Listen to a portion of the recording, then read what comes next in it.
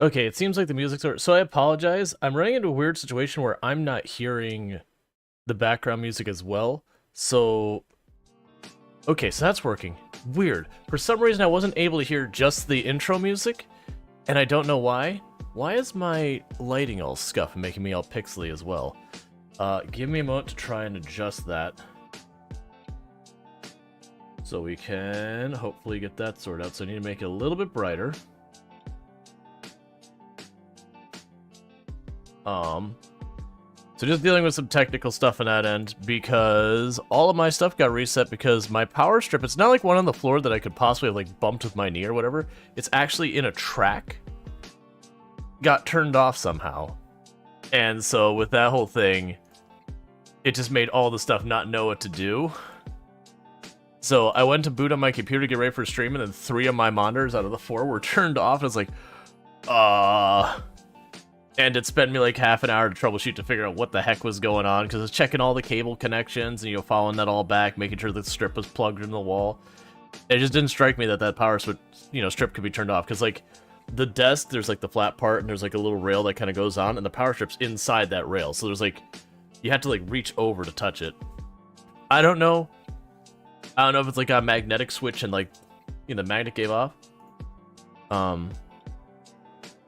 Okay, I hear the game. So I'm getting a little bit paranoid about a whole bunch of that stuff right now. Alright, there we go. Okay, so with all that said, with all the chaos, and of course all the chats have moved again, I need to find a solution. Like, my intention when I got back was I wanted to start looking at a solution where what I could do is get Twitch chat and YouTube chat and TikTok chat and combine them into one chat, because I know those things exist, and if not, someone's going to make a whole lot of money by making that exist. But that way, because I've had real problems where I keep up with Twitch chat, but the other chats I'll get distracted, I'll get zoned in, and just completely blow off unintentionally. And I'm trying to avoid doing that, because obviously, very understandably, people get annoyed by that. Try to get all the windows there, because everything got repositioned, and I'm having to adjust it all. It's not a stream if there's not a technical issue. Anyways, with all that said, I need to adjust this camera. I don't know why suddenly it's being scuffed. We're just going to have to adjust that filter a little bit, so it's a little bit less pixely. Okay, it's a little better. It's not great, but it's a little better. That's okay. Twitch chats versus I mean, it's where my main audience is, so if I have to choose, the logical and responsible answer is to choose Twitch chat over the others. And just to be clear, like, I also want to go into where I have Twitch chat up here on the prompter, and I want to make it bigger. And I want to change the font like I used to have it. Before Twitch did the thing where it put your activity feed and the other thing together, you used to be able to change the font on it. I'm going to actually double check to see if I can actually do that. Which used to be really, really nice. You're still bright? Yeah, no, that's the thing. I had to... If I don't have the brightness high enough, it gets more pixelated because the cameras have to try harder. So that's the issue I'm running... Oh, I'm adjusting the wrong thing. Oh, I know what I could do for that, is I can adjust the brightness up till it stops being pixelated. And then I could go into the filter on the camera. I believe I could actually do this here. And I could turn it down and pretend it's not so bright. Even though it is blindingly bright. Not really, it's pretty bright here. There, because it's trying to not be pixelated. So in reality, I've artificially made it look like it's less bright than it really is. But they're mostly spammy since you have an audience catered here first. The others don't have hardly any chatters to meaningfully gauge the interaction and such. Yeah, but that's kind of the way, like, if we think back to when this channel first started, it wasn't a whole lot different than what you're saying. I had a handful of people who would pop in here from GTRP to say hello and lurk.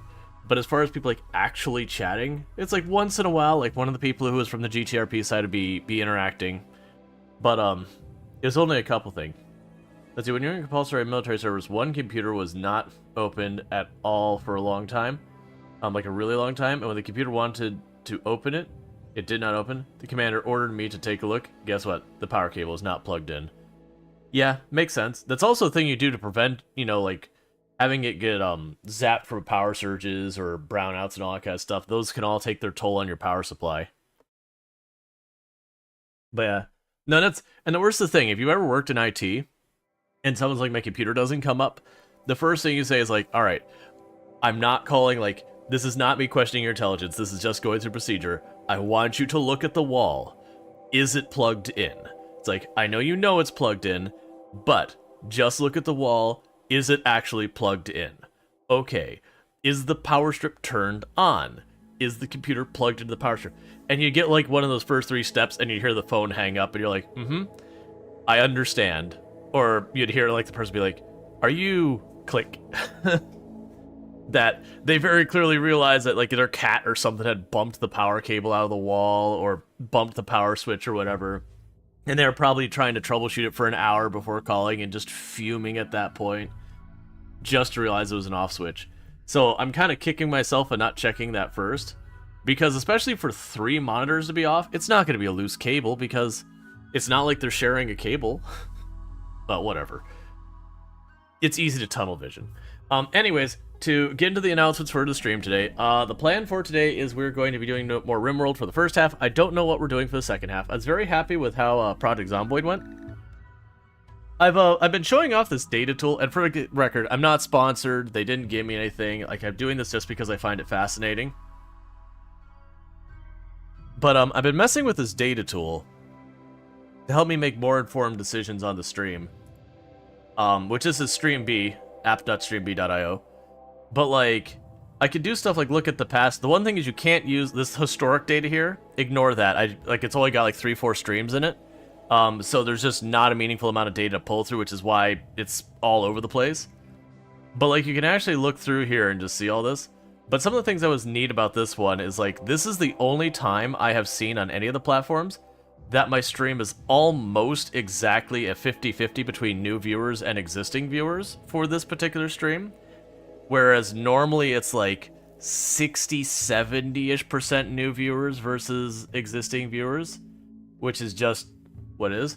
But you notice that YouTube live chats typically have more spammers, but it also could be the fact that streamer mostly ignored chat. And there was zero moderation on the channel. Yeah, no, that's the same thing that happens on TikTok. You have to get the get all that stuff going on. And they have stuff like engagement. I actually don't like the engagement because this, to me, is supposed to be like implying more chat better.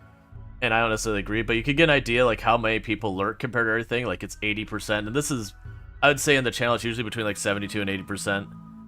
But you can kind of like see all this data. But the one I like is the thing to like gauge how this was going. So this is a very positive sign to me that we did have raids, but by and large, the audience is mostly people who are regulars here, because that's the yellow are people who came to the channel directly, not through a raid. So that implies really good stuff. But it's just a really cool tool I really like. But I've been trying to use it more and more. It's one I learned about at TwitchCon. More chat helps, but not necessarily better. Lurkers are the backbone of all streams. Exactly. Like it is a thing that if you have no one talking in chat, it can be difficult as the streamer because you are the entire conversation.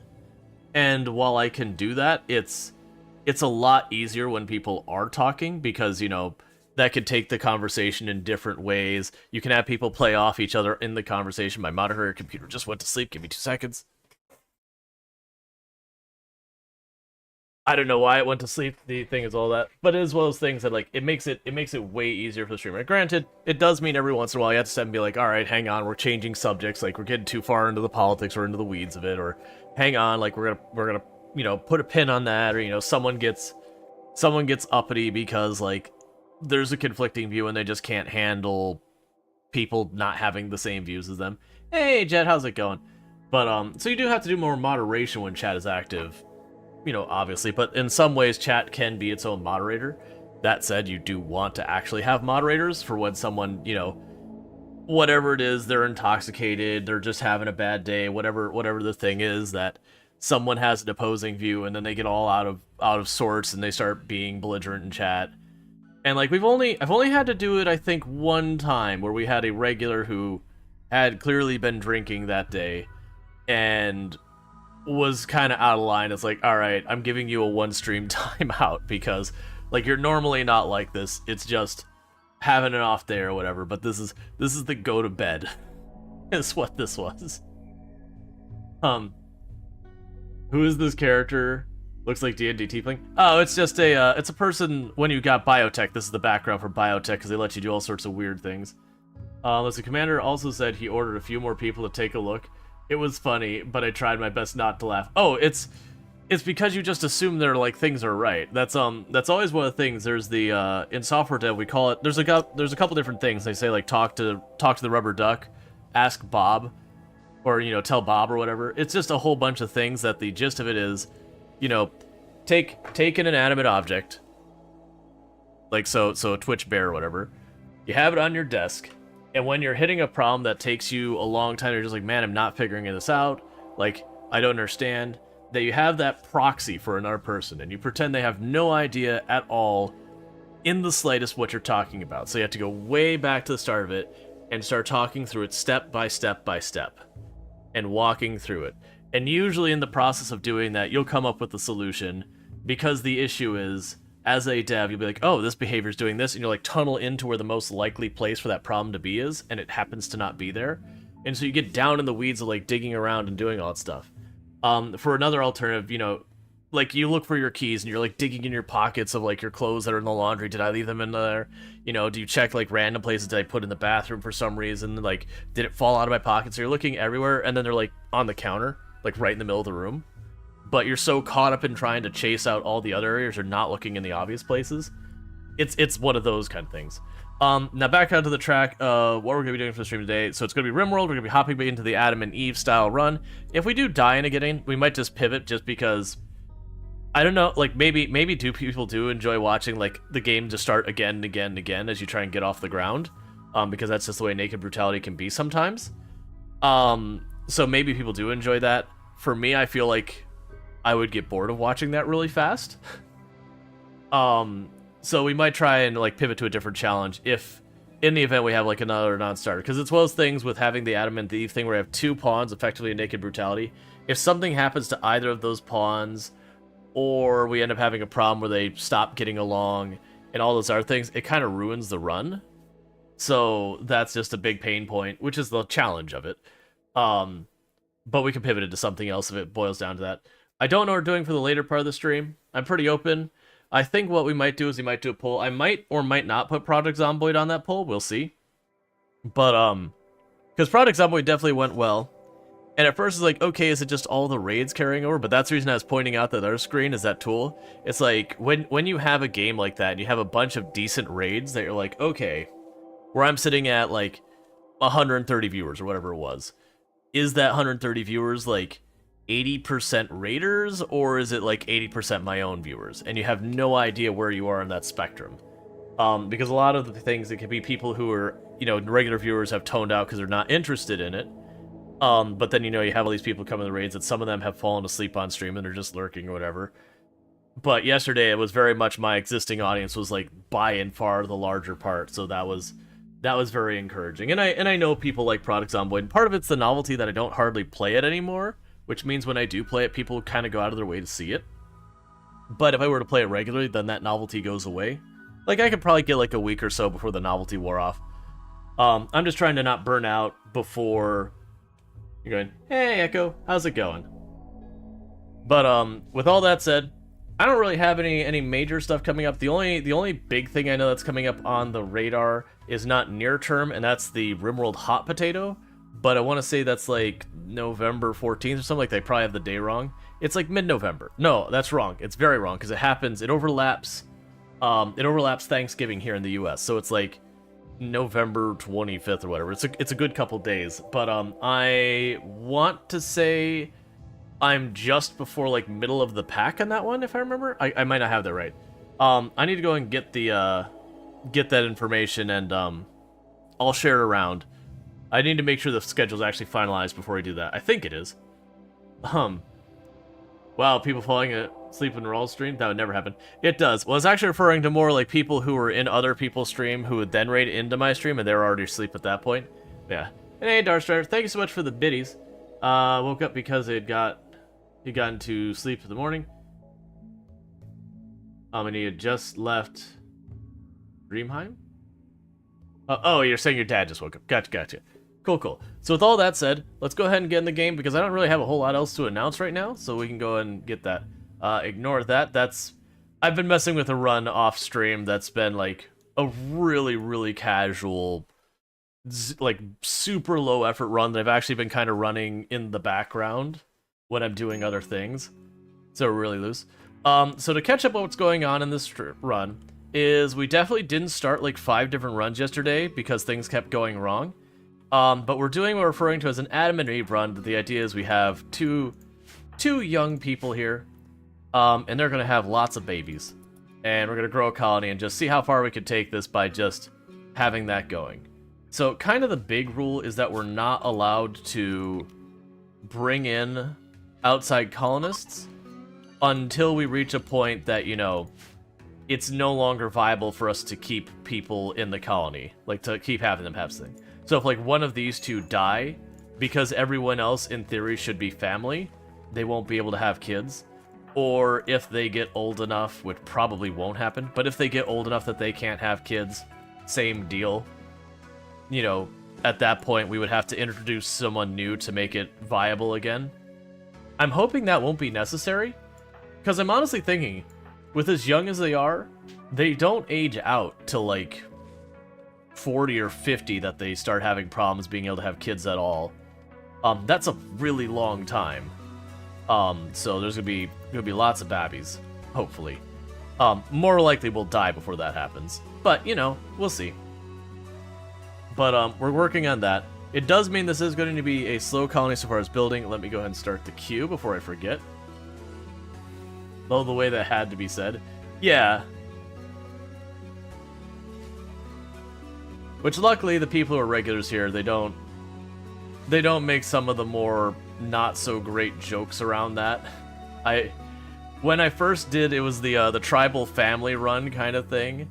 People started making baby factory jokes. It's like, yeah, we're not going there. It's actually one of the reasons I don't do a lot of these kinds of runs, is because that gets to a really not great place. And people who've been around know that I generally don't go in that direction with a lot of stuff. But we are meditating to the tree to potentially get psychic powers later.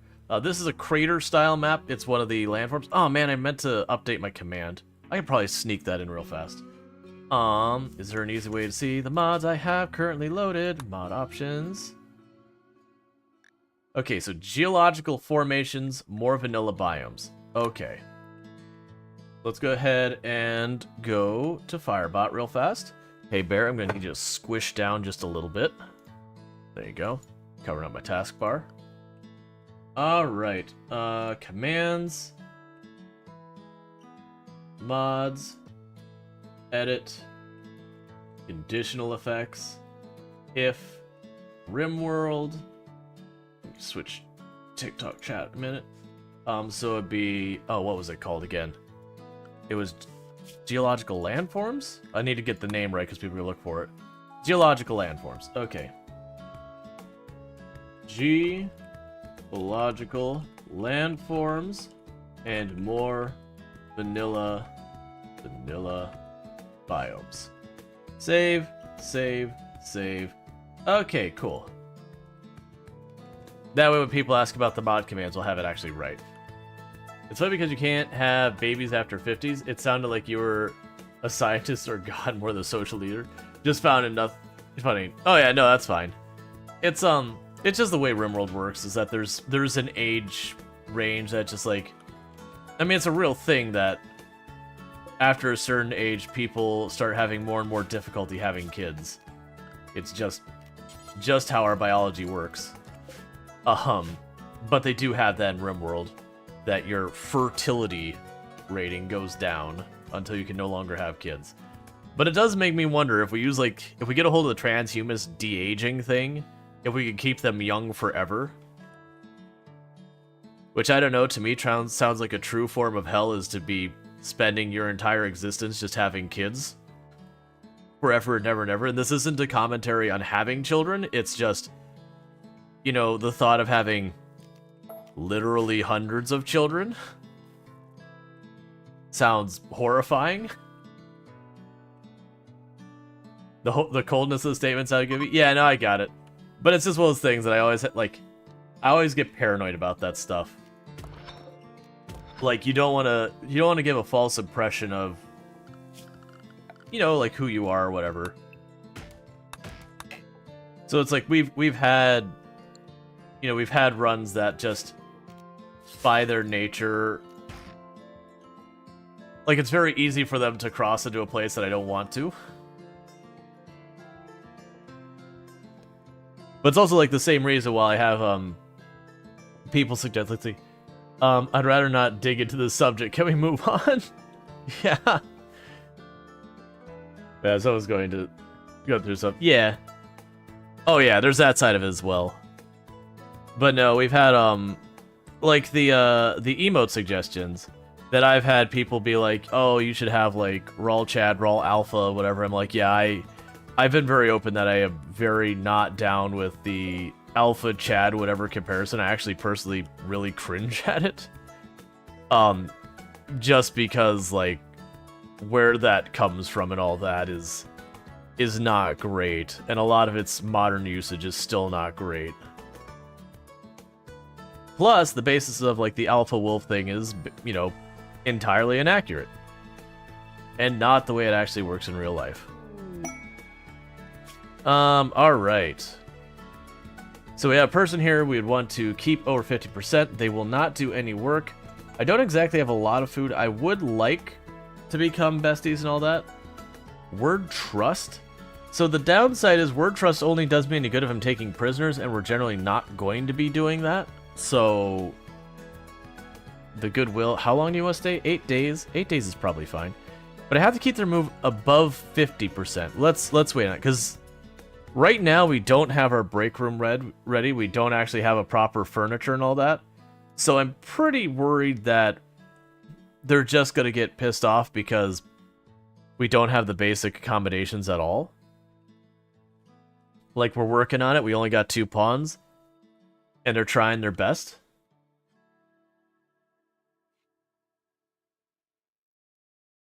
But granted, we are losing a lot of time meditating, but I think those psychic powers could be potentially very useful for dealing with a lot of our problems. Is there any of the wildlife we do want to take? I could potentially take some of this wildlife that I normally wouldn't want. You know, whatever. Let's just tame everything.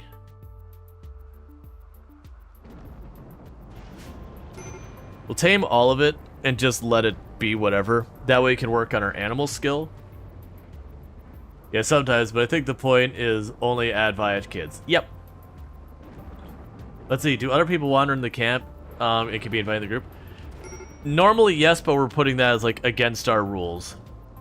Like, the whole idea is that we're going to grow the colony from just these 2 people. Speaking of which, you ready to romance yet? You're getting there. Okay, so they did try to actually connect.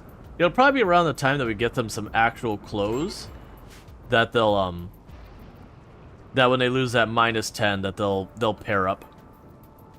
And when they pair up, then that becomes less of an issue. And as their mood improves, that'll also make it a little bit easier as well.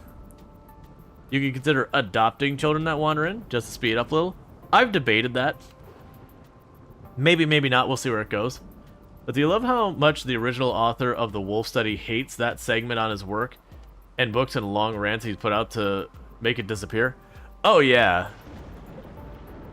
Well, because it's used for a lot of toxic things, and they found that the alpha wolf thing only applies when they're under incredible duress and captivity. Otherwise, wolves don't behave like this is the leader, everyone else follows the, you know, leader's pack. They're like, oh yeah, no, that's not how it works.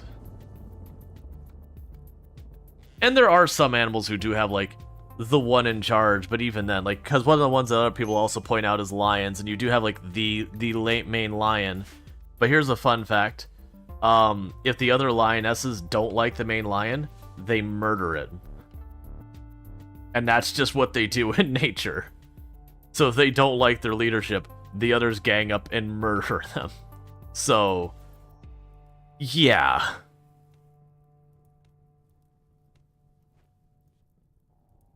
You're here for that being the new thing? Absolutely.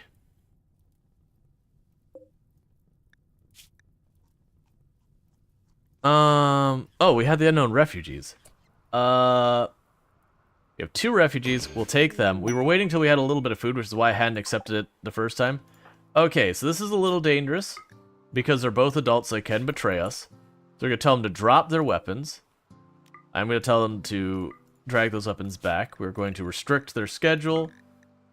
They're going to get just some recreation at the end of the day. What can you actually do? Oh, okay, we got a hussar. That's not my favorite. That's fine.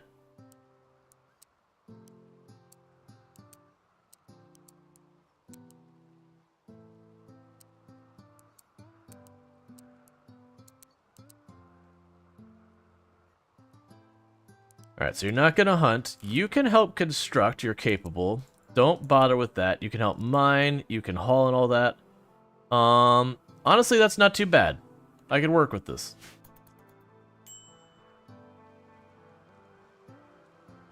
But it's just kind of one of those things. But yeah, so I'm very...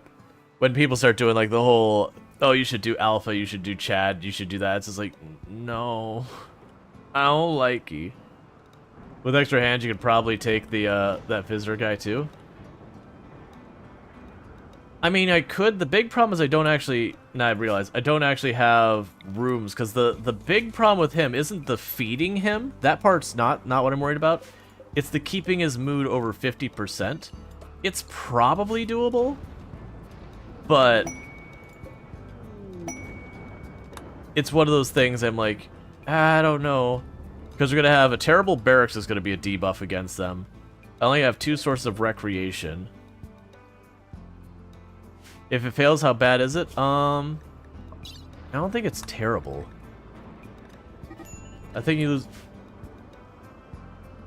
Did you seriously show up and immediately... Oh no, technically Rhetorical started the fight. So it's our fault.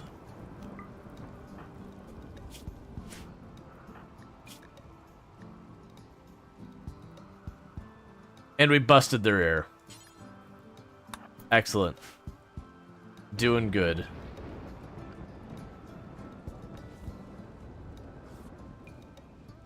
They had an argument.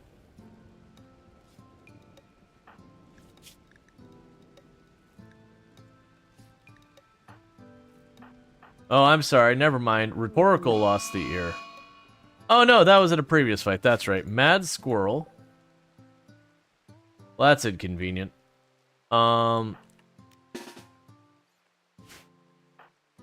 Just get there as fast as you can.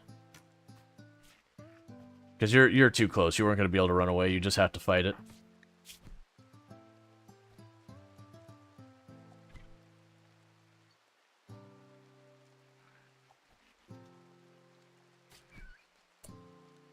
Way to hustle. All right. That's fine. We'll just have 3 people out because they're all injured. You just beat someone up. It's basically they got into an argument. So on the trying to keep people happy, what do they fight about? Let's see. Let's see. Miro made a contemptuous remark about Rhetorical Answer's leg hair. This drove Rhetorical Answer into a rage, and she began to fight. I mean, that's fair. Rhetorical was just trying to live their best life, and the person's like, yo, you need to trim that leg hair.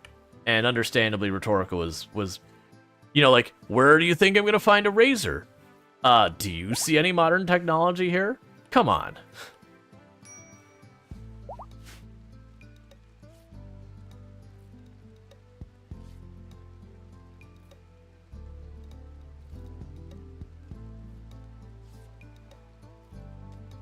With what, this bow? Alright, go get your bow back. In case I have an actual fight, I don't want you unarmed.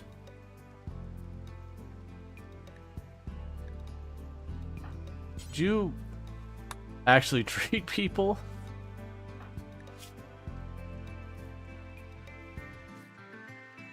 Our medicine is lacking because no one here is capable of actually dealing with that themselves.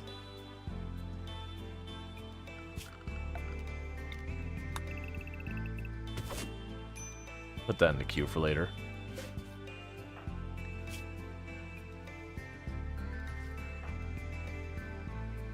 Alright, so everyone's all bruised up. What happened to the first attempt of this run, by the way? Missed that ending? Oh, we had, like, 5 attempts yesterday. There's a clip of a couple of them. Like, one we got unlucky, and even with just, like, a regular weapon, we had one of our pawns died and, like, straight up died versus getting down. So that ruined that run. We had like 1 or 2 that died to various attacks, so we got like really unlucky with. I think we had like one of them. Oh, like 2 of them died to disease that we got like right at the beginning before we got off the ground. And anyway, that we had like a flu and a plague. And then we had a couple that just with early game raids with no one who had really any combat skill yet. You know, the enemy got up, managed to down the melee pawn real fast, and then just cleaned up. Sad wander. I'm okay with that. Have a nice time. Yeah, I don't think we're taking the art personally because we're just struggling with like nothing going on. I should have had them not start with this side. It's fine. Because this will be our freezer in the long run. This will be like where the vent for the ACs are. But needless to say, we don't have that right now. So I'm going to actually need to do is put a wall behind this person later. But we'll just let them mine that out for right now.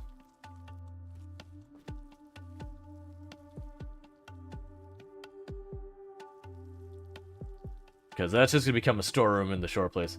Jeez, you missed a lot. You had a date night last night, so didn't really tune in. Oh, that's good. Well, I hope you had a good date night.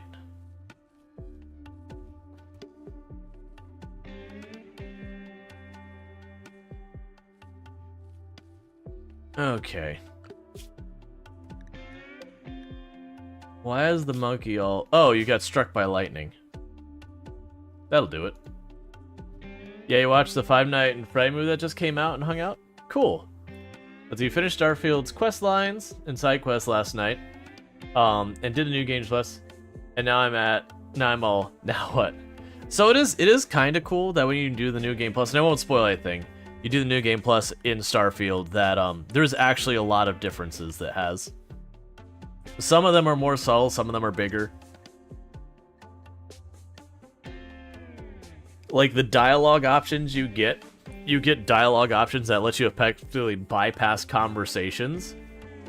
Like I won't spoil anything, but you'll have like the thing where it'll be like this big story that normally have to go through like 30 different dialogues to get there.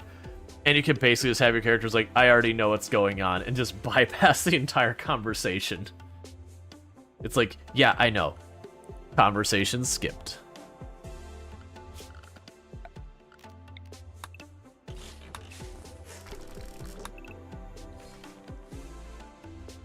Yeah, it's fine. I was making sure it wasn't any furniture I actually cared about. We already took, I think there was a couple of tables out of there. Oh, well, that sucks to be you.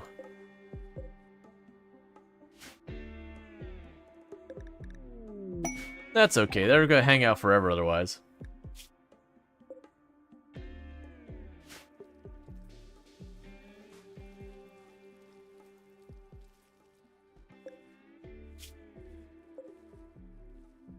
It definitely feels, though, like when you New Game Plus Starfield, like after you've done all the side quests and that, it's kind of like, do I just want to do the exact same thing a second time? Was that tax immediately? Yes.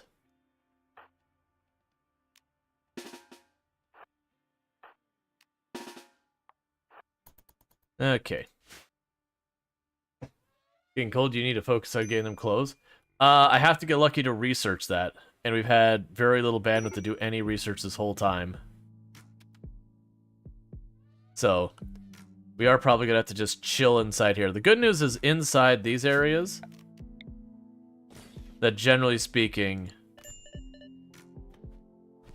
it usually doesn't get too bad.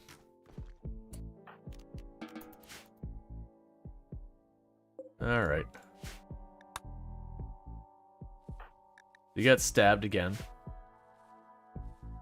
Oh yeah, no, it's, I've got the cotton going here that's right about to grow, and that'll give us clothes. Like, we already have the thing set up to make the tribal clothes. I'm just physically waiting for the cotton to grow. Who is our construction person? Hey, Rhetorical. I need to do a thing real fast before we all start freezing. Okay, that should start warming us up. Shaman Merchant. You can facilitate the trade, so as I could find... Where's the actual person in charge here? Okay. Think fast, how do you think once? And as I mentioned before, I need to make a shortcut around the maze. Like, put a pair of doors or whatever, right? Like, run up the side. Okay. So I still have basically no money. What temperatures can you handle? Okay, so you can only go down to 14 degrees. You can go to -4. I can't afford them, so I don't know why I'm looking at it. Honestly, you just keep what you got there. Yeah, I said after completing 95% of everything in the main game, it's just now a case of grinding more levels, getting all the perks, finishing research, upgrade powers. Yep. I debated it. I don't have hardly enough money to even buy the medicine. You have a mod that makes power upgrading less tedious, so you don't have to worry about that. Yeah. I got to the point where I'm down to just the achievements where it's like, yes, but do more. And I haven't really been back to play it too much since then. Because, like, the grind to getting to level 100 for the achievement seems pretty unreasonable. I actually really dislike that style of grind in games where it's like, yeah, but do the thing that, you know, do the thing that is in no way harder in any shape, but just, like, play 1,000 hours. I don't like those achievements in games. Even though there's, like, as gameplay goes, if I'm really into a game, I will do that kind of stuff on my own. Path of Exile and Project Zomboid being perfect examples of that. And the kind of stuff I do in there. Yeah. Literally, you literally get a +1 on each and every New Game Plus. Oh, like +1 as in, to, like, all those things, or... Sorry, I'm not quite understanding.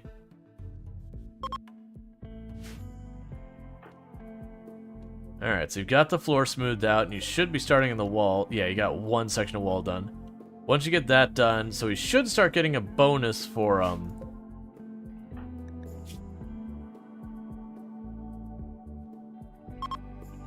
slightly impressive rec room. Gotcha. +1 power level to all the ones you own per New Game Plus. I think that'd be more reasonable than what they have. I will say, in the current state of Starfield, the powers have to, like, each... Why are you dying? Hey. Let's go ahead and just unrestrict this. Hey, buddy. I'll rescue you. Why can I not select you? No, I don't want to consume the pemmican.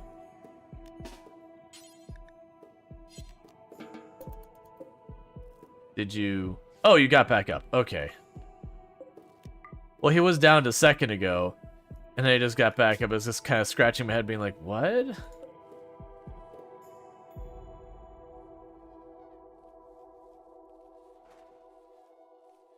Alright. So how are we going to make going through this big, giant...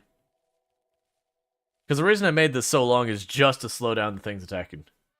You guys got into a social fight? Yeah, and that's what I'm thinking as well. But they dropped a Pila and a bow. Perfectly cool with grabbing those.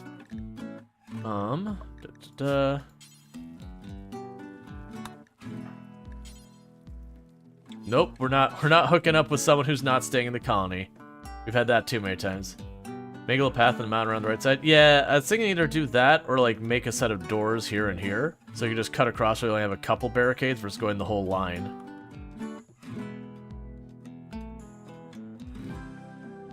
Because sometimes they'll attack the doors. Certain ones will focus attacking on the doors, so you have to be careful to not let the doors bypass too much.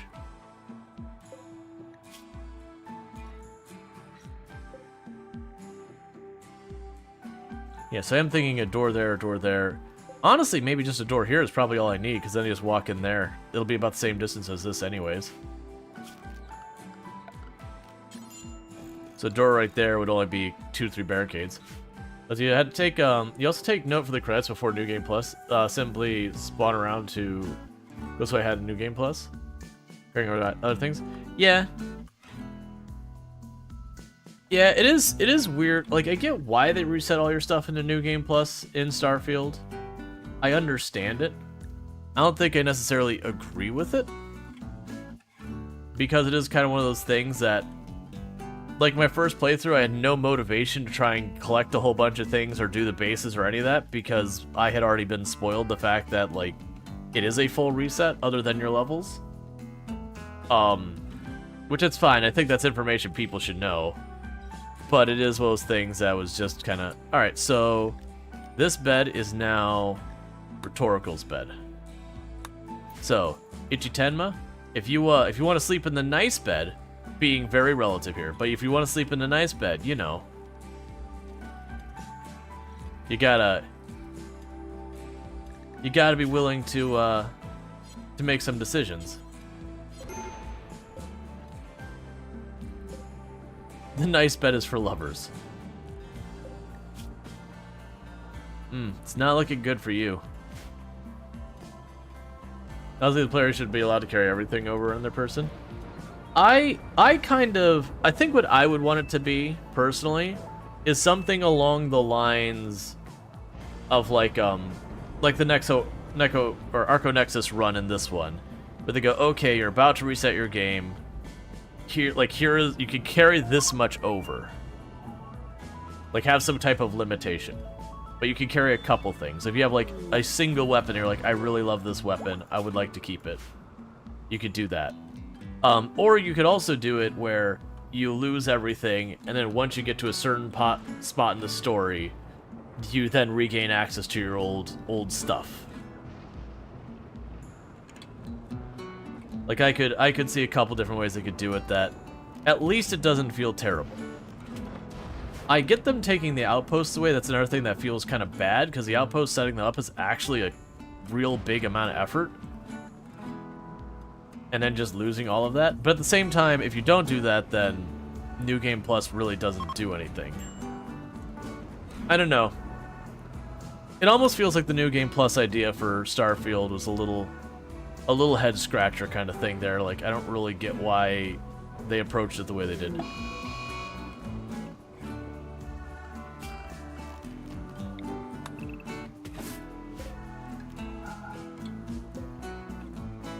Just harvest.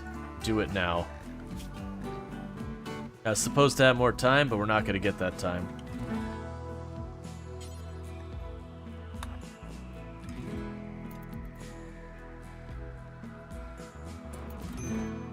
I wish I could say just keep here. Work. All of you now just...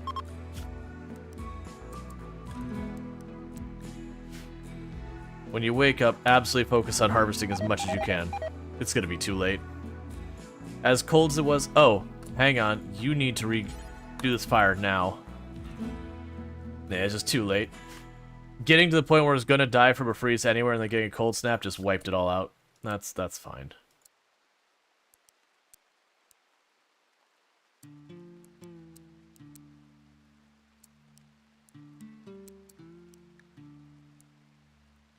Okay, I think that's what it's set to.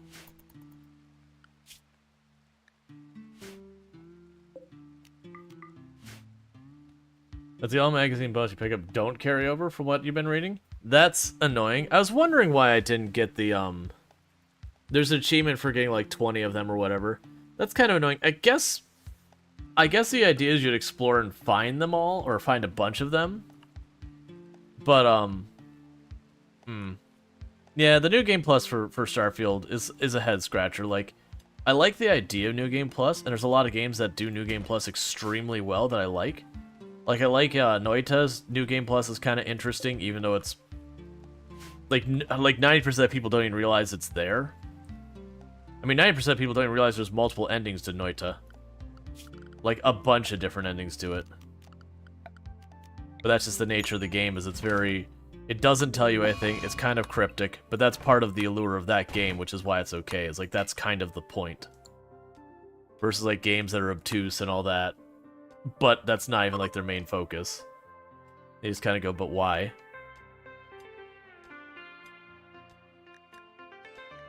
Need warm clothes? I bet you do.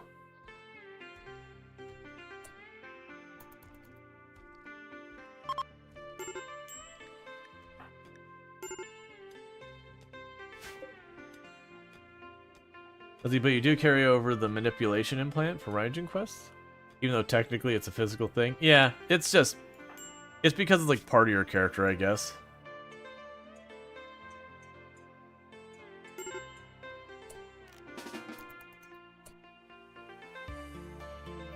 Okay, it's fine.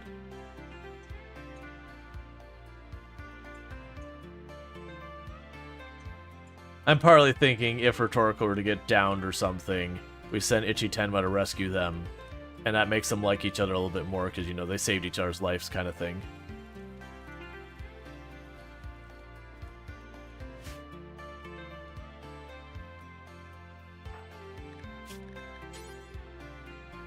Oh, Rhetorical's starting to get up there. Getting pretty close to actually having a fair chance of actually hooking up. And then we gotta worry about how we're handling babies and all that in this disaster. This is definitely gonna be a problem of just dealing with the, Well, I mean, it is winter, so at least we had the cold snap in winter, so we didn't really lose a growing season. We just kinda... We may have gotten another batch of plants out before it went. One thing I am gonna do is I'm gonna go structure. I'm gonna wall that off. I go here, I'm going to say expand this into here, go like that, and I'm going to shrink it, because that'll improve the beauty of this room, and I'll start storing stuff in there.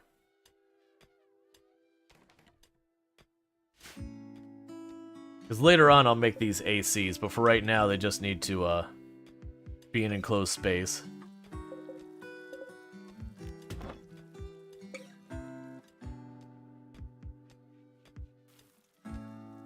Alright.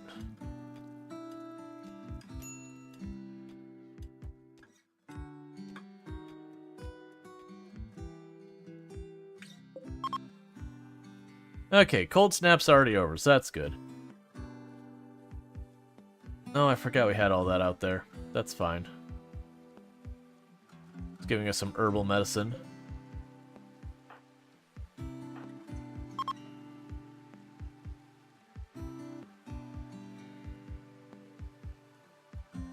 Give ourselves trace amount of brick and all that, so all the stuff on the map is disassembled. Maybe set with the refugees to focus on research.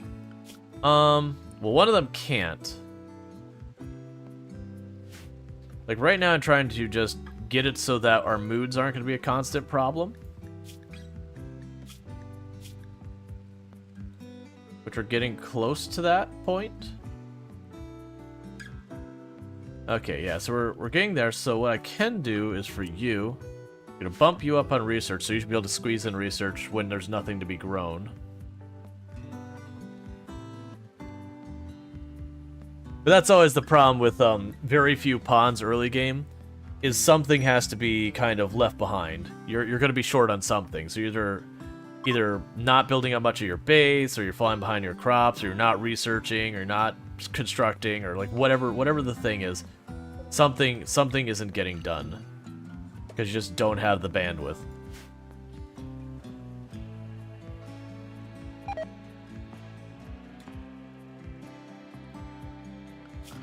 Alright, so next we can do is put the stools there so that we get comfort. I can build the art table. I honestly haven't been doing that the last couple runs.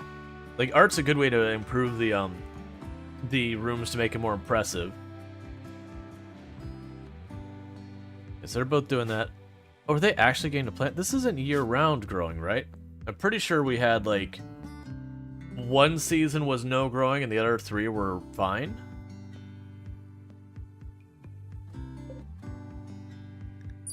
That's not what I want. I want terrain. No, okay, it is year-round. Alright, well, they'll get that planted real fast, and then they can get to research. Meanwhile, let me have you go punch a car. Have a good time.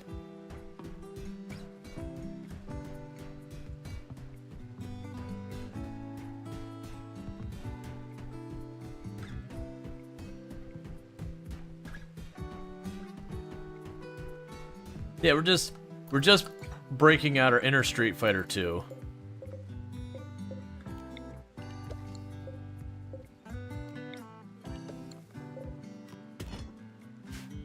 Okay. Alright, you got yourself some food, so go punch the next car.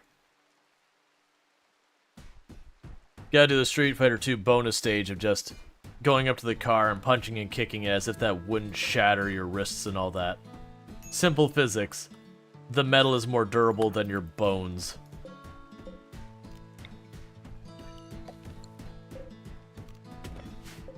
You can't just eat healthy and have bones that are stronger than the materials they're made out of.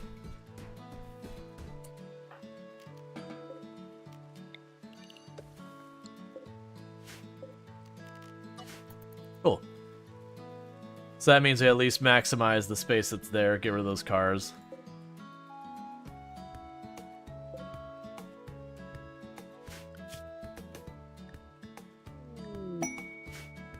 Betrayal offer. I mean, you're gonna have to give me more than that. They're like, here, we'll give you a skull cap you don't want to use. No, I'm good. Because what'll probably happen is I'll help these people, and then like a season or 2 later, they'll send me like a Persona, or a Persona like Zeus hammer, or some like recon armor, or something ridiculous, because that's usually what I get from helping refugees. I get amazing prizes. Like, I've gotten Healing Mech Serum, Resurrection Serum, I've gotten all sorts of... Like, once in a while you get something dumb, they'll be like, okay, here's a Masterwork short bow, and you're like, look, man, I'm using bolt-action rifles. You gave me nothing. But, yeah. Oh, yeah, I know you can get asked to them. Most of the time I've honestly had the betrayal offers are pretty awful. Okay, we can make Gene Pack non-violent. So you want us to have a weather of foggy rain? I mean, I can live with that.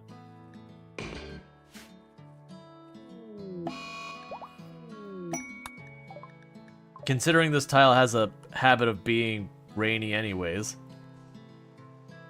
it's almost like getting free stats because it's gonna have foggy rain. Because this is what is it, like cloud whatever? Is this cloud whatever? Yeah, cloud forest. So if we actually look at it, constant fog. Yeah, so cloudy rain, it's like, okay, or foggy rain, it's like, okay, you just basically offered my normal weather. That's like going into Washington or Oregon in like the rainy part of the year and being like, haha, I have cursed you with fog and rain. You just kind of look around and go, you know that's what's already doing, right? We call that Tuesday. It's like going to Florida and saying, I curse you with hot, humid weather. I mean, have you been? That's just the way it is.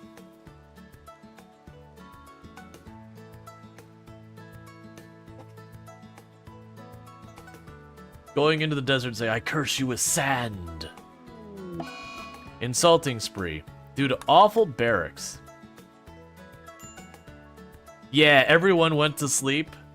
So, the insulting spree... Actually, that's weird. Normally, it automatically ends when there's no one to be insulted.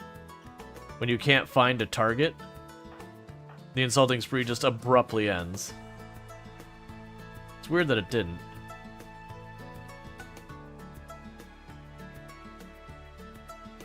Because that was always one of your tricks to cancel an insulting spree, is if people were tired enough, just tell everyone to just go to bed. And then they just, oh, I can't find anyone to assault. Well, I guess I'll just go to sleep. Yay. Rual, I curse you. With purple hair. Mwahaha. Oh no. Purple hair? Why would you do this? Thank you for the 100 biddies, Cookie. I appreciate it. Oh, nope. Miro was really committed to the insulting and just waited their time. Please don't start another fight. I already have enough stuff to deal with.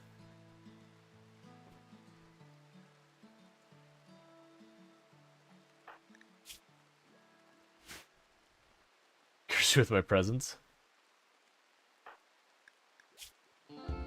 Please stop insulting literally everyone.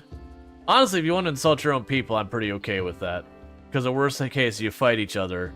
And if you kill each other, then I get a reward anyways. It's not the reward I would necessarily want, but you know, I can live with it. Well, it didn't start a social fight, but people are a little bit miffed right now because of being so insulted.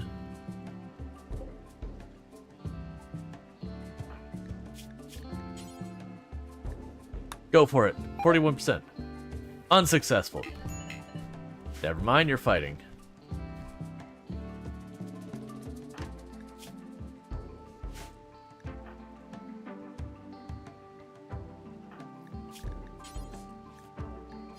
That's 12%. We'll have to wait on that one. You gonna help H10? There you go. I was like, way to help someone else and not your own people. Be like, nah, it's fine. So they finished that room, so now we're gonna go ahead and choose smooth room. We're gonna honestly let bleed over, it's fine. So the dining room and rec room will be considered impressive now if we look at our needs. It's not labeling the whatever, but we sit there, we see the dining room is now a positive mood modifier instead of a negative. Now awful barracks is the next one to fix, because then we can change that from a negative to a positive and that'll help.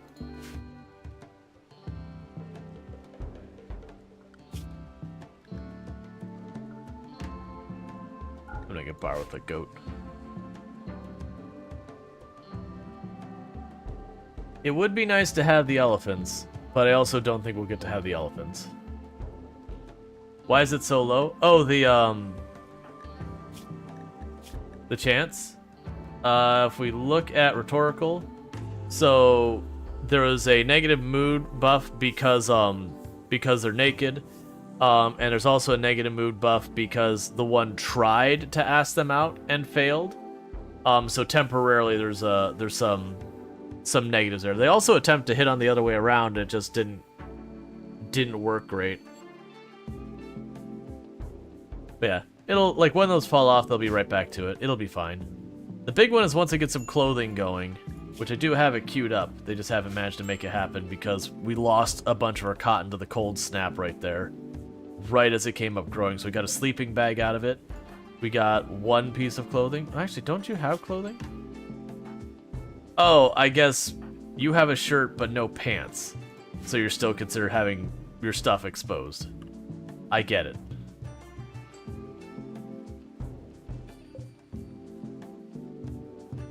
Actually, do you have enough for tribal wear? What's tribal wear take? Okay. Trade clothes with Miro. Oh, usually you can, well, I mean, that'd be tattered, so we get a mood debuff. I'm not too worried about it. It'll get self-solved pretty quick.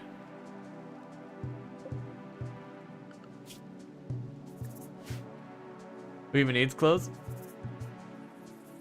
Your stuff's exposed. Who even needs clothes? People who don't have the nudist trait.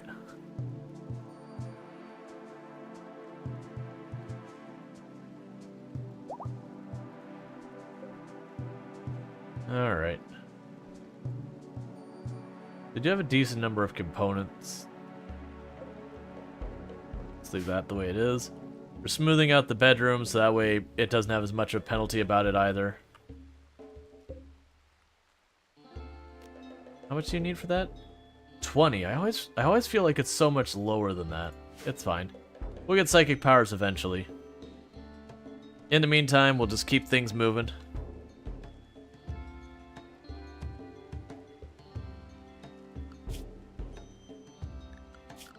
Orders.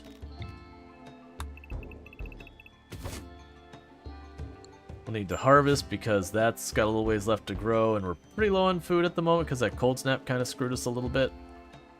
Shouldn't be too bad though. Oh, for right now, since I don't have the freezer set up, we can just lock those doors open. We can also lock that door open for that. No, let's actually leave that door closed. It's pretty cold outside.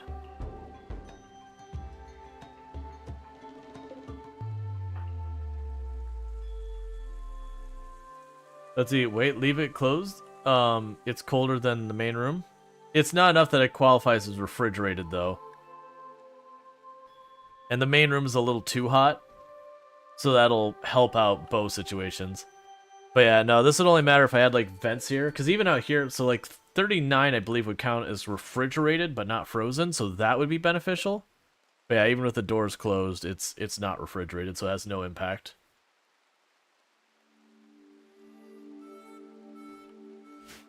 Because it has frozen is there's no rate of decay, refrigerated is it's reduced, and then not refrigerated, it doesn't matter if it's 200 degrees or whatever the cutoff is refrigerated, it doesn't meaningfully change the rot level. Now, if it gets hot enough that it ignites, then that's a separate issue. Would you all stop fighting? I want to get literally anything done. And when you're constantly fighting and bruising each other up so you want to just lay down, I can't do anything about it. See, maybe you could put a door on the outside and leave that open? It's still, like, it's 58. It's not worth the effort. Like, this out here wouldn't even qualify as refrigerated either. And we're in the winter. So the only way this gets to be refrigerated or frozen is when I get AC. That's pretty typical unless you're on, like, you know, Tundra or something where it's frozen most of the year. Then it's worth putting a vent there so you can just open the vent. I'm not too worried about that. Most of this food, like, if you look at how long it lasts, 50 days, 25 days, that's going to be eaten long before it could possibly expire. So right now, refrigeration and freezing is just not a concern. I don't think we've lost any meaningful amount of food other than meat to decay.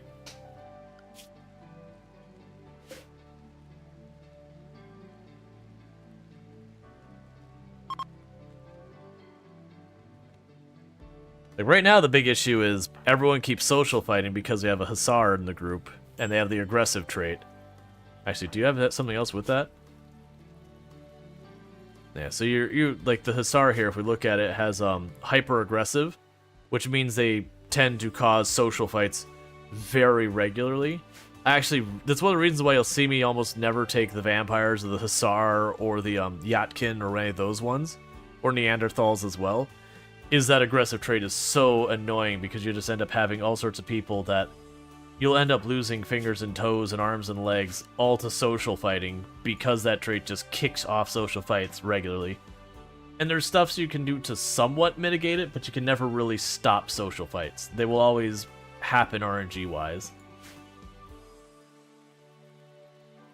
Hey, Eunuch. I'm doing pretty good. Been enjoying the day so far and all that good stuff. Where did my Discord get moved to? In case anyone tries to have anything important they're trying to mention to me. All my stuff got rearranged and my monitor got blinked out from the power strips. Okay. That way if anything important comes, like, the mods need to get a hold of me. We're not gonna be worried about caravan with 2 punt. Your sinuses are clogged now?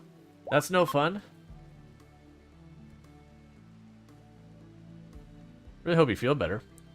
Sickness and Sad Wanderers have got a great combo. Also bleeding. I still think my best one was just a person was being mauled by a bear, like actively in the state of being in a fight, and I think it was like Sad Wander is what they got. So while they were actively being hurt by the bear, they had a mood break of Sad Wander, and it's kind of one of those things of scratching your head is like, you know what?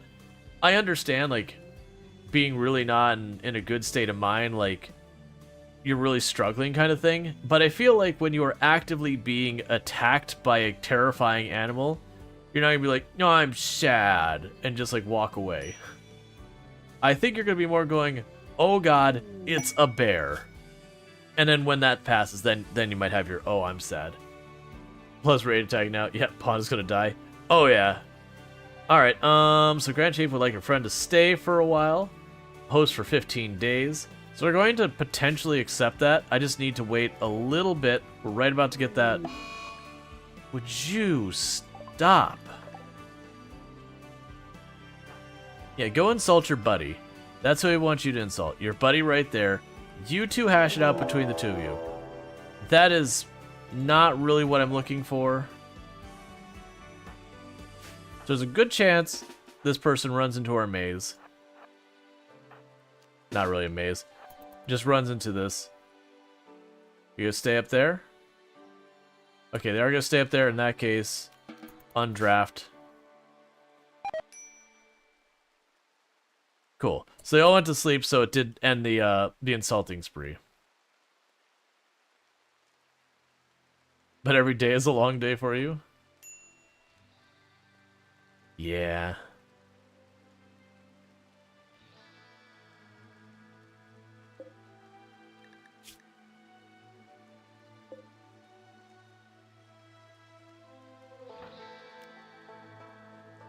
Alright.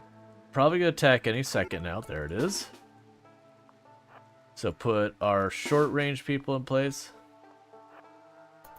I just realized we also need to put those there later. What?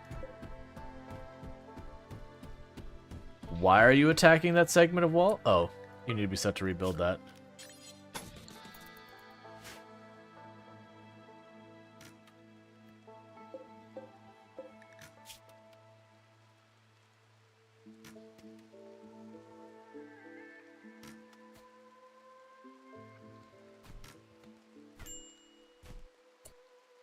And scene.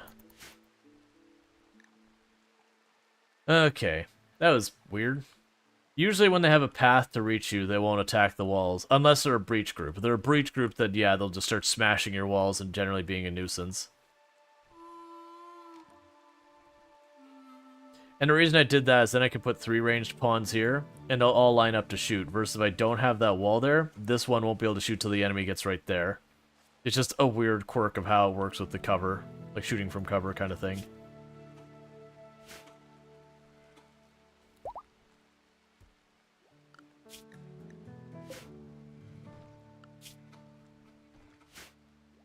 Okay.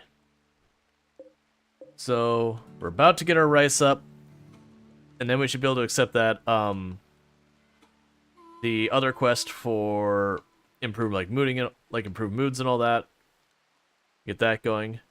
We are whittling down the... I wonder if we actually do manage to convert this person, if I will be able to, like, really quickly and cheekily, get ourselves a moral leader. Because you can't do that till you have 3 people of the same ideology in your colony. I don't know if the refugees would count for that or not. Because otherwise I would just basically wait until we have a kid, and then once we have a kid, then we would have our 3. Well, once they become a child where they actually have an ideology. As an infant, they don't get one.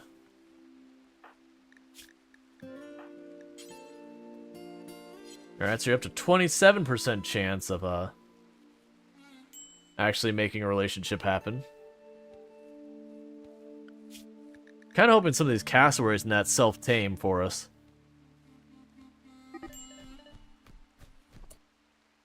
And your last comment, he did not die, he was kidnapped. Would you stop fighting me every 2 seconds?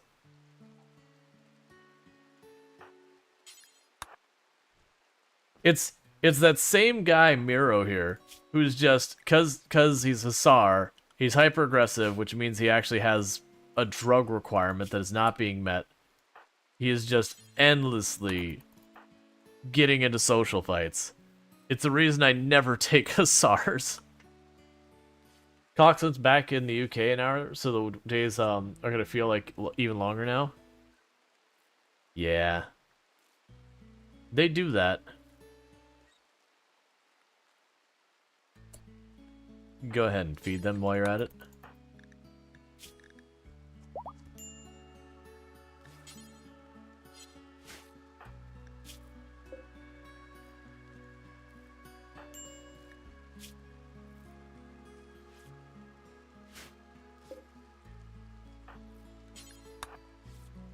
Once you're done with that, eat. And grab your bow and all that.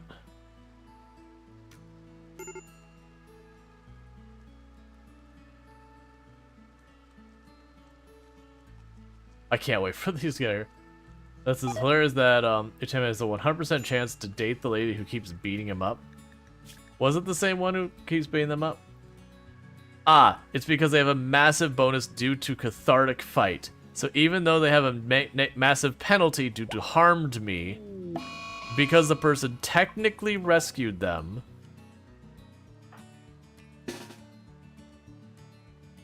and they had a cathartic fight. Well, that's what I'm saying is... Oh no, that's... Angering fight harmed me. Deep talk.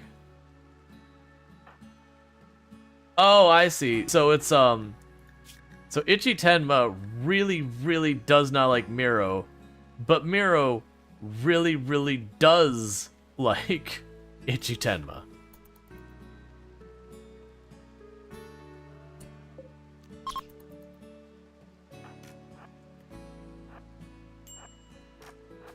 Hey, go follow us. Hey, Miro, you might not actually get away from that. I didn't realize you're that slowed.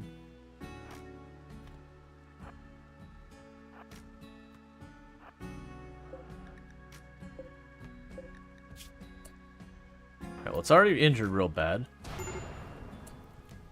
That's fine. Let's see, why did you start Fight Club Colony Rual? I didn't. This person is just insufferable.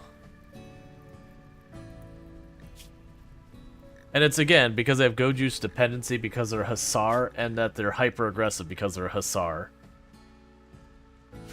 It's pretty much the entire reason they're so awful is just the Xenotype Hussar is just kicks off at a moment's notice. They're great fighters, but they are... You almost have to keep them separate from your rest of your colony just so they don't constantly beat each other up.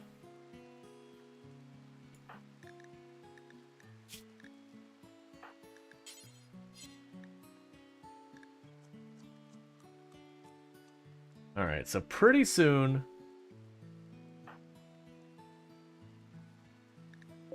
those mood negatives will drop from the last attempt to hook up, and then they'll probably be able to try and hook up again.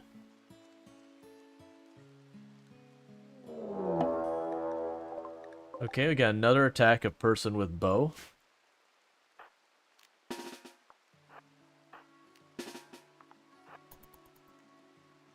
There's something. All of your cooks are sick. I was wondering where my food supply going.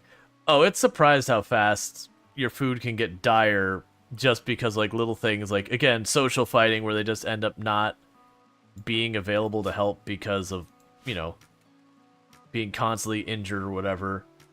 Or, you know, like, plague, honestly, a lot of times, obviously it can kill you, which is no good, but even just knocking you down where you have to, like, really seriously make sure they rest, the amount of work they're not doing for as long as it takes to get over the plague, that in many ways can be kind of worse than the plague itself. Could you force someone to make tribalware? I think the priority is so low I get her crafting. Right now, my food is the most dire thing. I have almost no food. It's the, like, this is going to be a never-ending treadmill of a problem until we get more colonists. That there is going to be stuff that does not get done. Like, that's just kind of the thing. Yes, it'd be nice to get the tribalware, but the tile doesn't get cold enough that it's really that big of a concern so far as that. Yes, there's the penalty from it, but if I can get the bedroom and that nicer, the mood penalty will be far more significant, or the mood bonus will be more significant. No matter what, something is going to get left undone. Like, that's just the nature of having that. More than tribal would help with romancing. I'm actually not too worried about the romancing right now. They're going to get there one way or the other. Like, so I'm not super concerned about trying to push it real hard.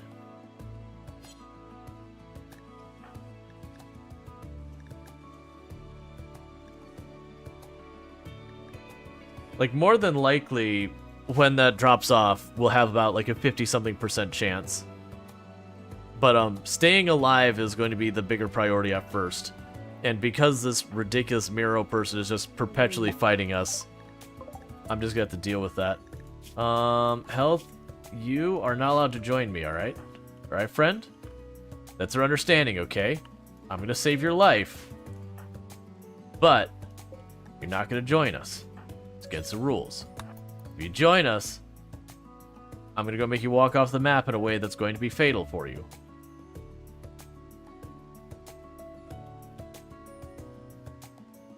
After making you drop your clothes, we will be taking your clothes if you join us. Could you capture and release people instead of rescue to avoid joining? You could, but if they're associated with our faction, then the faction gets pissed off at you for capturing them. I didn't check to see if this person was teamed up with our faction or not. Space refugees, so they're neutral. But yeah, now if they join, we'll just walk them off the map. We'll take a mood penalty because of it, but your choices are you let them bleed out there, you rescue them and hope, because they'll sometimes send you good stuff if you rescue them and let them walk off. It's just kind of one of those things. I do really, really wish the base game, when you had stuff like this, that there was no situation where it would force you to have someone join you. That you'd always have the option of saying no.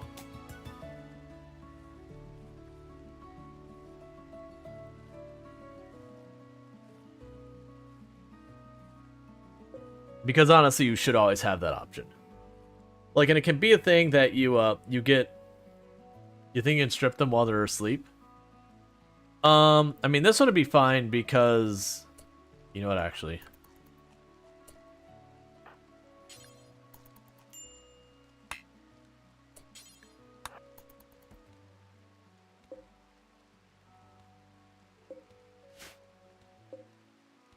That's fair. It's the cost. It's the cost of visiting. Your rescue cost you your clothes.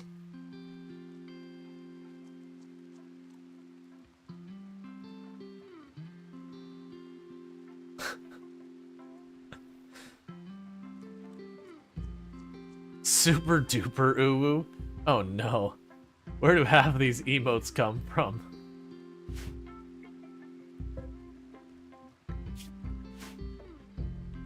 It's a fine coat you're wearing. Yeah, I mean, it is. A nice cloth parka. I'm more excited about the pants, but I mean, honestly, those are both pretty good. At least our research is very slowly getting done now. Very slowly. It also doesn't help we don't have anyone particularly competent in research.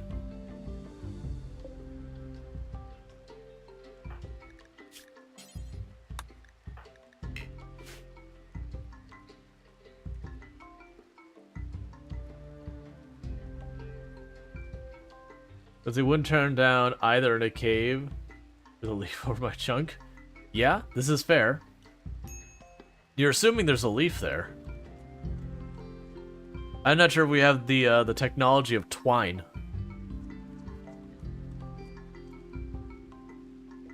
Strip visitors in their sleep, huh? Eek.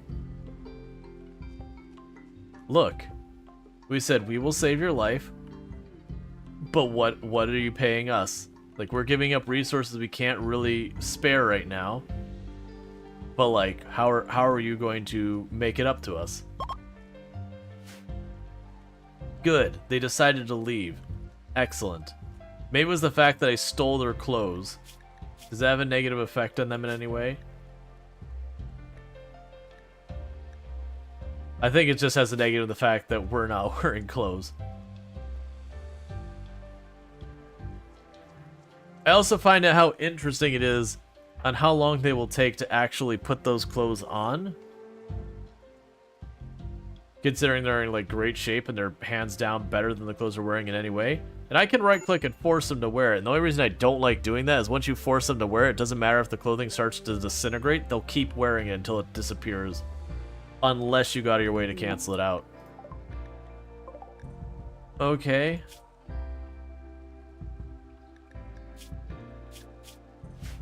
Sure. I can,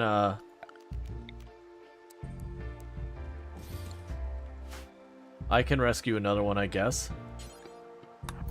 Cassandra's like, you don't have enough people. I'm gonna keep throwing them at you until you do.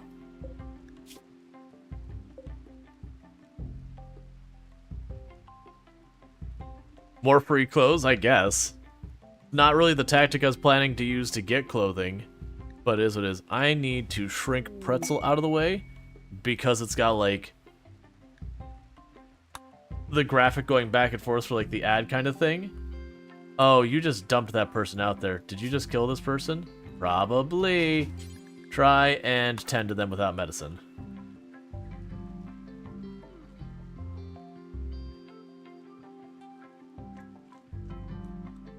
I don't believe they'll put the clothing back on once they wake up. Because it's no longer considered theirs, if I'm not mistaken. Okay, so we failed betraying them, which is fine. I had no intention of doing that.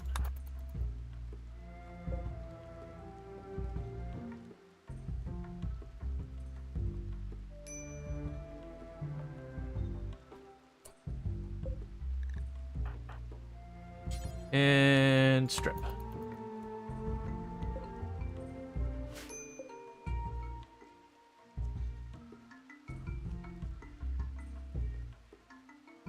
Naked friends?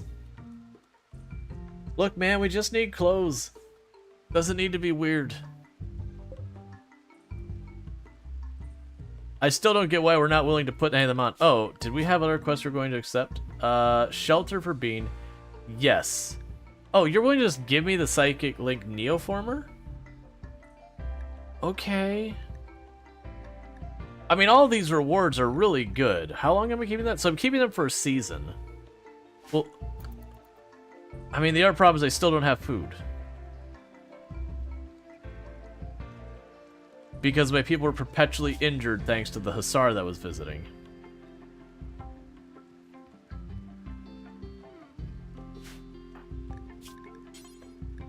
Boom, 51%. Go for it. Yeah.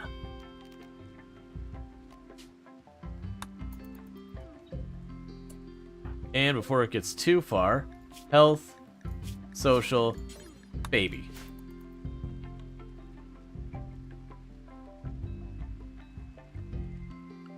That's the thing. They're really nice. I'm just trying to... Okay, so this is about to pop up. Yay, baby. First baby is on the way.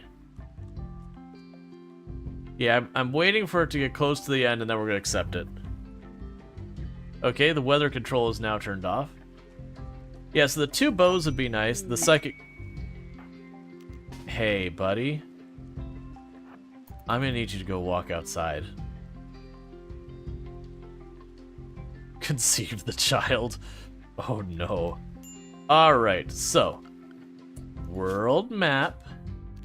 Form caravan. So... That looks like a really nice place. You should definitely consider going there.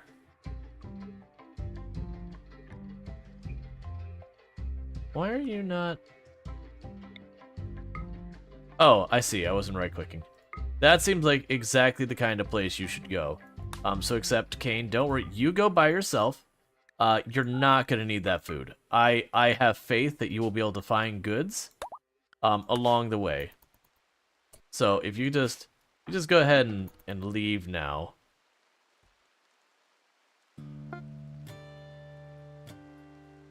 This is why you don't forcefully join my colony.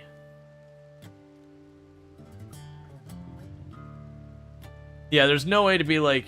I think you can right-click and choose to eject them if you have a leader. Oh no, that's right. Isn't there a banish button?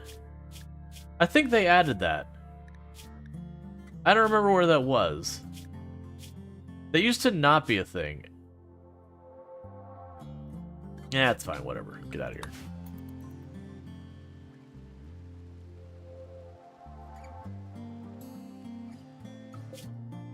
I mean, they're not gonna last long. He's a cannibal? I didn't pay attention to any of his stats. Because the point is, my rule is I'm not supposed to take them. So when they just forcefully join, it messes things up, so I get rid of them. No, they're undergrounder.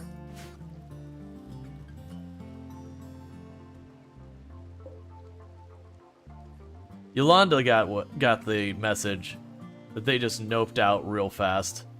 They're like, yep, you're bandaging me up, and I appreciate it, but I'm also getting the heck out of here as soon as I can get the heck out of here.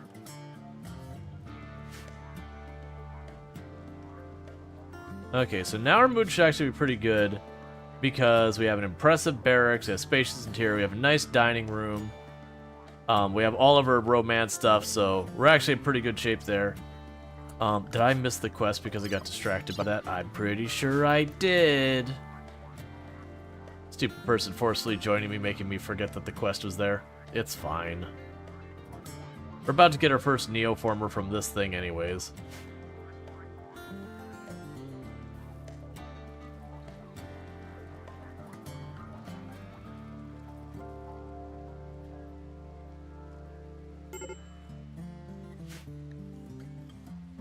Kane is in a bad mood.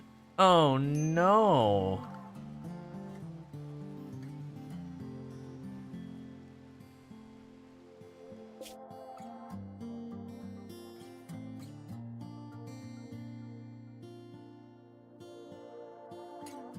I'm sure it'll be fine. Alright, beggars have shown up. They would like a tiny bit of money. I don't really want to give it to them. Oh, that's right. They're unrestricted. Why? There you go. There you go.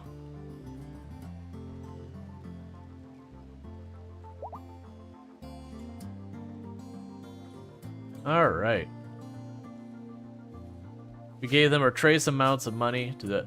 A desperate refugee has shown up. Cool. Accept. Refugee gear. Drop your weapon. And welcome to the colony. You are going to be expected to pull your weight. That's just how it works here. You actually are pretty good at a lot of things. Heck yeah, you're good at a lot of things. Cool.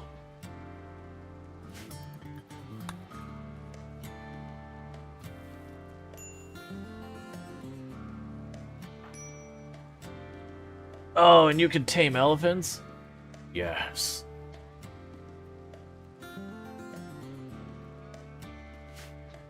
Bring me the elephants. May the army begin to grow.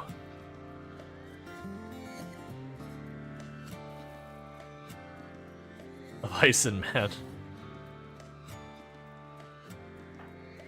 And they can research.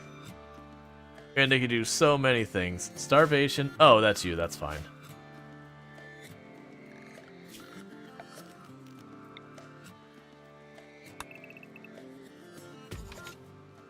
Probably shouldn't bother, but we're going to.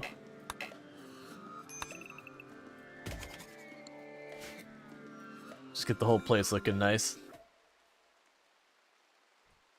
Alright. Oh, and schedule. Recreation.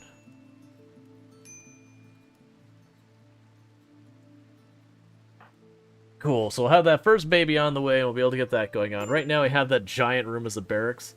We'll end up expanding the base to make it so they actually have, like, bedrooms or whatever. But, that I'm gonna wait till other things are more stabilized.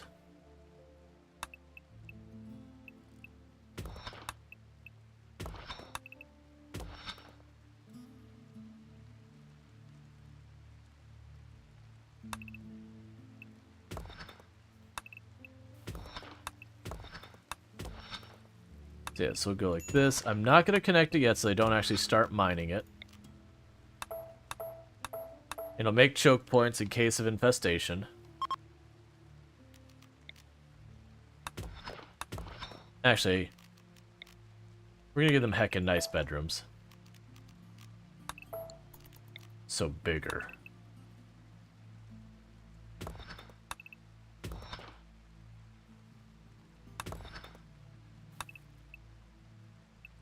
people in this colony are going to live a real good life. Because it is going to take forever for this colony to grow, so why the heck not? And the kids have smaller rooms? Oh, so you're saying like have like one giant room, like one master bedroom, and then like all the kids have just not tiny, tiny rooms? I get behind that. And then once they reach adulthood, they'll get upgraded to a nicer bedroom.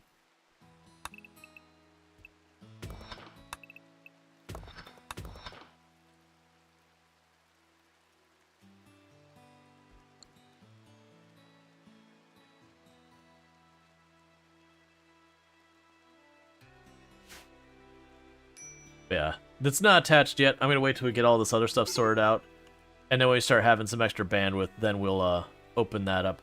Or when it's getting to the point where the kid's gonna start moving towards being a child, open that up so that they can actually have technically a bedroom. Because right now this is considered a barracks, versus if it was an impressive bedroom or whatever, then that would be a better mood bonus.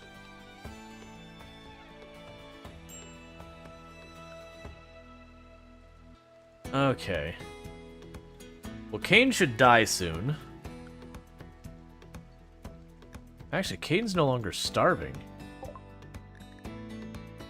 Kane has met a caravan. So, I would actually just jokingly have them attack it, but no. You're really wondering why your pawn will take the baby to the workshop? They have to have a chair. Which suddenly makes me remember I need to have a chair. So it's good to have a chair right next to your crib. So you don't have to like, because right now if they do that, they'll grab the baby and later go down here or over there to feed them.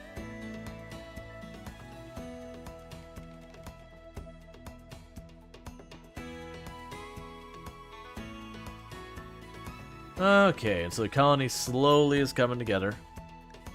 Kane is starving again, as you do. You can move the refugee's bed into the hallway to get rid of the floor beds to the barracks. Yeah. I'm not too worried about it. Like, we're having a pretty good mood bonus as is.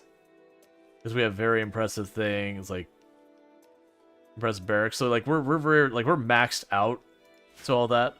So I'm not super worried about that. I'm going to let them continue smoothing this out. Once they get that sorted, we'll poke the hole through the wall here to open this area up so they start mining to do, like, the next expansion. The big issues are still in that situation that I'm not really getting research done because I have them working on construction. I could just...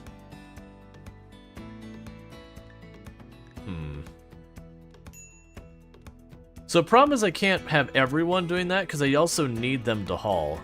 And that's just getting back to the not enough colonists. Like we look at our schedule, we have for stuff that requires regular maintenance, we have handling is one thing, cooking is a separate thing. Hunting we just really don't need to do. Construction and mining are kind of another thing. Growing and planting are another thing. Crafting is its own animal. Hauling and cleaning are both another thing, and research. So you've got about 6 different primary tasks to deal with, and most of which don't have a situation where they're not being constantly required. Please get up and actually do it. But that's the same exact problem when you're doing Naked Brutality. You have the entire early game is the exact same way. Alright, so you got the worn out clothes, we'll sell those.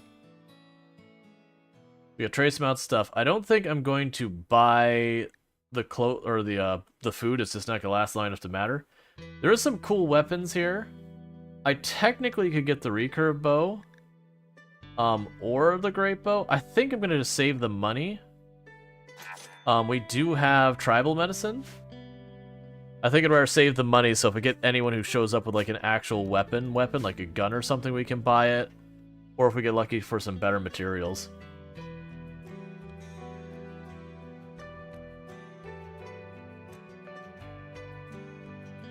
But yeah, so we're also improving the beauty for the full area. Oh, we can go ahead and say, do not refuel that fire.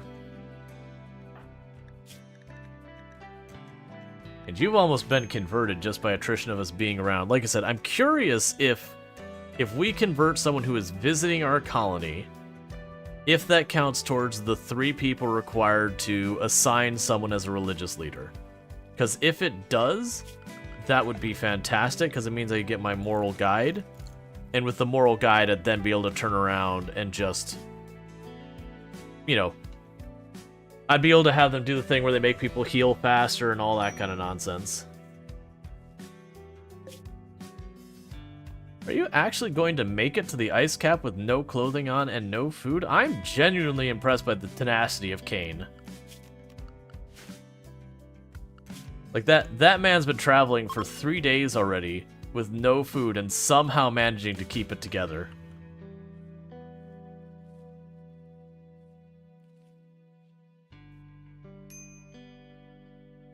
It keeps dipping into starvation, but keeps coming back. I think it'll last until they get to this desert here.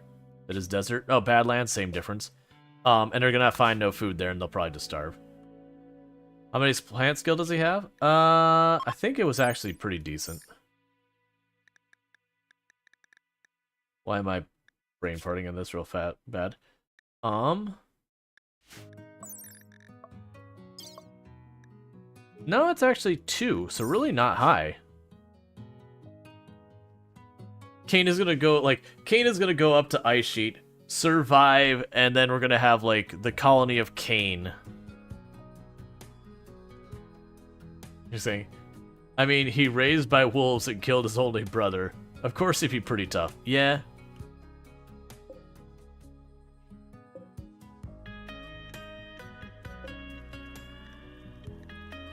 I'm also surprised he hasn't had a break yet, considering he's been at extreme break risk most of this travel. Starvation will do that to you. Yeah, so he stopped on Badlands this time, so this time I don't think he's gonna make it. There's gonna be, like, no food on the Badlands for him.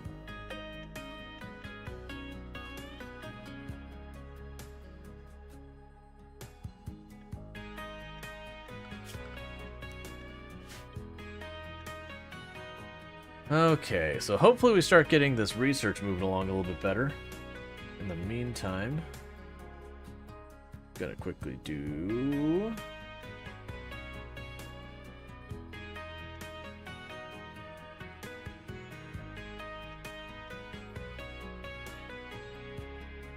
something real fast here that I need to do.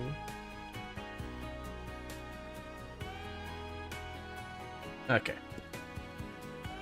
Unbreakable, iron-willed, and have a dream. Want to start a colony on Ice Sheet. Yep. That'd be kind of fun stuff I wish would happen in RimWorld. Like, you can have where you abandon a person and then they'll show up in someone else's group and come back and attack you kind of thing. But the game doesn't really point out or tell you that much that kind of thing is happening. But, it would be nice if they played into that a little bit more, where you can kind of, like, look at that kind of history. So it's like, oh, this was a colonist of your colony. Like, Dwarf Fortress does it really well. Or if you actually look at it, say, like, this person was a member of whatever kingdom. And then, you know, they got in a fight with their estranged mother or whatever, and that led them to a rage. And then they, you know, joined this other person where they found this thing, but this other person coveted the thing, and so they would go after the thing. Like, that's the thing that, to me, Dwarf Fortress does really well, is you can, like, have this entire lore and story to your world and all that. Versus this one, it's, you know, this person had a breakup that caused them to have a mood failure, and then they ran wild. Oh, Kane managed to get all the way to the point that they reached the tundra, and then their nudity caught up with them. So they literally didn't starve to death. They managed to cross the map to reach all the way to the pole, about a quarter of the way across the planet, to get into the tundra area. And then, you know, being naked in the tundra, not the play. Definitely not the play.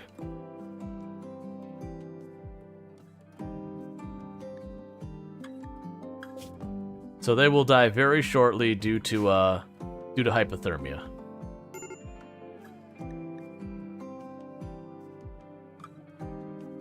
Still made it way farther than I anticipated them making it, just to be clear. I was expecting them to go a day or two and then starve to death.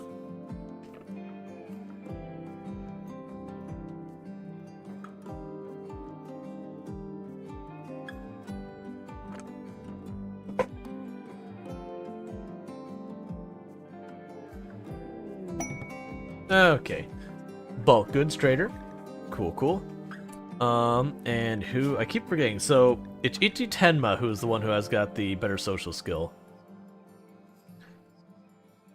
Where is the one with the question mark that I can trade? There you are. Alright. So we got lots of food at the moment.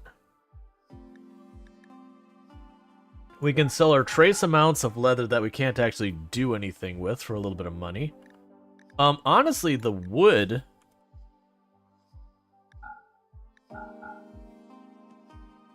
The wood, I would say, let's part with about half of it. Because a lot of that's going to sit outside and rot. I'm not going to buy clothing when I could just get that over time. We'll keep the cloth because I'm going to get more. We could get the donkeys. What temperature can the donkeys handle? So donkeys can handle minus 13, which actually works pretty well. They're caravan animals. The meat production, pretty terrible. I don't think they produce milk. No. They don't produce... I think we save our money. Because I could... Oh, actually, I technically would have to sell more for the donkeys. And unfortunately, don't have pair. I'd like to get, like... Muffalo or elephants or something like that nature is I think what I actually want. Conversion. Yay, we have converted members. So will it let me... Nope. Okay. So it does not count people who are not permanent members. I figured that was the case, but it's also those things I could also feel they would very easily, you know, have as an oversight. So to me it's kind of a 50-50 on that one.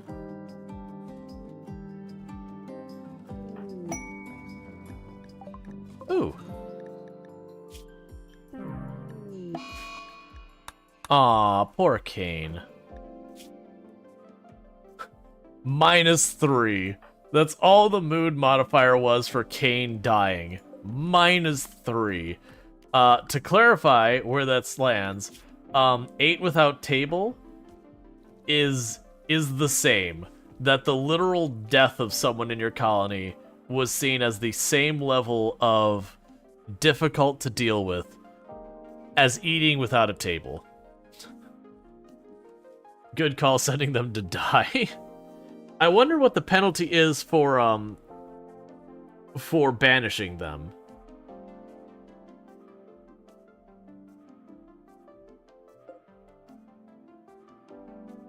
Because I know there's a penalty unless your characters are, like if they have psychopath or whatever, then they don't care about stuff like banishing or whatever. But I wonder what, like, the, it would be for the R1s.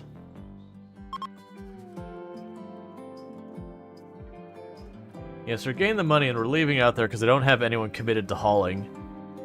That's honestly the real hope for getting the kid, is just their occasional hauling will do a lot for us. Betrayal. You absolute awful person.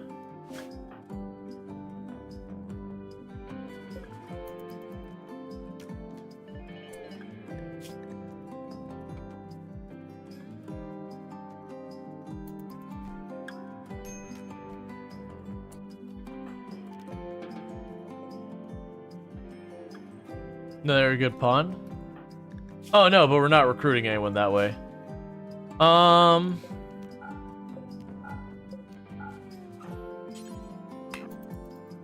right. I have to actually put the bed in there, don't I?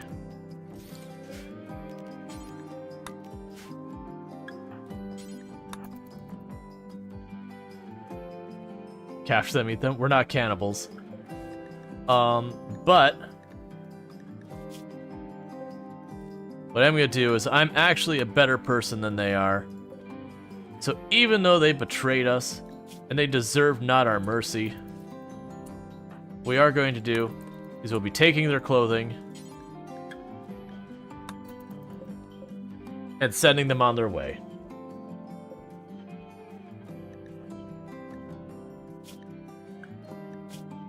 Even though it doesn't actually give us a bonus, it'll give us a mood bonus.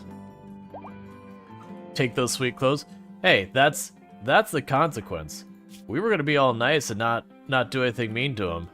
We were taking care of them. We gave them a place to stay, and we were betrayed. They tried to murder us. And we are showing them the mercy of taking them outside, saying, "Get the hell out."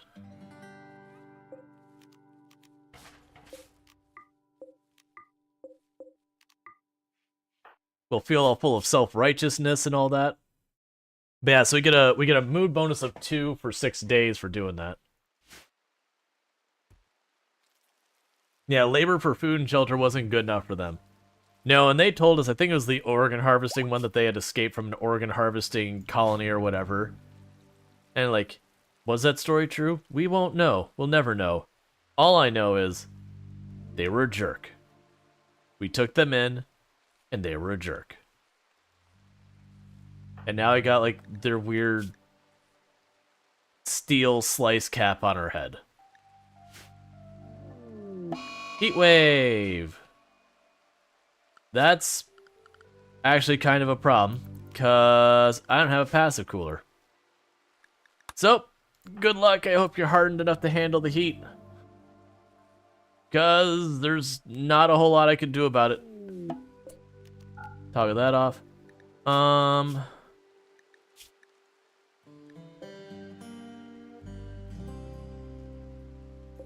Yeah, no, luckily that's about to run out of fuel, and I just canceled its, you know, gaining more fuel. Well.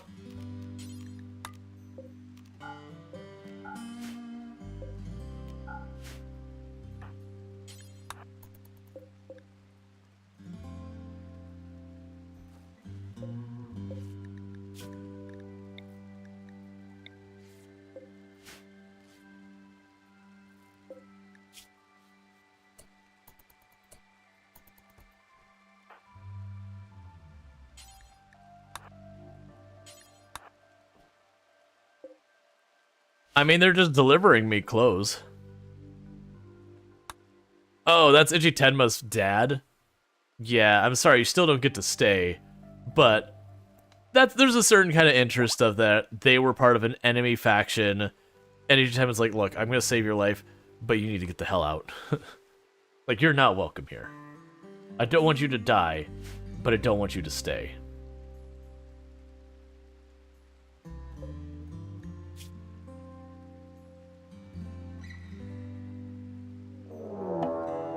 Would you calm down for a second?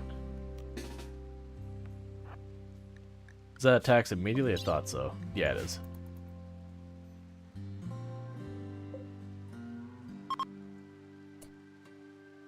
You know what? That's fair. I had a pile of money outside because I kept trading and never had anyone call it back, so they stole not even all the money, they stole some of the money. That's, honestly, considered it a bribe. Or a tithe or whatever, to just not have to put both my pawns at risk during foggy rain. Sure, I can live with that. Oh no, that is actually, Kira's saying, new raid mitigation tactic learned. Oh yeah, that is actually a strategy. If you have valuable stuff you don't care about, and you're trying to manage your wealth, it is a strategy to put a stockpile outside your base, and just let the raiders steal it.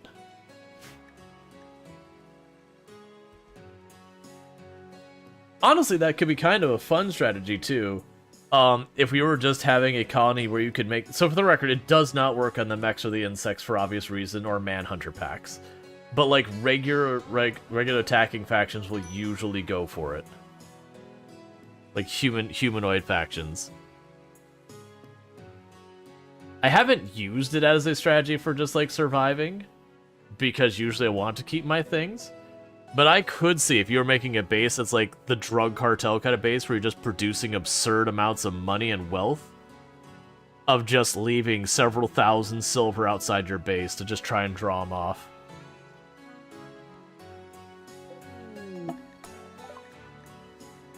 Would you stop for a second?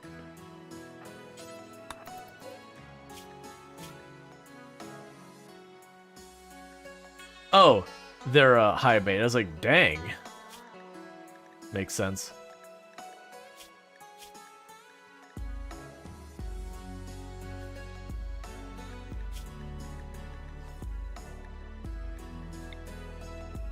I mean, it's giving us free standings with our neighbors because we keep patching up their people and then kicking them out.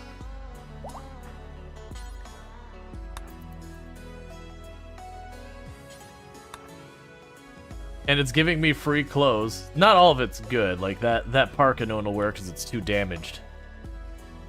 Oh, yeah. Well, high mates are a mixed blessing. If you can keep a high mate alive and in your colony, the high mate and who they bond to will do amazingly well.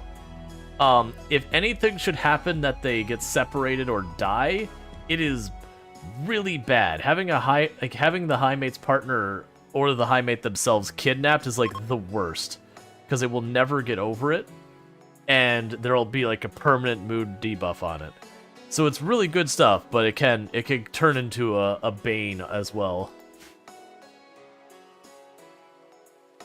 That's it. I like when I get a high mate in the colony. Benny's saying your 20 goats died of heat stroke. The worst one I've had is I had a pig farm at one point, and then we had a cold snap, and I will describe it as it was tragic, is the best I can phrase it. You had a run where you high mate and they married my researcher. Perfect situation, nobody doing the fighting. Oh, absolutely. If you have like a crafter high mate and then like a researcher genie and you can pair them up, that'd be the dream, because they will never ever have a mood break because of how many buffs they'll have. Yeah, tragical shoveling pork chops in her mouth. Oh, yeah. I mean, it was one of those things that, like, things were rough because the cold snap messed up my food cycle and all that. But at the same time, like, well, I mean, the food's here. Just not in the way I wanted it. Sweet. So we're actually getting some more research done. Very little. Like, they're getting little spots of research in between growing cycles. I probably should be cutting back in some of this, but I'm going to wait on that. Because there's going to be a babby soon. Cammy's rescue. Nope.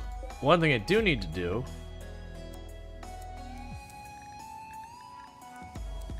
is start making baby food again.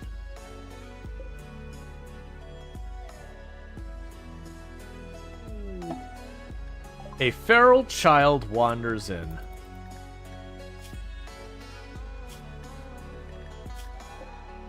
I'm sorry. This is not the place for you.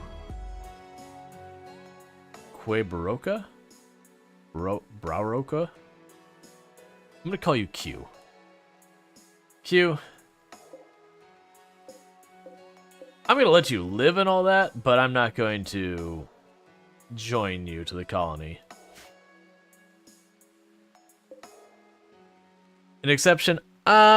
I mean, I don't think so, like, because part of it is I have to actually tame them, and they have a chance of attacking me when I do that. And while they're a child, so I'm more than likely going to win that fight, that's still a risk I don't really need to be taking.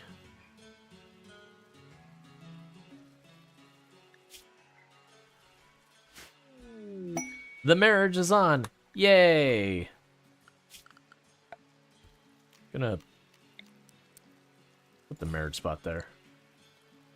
It's also bad mood for killing a kid, but that part's not important. A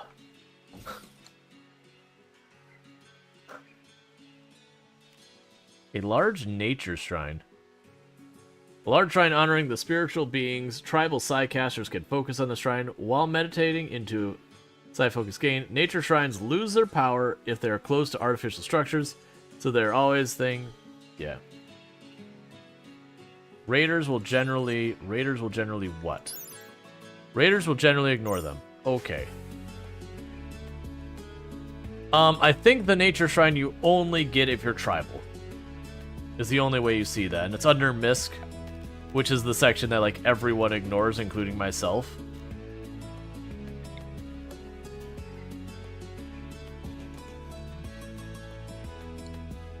Like, you put down your meditation spots, and your pen marker, maybe egg boxes, and then you just don't even worry about misc.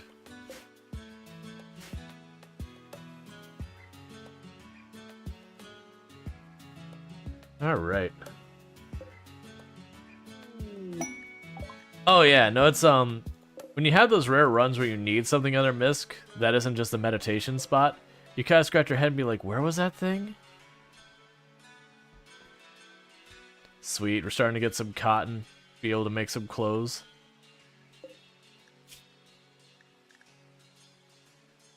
Once we have people actually able to craft. Which isn't happening, because I think I'd rather prioritize research than crafting.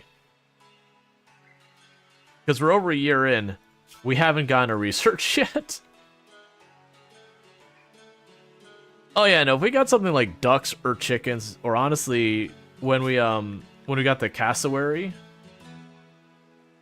I was, well, I mean, we have the cassowary still. Like, I am absolutely down if we can get that other cassowary to just self-tame for us. Of just using that as a source of egg protein. Even though they're, like, really crap at it, it's still free. I also need haulers because this stuff is, like, literally just rotting out here. But that's low pop stuff. Oh, we can go ahead and turn that fire back on. Bills add burn apparel, do forever if it is not clean. Burn apparel, do forever if it is below 60% and not a utility. Okay.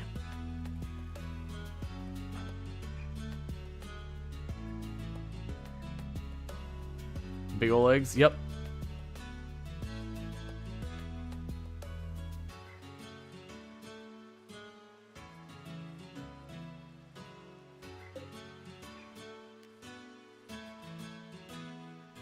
Okay, so what I might do is I might start toning down the rice in favor of corn. And the reason for that, so we're going to cut this in half. Because corn requires way less labor and gives you more total food. I do want a little bit because having a variety of ingredients tends to be better for like moods and all that, because you can make the better meals.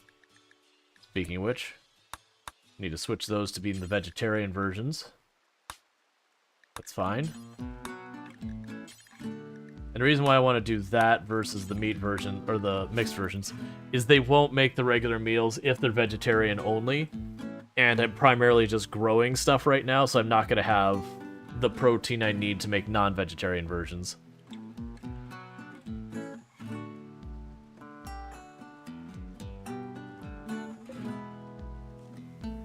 Alright, only 2 more tiles, and then that tree will give us psychic powers. Well, 1 person. That one we're not doing, we're not doing, we're not doing, we're not doing, we're not doing. We will do the search for the artifact, and those will probably happen someday. When the colony grows a little bit more.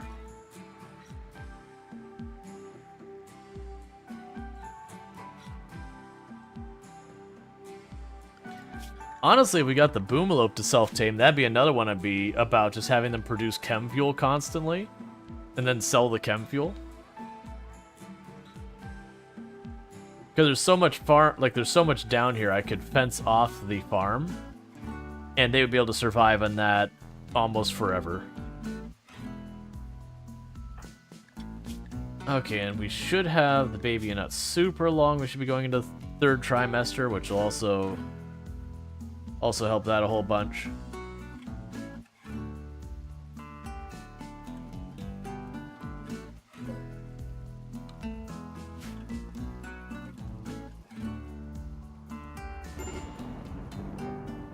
Okay.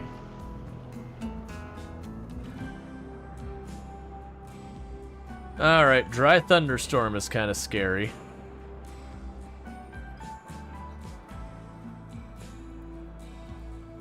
That'll be another thing on the to-do list at some point, is to cut the space up a little bit with stone flooring, just to try and make it so when you do have these fires kick off, that they can't be a big out-of-control situation. Here, I'm gonna actually have you put out this fire so it doesn't spread to our kill box.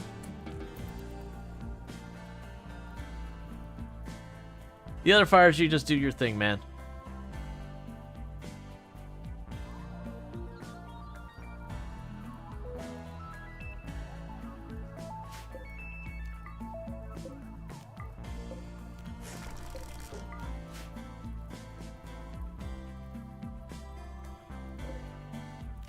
Right now, just deconstruct all those so it counts as a bedroom instead of a barracks.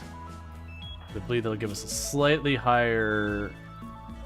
It still shows as a barracks. It'll probably be when they next sleep, it'll bump it up.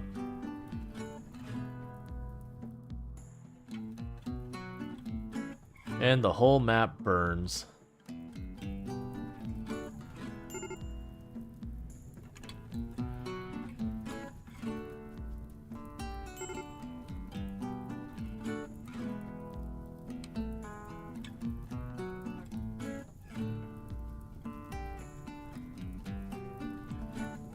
And they'll try desperately to keep up with the fire, but with how dense the growth is, it's just going to spread past them again and again. Okay, there's the foggy rain that always shows up here, so that's good. And in that little time, about a third of the map burned. It's probably fine.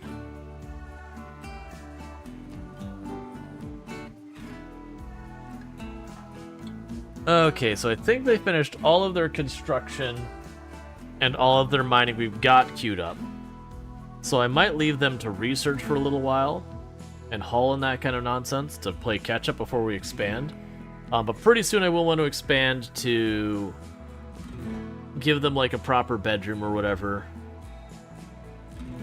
You know, I'm going to make the bedroom even bigger. I'm going to be real obnoxious with this.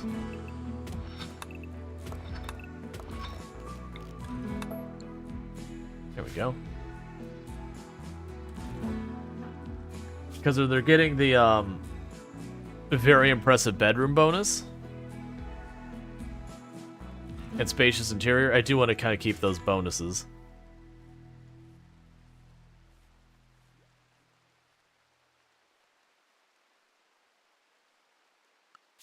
Yeah, actual research happening. We never thought we'd see the day.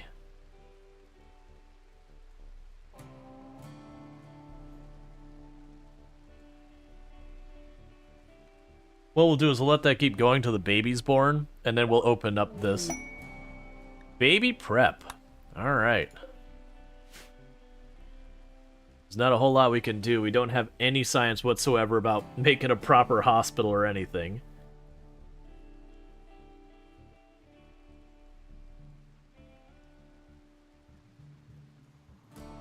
Oh, I also just realized we pulled up all that heal root and then didn't actually bring it back. It's fine. We keep pulling it up, they just won't have it where I need it. Because of the lack of a hauling person. I cannot wait till we have at least 3 colonists. That'll be wonderful.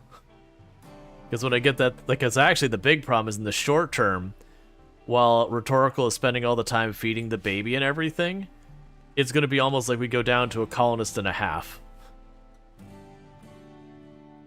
Because of how much time the baby care was going to consume. Oh, turn that back on as well.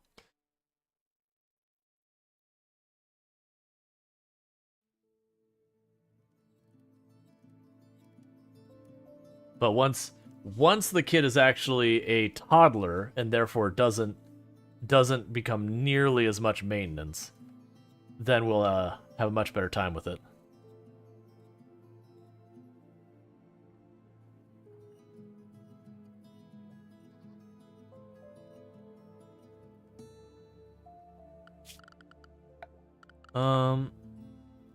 Oh, I guess for the baby stuff like the toys we can't do until we get complex furniture. That's fine, we'll get there.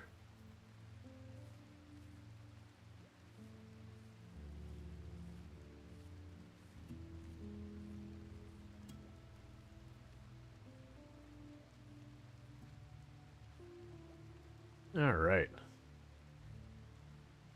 I do want to sit down at some point. I mentioned this in the last stream, that there's the idea that you have stuff that's like, they're foundational to your stream, they're added, like they're add to your stream or they distract from your stream kind of thing. It's just basically anything you go and add to your channel or whatever. The whole like, this is something that helps the channel, this is something that doesn't help the channel, this is something that's just like fundamental, like a core value or core thing of the channel. So like if you're a channel who plays like simulation games, those simulation games, like that genre effectively could be considered a fundamental thing to your channel to keep it going. Let's turn off that fire, because as much as I wanted to keep burning the apparel on there, it's too hot right now. There's 100 degrees outside. So I'll start getting heat stroke if I don't make them do that.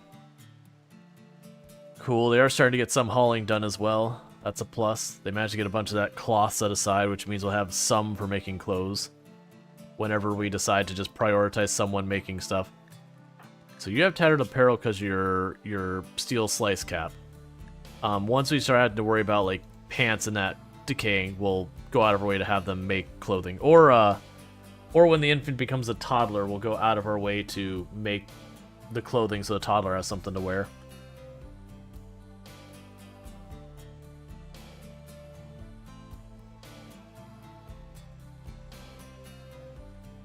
Okay. How much longer till we can actually grow heal root? 7? I think it's 8?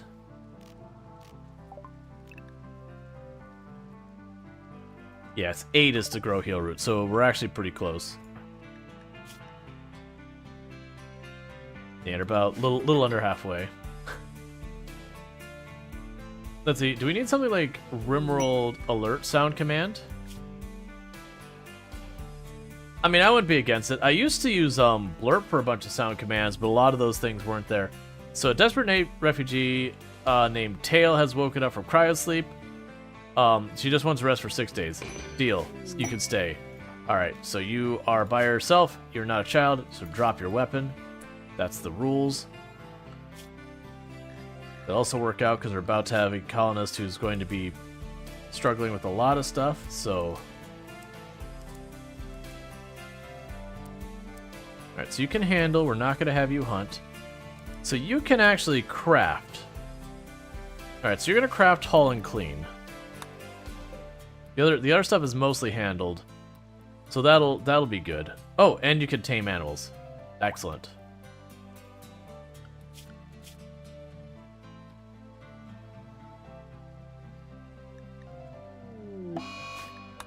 Eclipse.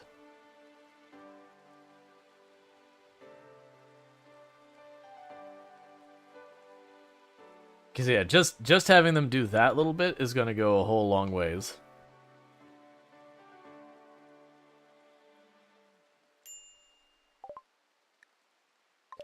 And our first research is Devil Strand.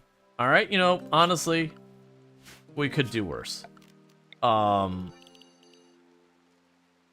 takes forever to grow.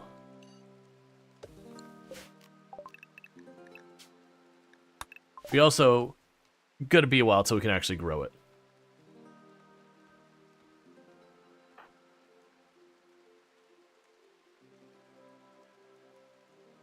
Alright, so that should be good. That'll be some level of meaningful progress.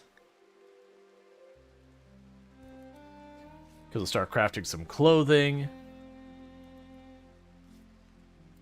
Get all our stuff hauled around.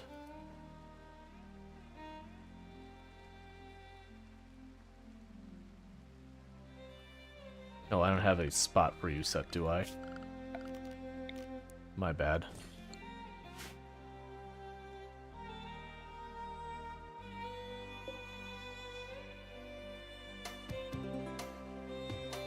And pretty soon we'll have psychic powers again.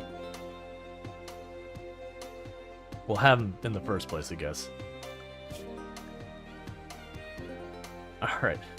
Get an army of turtles. Could also be a ridiculous one to do.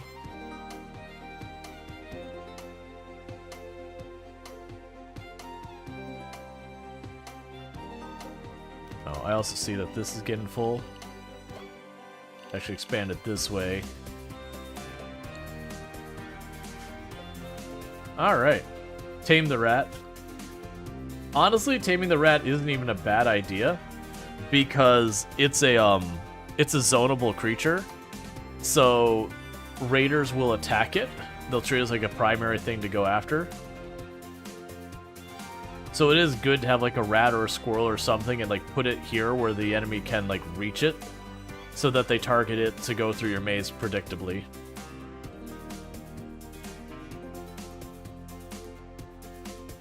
Turtle meat farm. I don't think the turtles even give a decent amount of produce.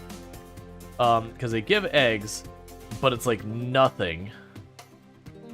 The meat per day is also pretty much nothing. It's not as bad as the rats and all that, but it's pretty awful.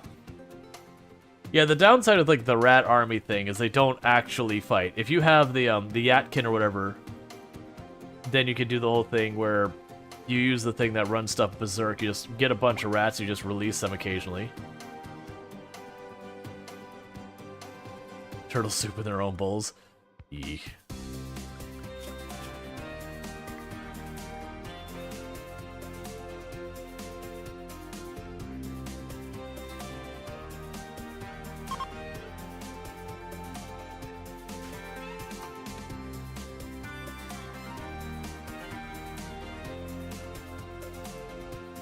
Alright. So let's go here, make a new zone, manage zones, new area, rename, elephants, okay, use okay, expand elephants. So the elephants can be anywhere up here. They may not go into the area where the produce is. They may not go to the tree where they can't eat that. Basically, we're trying to restrict them so they can't eat our crops. They also don't want them running around inside. I know they can haul, which is nice, but I'm not going to worry about having that much for them to haul right now. And then all of this is okay.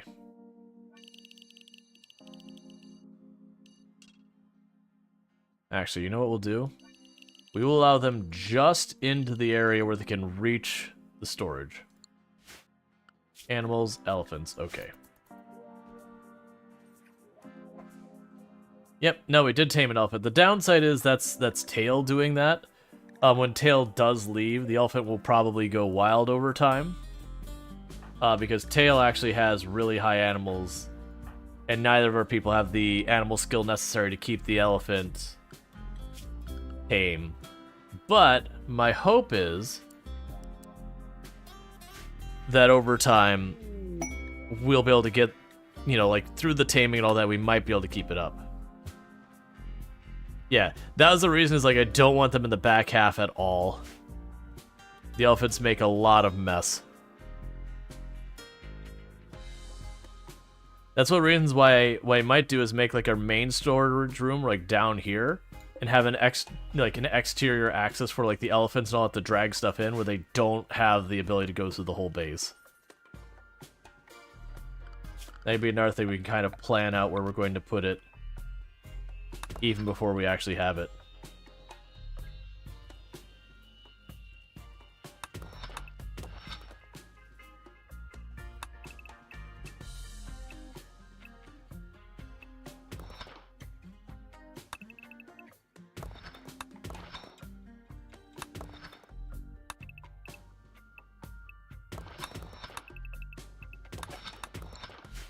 Figure they should make it, but, you know, whatever. Games and smaller stuff. Yeah, I've got some smaller stuff on there as well. Not much, but a little bit.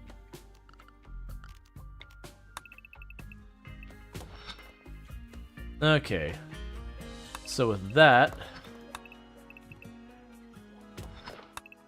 I don't know what that room's gonna be. I'll put a room there as well.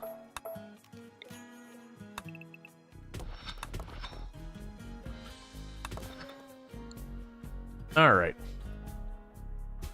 And then what would happen is we would connect a lot. I'm not making it so they can reach that yet, because I want them to keep the research moving and all that.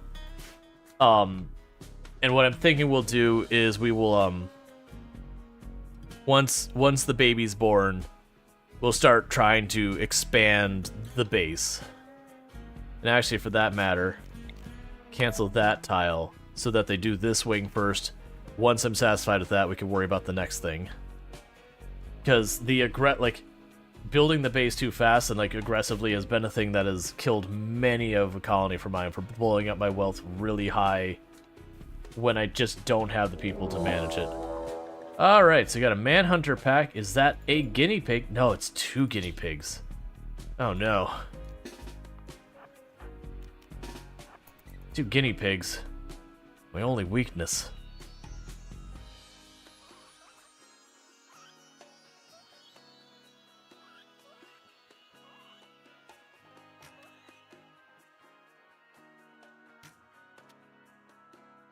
It's okay. Someday we'll stop being terrible at fighting.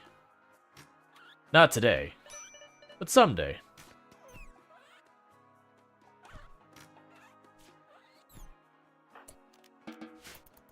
Nicely done.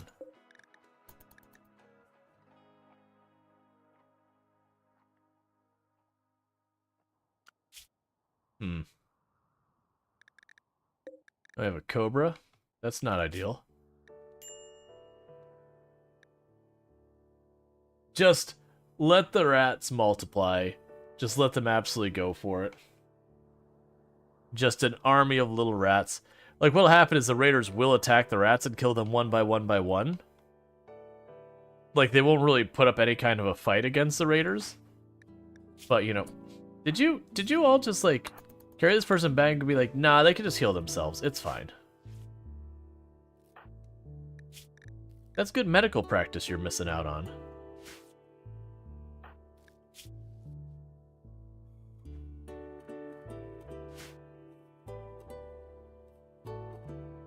That person is literally making research possible. How will you ever survive such an attack? Yeah.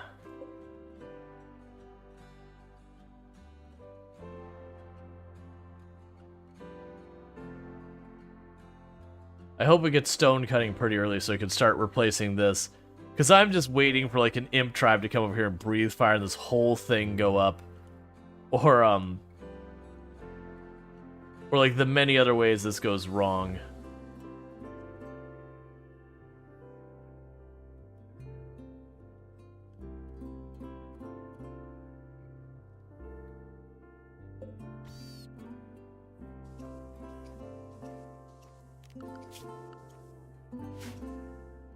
Okay. They're cassowary now? Yeah, the only downside is the cassowary have a chance to attack you, but they will sometimes self-tame. So far, everything that's self-tame I've just kept around.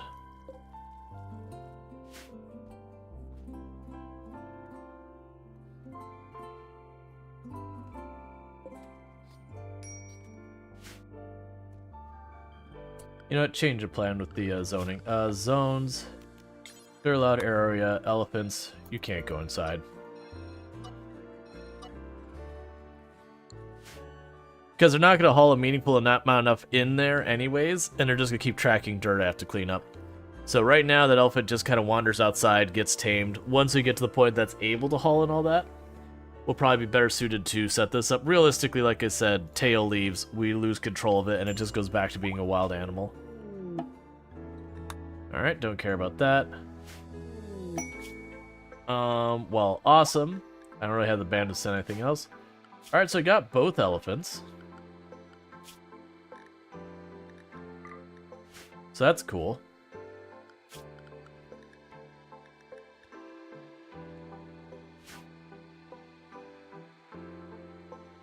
I wonder if you could zone turtles.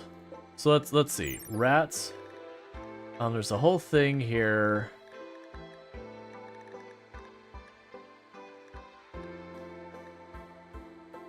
Pack animal carrying capacity. Train ability, none. But there was a whole thing where you could zone them. I can never remember where it tells you if they're zonable or not. That's fine, whatever. Basically, I was wondering if the turtles were an animal that we could do it. We'll go ahead and tame the turtles too, just Sure, we'll just tame everything. We'll let our characters practice taming things. Because we could always go in and clean out whatever's there later with it. We've got plenty of vegetables. I've got a person who can do the work. It's fine.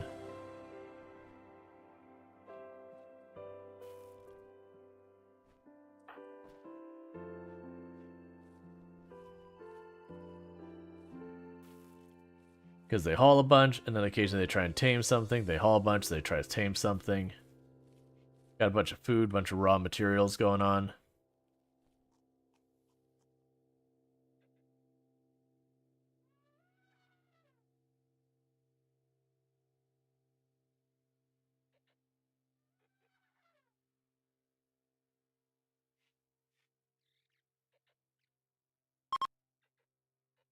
Okay.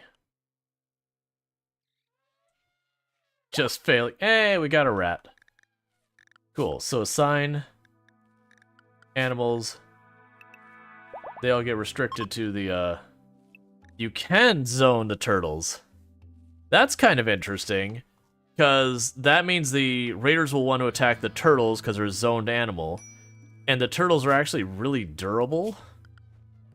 Which could kind of work to my favor in the sense that we'll just have these turtles that'll just take abuse.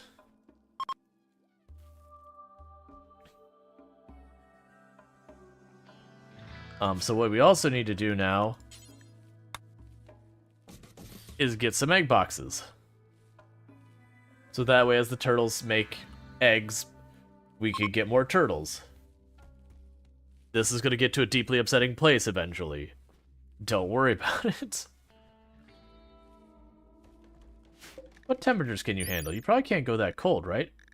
Those turtles are probably going to die in the winter. We'll end up needing to make a room for them to warm up. Maybe when we make this giant storage room, we'll make some beds on one side of it and a fire in the middle of it or something to keep that room warm.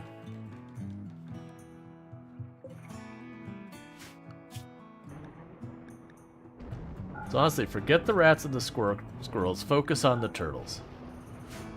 That's your mission.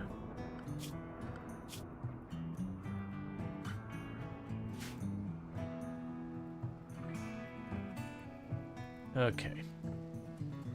I could also sit here and just make a room, just like have the geothermal with an open door or whatever. And then the turtles could, you know, go in there for warmth. Put it up here to naturally draw the turtles up this point. The thing you have to watch with that is if I fully enclose it, it'll actually get too hot and kill them. Because it'll get to like 200-300 degrees Fahrenheit or whatever it is. But I could do something like have this room here with that, have a separate room attached to it with the doors open through, and that'll probably be about right. And it is baby time. Alright, 89% chance of healthy baby.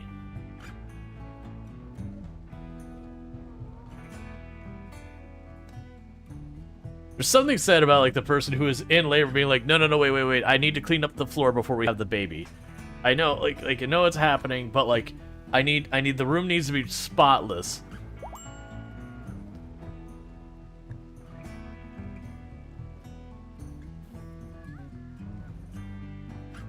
Don't die. Healthy baby.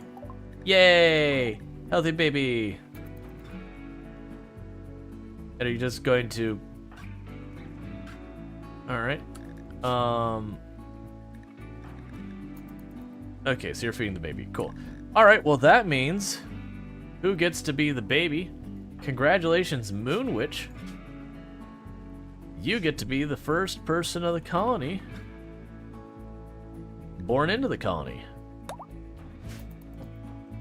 May you live longer than the last time we had a kid in one of these runs. Because the last one was definitely a very tragedy situation.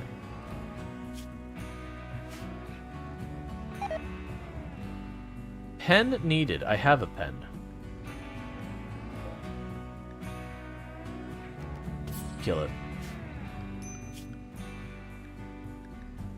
It wanted to make things difficult. Kill it.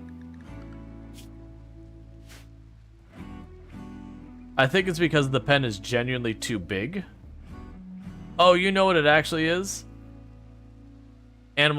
Barricades block animals from crossing, like certain animals. So if the animal can't get past that, which is most pen animals, it won't let them in the pen.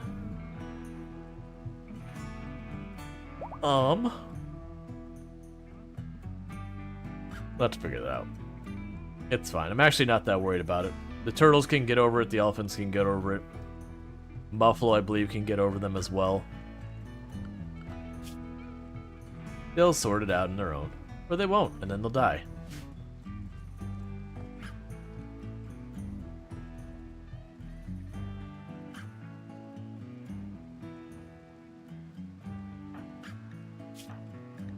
And check, how good's that crib? Okay, it's at least normal quality. It's just making sure it wasn't a crappy crib. Because for like the first phase of being a baby, there's like not a whole lot of stuff. There's just sleep, play, and food. So there's not much to worry about, kind of thing.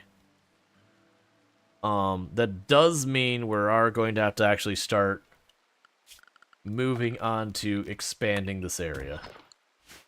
That way when the baby becomes an infant, we have a room for them. And all that kind of stuff. So I gotta watch out for that. Yep, Butte. I am very happy of that message.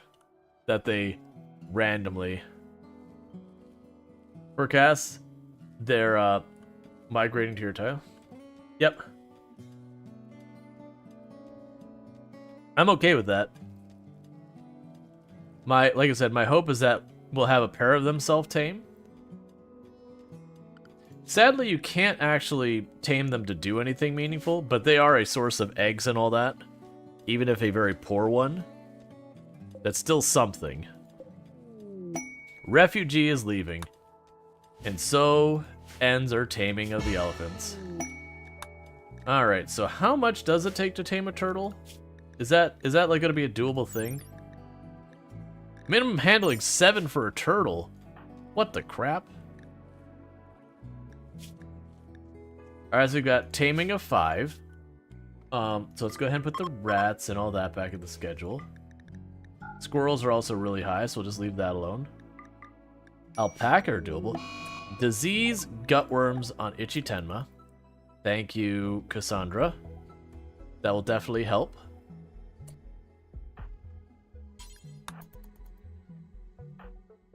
At least they didn't do it to the baby.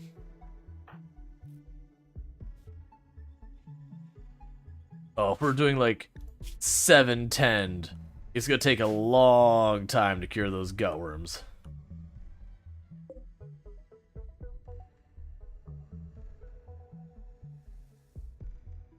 Should have it. It should have touched the baby. Tame the gutworms. You just get a psychic power where you can unleash gutworms on the enemy. It doesn't actually stop them in combat in any way. It just... The sour grapes, you just make them very uncomfortable after they leave.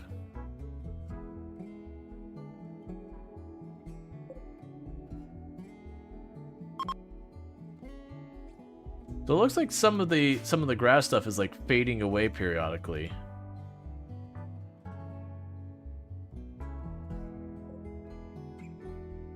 So you have to like maintain it, which we're doing, but we're kind of struggling with. But that'll be a thing that as we get more and more people, it should be easier and easier. All right.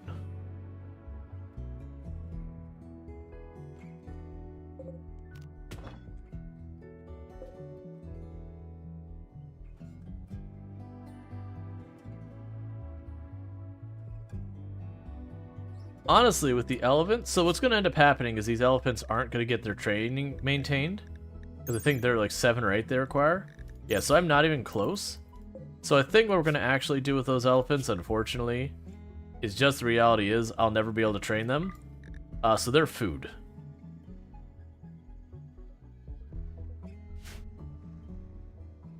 As much as I want them, they're just going to go wild again. And now I can eat them without any difficulty.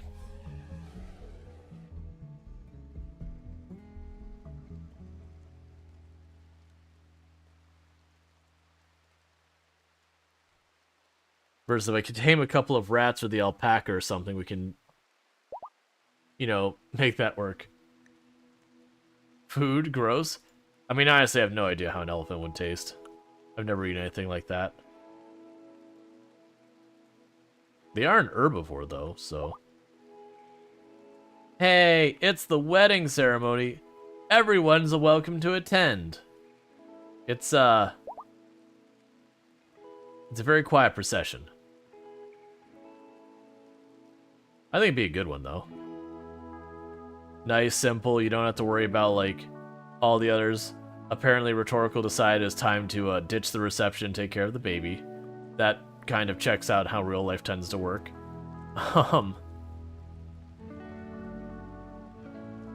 Baby says, I don't care about your ceremony. I'm hungry. Come feed.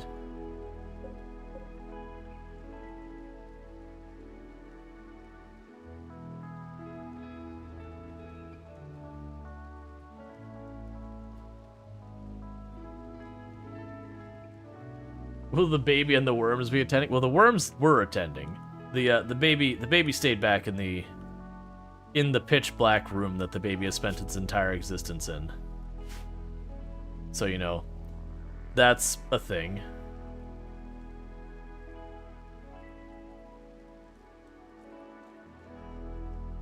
The worms officiated.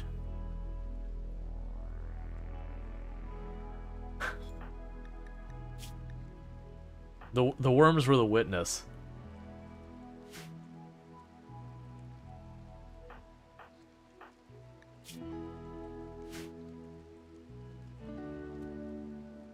As Rhetorical our cook? No. Okay. I was a bit worried about that for a moment. I was like, wait a second, the Rhetoricals... Because, like, right now, the mining and the construction is going to grind to a halt. Because Rhetorical's going to be in the rotation of take care of baby, eat food because you're hungry from taking care of baby, do, like, 2 or 3 things, take care of baby, eat the food because you took care of baby. You know, you get the idea. They're just going to be in that rotation. Being a parent, I guess, is very demanding or something? I don't know. It seems like a stretch.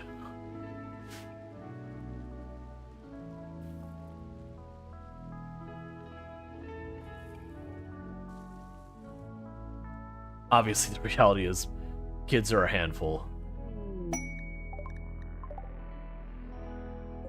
Oh, good. Actually, that's really good. Hey, forget the taming. Haul the entire stack of herbal medicine that I probably desperately need to help tackle these gutworms that we're making 0 progress on. Those elephants are gonna just rot out there because no one has the time to deal with it. Let's at least get that hide out of this.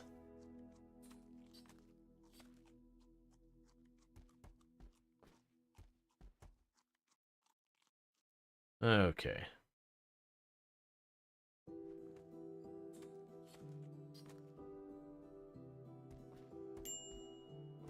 Cool.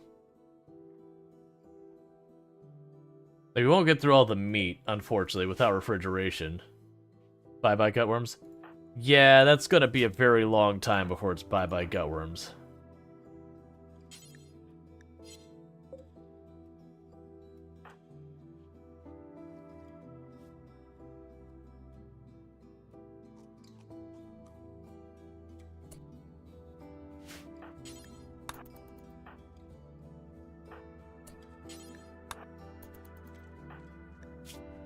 Because the first tend was 7%.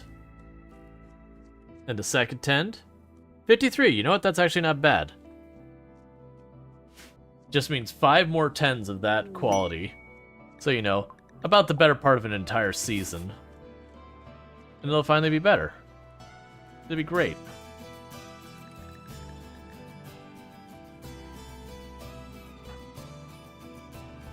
And now I think about it, Rhetorical's also gonna have to do all the medical on Ichitenma, so even less time to deal with construction and all that.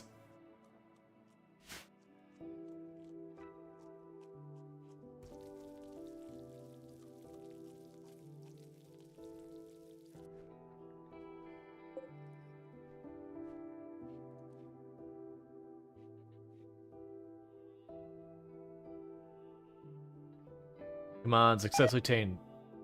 Successfully tame at least one of the alpacas. Okay, so we got our rat. Uh-oh, we've got a breeding pair of rats now.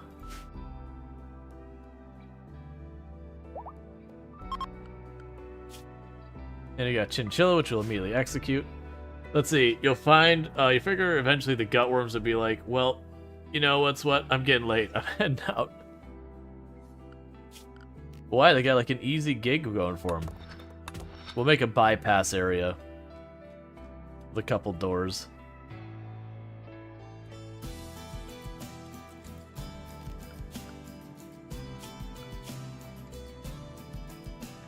Let's not worry about the other rat right now. Everyone's like, rat army. The beauty is the area is so big, and because of the nature of them, as long as they keep them zoned, they should leave our crops alone. That they actually will go through. What is the temperatures they can handle? Are they just gonna freeze to death here by chance? No, they can actually handle some pretty gnarly temperatures, so they'll be fine.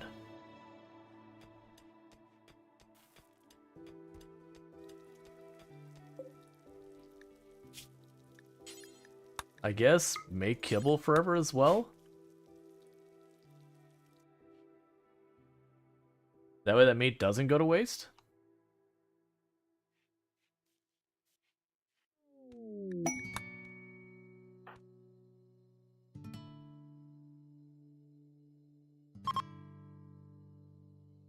Alright. Very entertained, parents are happy, very low expectations. I'm glad the baby has expectations.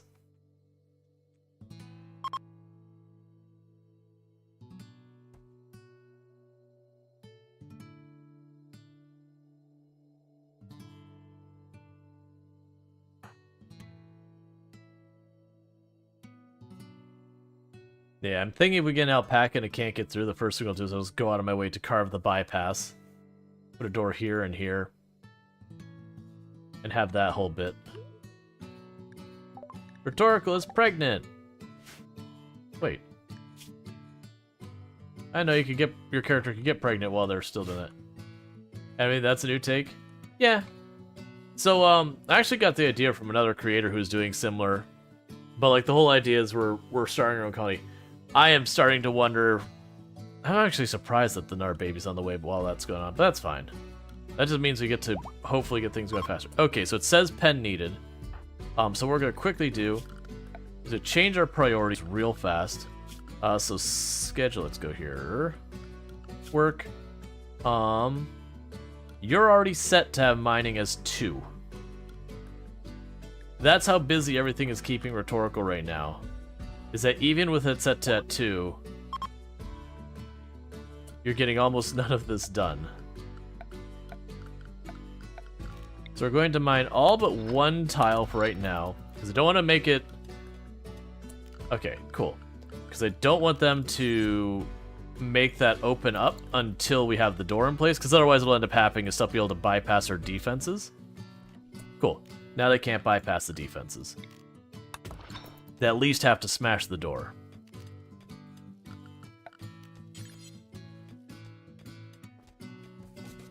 There we go. And with that, we got a pair of alpaca. We got 2 males. We want to get the female as well so we can breed them. But we at least have alpaca. Time for an art crib? I actually don't think we need an art crib.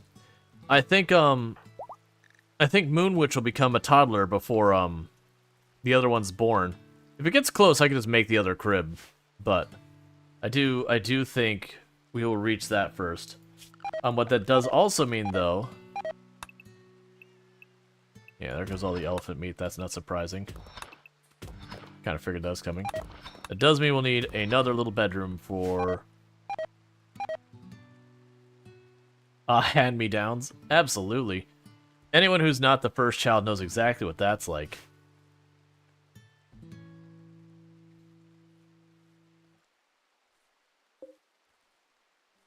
You don't get your own things.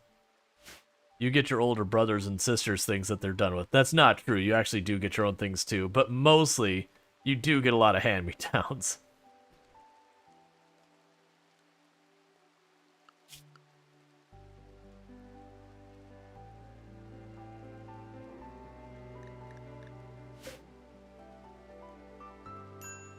We could have 2 mini haulers soon? Yep.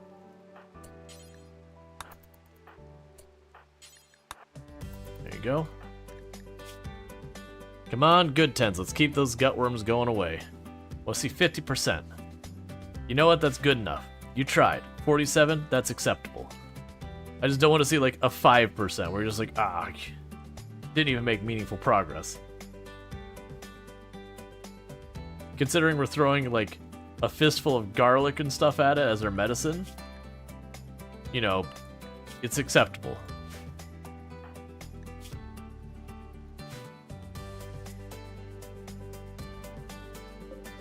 How good are you for meat? You are terrible, right? Yeah, you're terrible.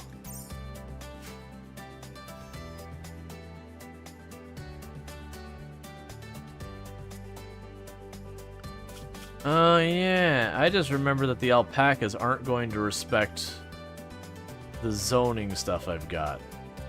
Okay, so we're gonna have to fence in our crops, or the alpaca are gonna eat it all over time.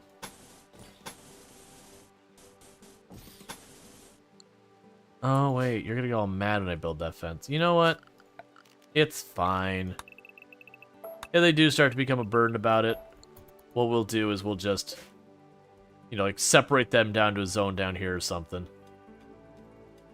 Has you actually been able to do a hand me up by giving my older brother some stuff that doesn't fit me but still fits him? That's cool. Chinchilla has self-tamed. Chinchilla has chosen death. Thank you for your contributions, Chinchilla.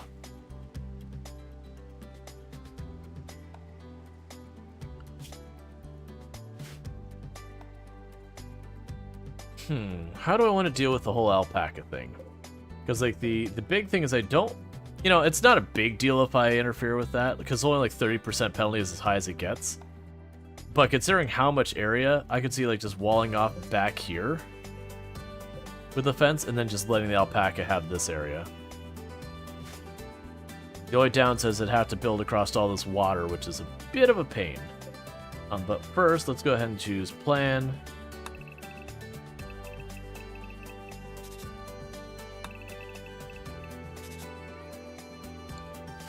I think I'm okay with that. So we'll take the pen marker and we'll move it over here. I apologize about the frame rate. When it's trying to figure out what is and is not in there, it does that. We'll go across here. And here. Put a gate up there. And down here. In the areas that it couldn't build, we'll just put bridges.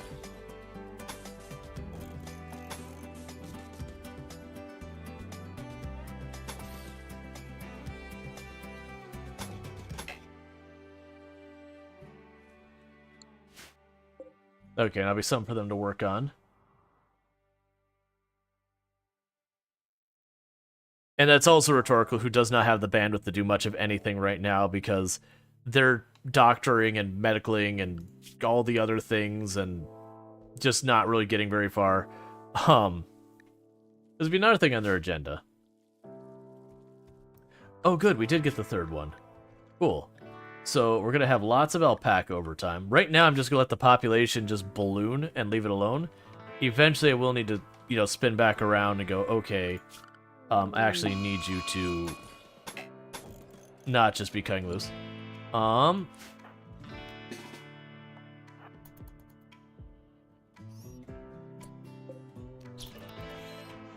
Oh, you can't actually get to the barricades?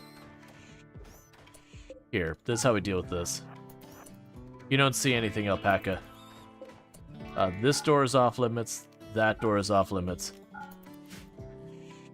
But now there's not a path out here. It'll just run around and do its thing.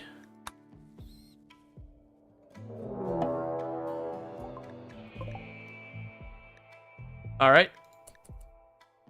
You go for it. My money's on Buffalo winning this fight.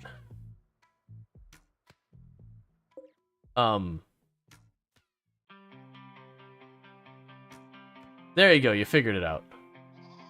Buffalo's like running away going, ah! It's capybara. A giant rat. Yeah, that capybara is absolutely demolishing Buffalo. Nicely done, capybara. You may not be the hero we deserved, but you are the hero we have. Nicely done, friend.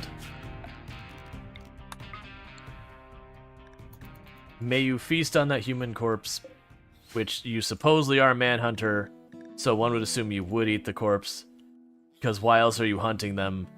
But you know, it's fine. Bit him in the head? Oh yeah. Capybara did some work on that guy. Guy? Who's a guy?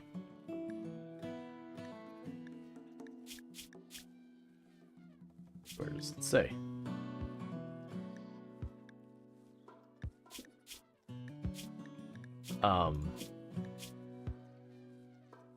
That person, I have no... Oh yeah, it said male. That guy. There we go. I was looking for like the little symbol, so I wasn't reading the text as carefully. Okay, so you're done being a manhunter. So I'll go ahead and say pop that door and allow it. Allow this door. Allow this door. Let me have you run through and pop the door real fast, just so the next raid can actually path to us.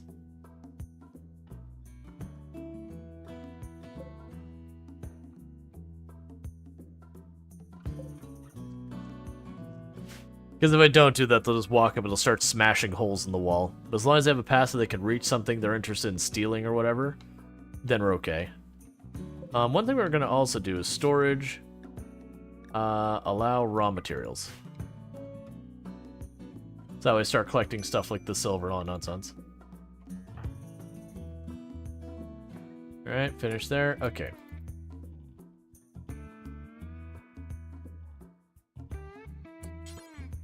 Please tend to Tenma.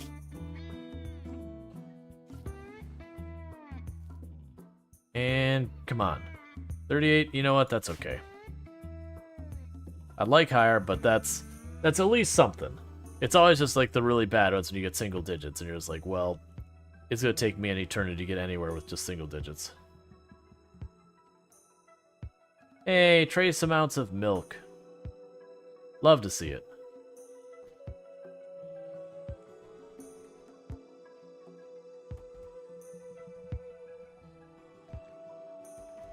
Okay, and we also need the storage room built, which is another thing, so let's go ahead. I'm gonna regret this. Poke a hole there, and there. Just work on it. Because this will be our giant storage room. Oh, also before we forget, 1, 2, 3, 4, 5. 1, 2, 3, 4, 5. 1, 2, 3, 4, 5, and boom. So that way there's columns in the middle so the room doesn't collapse. Because then we can start storing our leather and all that nonsense out there. We'll have a door here, so if we get animals that can haul, they can go in this way without dragging gross through the entire base. Yeah, no, I said that would wait, but I'm noticing our storage room is getting completely untenable. And that's going to start having problems where we start overcooking our food and all that because it won't detect that we actually have any. So it's kind of the thing, if I'm getting more and more problems I need to solve faster than I'm solving them.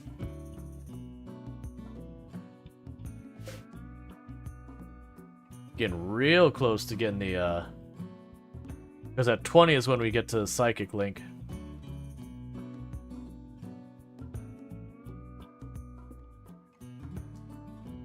My hope is the moment that Moonwitch becomes the toddler, that the bonus of the hauling and cleaning will free up a lot of capacity.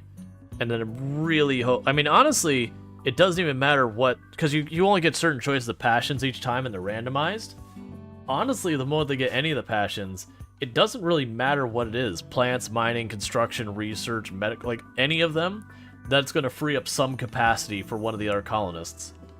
Even if they don't get a passion at all and it's just jogger or something, that would still free up one of the colonists' efforts.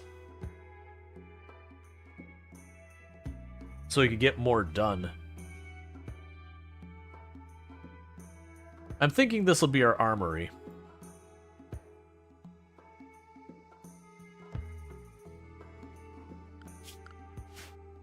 Because it's a nice smaller room. I don't really have a plan of what I would use that for otherwise. Is the baby a boy or girl? I think it was a boy. No, it was a girl.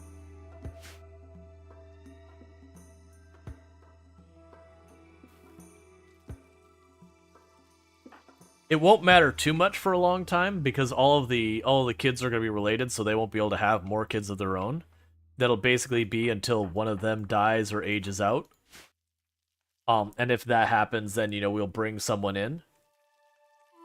But assuming we don't get just an army of girls or an army of boys, then it almost doesn't matter. We bring in any pawn that's decent, and be someone who could like pick up where it leaves off, kind of thing.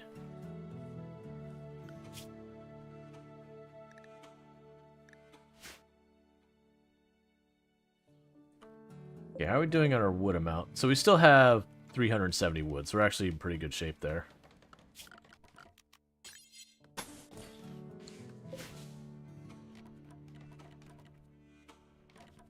Alright, and we also are cutting down some of these trees as we go. But that'll be good, because this gives me a large area that if I have to expand my farms later as like the colony grows, I've got plenty of room to grow. This should be more enough to accommodate an absolutely absurdly large number of animals. One thing we will do is let's go to our zone. The elephant zone, choose to clear. The elephant zone will not include that back section. And the reason for that is I want them to be up here, so that way raids will target the rats as the thing they want to kill. Because if they do that, it means they'll go through my kill box here so I can fight them.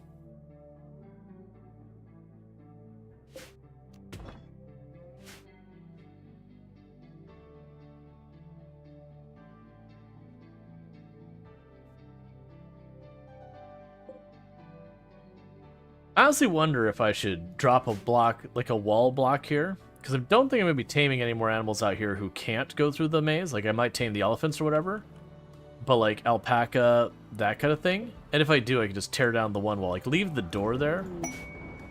Inspired surgery, don't care.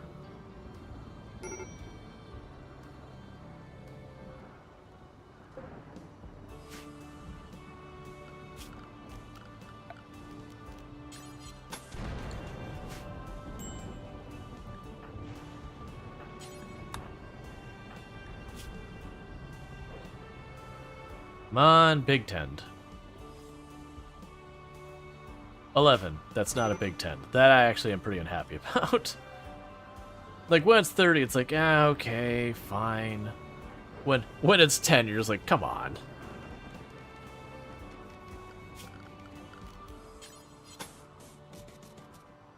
So that's all of the bridges done. Oh, right, we had our corpse stockpiles down there. That's fine.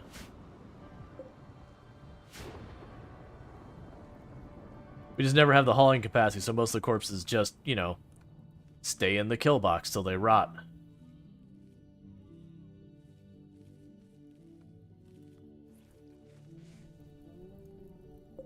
Alright, one more segment of wall there, a couple over here. And then once we have that, they'll take the alpaca outside of there. Now, downside is it does mean when we go to actually take care of the alpaca, the poor person handling them has a really big run to do, which is going to make it more costly time-wise. Wild man wanders in.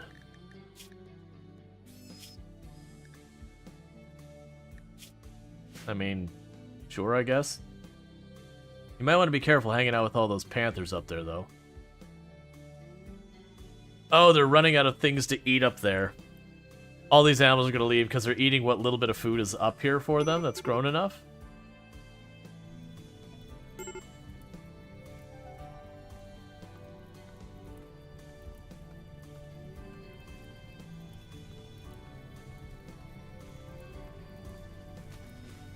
Okay.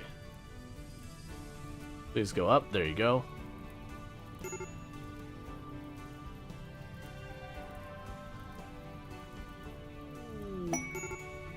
Inspired taming. So the downside is that it only works on animals that we are capable of taming. How much for a boomalope? 5. And that's on rhetorical. Alright, well let's go here real fast and say tame that one. Rhetorical beeline right there, right now. It is asleep. They all are asleep. Never mind. When they wake up, we'll have rhetorical beeline over there and tame a boomalope so we have a source of chem fuel. Because it'll be effectively free chem fuel for us. Normally I wouldn't bother because I don't care about chem fuel enough to risk the 10% chance of getting into melee, but Inspired Taming guarantees a success.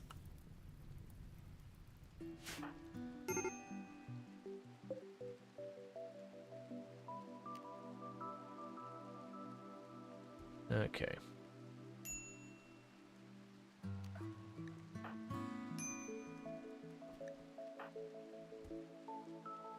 Oh, you're gonna have to sleep. You're not gonna be able to tame there right now.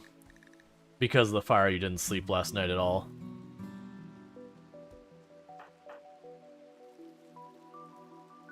That's fine. It does last for a little while before the inspiration drops off.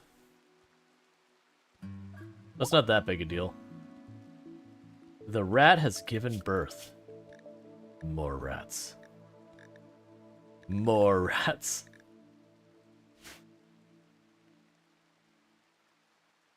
It's gonna get interesting.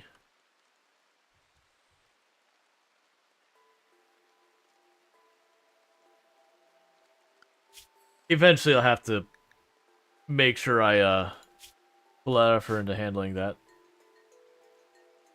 I have 2 wild people here.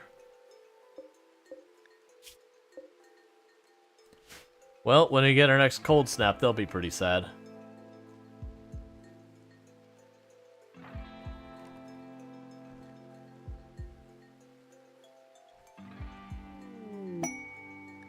Let's see. So we have a shaman approaching. So go have yourself a talk. Meanwhile, once you're done feeding the baby, we're going to have you use that inspired taming to get ourselves a boomalope. Alright. What do you mean you don't want my rats? Why don't you want my rats? Why not take the child? I'm kind of leaning towards it being the idea is we only take our own, that we just don't start, like, you know, taking our people, that kind of thing. Like, that's just kind of the way I'm looking at it. Honestly, now we'll leave the goat for now. Yeah, the goat's fine for right now. I could take the ducks. The ducks will end up being a big hassle in the long run.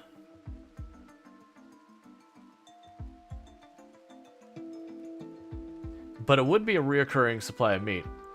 How will you get a 3rd generation? So what'll end up happening is as soon as we have our main 2 pawns, if either of them become non-viable, either they die or they reach the age that they're no longer able to have kids, at that point I will reintroduce 1 new pawn to, you know, get things moving on again, is the way I'll look at that. Now, the thing is, they do live for a very long time, and if I get the de-aging thing, they could potentially continue forever. But worry about that when we get there. I could take the ducks, and the ducks are notorious for, population stuff, but we could trade them away and all that. And the population can get a bit out of control, now we can just trade it. So I am tempted to actually take the ducks as a source of protein and all that.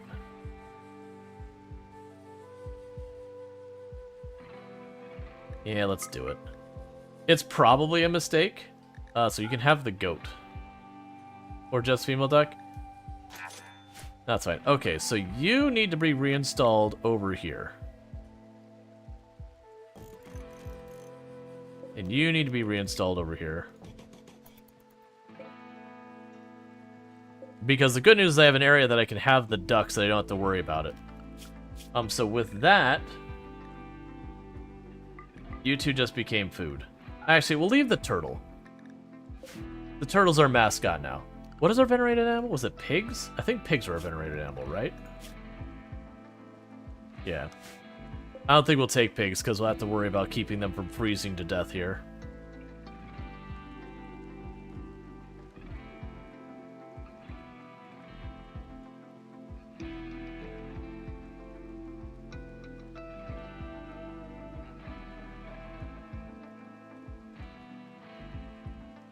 Yeah, so we got just these last little sections here, and then we'll put all the ducks and all that down here. Forsaken refugees. We have Bob and another refugee are going. They were banished from a town due to moral disagreements. They beg you for permission to stay. Sure. I consider that people just help me work around here, so drop your weapons since you're both adults. I can't trust you not to betray me. And we'll put recreation on your schedule. But what can you do here? You know, honestly, that's good enough.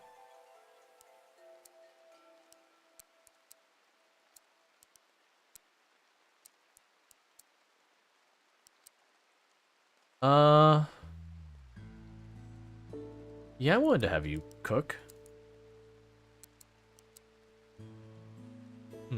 I see. Alright, so you're not going to be the greatest contributors to this colony, but I mean, look, beggars can't be choosers, and there's a whole lot of begging going on.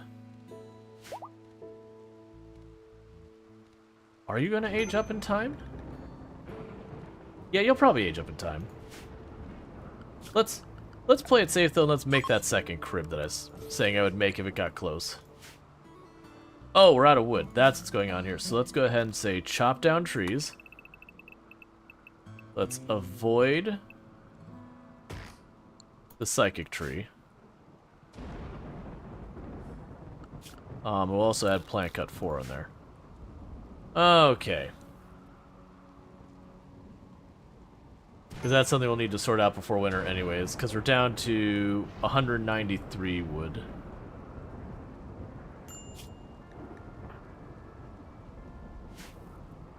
Alright.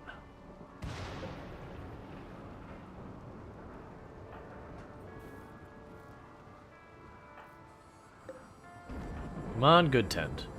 32% I'm willing to accept.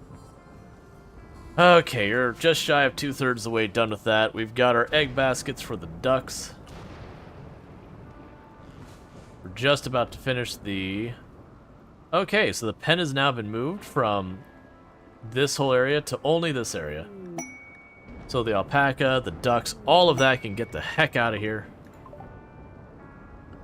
We'll tell them to mind that, because why not?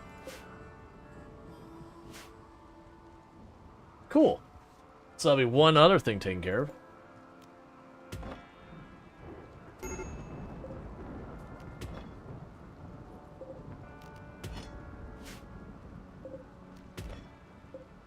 Yeah, so get all that stone up there. Oh yeah, you don't have a bed, do you? We'll get there. Alright. So with that, having people haul, we should be able to get the fire going again. Probably not yet. It's still too hot. But then they'll start getting rid of some of those clothes that are getting worn out. Hopefully we can get some more research going, since right now the only research we've succeeded in getting done is Devil Strand. You know what? Here, you're going to be a researcher. That's what you're going to do. Because at least that way we get some done. So we've got Devil Strand, but we can only make Devil Strand tribal clothes. I say as we can't actually make Devil Strand because our farming person is not quite up to snuff yet. They're right about to hit 8, so right about to be able to start growing the heal root that we so desperately need.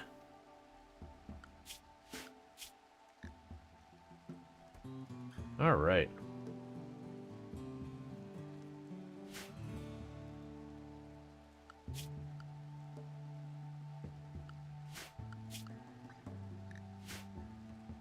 If we can get the turtles, we'll get rid of the rats in favor of the turtles.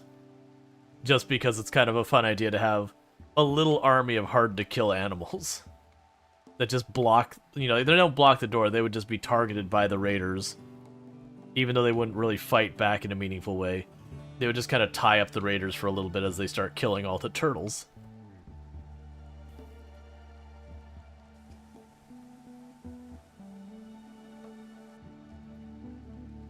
Because get one more turtle, then we have the ability to have more. I guess I'll go here, and just in case we do get the other turtle, we'll put 2 egg boxes there as well.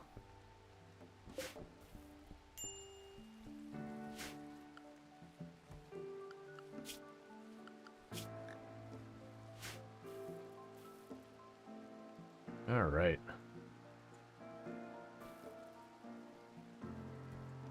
How long does kibble last? I think it's pretty long, right?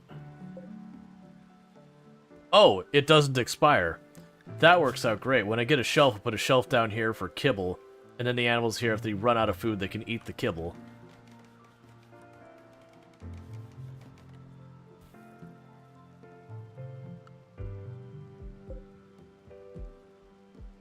I don't really know why you died. I'm assuming a social fight?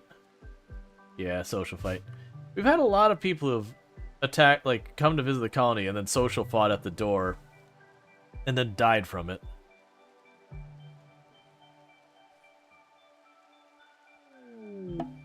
That's fine, I don't care about the cash.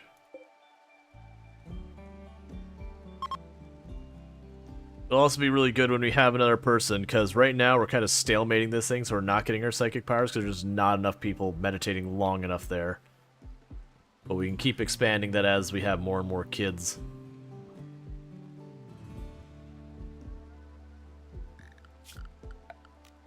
Put a door there.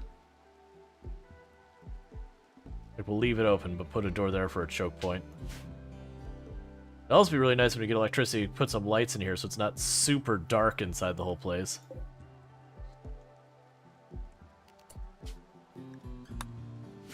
The good bed's Moonwitch's bed now. Oldest sibling right.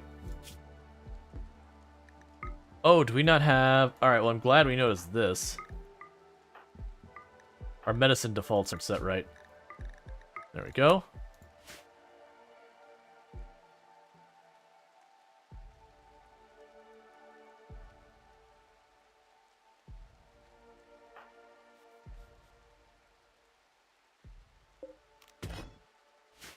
It'd be nice to get stone cutting. Honestly, any of the researches would be something. Carpet making would probably be the least useful of them, because smooth stone floors tend to be better than carpet to begin with, and less flammable. And I've kind of decided the time it takes to like get the cloth and do all that kind of stuff, I'd rather just smooth the floor. Sweet. We have a pair of turtles now. When the population starts to grow on the turtles, the rats will have to be resigned. What are you doing? Are you just going to literally wander back and forth while you starve to death inside this little tunnel? There's nothing stopping you from walking to the other side.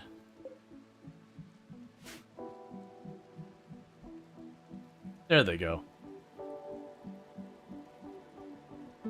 Alright, now downside there is they will fight back if I hunt them. No, yes, they will fight back if I hunt them. But if we tame them and we kill them, then that won't be the case. Unfortunately, none of my colonists that stay around are capable, so we're just letting our guests do it. It's a thing. I've got the kibble. So animals... your food.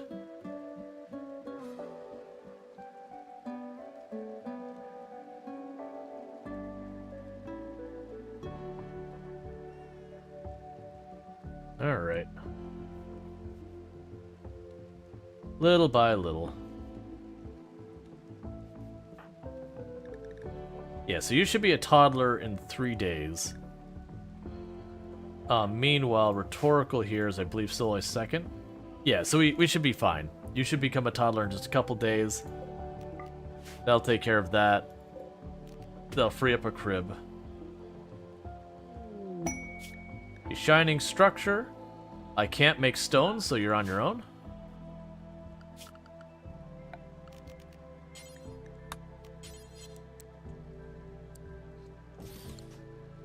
We'll make another bedroll for when the kid gets a little bit older. When they're not able to be in the crib anymore, that they have some place to sleep. Please don't leave the dead elephant inside that room. It's not a big ask, but please no dead elephants in the bedroom.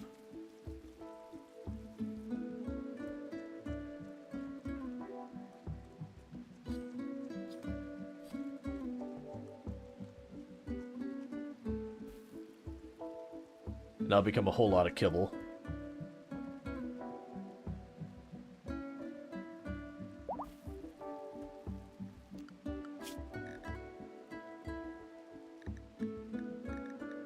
You give wool, right?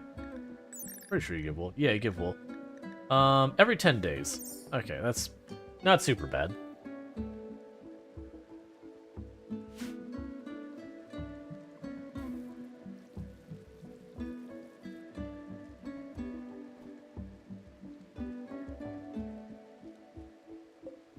Probably honestly to the point of doing that.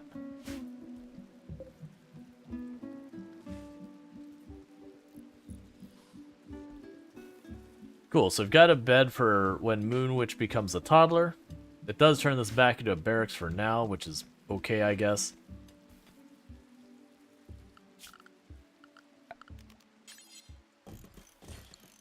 But then we have our bedrooms up here, that this will be our main bedroom, Moonwitch will get a room, and then, you know, whatever the new kid's name whatever they end up getting, that'll be as well. Alright. And storage is once again full. No one is surprised. We are overproducing our meals because it's not recognizing that there's food in there, so it's continuing to produce meals. Ooh, pemmican. I can earth pemmican. So yeah, so go here. Pemmican forever.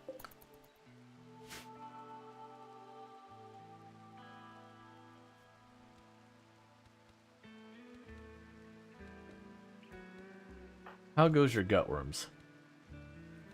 Okay, still only about 2/3 done.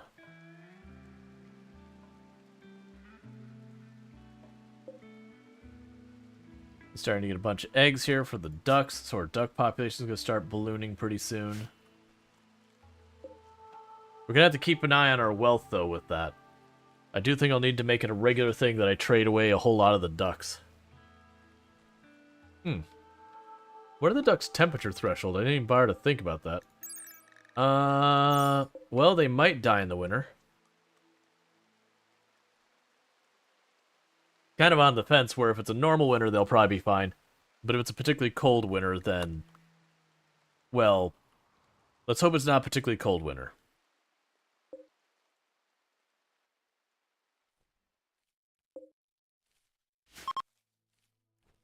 Alright. Why is stuff not getting planted at a meaningful speed? That's your job, right? Oh, right. So you're both... so right now I'm going to take you off handling as a higher priority. That's fine. Furniture, animal sleeping spot.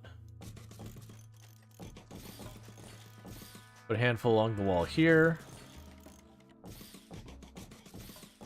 Put a handful along the wall there.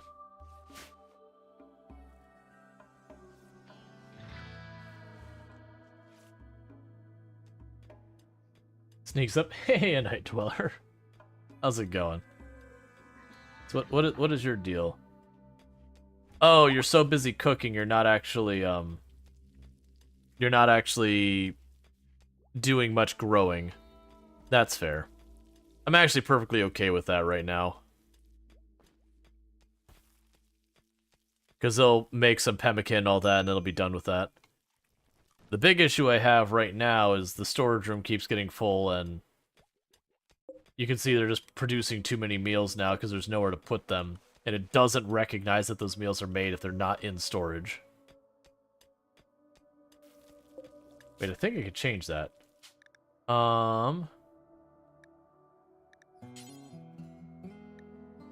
That says look everywhere. Okay.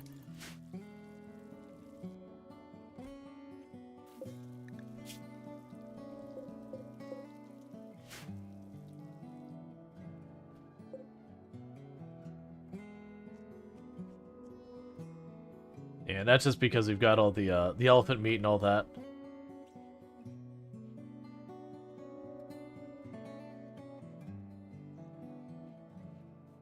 Alright, is there anything we can just not store here? Like, we've got raw ingredients, so if they keep producing too many meals, they should end up pulling meals out, or stuff out of there. We do have a big pile of cloth, which is one problem. I'm gonna turn the fire on to burn clothes. Yeah, so the thing is, most of these clothes are actually not that damaged. Yeah, the only one that's actually they would get out of here is that head slice thing. Need more brandishing emotes. So it's cold enough outside, we can turn that on. Alright, so we're now back to the point where we do have them here again, so we're gonna not be crafting or anything like that for a while longer. But we're okay with that.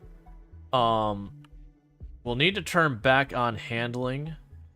I think rhetorical will deal with the handling. Because right now it seems like the cooking, growing, and plant cut is the big thing. If this doesn't expand, that's not the end of the world. Because Moonwitch will become a toddler soon, and once Moonwitch is a toddler, they can contribute around here a little bit. We are going to restrict Moonwitch to not be allowed to go outside this perimeter, because as you can see, we've got panthers and all that. I believe they can go over the barricades? Yeah, they're not blocked by fences and all that. So, I have to be careful, because if Moonwitch goes out too far, there's the risk of Moonwitch being hunted. So Moonwitch will be restricted to Area 1. Which is basically everything but that little spot up there.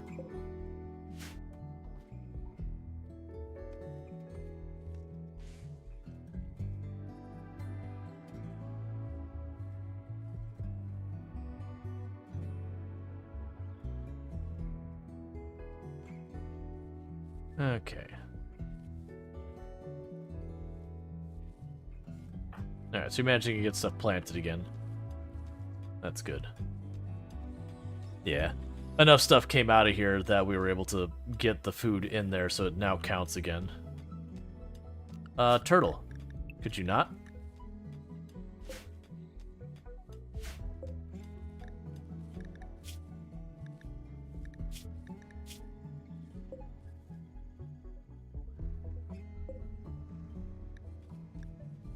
Alright, so we're working on that. We are getting lots of eggs.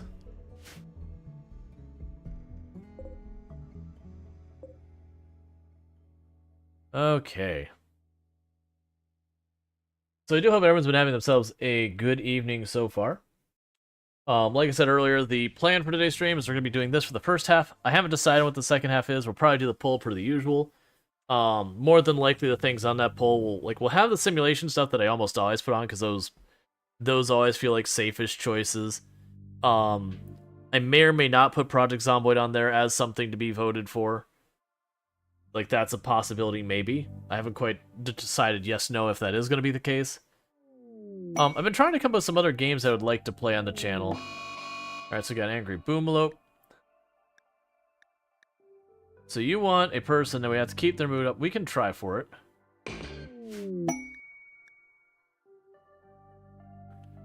Meanwhile, we have that Boomalope to deal with. Which is you. And yes, having this person land here was factored into why I did this. Because I need bait. I mean, we're definitely going to take care of this person.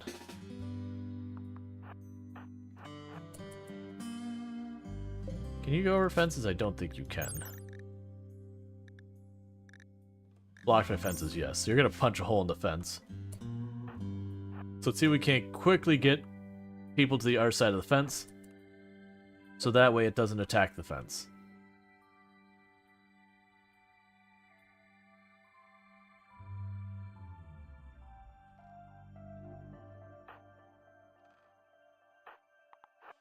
That's fine.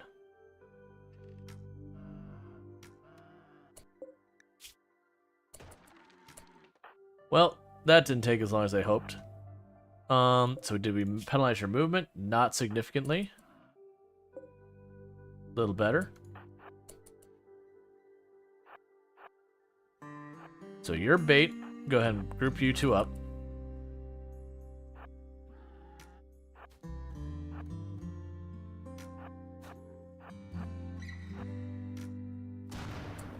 And sorted.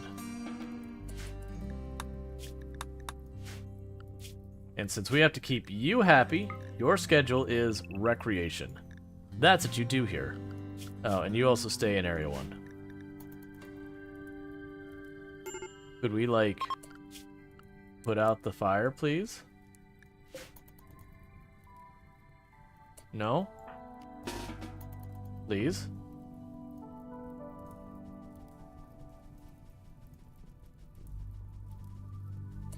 Let's actually do this. Make sure this... your home zone as well.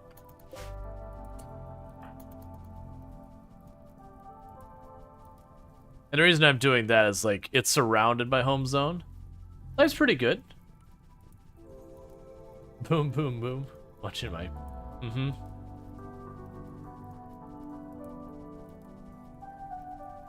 Okay, and fire is just about to be sorted.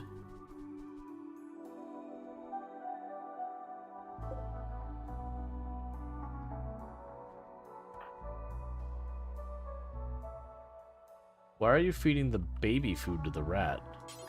We have literally, we have kibble. The thing very specifically for feeding to animals. No. Oh, right, you're not the... Okay, you finish taking care of the kid. Then you fix that fence before all the animals start scattering and eating my actual main crops. Psychic Soothe. The duck population grows, the alpaca population grows, the rat population grows.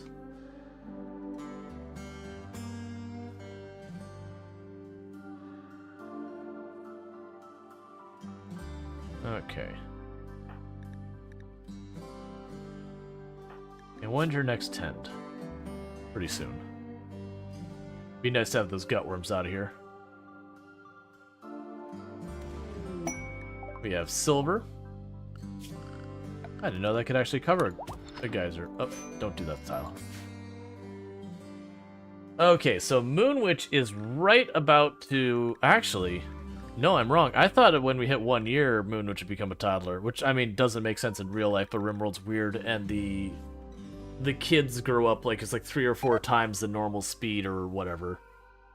That's fine. We have a spare crib. If that is the case, where we're... Oh man, I don't even want to think about how bad the workload's going to be for Rhetorical having to feed two infants like at the same time in RimWorld, because each time they feed, that Rhetorical gets super hungry. Poor Rhetorical. Your existence here is going to get pretty rough, honestly. But once those first kids are out, that'll, life is complicated. Yeah. I do hope you end up feeling better.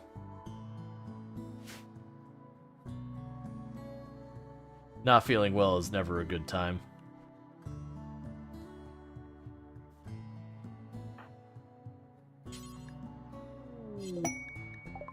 For Thrumbo. It's too small of a penalty to risk it with 2 people. Like, if one's got bad backs or moving at like 60-70% movement speed, then I'm down to drop a Thrumbo.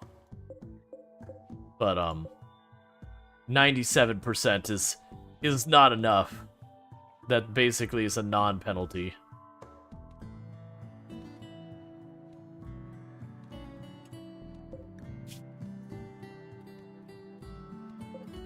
Oh, good. Our rats are gonna make it.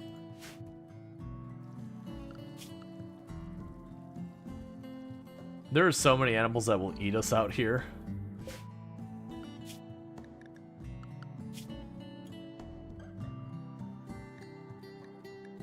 Wow, nothing but like male ducks happening. Is a jungle out there? Yeah, Itchy needs to start stockpiling pickles and ice cream stat. Yeah. Well, that's not what you want to see. Don't let the baby food rot. I mean, there's nothing you can do to prevent it. That's okay. You're probably making more baby food right now. Yep.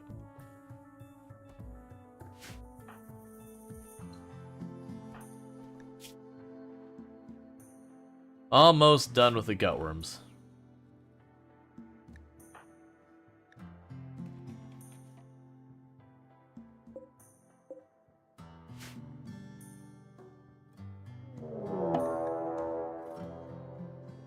Okay. So they're going to attack immediately. One person with bow. So the good news is because I have such a low population colony right now, the raids they're sending are pretty much borderline non-existent. That will change over time, especially as we gradually build up our wealth, that kind of stuff.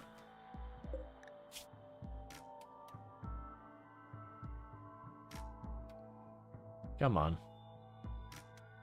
It's one of the reasons when you see people doing like actual naked brutality runs, a lot of times they'll they're pretty minor raids for most of it. Oh good. No one even took a hit. Always a plus. But they'll deliberately keep their base small, focus a little bit more on research, try not to get too many colonists. They'll like try and focus on just getting colonists that really help them out. Growing your colony too fast is one of the fastest ways to kill a colony. Which I am absolutely 100% guilty of doing almost as what I do in the game. Yeah, so you are set to burn things. It's curious that you won't set the burn apparel for the steel slice cap. That's considered a helmet. And that'd be the 60, like under the 60% quality.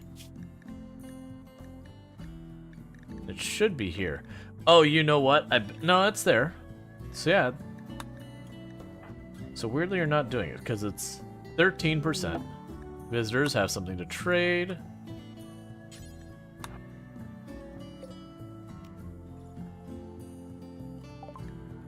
Alright, go ahead and take my poor quality weapons.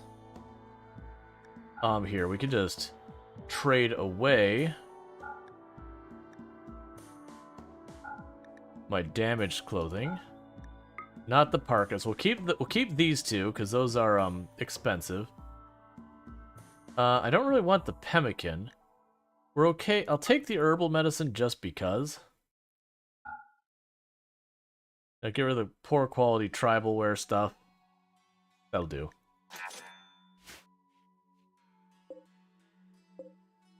You two may want to get out of here before that panther wakes up, because I'm going to be honest with you, there's not a whole lot of stuff left up there for them to eat.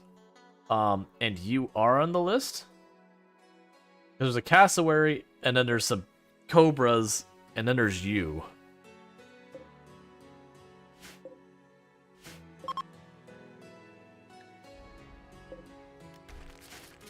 What if that interferes with that?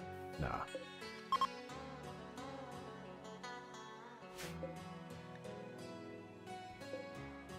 Alright, you're gonna hunt any second now. There's the lottery. Oh, Itchy Tenma, please don't be up there, friend. Please get out of there. Okay. Oh, it's just eating the corpse of the capybara. That's fair. I was gonna be like, if there's all that stuff up there, and then right then Itchy Tenma runs up there right next to Panther just to be hunted. I was gonna be pretty unhappy. Alright, Tail has contacted you 19 days ago. You helped her in desperate circumstances, and she has sent you 7 Glitter World medicine. Yes. And that is why I go out of my way to help refugees. Just a casual stack of Glitter World. Now the gutworms are over. Yeah, we still have them. I'm not gonna waste the gut. Like, we have 1 or 2 more Tenza. I'm not gonna waste Glitter World on the gutworms. But that's a good one. If we get like plague right now, we slap a Glitter World against it and just be done with it. Don't take the chances. And how much did that raise your colony wealth? Probably not actually that much. Like, it'd be difficult to tell. For about 25,000, and how much is a Glitter World worth? $50. So that whole stack raised our colony's wealth 350 bucks. Glitter World's not that expensive.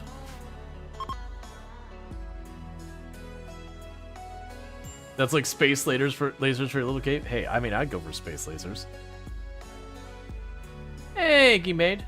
How's it going? Can we get a shout out for Eggy Maid? We are poor and we need help. We shall share some of our Glitter World medicine. We have plenty lying around. I mean, the idea is they're in a desperate situation when they meet you, and then one hopes that they find someone to help them out or whatever. That's always what I led the implication, is just you catch them when they're in dire straits. Alright, yeah, so one more tent, unless it's a really bad tent, will do it. That's the reason I didn't want to burn the glitter. But those who don't know, Iggy made absolutely fantastic content creator on the platform. It's probably Greb playing today. I believe it was Hades, I think I saw Greb was playing. For those who don't know Hades, it's an absolutely fantastic rogue-lite style game where you play as Hades. And you're trying to get out... Or sorry, you don't play as Hades, that's a lie. You are in the underworld, and Hades is there, and you're the son of Hades, I believe. And you're like, I don't like it here. It sucks. I want to leave. And Hades is like, no. And so that's pretty much it. You get out of there. But it is excellent. It has great dialogue and great like storytelling and all that in it as well, which is something you usually don't see much of in roguelite games. That usually the storytelling is pretty meh in most of those style of games. So it's really a good one. Grab finish Asia. Got 10 completed runs. Nice.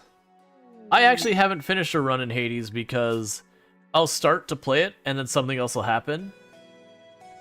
I'll take a Masterwork Harpsichord. I'll take the Masterwork Harpsichord. I kind of want the other thing. So basically, I just have to feed a person who's going to be stuck in bed. Furniture. Nothing but the greatest accommodations for you. Alright, so where are you? Oh, wait. I see. Cancel that. You're a prisoner, not a regular one. So you can go here, and you can live in this spot for right now.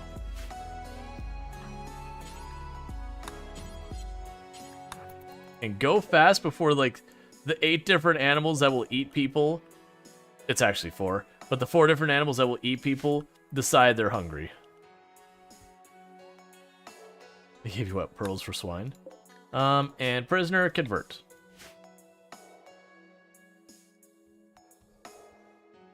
Oh, gravelly. Yeah, it's really... You know, people pay good money to do, like, the whole thing where they, like, run the rocks on your back and all that. To, you know, make your muscles better. I mean, you get that for free here.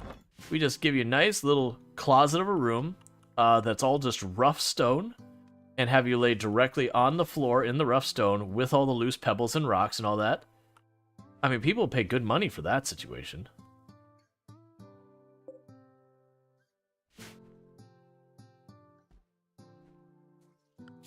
Alright, how is our animals going? The rat pack is growing. The tortoises will probably happen sooner or later.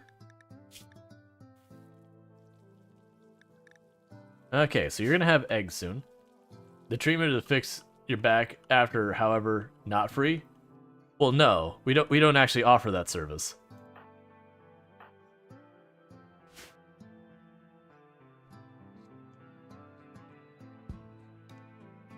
We'll offer to let you sleep on completely uncomfortable, jagged rock ground, but like to fix your back after you've done that, no, we don't. That's just not in our inventory of services we offer.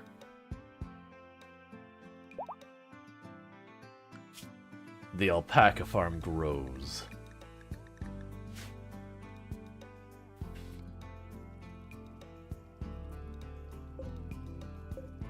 We've got to be getting really close to actually being able to... Oh yeah, we're right about to be able to grow our own heal root finally.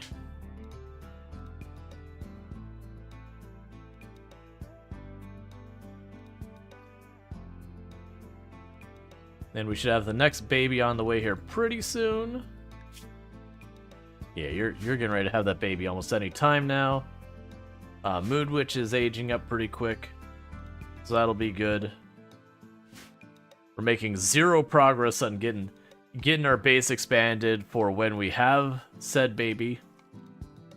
But you know, that'll be something we figure out, I guess.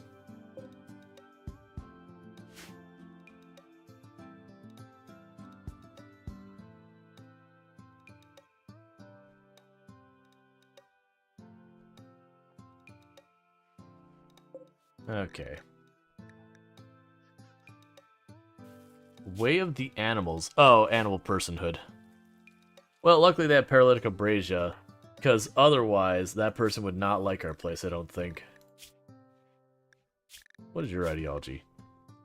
Oh, well, that's just lovely. So you probably hate our place, don't you? Stop moving.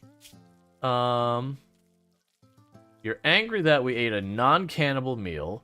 You're angry that you're not wearing stuff. You get a lot of positive things going. We offer different service. 2 kidneys harvested for the price of 1. Yeah, we probably won't be doing any organ harvesting outside if someone gets like seriously injured and we have needs. But outside of that extreme scenario, people will generally be allowed to keep their vital organs inside their bodies.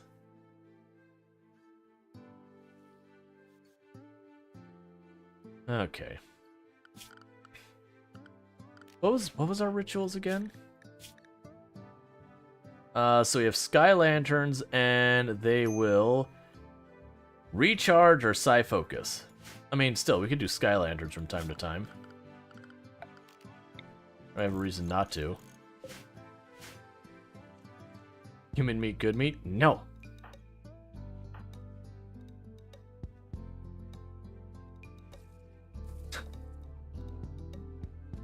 You throwing up because of the gutworms? Okay.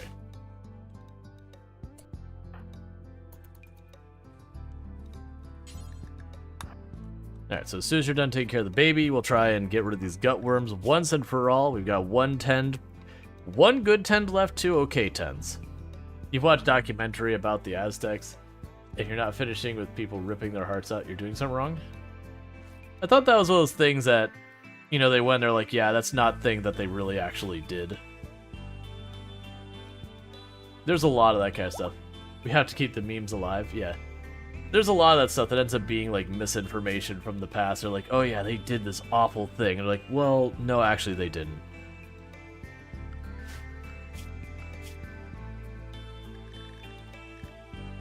Alright, the duck population grows.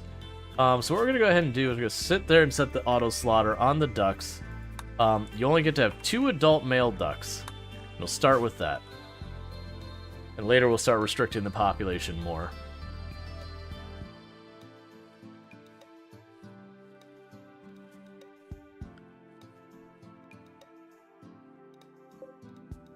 Because those ducks are going to become our long-term source of meat. To make kibble. Which we unironically will be feeding back to the ducks. It's something you would definitely not want to do in real life. No. Oh, never mind. That's fine. I see. You have leg cancer. I thought it was talking about the paralytic abrasia got better. I'm like, no, the prisoners are so easy to deal with when they're just laying there paralyzed. Don't make me actually deal with it. Don't do that. They're gonna hate us because we're killing animals and everything. Not frequently, but we are. That's because the animal population will explode and overwhelm us otherwise.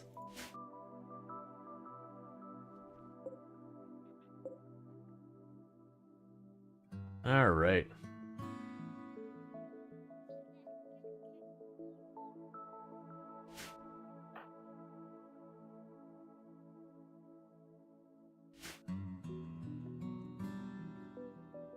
Yeah, and I'm okay with the alpacas being up to 5. I'm willing to let them grow. It's ducks you have to be careful about getting ahead of them real quickly. Ducks and chickens. Because they can exponential growth like you've never seen. And so you could watch, like, the wealth of creatures is just gradually climbing now. We learned about the ducks. Yep. So, I'm not saying they didn't sacrifice humans, but, like, the ripping out their hearts and doing a lot of that stuff. It's not that it probably never happened, but it's one of those things that gets overplayed. That's my understanding of it. That, like, people make it a big thing, like, that was just a regular occurrence versus something that occurred, a time or two. But yeah, no, I do believe they actually did human sacrifice. But then there is, again, also the question of, was it a frequent thing, or as well as things that happen, like, once every 100 years or something?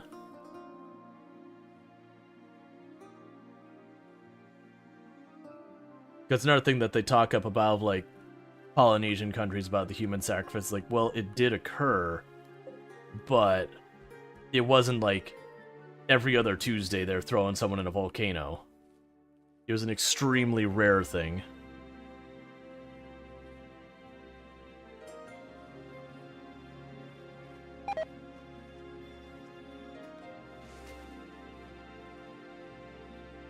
During my time as the king, we did it like every second weekend.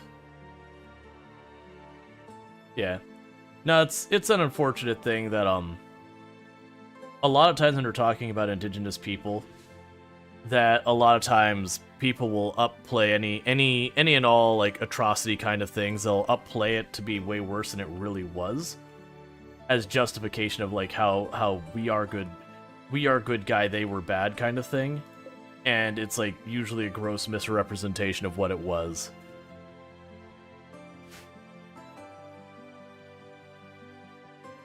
Or it'll be like one of those things that they'll have had their hundreds of different rulers in the past, and, you know, there'll be like the one ruler who was like truly awful, who did all sorts of things. Like that happened with like the Roman Empire. Like they had lots of stuff going on. There was like one or two really awful rulers and all that. Hey, good. Get that guy out of my colony. There were Spanish records of them sacrificing 18 times a year and up to 60 people, but if that is exaggerated or not, as anyone's good. Yeah, you'd also have to think of the motives of the Spanish people at the time, that when you're talking about like the colonization, that by claiming stuff like that, it kind of made them feel morally justified to do whatever the heck they wanted to the Aztecs, whether or not it was true, and that was the records they were sending back home, you know, justify bringing in more effectively military to conquest kind of thing. So we have no idea how much is or is not true about it, considering there were motives that being honest necessarily wasn't aligned with.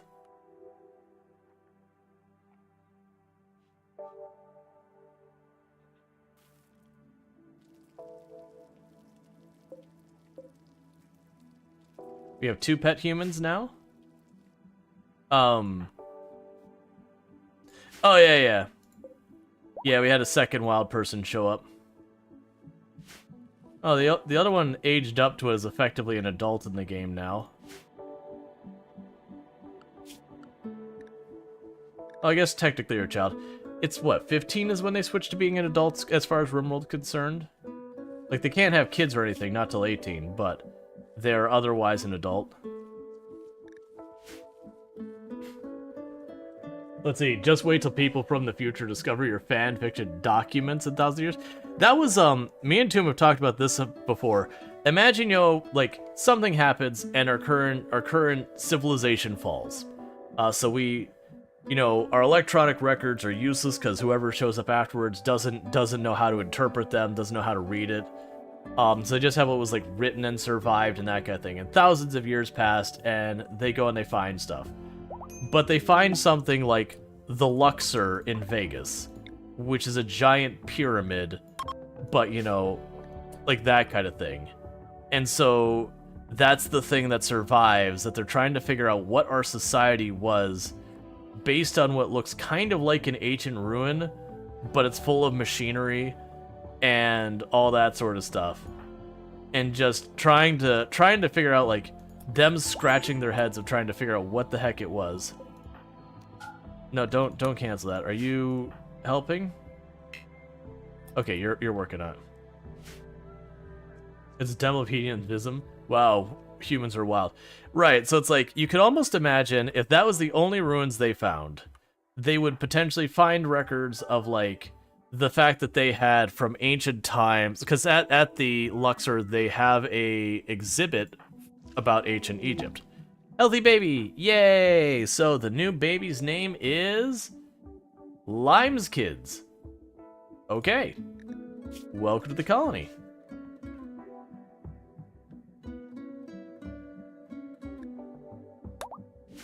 Poor mother.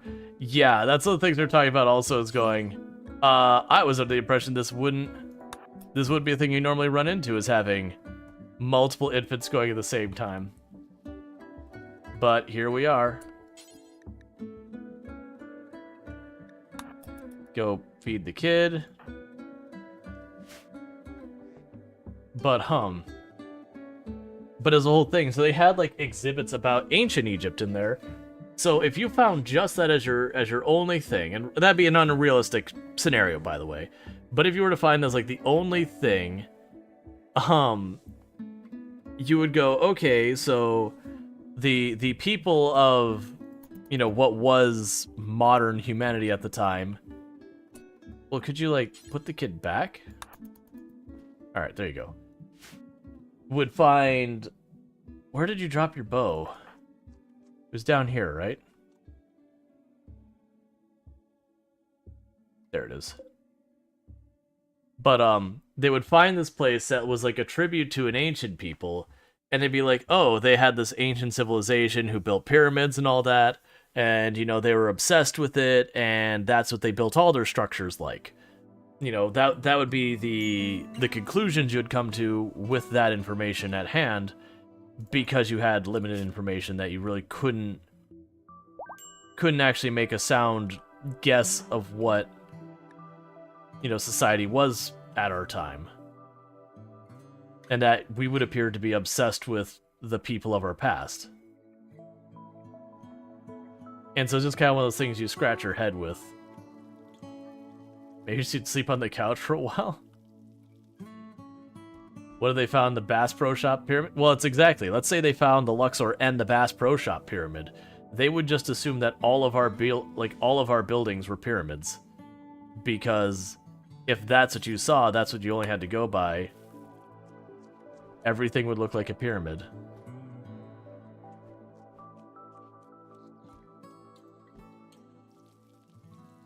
Now, again, unrealistic scenario.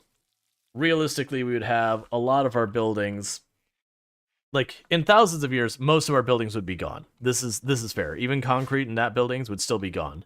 1,000 years is a lot of wear and tear of heating and cooling and wind and storms and earthquakes and all the other stuff. But it wouldn't be all of them. Now, we don't know what would happen. Like, maybe there's an ice age and they're all buried. Like, who knows where that goes. A religious fascination with hunting and fishing, even though it's not required for sustenance. I mean, you've just described reality, I think. No, I'm teasing. But it is fun to try and, like, because that's a challenge when you're doing, like, archaeology and you're trying to picture back. Is you had literally an entire society, just the entirety out there, and you're getting little fragments and pieces of it and trying to go, okay, based on this handful of fragments and pieces, what were they? And in some cases we actually have a very complete picture of going, yeah, we managed to find perfectly well preserved this entire section of like the Roman Empire, that, you know, it got buried in ash and we were able to literally go back there and see exactly what their buildings look like, exactly the kind of tools. We get a very strong, like we have like impressions of all their clothing, so we get a very, very good picture of that one. But then you have those situations where, like, for example, a lot of the older indigenous people here in the United States, they didn't build stuff out of like stone and concrete as much. I mean, they didn't have concrete. They didn't build as much stuff out of stone, so there's only certain stuff that survived over time, which means they have to do a lot more guesswork. Hi, you seem to be struggling. Oh, that's unfortunate. How are you doing? Oh, that's unfortunate too. Yeah, or find long pieces of tracks that manage to translate them. Oh yeah, thousands of years is nothing though. Right, no, and the big wide spectrum of that, thousands of years is nothing. But like even when we go back a couple thousand years, just in human history, and there's like so much that we just have lost. Nothing like weather turn people into meat popsicles. Yep. Now, I would rescue this person, but there's a big risk that they would join us. So... yeah. Oh, hey.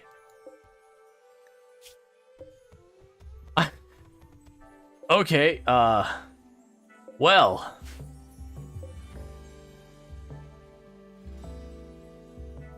that was the wrong neighborhood to go into. She stepped out there to leave the map and immediately got assaulted by multiple panthers who were just looking for anything they could to eat. So let's go ahead and change our restrictions real fast for no apparent reason. No reason at all.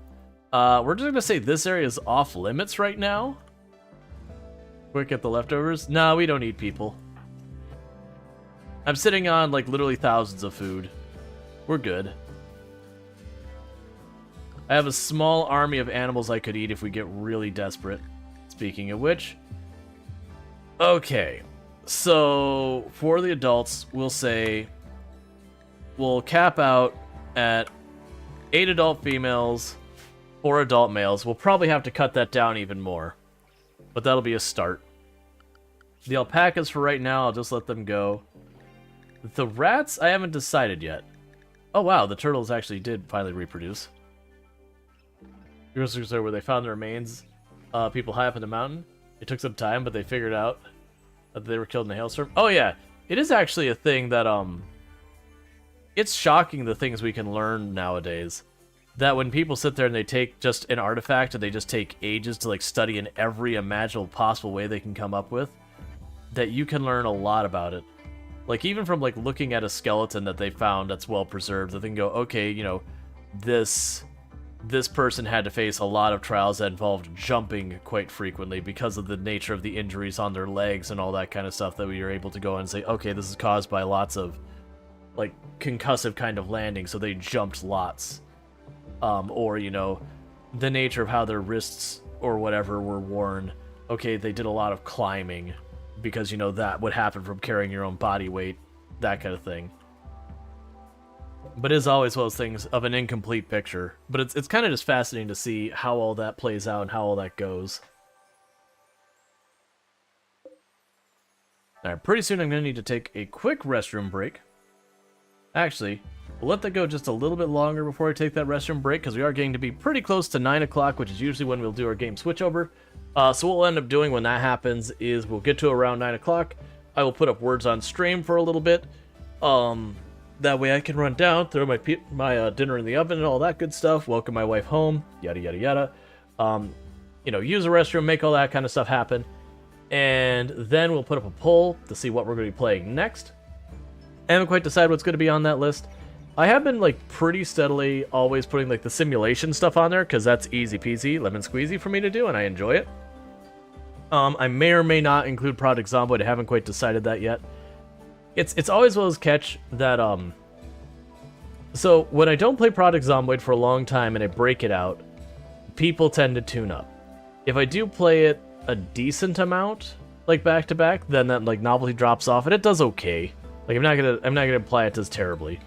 But, it does okay. It did terribly in the past. But a big part of that is there's just really not many people streaming Project Zomboid that much these days. There's like a handful still. But I also don't want to burn out in the game again before Build 42 happens. So I definitely am not going to make it a mainstay on the channel. Not at least anytime soon. But I've been really struggling to think of what else I want to put on the schedule. Because it has been a thing that, like, there's certain games that I've been asked to put on the schedule, that games similar to them in the past when I've put them on the schedule have done very poorly. And it's just been kind of one of those ones. As a content creator, you second guess, like, almost every other decision you do. So if you keep playing the same game, you second guess it. If you switch games, you second guess it. Because you have no way to get, like, really good data to support a lot of your decisions. It just doesn't exist, and there's not a realistic way to collect that data. Not to a thing where your sample size would be relevant enough to make any informed decisions off of. You seem to be struggling, friend. Yeah, hypothermia with food poisoning. That's not a good time. Probably shouldn't do that.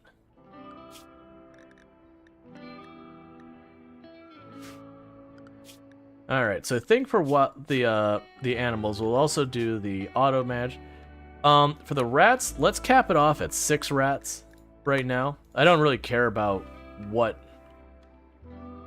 distribution of them we have. Actually, what do we have? Yeah, so we'll actually say 2 adult males will be the cap as well. Alright. Because I don't want to just let the population run completely wild.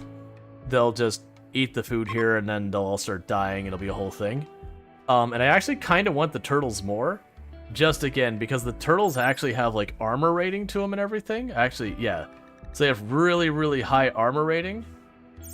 Which does mean that they're much harder to kill than the rats are. So they also reproduce slower, which means they're less maintenance for me. And that kind of seems like a fun idea. Just have like your little army of turtles here, so that the raids, one will target, and if they do get through, you can like duck back, band yourself up. It's going to take the raiders a little while to get through your turtles. And then plus there's eggs, so even if the turtles don't, like even if they kill the turtles, there's always the possibility that you got a bunch of eggs sat back. Alright, so now we're starting to get to dangerous raids here. And the reason this is dangerous is I really can't do anything to improve my odds here. I just have to fight it and win it.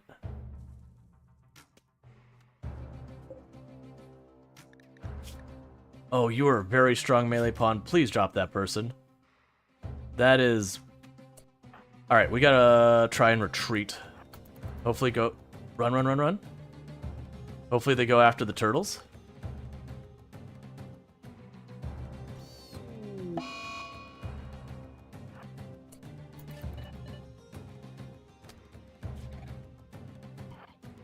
Alright, let's hope we can, while they're busy with the turtles. Is that turtle gonna win that fight? No, it did not.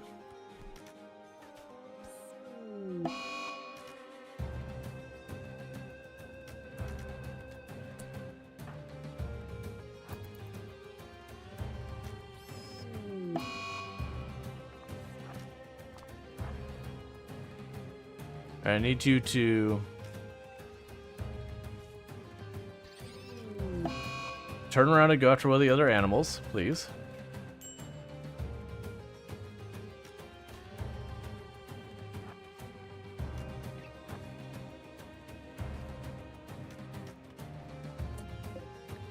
Okay, that's one of them down.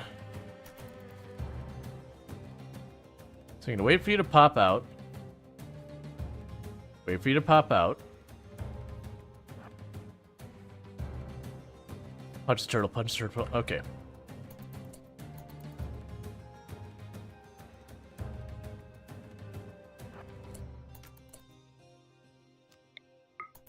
So you're gonna run up, get them in melee real fast.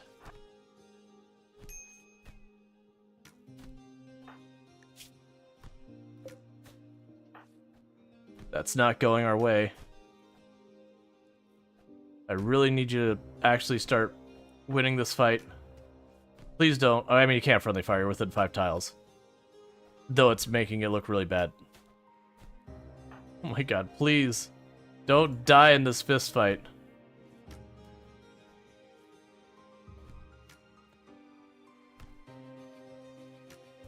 Oh, thank goodness. I was like, don't die this way. Alright. Oh yeah, no, the fog is rough. That was the whole reason why up here I put up ceiling and everything, so we shouldn't have the same penalties. I don't know if that actually does help or not, but we'll see. Okay, so of the animals, what did we lose? We lost... What? Actually, we didn't lose any of the turtles. They got injured. We did lose all but one of the rats. It's not super surprising. The rats took like 1 tap each, and the turtles just held it down. That one turtle basically held it down, like almost. This person almost lost a leg and an arm to that one little turtle who did survive the fight.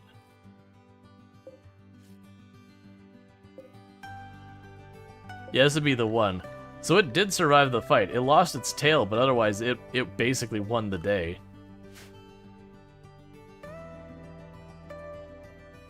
So weirdly, I could actually see just having an army of turtles there.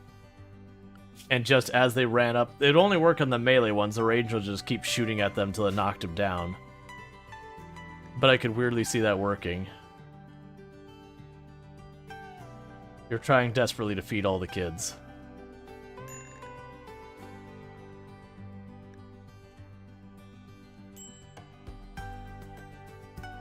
And I really need you to get to sleep. Alright, it's visitors, they're not doing anything.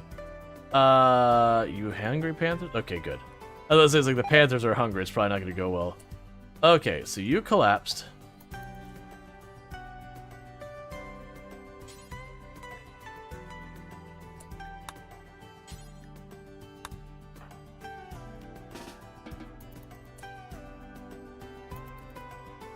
So go to sleep. You have to step in. Rhetorical's not going to be able to feed the kids on a reliable basis for a little while.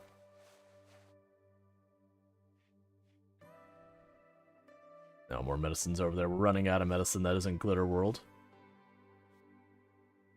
Okay. Teenage Mutant RimWorld Turtles.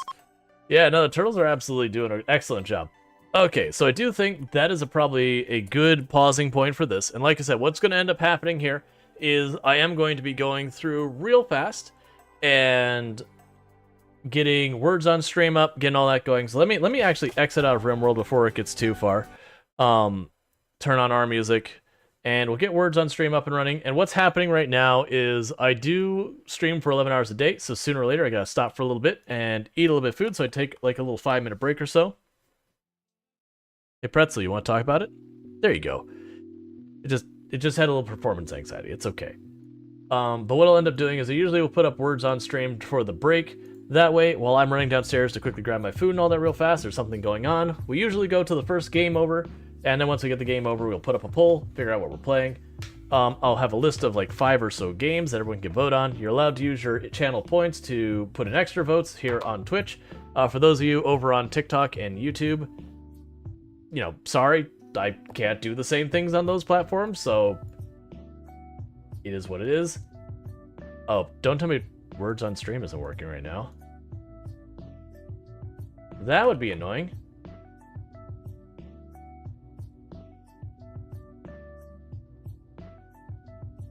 Ah, there it goes. Okay. Maybe? Okay, cool. It is working. I was like, oh man, don't be broken. That's no good. It might be running a little slowly or something. Alright, either way, that's what we're going to have to do because I don't have time to plan something else. So we're going to go ahead and switch over to the away scene here. And I'm going to go ahead and pop that up. And we'll choose OK here. And we'll get that started. So for those who haven't seen words on stream before, and again, this is primarily going, if you want to play and you're on Twitch, excellent. You're going to just want to hop on Twitch. You can type in chat whatever word you want to guess, and you'll get points for it. When you get points, it'll put a little lock next to your name, and you will not be able to guess another word successfully until that lock goes away. You'll definitely want to participate. Cool, it is showing on the screen. If you are on TikTok or YouTube, you'll need to scan that QR code, because typing in a chat on those ones is going to do absolutely nothing, because it doesn't work with that. You will want to play, because if it just games over again and again and again, that'll be no fun for anyone. But yeah, so we can go with like a word like rest. That gives you points. So I'm going to quickly use the restroom, get my dinner in the oven, all that good stuff, take my little 5-minute break, and I will be back in just a couple minutes. Thank you again for tuning in, and I really do appreciate it, and I'll be back in a minute.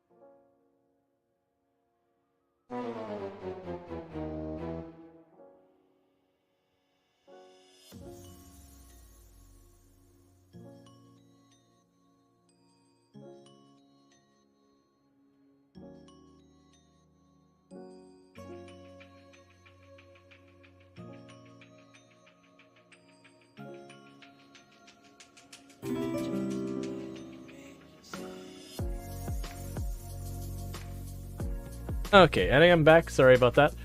So in first place, I got Eonek with 115, Nakumer with 80, a Night Dweller with 64, Conrite with 50, Ninja Thorn with 8, and myself with 4. So let me go ahead and switch off that scene as soon as I hit the right button. All right. So let's get a poll going to see what we're doing. Ooh, we had a pretty bad drop-off of viewers on that one. That is oh, and thank you for the follow. Welcome to stream. It is just one of those things. Alright, so let me find the correct place to put this and get a poll going for what we're going to be playing next. I ignored that. I still had it open on my browser. Alright, so what are we playing now? Okay. So I might... Alright, so RimWorld, American Truck Simulator. What else do I want to consider putting on there? Farming Simulator, Simulator 22, because that's always a nice chill one. What else do I want to consider putting on there? Let me pull up my Steam library for ideas. You can put, like, Dave the Diver. Like, the only concern with Dave the Diver's update, really for me, is its accessibility was pretty terrible with the screen shake, so I know that'll be a lot of people popping off. Man, it's such a shame that City Skylines 2 crashes so badly. Because I really did have fun with it. I know it's nowhere near as impressive as people were hoping it would be, but I was enjoying it, but it crashes so badly. I can't really see chat too well. Let me try and go with this. Try it again. Oh, I missed what try it again was referring to. Do you mean like the... Oh, no. Yeah, the only reason I'm not going to try City Skylines 2 is when it crashes, that is really bad for the channel. Like, we had, like, the one crash we lost, like, 80 viewers to. Like, that, I cannot afford to do that. That is, just way, way, way too damaging to the channel, unfortunately. Because it's like, if the game crashes, that's fine. Like, you just boot the game back up. But it was take out the entire computer crashes. So I just, very realistically, I can't do it. Anything that requires me to completely reboot OBS or my computer is a non-starter game. I just can't, because it just leaves so many of the viewers behind. All right, so I need 3 more games for the list.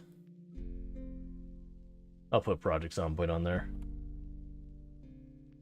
I was debating that one. That's fine. I just don't want to put it on too much. I do kind of like the idea of popping in once every couple weeks kind of thing. Coral Island, I want to wait till the 1.0 release drops. That's the only reason I'm not playing that anymore, is with the 1.0 release drop so soon, I feel like waiting for that to happen, like putting that off till then would be good. Because we had a pretty good run going. But with 1.0, we'll be able to actually finish a run. So there'll be that. We had a good time with Planet Zoo. Let me bring up, I've got a tool here that I shouldn't really trust at all, and I know it, and I say I shouldn't trust it. But sometimes it gives me ideas for other games to consider putting on the list, so we'll do that, because it is just a thing that I try and put a bunch of games on the list to let you know, chat kind of weigh in. And I know there's some things that reappear on the list, like, all the time, but that's just because they're kind of safe choice kind of games that I don't have to worry too much.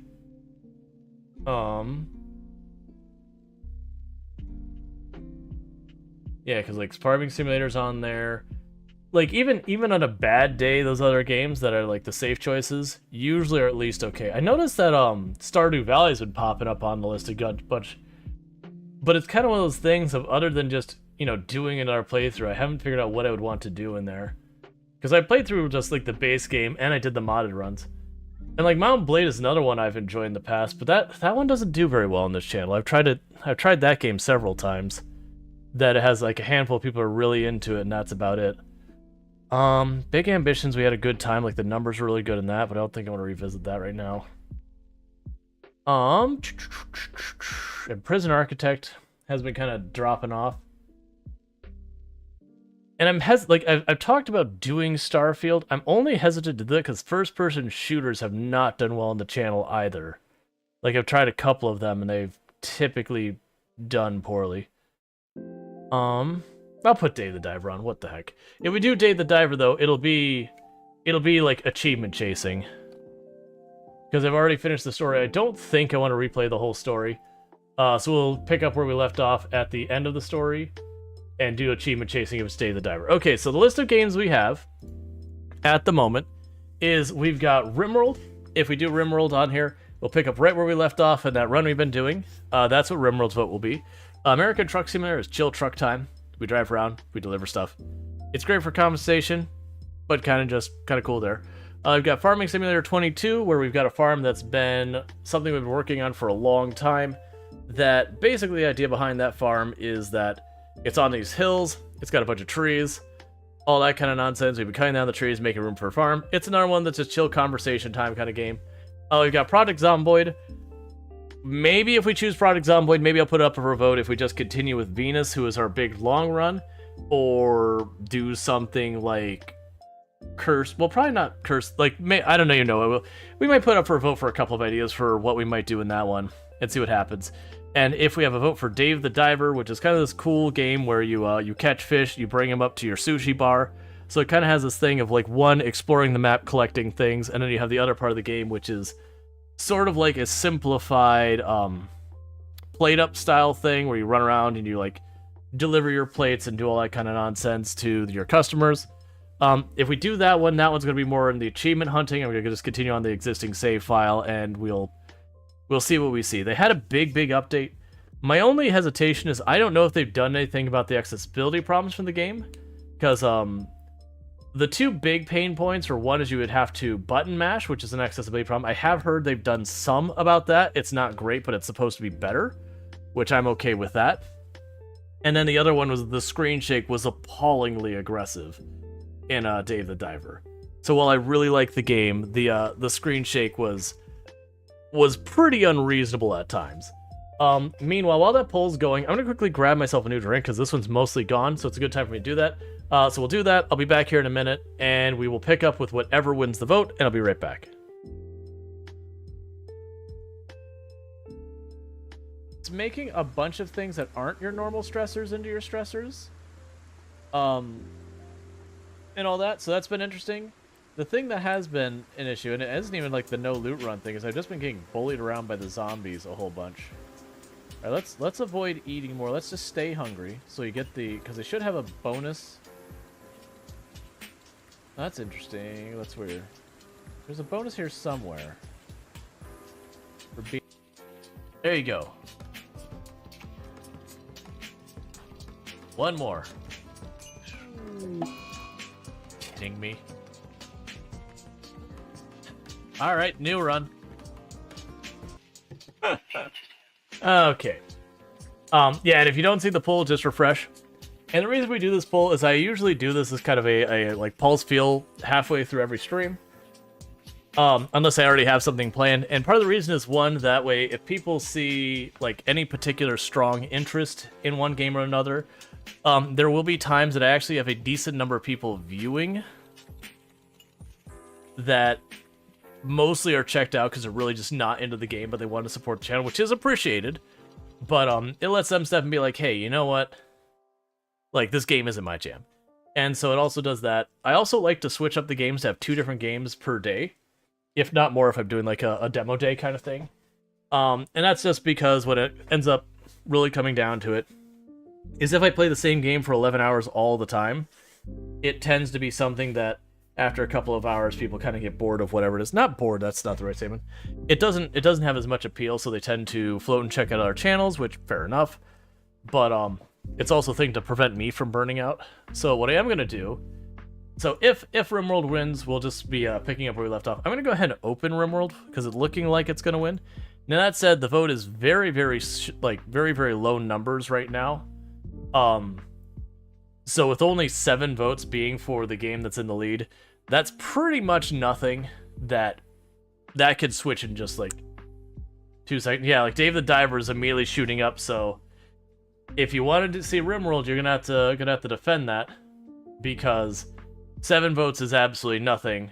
It takes 2 seconds for someone to take that in any category. Like, you want to win any of those games? Congratulations. Easy peasy. And if you're trying to tie it, that almost never works out. So if you're gonna go, okay. So you got people going hard to make sure that RimWorld wins. I did see the person trying to sneak in a last second, Dave the Diver, but unless you're gonna go ham in like just the last second here. Okay, so RimWorld won. But yeah, no, it is a thing that has occurred many, many times in the channel's history where someone will be like, I got 5 votes ahead, and then gets sniped. Alright, but RimWorld did win. It is interesting that I put Project Zomboid on the list, and historically speaking, people went really hard on Project Zomboid anytime I put it on the list. But I've noticed the last couple times I have put Project Zomboid on the list, it's gotten like no votes. Like today it only got 2 votes and all that. That kind of reinforces my thing that people pop in for the novelty of it, but aren't really super excited about it anymore. And I get it. It hasn't updated in a year and a half and some change. That's one of the reasons why I don't play it very much. There's nothing new happening in that game right now, so we're all just kind of twiddling our thumbs, waiting for the next update. The places that do still have interest are mostly around multiplayer and Twitch integration, which really aren't aligned with what I see this channel offering. Oh yeah, thank you for getting the for closing the queue and reopening it. Yeah, so for the record, if you entered the queue earlier, oh no, never mind. Is the queue just been open the whole time? Okay, okay. Thank you. Enjoy. I love you. I love you. It smells good. Let's see. You want to see the baby? But yeah. Yeah, it's still open? Okay, yeah, if it's still open, you won't need to rejoin. But if you hadn't joined in the first place, then you'd still need to. We do actually have 2 babies. We've got Moonwitch and Lime's kids. Moonwitch is getting pretty close to becoming a toddler. But because we actually somehow have managed to have 2 infants at the same time, poor rhetorical answer gets no breaks. This is their existence now. Mad Boomalope. Okay, we'll deal with that in a moment. Well, we're not doing that, so get out of here. Okay. Oh yeah, the yearn for the mines. I mean, whatever those kids want to do, I'm not gonna be picky. So the Boomalope cannot climb the fences. So I wonder, if I keep my people away, will that boomlope smash that fence, or will it just run around? I think it'll just run around. We go here to create another new area, and we'll say rename interior only, I guess. Close, expand, interior only. So I'm going to basically say, do not leave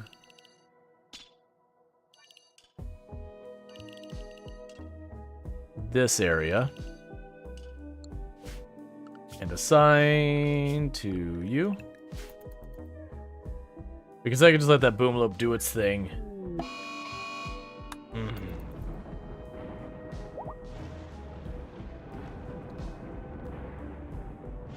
Well, it's all heading down here so far, so that might actually work out for us. Because by the time it spreads up here, there's a very good chance we'll be sorted.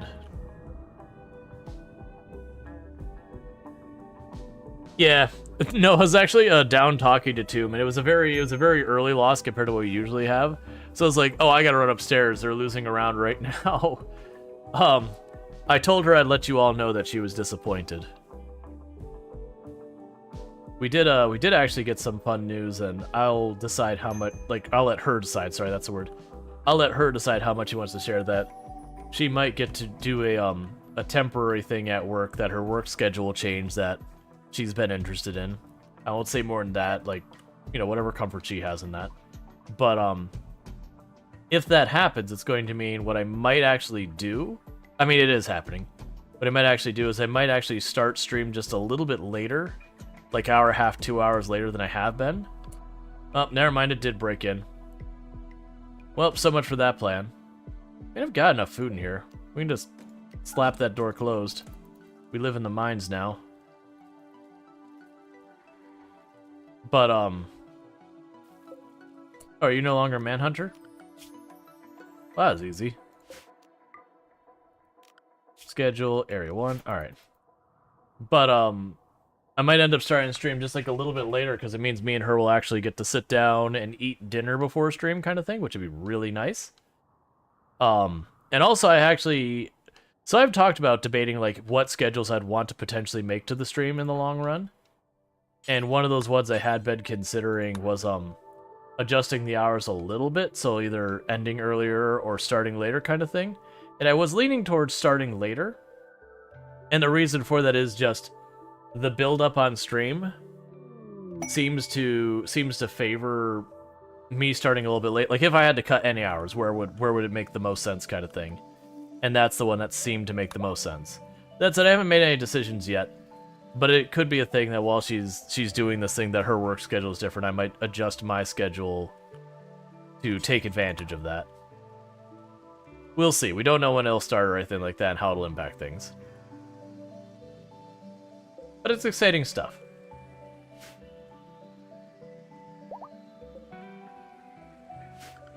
Alright, we got all our animals going. We still have our one rat. How is our colony wealth for animals going? So yes, our colony is building up wealth. Why do you have a prisoner? It's for a quest. So after so many days, they just leave. And we get a reward for it. Yeah. So give us a Masterwork Harpsichord. So we're just doing that. Like, I'm working on converting them, but I'm not going to keep them.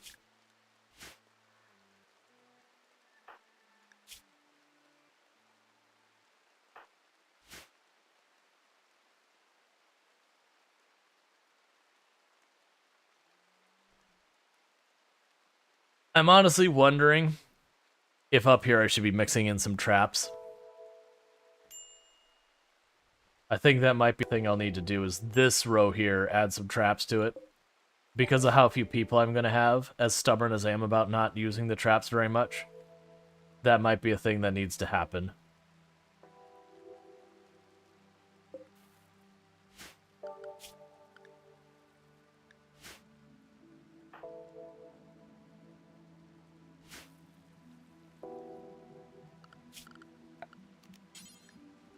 The downside is right now, I have a lot of materials to work with.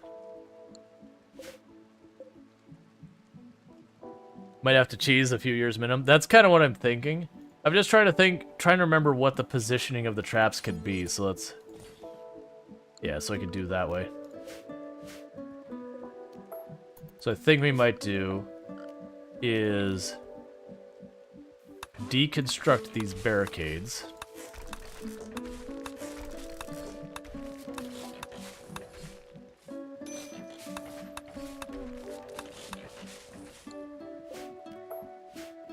And then put the traps along there. Let's see. So another streamer uses traps in like a zigzag kind of one. Oh yeah. So yeah, that's what you do is you have the barricades like this, and you have the traps on this side, so you like widen this hallway by one. Honestly, you know, I never do that. Let's do it that way. Oh, I don't have wood for it. That's fine. Once we get these panthers out of here, because right now my fear is the moment we walk up outside of here, those panthers are going to hunt us because they can't reach any other food. But, yeah, what I'd do is I would build the wall to be one wider up here. You have the barricade in, like, every other spot you put the trap. And so what ends up happening is the enemies see the barricade as an obstacle to climb over, and so they'll just run along here, and they'll just smack into every trap, whereas your people know their traps are, so they go like that.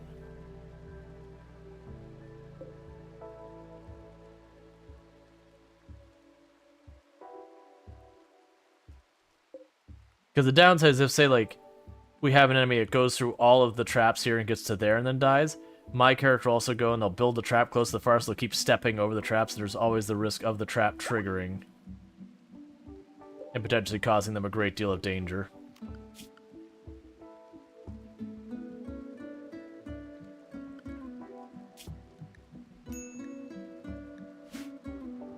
Here, the babies are all fed.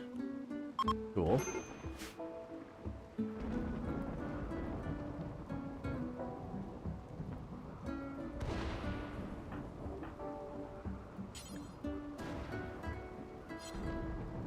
Alright, we're out of wood still, and that's just because we don't have the people to do stuff. Honestly, that's not that big a deal at the moment.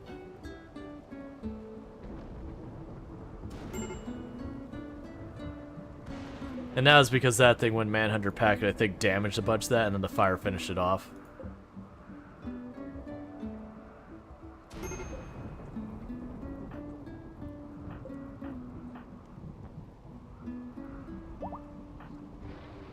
Okay.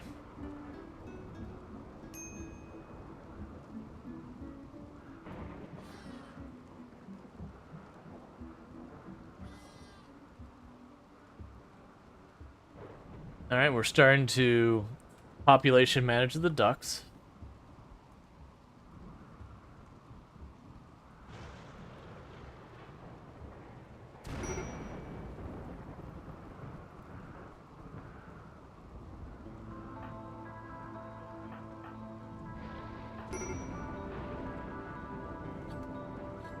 Or rhetorical, I feel genuinely bad. They wake up and they just feed the kids back and forth. They get like one like tree cut or one thing done, and they go right back to bed and then do it again. That's just like their entire existence right now is eat, feed babies, go to bed. Yeah, sweet potato pie for the first time? It was so yummy. Sounds good.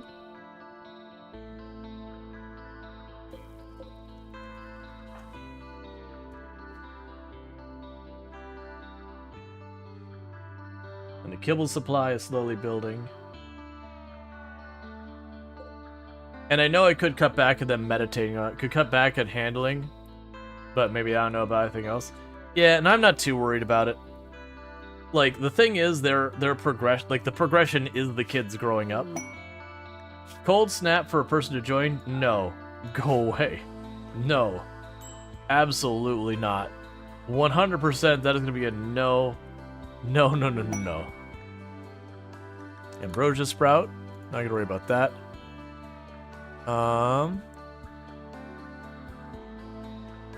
Let's see.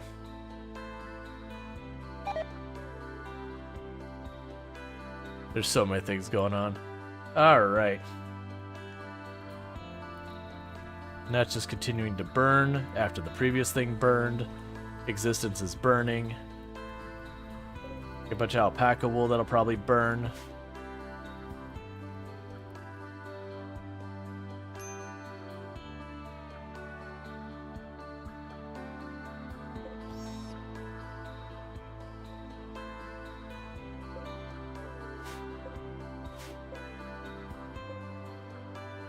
Okay, so that panther is starting to starve, and there's nothing left for it to eat. So it should leave the map.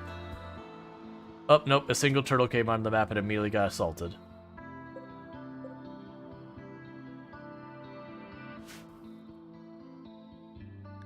It's a 40-degree hard snow. A hard snow when it's not below freezing. Alright. Sure, I guess. In fact, it's warming up to a pretty, like, not warm. Desert snow?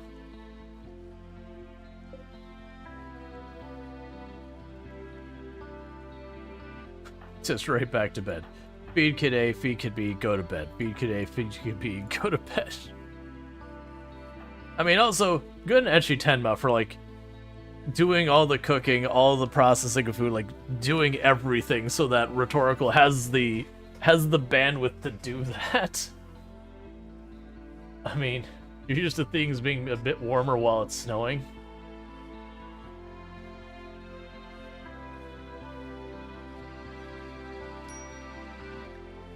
Alright, medicine is starting to get low. That's not surprising. I'm actually surprised at saying that considering we've been completely out of medicine that isn't Glitter World for a while.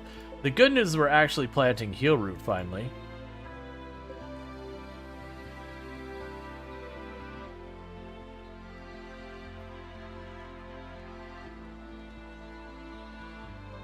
How much longer till you age up?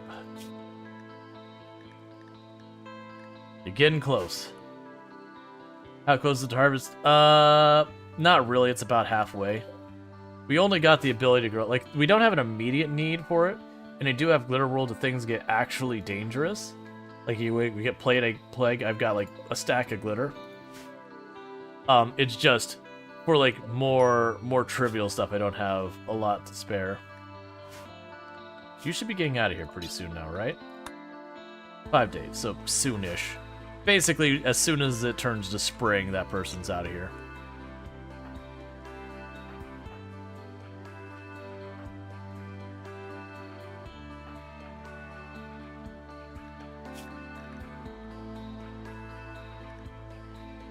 Yeah, so they generally think really well of each other, so that's good.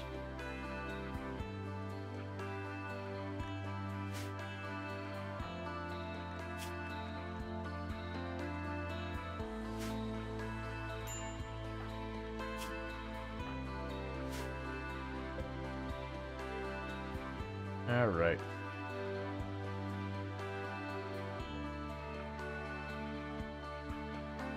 So the good news is, with all the animal caring, we are actually getting our animal skill up pretty high.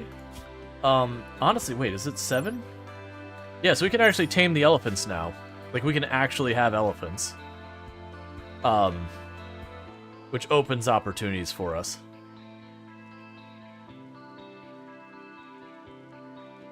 Now, that does become a thing that as the elephant population goes up, it'll be more and more and more of a chore for our people to keep those elephants tame. But that's the thing.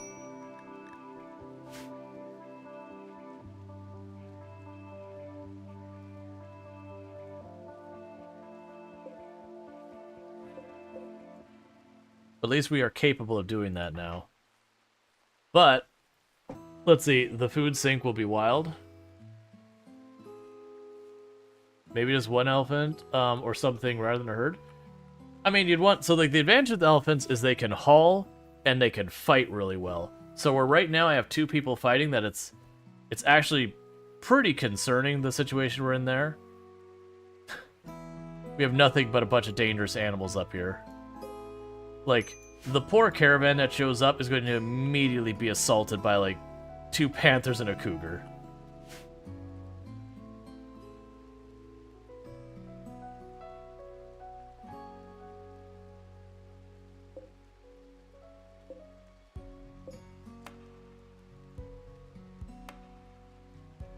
That's the only reason I haven't fixed that to have like the wide lane here to put traps like we just talked about, is that's very dangerous. Tame the panthers.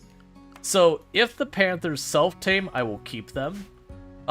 It's a 1 in 3 chance if you fail that they attack you, and with 2 pawns, that would be we end our run and start a new run. Like that's how dire that would be.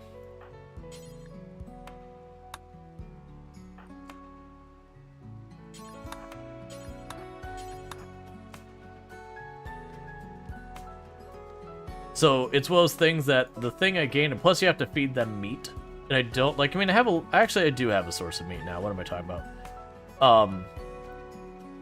But it's just one of those things that there's a lot of risk there.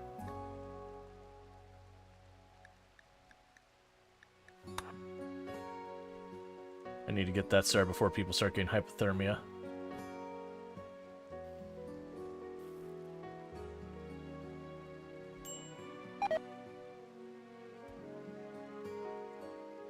All right.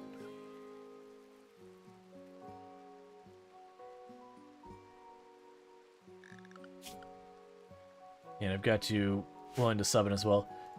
All right, Moonwitch, I need you to grow up already. Your parents are working very, very hard.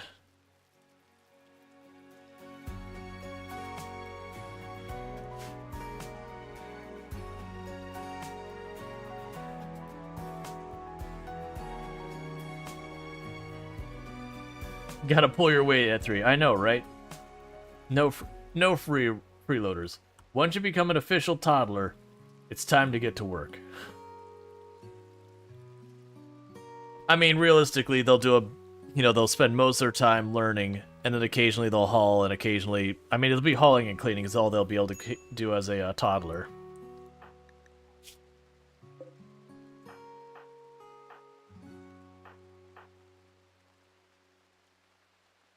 There's been no progress over here at all. Hauling's helpful? Oh yeah, it is.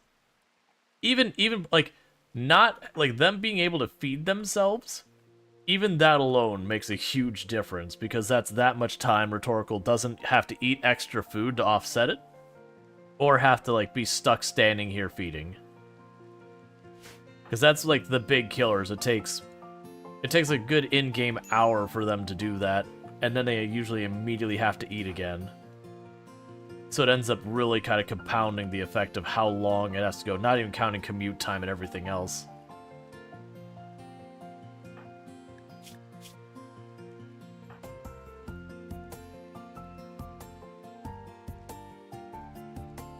Yeah, all these mood bonuses for all the kids, though. That's also a plus. Observed Orion Quartz doesn't... Oh, yeah, it's right here. I'm not honestly that worried about that. Need 1 sprinter and 1 researcher in the perfect order. I mean, like, that's the thing. It almost doesn't even matter what any of these kids become so far as their jobs. Like, what their passions are for. Because I'm missing a little bit of absolutely everything, and everyone's have to, like, jack of all trades, anything they can take over automatically clears up someone else to do something else. It's only when we get like 4 or 5 kids that it's like, okay, I actually have needs that are not being met that I want to have someone specialize in, that you'd start getting pickier about it.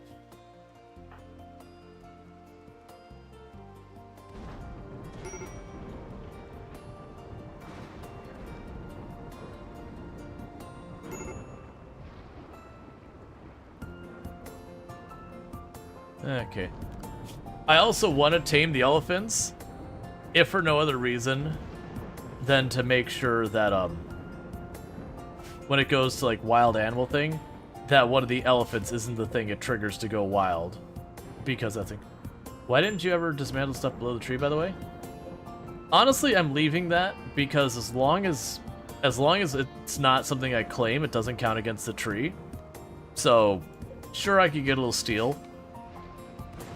But it's kind of cool just being there. I'll probably get rid of it eventually as we expand, but I'm trying to avoid building it here. That's the reason why the fence is just slightly outside of it, is there's no penalties hitting this tree right now.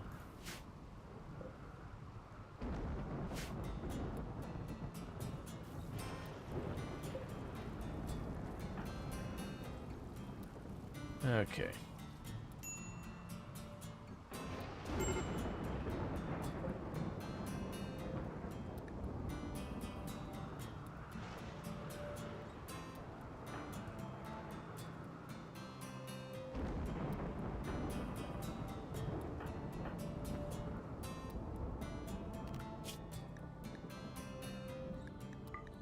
Honestly, get rid of the rat now. The rat served its purpose. The turtles can sub in for what the rats are doing and be more effective at it. The alpaca are doing fine. We do have control on the duck population going on. Whether or not it's adequate or not, we'll see. If we have to knock down the duck population more, we can do so. One more day, Starry gets out of here. Or is it one more day? It should be like 1 or 2 more days. Starry gets out of here. 2 more days. Starry gets out of here. And once Starry gets out of here, that's one less thing that Rhetorical has to deal with. That's a lot of egg layers? Yep. I'm okay with that. How many eggs do you have? So we're actually, mostly the eggs are just being used for making more ducks and then turning the ducks into meat. We are getting some unfertilized. Oh, that's one thing I need to do. Go in here, storage. Where was it? Animal products. You can have unfertilized eggs. Don't put the fertilized eggs in the fridge. Well, what will be fridge? Yeah. Starry is basically another baby for Rhetorical to care for right now. Correct.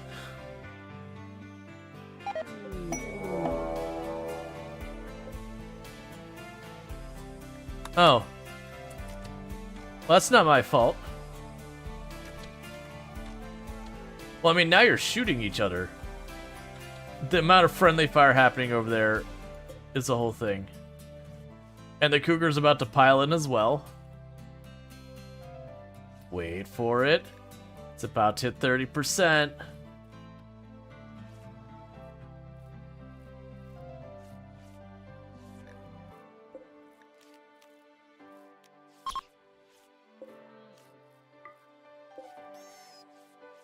Any second now.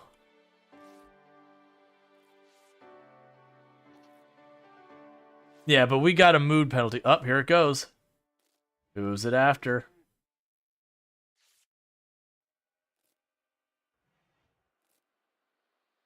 Oh, it's gonna eat the goose. That's actually disappointing. Alright, you know what we're doing? We're potentially causing a problem. Alright, so want to move so I don't hit cockroach.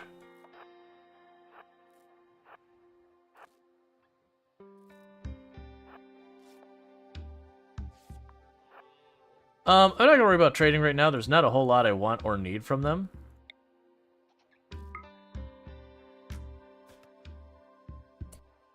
Please don't run directly into cockroach.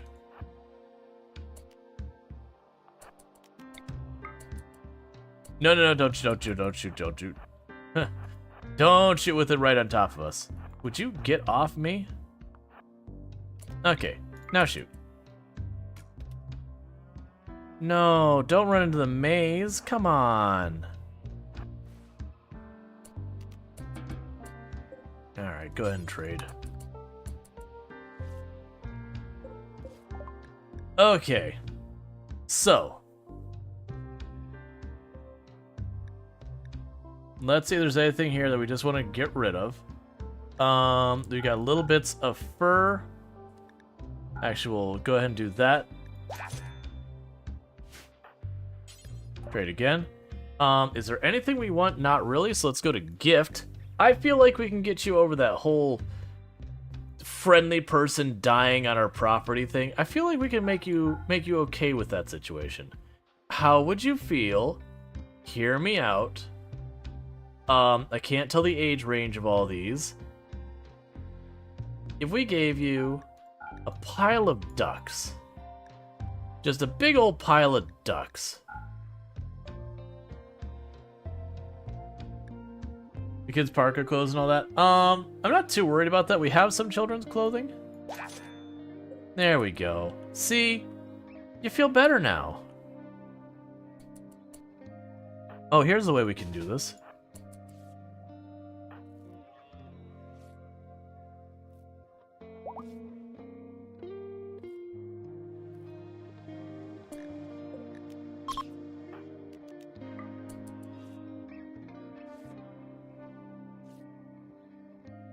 We could shoot the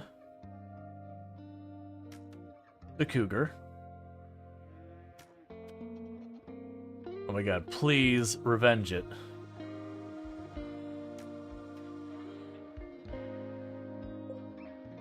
Well, I can wait for you to come back around the other way.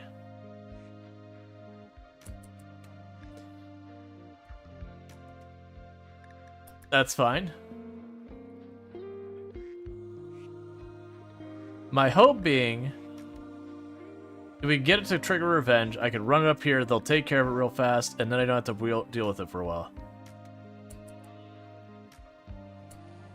Run up, like, okay. So it's not enough for you to,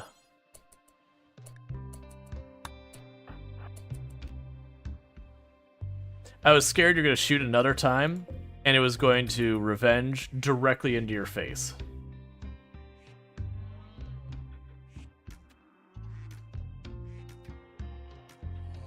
Alright, there we go. So now we run up here. No, don't shoot into them, please. You'll go all the way over here. Please hurry, Cougar. I do need you to arrive before they leave.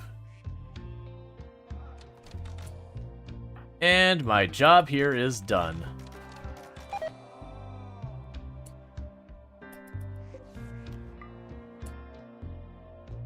Alright, so with that, we can go to schedule, unrestrict them.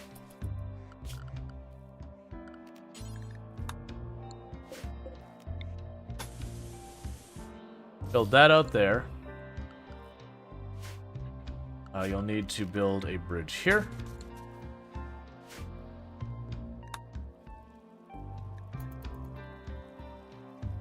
Okay.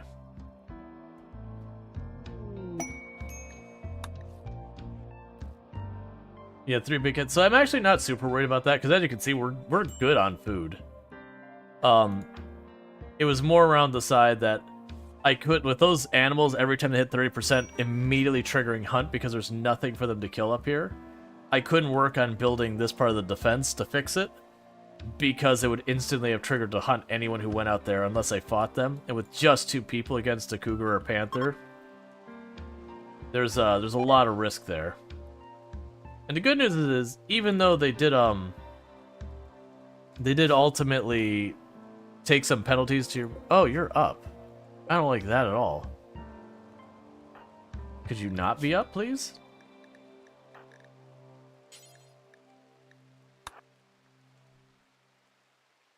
I much liked it when you couldn't defend yourself or anything, so I didn't have to worry about it. Oh, right. I forgot. We had exited the game just to make sure... I mean, one, so it wasn't the music playing the entire time and all that kind of stuff. Alright, so you have one more day. Don't create a big problem for me in your one day that you're up and around.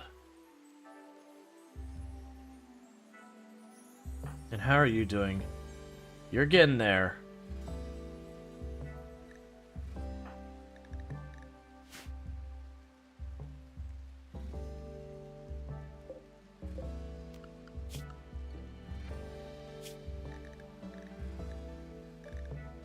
But yeah, so we just straight up traded away a giant army of ducks. And that's what we could do, is periodically when the caravan rolls through, we'll just give up a big mountain of ducks. They'll like it. And it's one thing I don't have to worry about.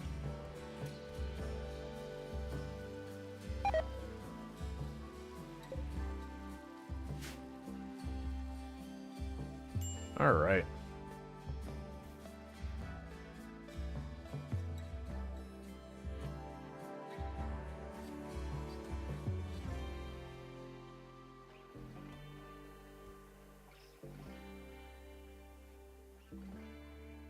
Starting to grab all those animals, get the fur and the meat from them, which will probably turn into kibble. Which is totally fine.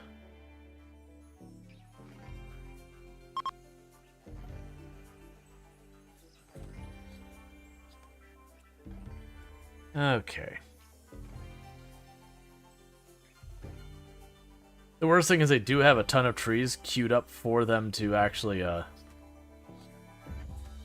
cut down. Just Ishitema has, like, no time to do anything else.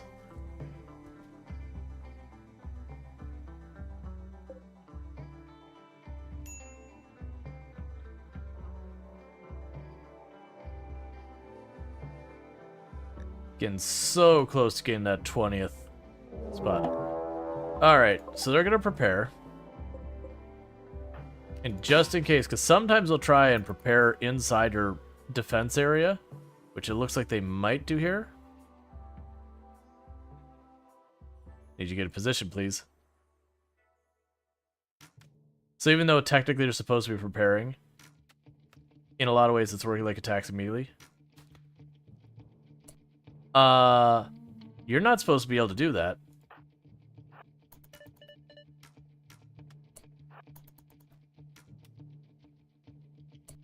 How? Wait. It's not how the rules work, man. Oh. What? I don't understand what's happening right now. I mean, right now it's a tagged turtle, which I could actually live with.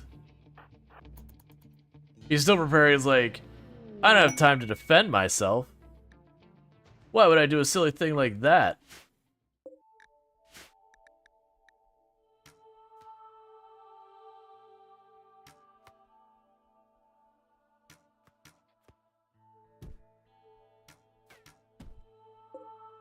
That's not gonna end well for you. That's okay. We really need the shooting practice, so this works out pretty alright.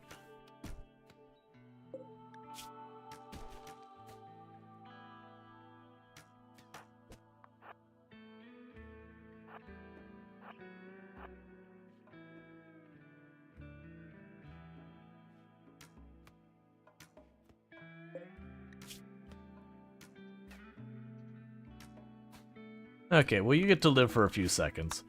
I don't think you're gonna make it out of here, but for a few seconds, you'll get to live. Yeah, that was weird that, like, he was getting shot at and punched and everything. He's like, nah, I got other things to do, man.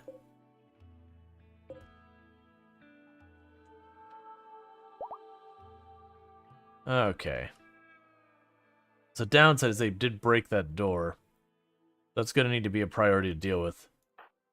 And that's not going to happen at all until I manually tell you to go cut down a bunch of trees.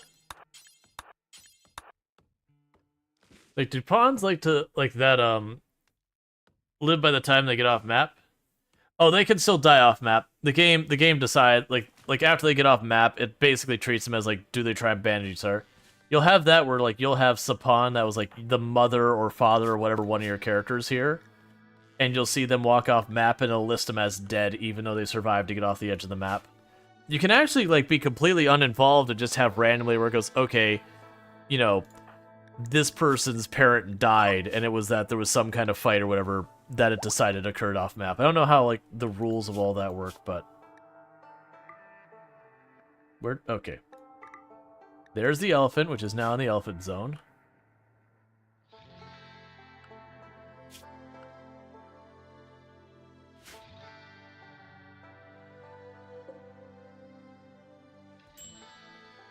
Alright. A shuttle has arrived to get this person the heck out of my colony.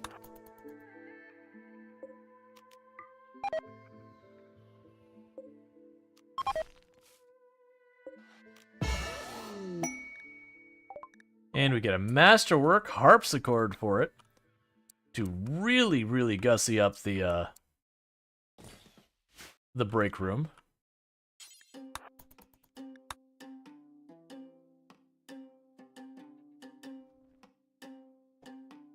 Let's see, so is it possible to order them to use baby food instead of breastfeeding the babies? Might give Rhetorical more time? Actually, yes. At least I believe so.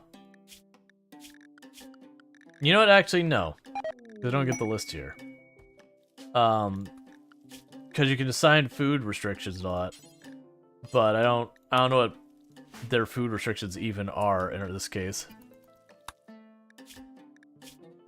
Ah, here we go. Actually, we can. I guess milk might include, you know, breastfeeding them kind of thing? I don't know. They still have to feed them, which still takes time, though, so it's not... I don't think it's that big a deal. The difference, I mean.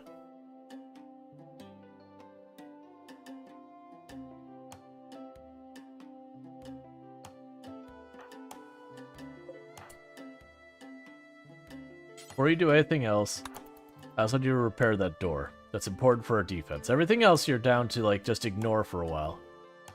But that door I need to be fixed.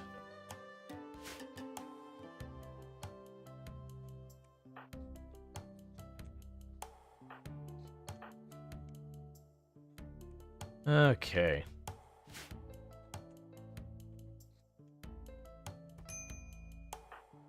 Moonwitch is getting real close. Maybe set them both to the same level? It looks like Rhetorical is set to Urgent to care for them. I mean, I do want to keep Lime producing the food, because like the only reason we have the food for everyone is because Lime basically spends their entire day dealing with trying to plant and grow a little bit, and then cooking. So if I take Lime away from that, sure I'll get some of the construction done, but then I'm worried we'll watch our food start depleting. Because that's... Itchy Tenman just cooks all day long. Like that's basically the problem is. Low pop, there's just not enough people. Like right now we're stable. And not only that, we have a very distinct finish line that once we cross it, things improve, which is when Moonwitch turns 3. Because then it's less that Rhetorical has to take care of, and then Moonwitch also chips in cleaning and hauling and all that. So you get double benefits.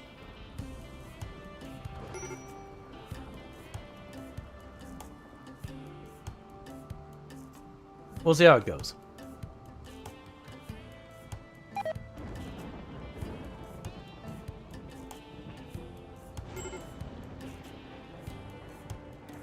Which also be really good, because right now I have almost 2,000 silver sitting in my front door.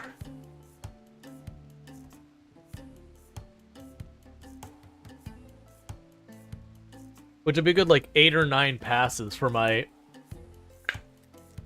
colonists to deal with.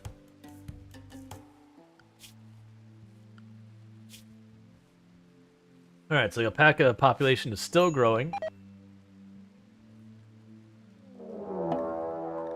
Alright, so you got a manhunter pack of foxes.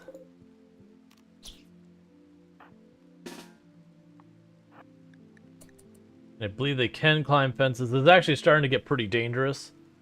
You know what we're actually gonna do? Schedule. I thought I made one for just for them to be... Oh. That's right, we have an easy solution for this. Rhetorical. Actually, here. You need to start hauling that body right now. Yeah, so you'll be fine. You haul the body.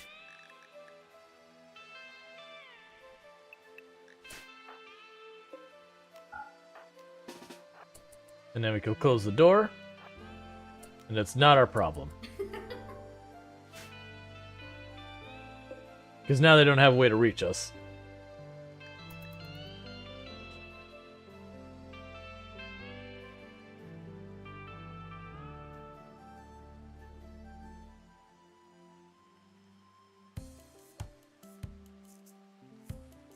Because I don't really need the fur, I really don't need the meat, and the injuries are not worth anything to me. So they can just do their thing up there. If a raid shows up, they'll have a bad time. If a caravan shows up, I mean, they'll probably also have a bad time, but they'll probably win. All of that means it's not my problem. And until I get more people that I can stand much better in a fight, like the big thing I need, it's gonna be a while, is when one of these kids becomes an adult, which is going to be a long while. I need someone to be able to stand up and be melee. Because then I can... Well, actually, I mean, the elephants can take care of that. If we could train up one of the elephants, I can have the elephant follow them around and send the elephant in ahead. And just let them soak hits. while everyone else just shoots down the lane.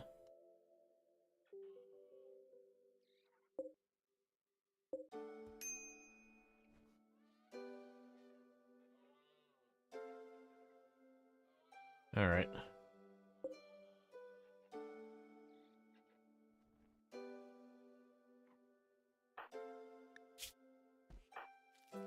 Babies are all doing well. Rhetorical is, for once, not completely miserable. Little improvements. Itchy10 was actually managing to get ahead in the food, because I've been noticing our raw food is slowly going down as well. That was the reasons I really didn't want to take them off of their current assignments, because they haven't been able to keep up. Too many kids. But this kid's only a day or two away from becoming a toddler. Because time passes like 4 times as fast for the kids. So it's actually like 3 days.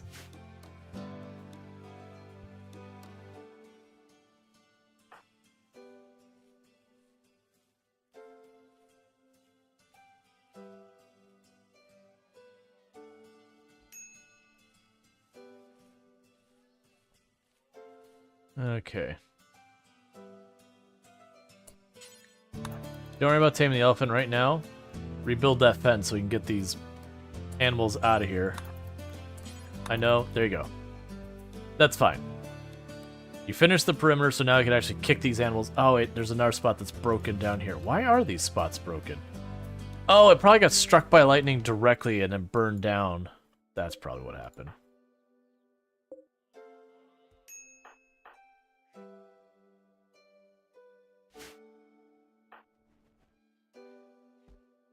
Okay.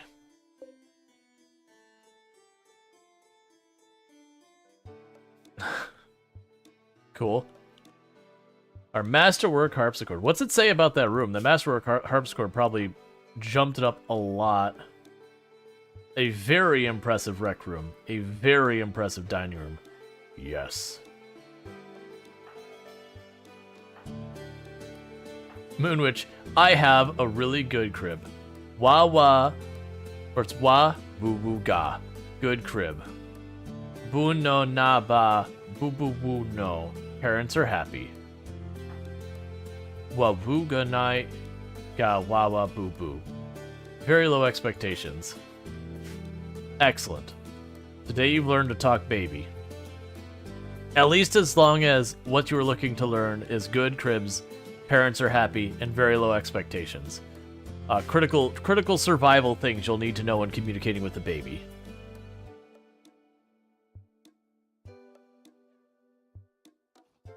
Are you still mad up there? I figured you'd be done by now. Get out of here.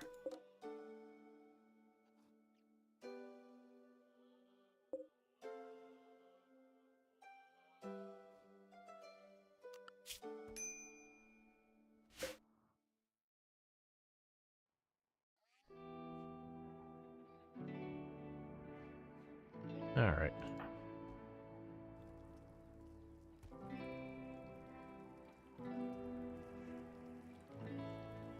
Okay.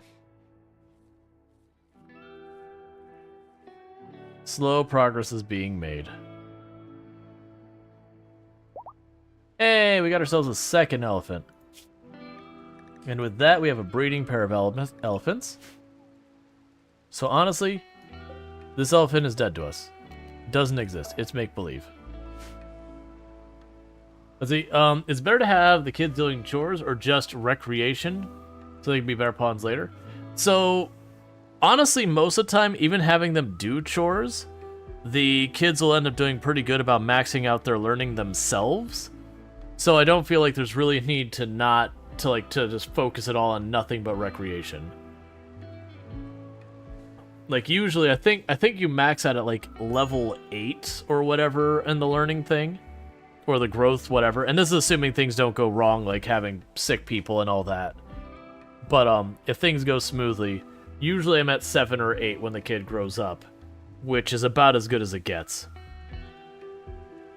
Now I could see if your base is like really far spread out, or again you're dealing with like people getting the flu or all sorts of other issues that keep pulling the kids away from being able to do learning, or you manually keep intervening, That I could see being a problem where they don't get much development. But it's kind of one of those things. I think it's like once you get over 5, you're going to get 3 passions, and it's like 3 passions and a trait each cycle or whatever it is. Like, I think there's different tiers. Usually get pretty close to maxed out. And I don't think it's like worth the effort to try and like guarantee yourself a max out. Alright, it looks like tomorrow Moon Witch becomes a toddler. To which point, Rhetorical throws her hands in the air and screams freedom.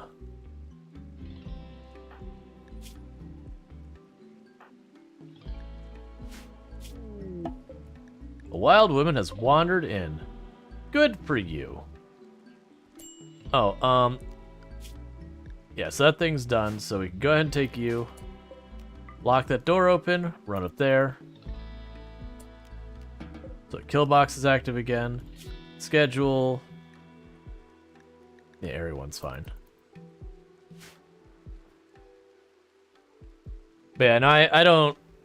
I mean, probably it's also a thing that would depend on your situation as well. Like, if you have pretty much everything you need around the colony getting done, then having the kids just be a recreation the whole time would probably make a decent amount of sense, because you just really don't need them to be working on stuff. Whereas if you're like here, where I'm desperately... I desperately need more people to help out around the colony, I would be leaning way more into the other one. Tail's breakout. Oh, poor Tail. So if people remember the story about Tail, Tail showed up at our colony as a refugee in a dire straits. They came by and they said, look man, I just really need help. And we helped them. And then they left our colony. And sometime later they came back and said, you know what? Thank you so much for helping me. Have a big old stack of Glitter World. And so that's really cool. And now Tail has been taken prisoner, is going, oh goodness, please help. There's one tribesman and maybe an unknown threat. Unfortunately, Tail, I'm sorry. The rules of this run means I cannot take on extra colonists. So... little awkward here, but you're on your own in that one. Look, we've got a family to raise. We can't be risking it. There's just too much riding on it. It's just kind of fun that we actually have this like continuing story going on with this character. I mean, probably not continuing much longer. They were taken prisoner. The letter got lost in the mail. We're gonna help, honestly, so it's kind of right. Yeah, I know, it's just like, look, man, we've already saved your existence more than once. There's only so much we could do.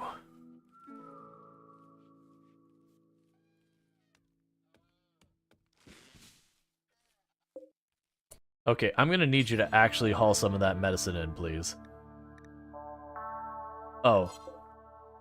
Oh, there's nowhere for you to put it, is there? Yeah, no, there's room. Why can't you haul that? There's room in there. You should be allowed to haul that. There it goes. It's like, that's a big old stack of medicine. Let's just not let that sit out there and rot away to nothing, please.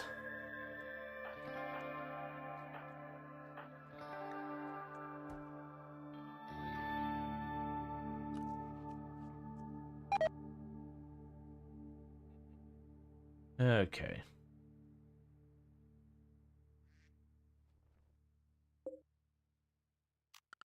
And how are we doing? So the tortoise population is blooming. The elephants are doing all right. The alpacas are growing. The ducks are so far well managed. It's funny that the ducks have actually turned into our money source, that we're just kind of like letting them just do duck things, and occasionally Trade Caravan pops by and you go, here, have a giant pile of ducks. Okay. Almost at 3 years, which again, it goes for 4 times, so every day is 4 days for like the children. So like, not even the like midday, it should flip over to Moon Witch being a toddler. It's going to be so exciting having that much extra hands to help out. Small toddler hands.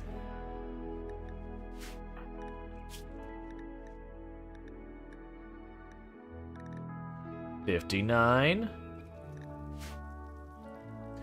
I mean, heck, even if Moonwitch just meditates, that would actually help out a lot. Because then we can actually get some psychic powers in here. Some of those psychic powers can be very important about, like, instantly canceling a mood break kind of thing is a really... Like, that's honestly one of my favorite ones, just walking up to someone, it's like, insulting spree. No. Okay, I'm not insulting spree anymore. And Moonwitch became a child. Remain a tribesman. We can now actually have that. So congratulations, Moonwitch. You can do things now. First of all, we're going to restrict you to be inside the perimeter. You're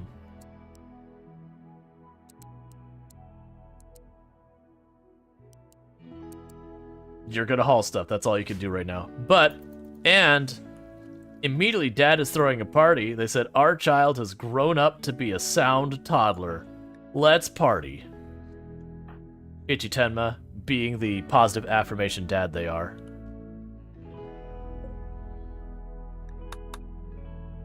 Recognizing their child and all that good stuff.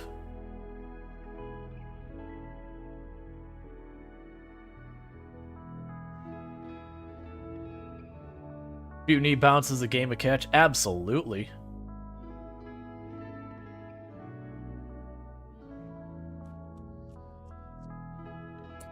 Alright, and now that the party's stopped, we're immediately gonna go, so who's our highest social? Oh, you need to have Warden set higher on you. Ichitenma, so congratulations. That means you can be your moral guide. If only they knew how to play the harpsichord. Look, they'll get there. They've got the rest of their lives to go for it. Heck yeah. That means they're gonna do like the power heal whatever thing. So in the event that we do run ourselves into any kind of trouble, we have the ability to just, you know, like boost the healing rate, all that sort of stuff. That massively is going to help our chances of surviving. And your nature running to max out that learning as fast as we can early on. And once you're done with that, I'm going to have you refill that.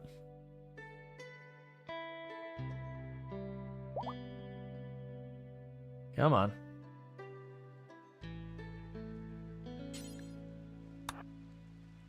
And then there should be a bow here somewhere. Okay, and you're going to equip that as well.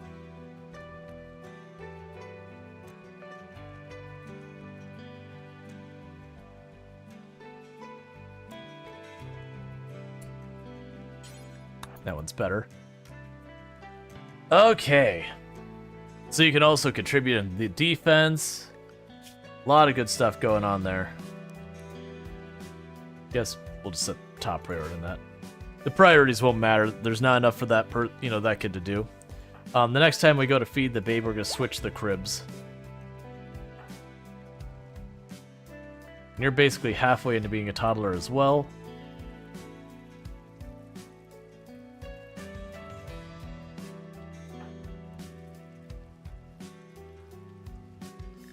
Oh, work schedule.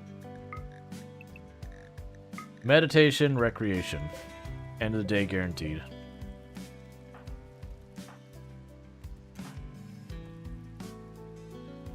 Oh good, you're only 3 and you're already disposing of the bodies.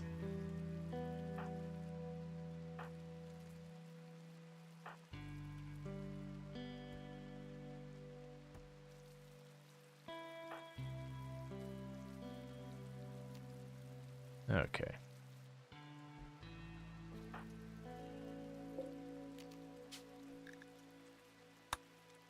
Cool, so we just switched the cribs out.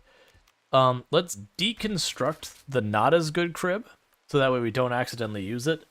If we do end up having another kid and have to double up the cribs, we'll just take another shot of trying to get a better crib again.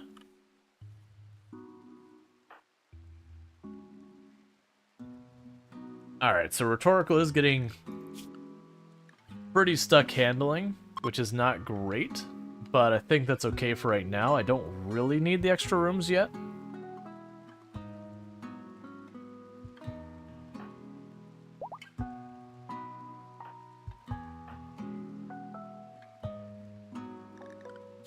Cool, and we're getting more elephants. Alright. The good news is I don't have to tame the ducks, and I don't have to tame the turtles, I don't believe. I don't have to, like, the only ones I have to maintain is the elephants and the alpaca. Let's go ahead and set the limit on the alpaca now. So we'll say 2 adult males.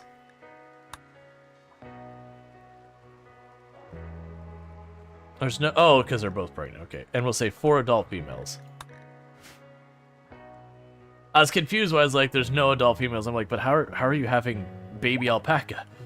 I don't understand. Is that a mod for that screen? No. At least I don't believe so. This is just the animal screen. And you have manage auto slaughter, and that's just the way it is.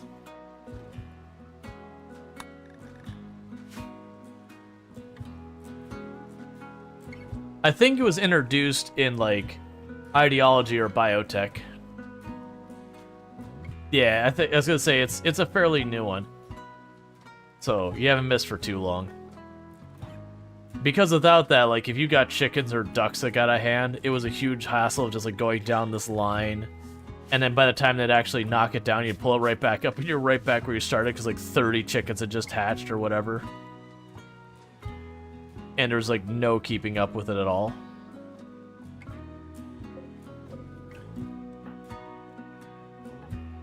Alright, so your learning is slowly building up. That's good.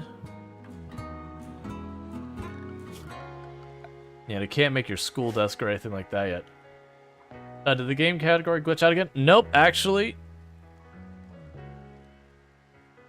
I think I've been in the wrong category this whole time, so thank you for mentioning it. So that's on me. The tired refugee. Sure. So gear, drop your weapon. Cool, get out of here. Work. Yeah, no, I had it set wrong.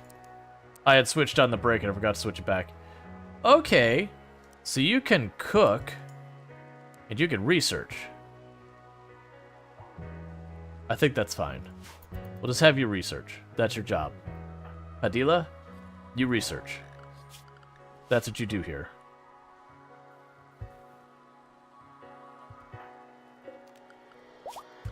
And we will set recreation for you. Asar, no go juice moment. Oh no. How long are you staying?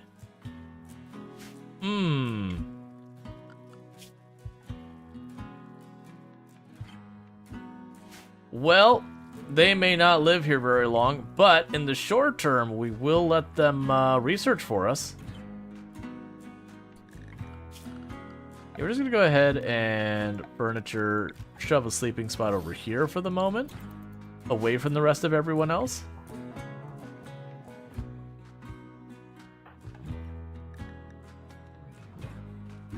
Why would they send you without the very basic things you need to survive?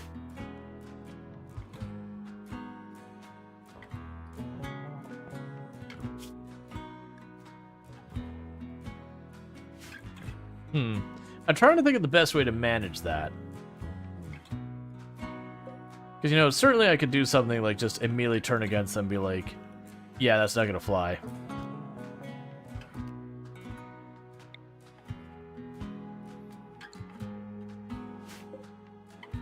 I could also deliberately have them fight something like that. Yeah, we might get lucky. I'm hoping so.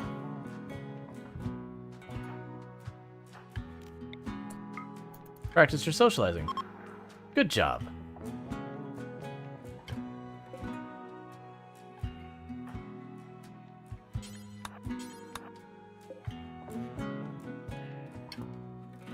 Imagine if you offer to join. Well, if you offer to join, that's the thing, is I could say no. That's actually one of the reasons why I don't mind this versus like when you pick someone up who's fallen down and they just auto-join. You're like, come on. This is like be like, no, and it just does, nothing else changes.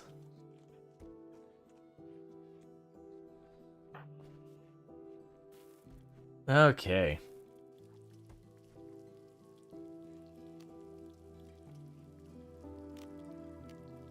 And you're slowly building up your learning.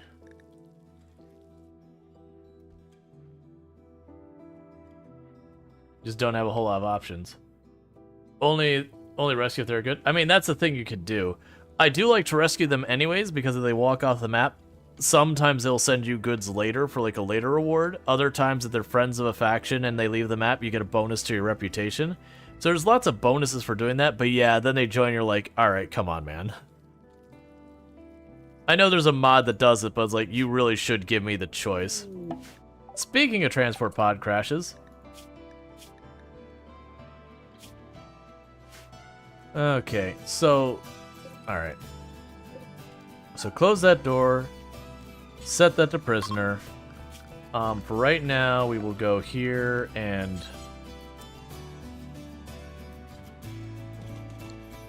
make a bedroll for you. You run down here and rescue that person. We'll capture. Yep, that's the thing, though. We're not keeping them. The entire run is around, like, basically having two pawns to just build up a colony by themselves. So it does mean, even though that's a great pawn, we won't be keeping them. Yep, so now we're going to release them, so we get the standings.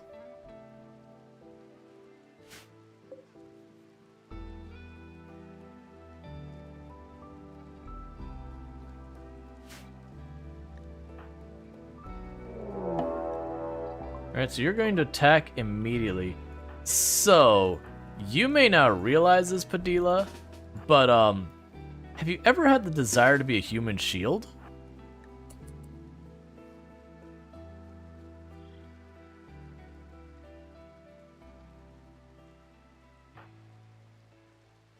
And Moonwitch is going to be slightly behind, that way if they push through, Moonwitch doesn't get, like, one tap by someone getting lucky.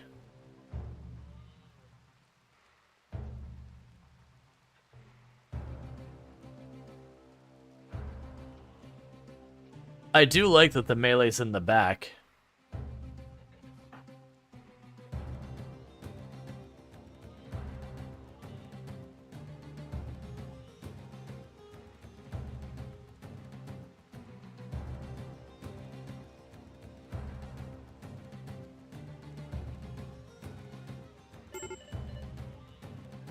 That's not the brightest idea you've ever had. Luckily, this counts as outdoors, so we won't die in there. Where are you going?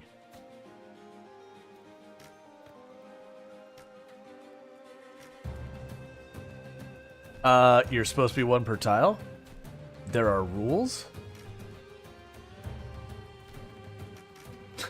Having a casual conversation while in the middle of combat.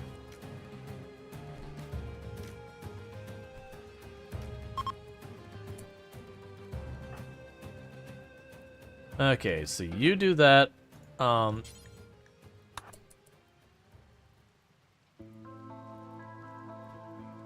wait a second. Where are you going? What do you think this? How do you think this is going to end for you?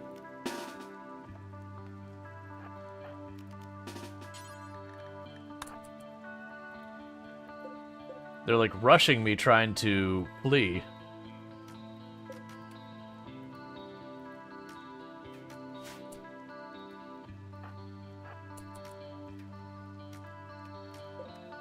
I mean, I'm down for more shooting practice. Okay, cool.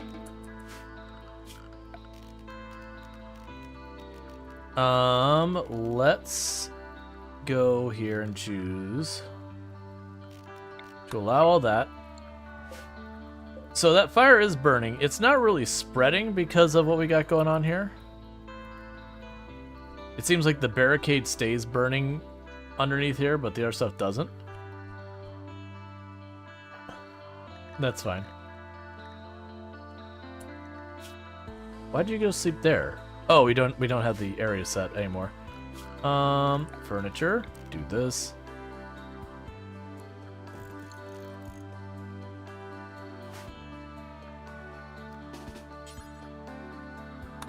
Tend to you without medicine.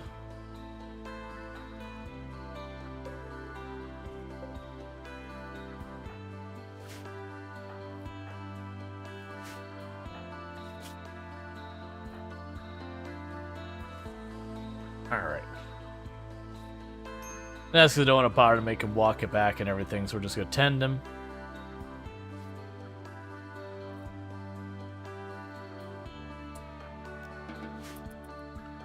Okay, so I'm also thinking what we can potentially do is go in here.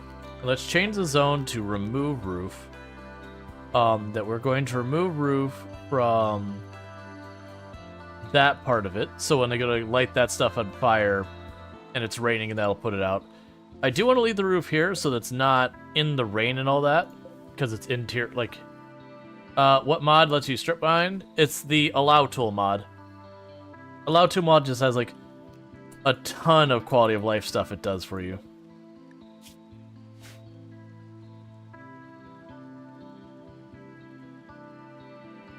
Like, allow tool mod is like the quality of life mod that just does all the quality of life things.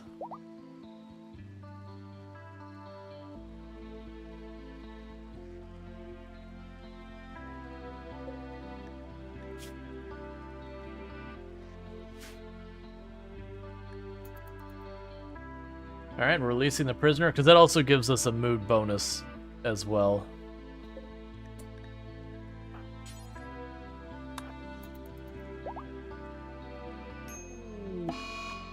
Disease malaria on our guest.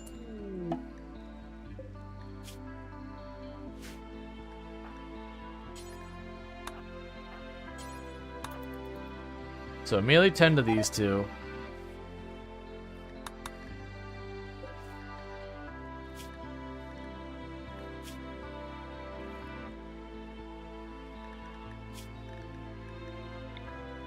Because that'll give us some relations as well.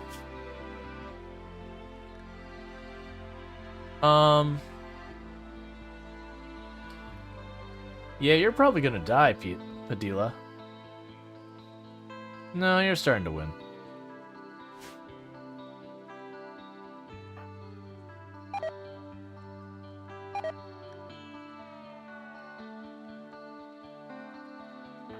I don't know how we're gonna deal with that, because I can't make goat juice, nor do I know anyone nearby who's been able to trade me goat juice. So I'm kind of just waiting for an attack where they just give us goat juice kind of thing. Okay, so we do actually have to maintain the tameness of the turtles. So we're gonna have to manually handle their population as well.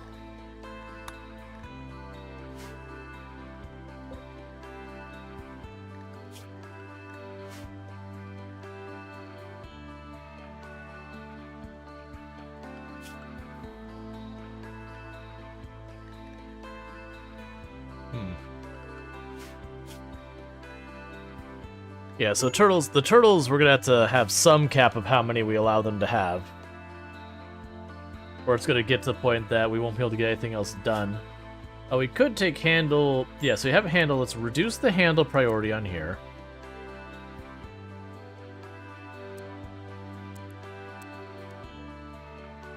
You can set those to be really low. We'll set research after that. I think that'll be fair, so that way they worry about... You're not going to hunt any, you're going to construct and mine. You'll occasionally handle as you have the capacity to do so. Then you'll research.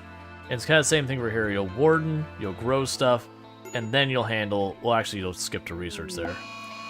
Mad Rat, you can actually take that off the priority. Is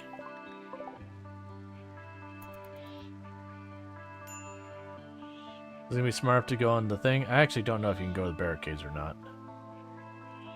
They can. Alright, so... You have a baby, so you just do your baby stuff for the moment. What are your favorite quality of life? It's Vein Miner. Let you micro halfway across the map. Yeah, so what we have for this one is I can, with Allow Tool, I can go here and just choose Connected Ore. And it'll designate all the things from, like, that vein.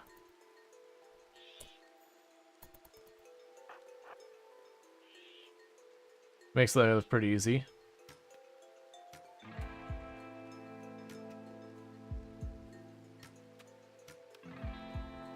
All right.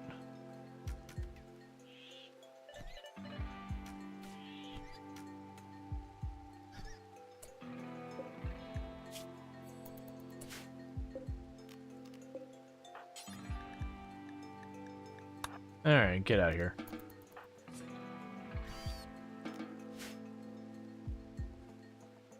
Yep. Nah, it's that's the thing, like allow tool, like almost all the just generic quality of life stuff is in there or an equivalent to it. Medical emergency due to blood loss extreme, that's fine. We're already working on it.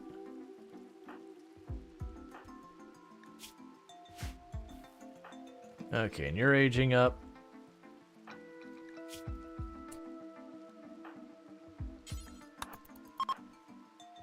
We need to get that malaria treated. So that's at least good medical practice and all that. I do wonder what we're going to do. Once this go juice need starts to become a real problem, I'm gonna have to deal with it.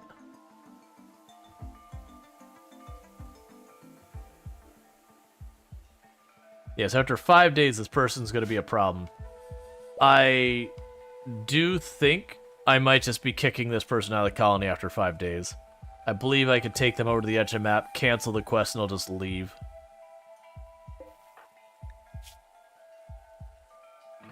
If not, I'm going to stop treating their malaria.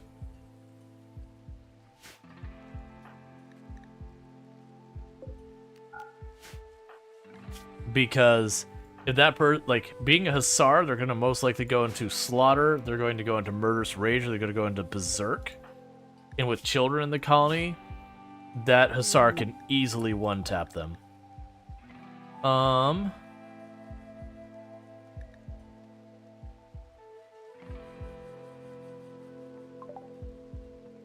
So we rejected that.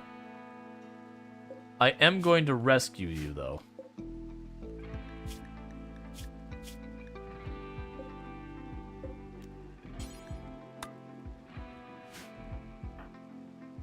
Because if I accept that, then they will forcefully join. Yeah, so we denied a person joining, so we're unhappy about it.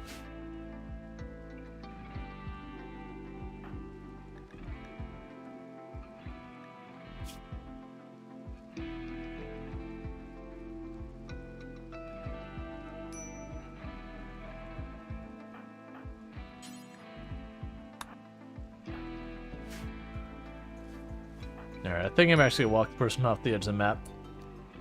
I'm not gonna take my chances. Being a Hussar, when they break, they're almost immediately gonna go violent. So I believe we go quests. Hired refugee. Oh, it did not cancel. Hey.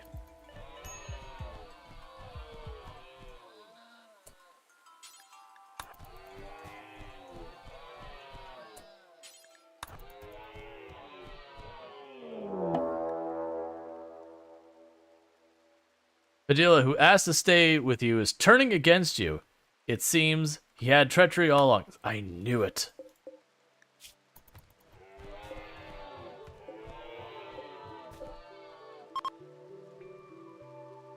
And then he stole money and he left the map. Okay. I'm alright with that.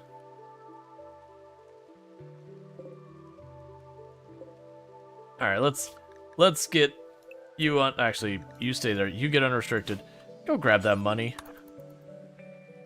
Well, it's a fun meme to have people like just go to, you know, attack us and then immediately turn and be like, oh, wait a second. Like, I'm just going to leave with the money.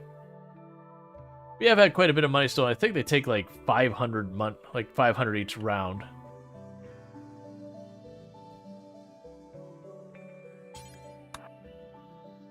Okay, and that should be the last of the money that's up here. That's fine, whatever. Yeah, a little bit I'm not as worried about. Let's see. I love how right by the edge of the map it's take a penny, leave a penny zone. Pretty much.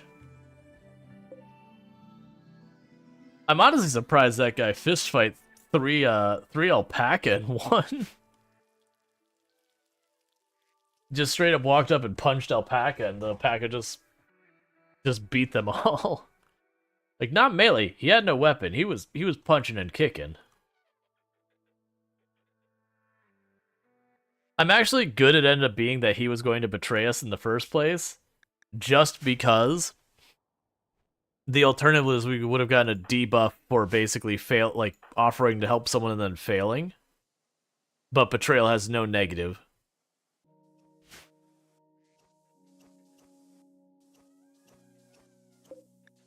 Oh, did we expand the...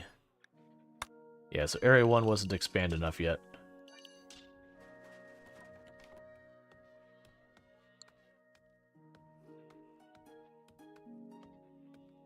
Okay. So once they get that wall built up, we can go and start doing the traps. Actually, we'll even queue up to deconstruct all but that last tile there. Force them into the path, and then they could run along and get killed by a bunch of traps. Just to make our lives easier. So then again, we just lost our only melee. Eventually those elephants can be our melee people.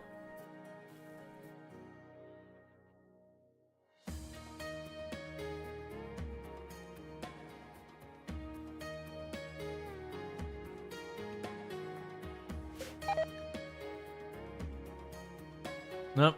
Tortoise went wild.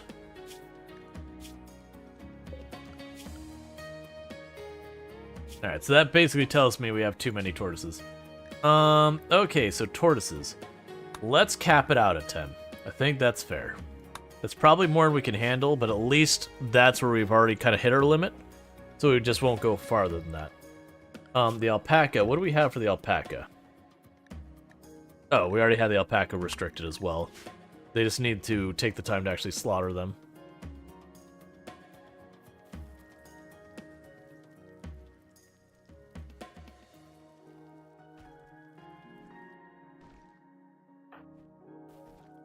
And Moonwitch is pretty close to max learning.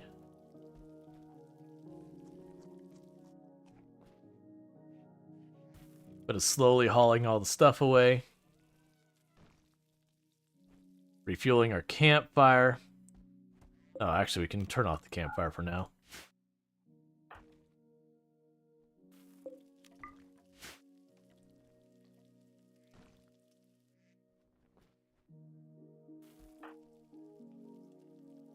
Look at Moonwitch getting all that stuff done around here.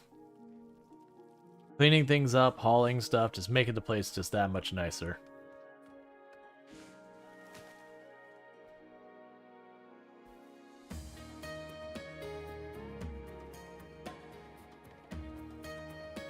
Okay.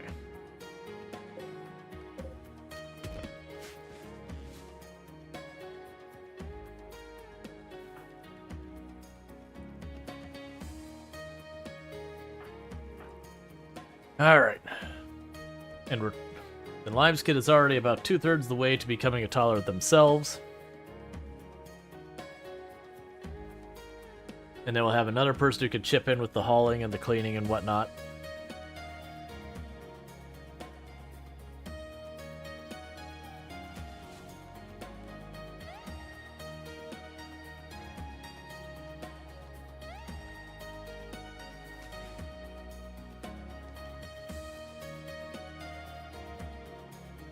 You unrestrict him. I'm surprised you're going out that far.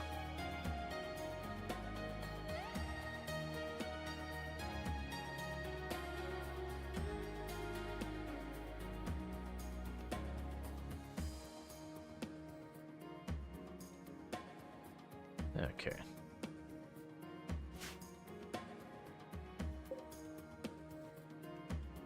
And we still have a couple extra bows we've stashed away. Am I missing a area here? I'm just really surprised they're running. I mean, I guess it's because they could walk to those tiles that they're reaching it. That's fine.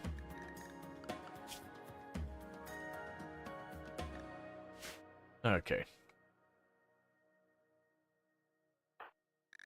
Oh, right. Because I deprioritized the handling. That's fine.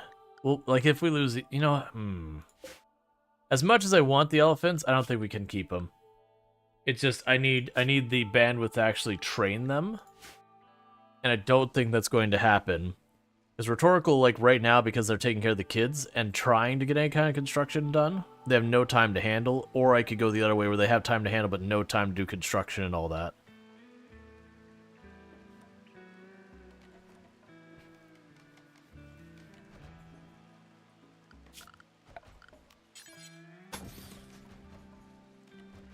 Get the food and leather. That's what I was thinking, is just be done with it. The others could stay for right now. But, like, we'll probably need to knock down the turtles as well. Like, keep a couple. But I'm less torn if a bunch of turtles go free. Because the danger with having the elephants free in here is if it decides to, have the elephant go mad, they become real dangerous to me.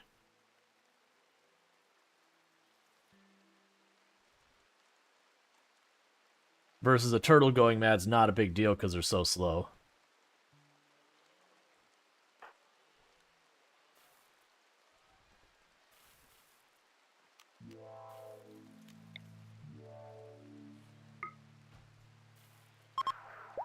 Just because we can.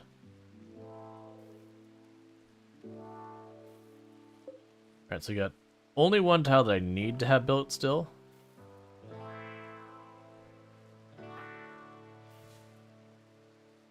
And like I said, we'll put the traps along here. Probably steel traps.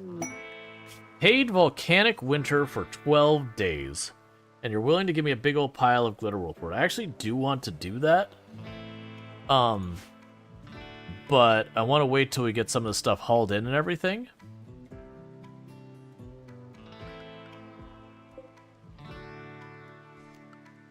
And you're also set to... Yeah, okay. Which is also set to meditate.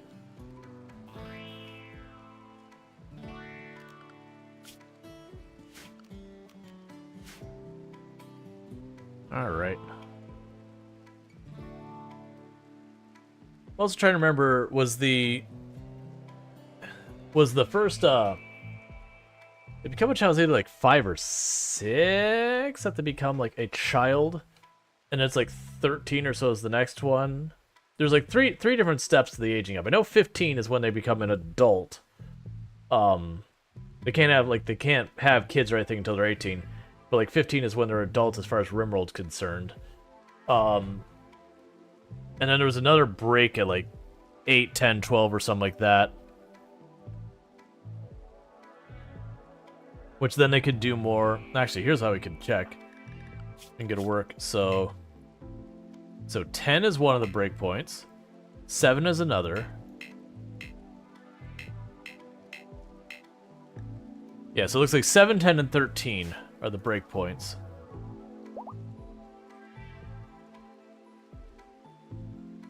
So it'll be a little bit of time before Moon Witch will be able to take on more responsibilities. Lime will be a toddler by that point.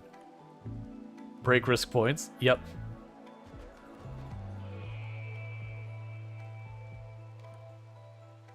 Alright, now you just need to take apart all that. Cool, and now we go security, steel traps.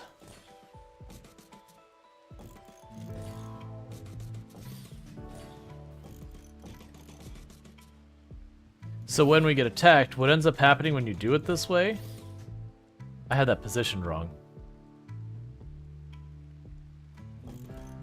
They're all off by 1. Okay. So the reason you do this is your pawns will zigzag past the columns. Normally you wouldn't have the columns there, you'd have just the barricades. So we'll see what they actually do. I'm hoping they just run across the traps, because that would be problematic for my pawns.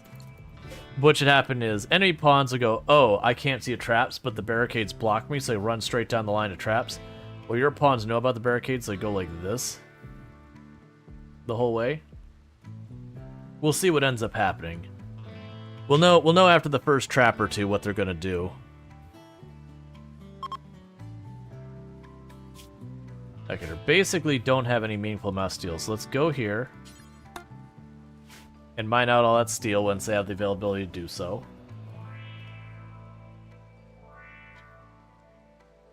But that'll help where we don't really have numbers to do a whole lot.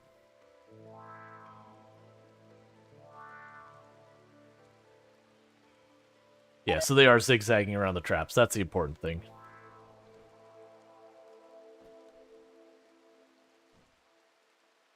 Now, the downside is it does mean they will reach the actual corridor faster. That's okay. Because I think I still have extra room here that oh, no, I don't have enough room to do much. I'd say I have extra room here that I could put in our row, but I don't actually have that room. That's right. Long term, if it becomes a problem, we just cut into this area and we just extend this whole thing. Because the big thing is to make sure I have enough time that I can run here to get my defenses in line before they're past that point in the kill box. Because a lot of times they'll just skip they'll just skip into trying to prepare inside here because it's so close to the edge.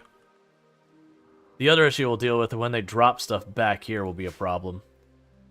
So long term, what might end up happening is later on, I might choose a location out here to have like an outpost, and all it is just a defensive line to operate as a kill box.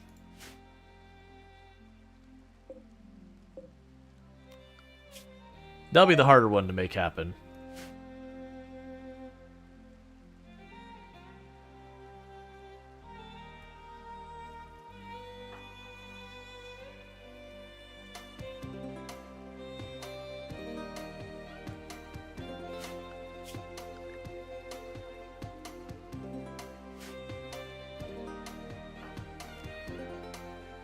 Okay. I'm gonna extend your recreation time here a lot. Let's also give you basically time at the beginning and the end of the day to do recreation. Because honestly, Moonwitch is mostly just keeping up with the demands of hauling and cleaning for the most part.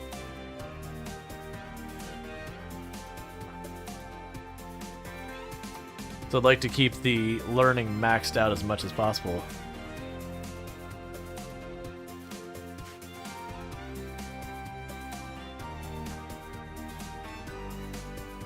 There's not a whole lot of other opportunities for Moon to do here.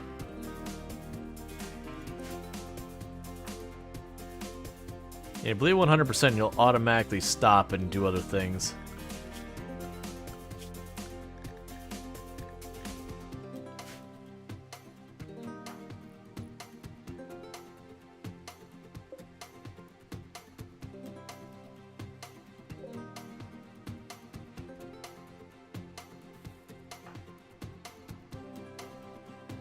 I guess Moon can't do that much with the meditation yet. I actually don't know where the cutoff was at that.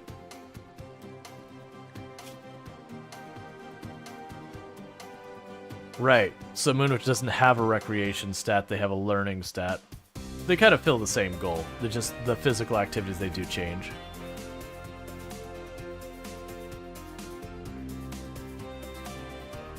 Alright, what I'm going to probably do is mute the mic for a moment, eat a little bit of my dinner while this keeps going, and we'll keep going with this. So thank you again so much for tuning in, and I'll stick to it.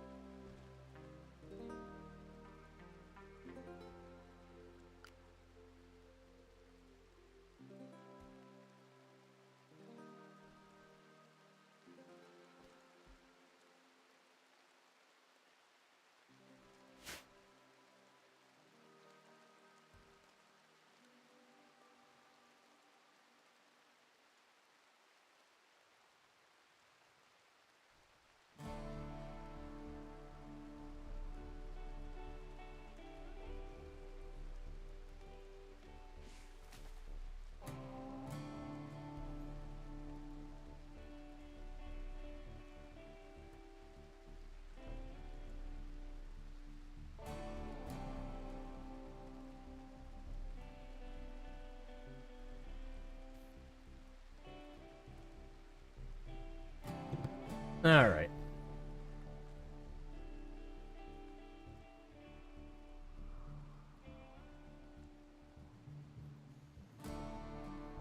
And as a reminder as well, we also are still pulling for, not pulling, that's not the right word. Still trying to find out ideas for animated emotes on the Help the Discord channel.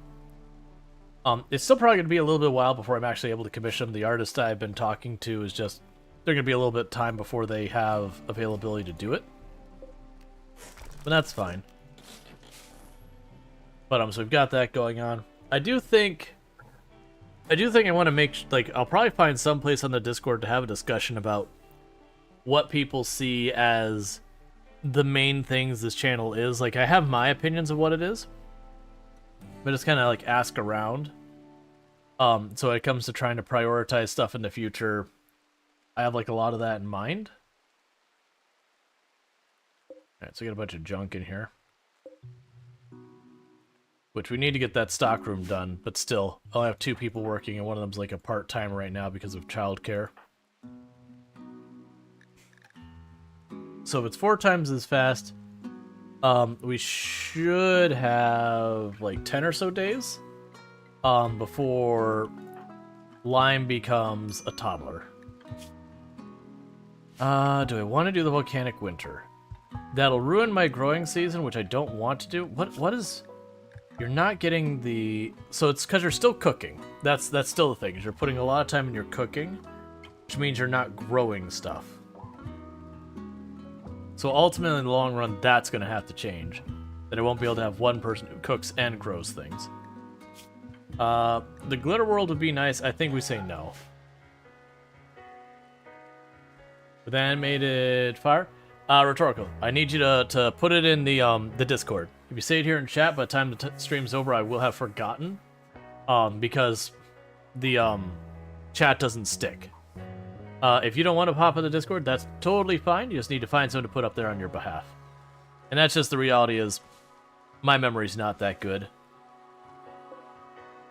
If it's not written down somewhere that persists, it won't stay. They're good ideas, though. I know I've had people say they want, like, a chaos emote. So, like, if people have seen the, I'm forgetting the Muppet character, Elmo, where it's, like, Elmo going like that with, like, fire raging behind them. I know people wanted something like that, but, you know, channel specific. So, like, either the Rual avatar or, like, Tomb. Like, make it, like, I've debated making, like, a Tomb avatar for, like, emotes. If I do that, though, emotes have to go. That's been the catch. Unless we can increase our max sub count that we've ever had in the channel, then we don't get more spots. And I think the threshold is 450 subs to unlock another emo spot. That's concurrent subs. So like right now we're at 118 because it's down by a lot right now, just with me having taken a week off and all that. You know, it dipped quite a bit. Which makes sense. I wasn't here. People didn't resub while I wasn't here. That's one of the stressors of travel. Is the whole time as you're not getting revenue and existing revenue goes away. You'll have some people who they'll stop tuning in because they'll find something else that's interested them in the meantime and yada yada yada. But at the same time, you also need to kind of do it a little bit for different reasons. Alright, I need you. There's no wood. What I need is I need my people to have more availability to do stuff. Which isn't going to happen until some of these kids start growing up. But that's okay.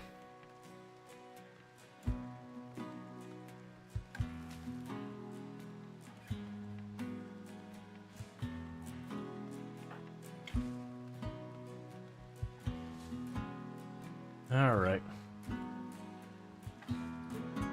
Yeah, 7, 10, and 13.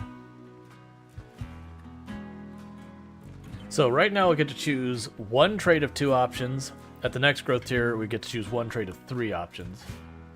Alright, you have 4 ideas that you put in the emote channel. Thank you, I appreciate that. But my plan is, what I'm probably going to do is in the near future, I'm going to go through the list of all these suggestions. I will probably go, like, I'll knock off ones that I'm not down for. Like, I've said that personally, I don't like the Chad Alpha kind of nonsense. That's just, it's not a thing I personally like. So that won't be one. But for a lot of the other stuff, I would potentially do those, but I'll do the first wave with stuff that's like TOS violating or that like I'm not okay with for myself. I'll get rid of those. And then we'll try and narrow that down. If there are ones that stand out to me that's like, oh, that's a really good one, I really would like that one, I'll set those aside. Ones that are more like, okay, I could go for it. And we'll kind of like, maybe we'll have a vote for the ones that are in the middle. And then the ones that we do like, we'll just go with that. Because I know there's been ones for like the hello emote, instead of it just being a static thing, like making a wave hello. Oh yeah, so you can't actually use the tree. That's fine. You'll get there. Let's see, like one of the ideas, like one of the ideas to put there, except cash falling instead of confetti for sellout money emote. I wouldn't be against that. Some of the like that's some of the ideas of the emotes because of how tiny they are. It can be very difficult to communicate. Like I know so like that one where the character just has like all the money there. If you actually try and look at that in chat, it's really hard to see what that is. So like, as much as I like that emote, it's really only an okay emote because it's very difficult to see what it is. So that's just one of those things that gets really tricky. You can't see it on mobile, unfortunately. Yeah, it's just one of those things that the emote's so small that if you don't mouse over it and see that's because the actual name of the emote is Rual Storge Greedy, which is basically kind of the same idea. So it's just one of those things that really simple things work well. So like the wave hello works really well because it's just a hand. You just like tip the character over and you shove the hand out there. Alright, so we have another person to keep in the colony. Oh, it's a turtle. I thought it was a person. There's no reachable thing of a safe temperature.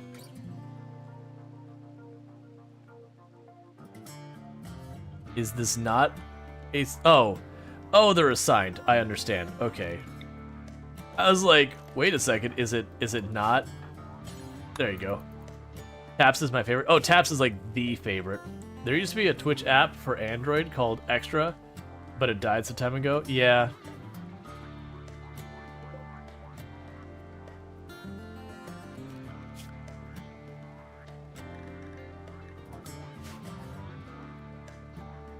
Yeah. Yeah, we also have those emotes outside of Frankenfates as well. I was at one point trying to put all the emotes in Frankenfates, and it's not that I didn't do it because like, oh, that people would sub or anything like that.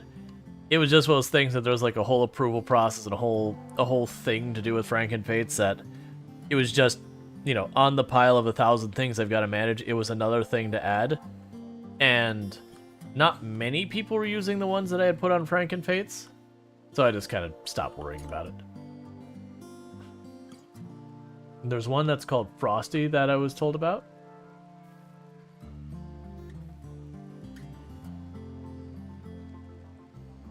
Alright.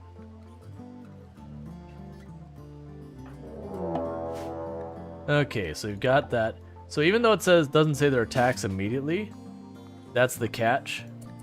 Is if they try and run through the area. What are you attacking? Oh, one of my turtles is out there, apparently?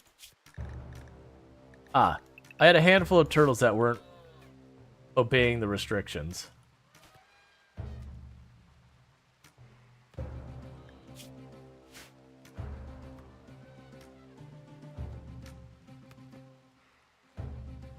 Well, the turtle's in full retreat. Run, turtle! Oh, didn't make it. Okay, so they're prepping down there. That's fine. I was just making sure, because sometimes they'll say they're like not attacking immediately. Okay. We have that not... Okay, that's fine. So like I said, the problem with this is now, I have to be careful because they are going to get through this much faster than before. Now granted, they might like lose 2 or 3 people and like leave. But it does mean I need to be ready to get my people in position really quickly.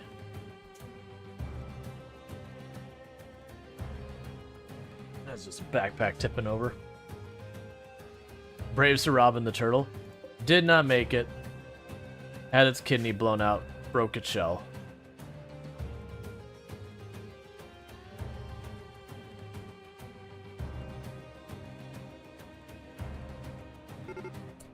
Alright, get everyone in position.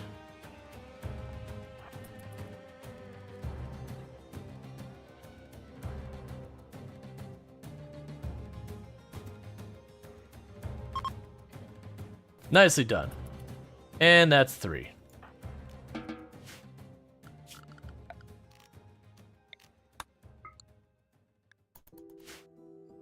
Alright. The downside is that is going to get costly for us in steel over time. Like, each individual trap, I think, is only 45? Yeah, 45 steel, which really isn't that much. But it's going to take, like, 1 or 2 traps, let's see. You know, saying with Rual Storge with the city. Sorry, it's scrolling, so I can't read it. City Skyline 2 crashing the entire system. Someone found they could reproduce it by saving the game over and over again. It sometimes will restart the computer. They didn't find a way to fix it though. Disabling the save cloud, and renaming saves didn't work. But hopefully this will help the developers track down. Okay, so it's like something like it's trying to write a file to the hard drive or something, and it fails, and when it fails, it does so in a way that's catastrophic. If you have to do another Adam and Eve, can you make them cannibals? Like CSM on the Rim? Probably not rhetorical. I just generally don't like doing the evil content kind of thing, like cannibalism, organ harvesting farms, that kind of thing. Like, it's a totally doable thing, but for me, all the novelty of doing the really absurdly cartoonishly evil stuff, it just doesn't interest me. Hey, a rat has chosen death. Good job, rat. It's just not the thing. Like, I actually get a lot of compliments when I play the game that a bunch of people's like, oh, it's so nice to tune into a stream of RimWorld where it's just not someone just organ harvesting everyone or, you know, beating up children or something awful. Because there's an allure to people who want to be edgy to the game. It's the same thing I ran with Project Zomboid. There's like an allure to like really edgy stuff in Zomboid where people are like, oh, they want to be able to eat zombies or sleep with them and all sorts of really awful stuff, and it's like, no thanks. I have no interest in that. My turtle population is getting unmanageable.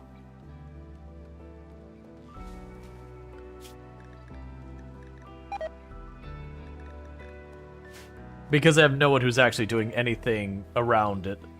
I'm just kind of letting it all just do what it's doing.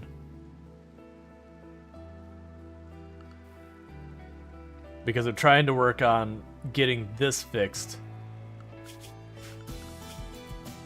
And since handles below that, it's just not happening. And same with the growing and planting. It's just not happening.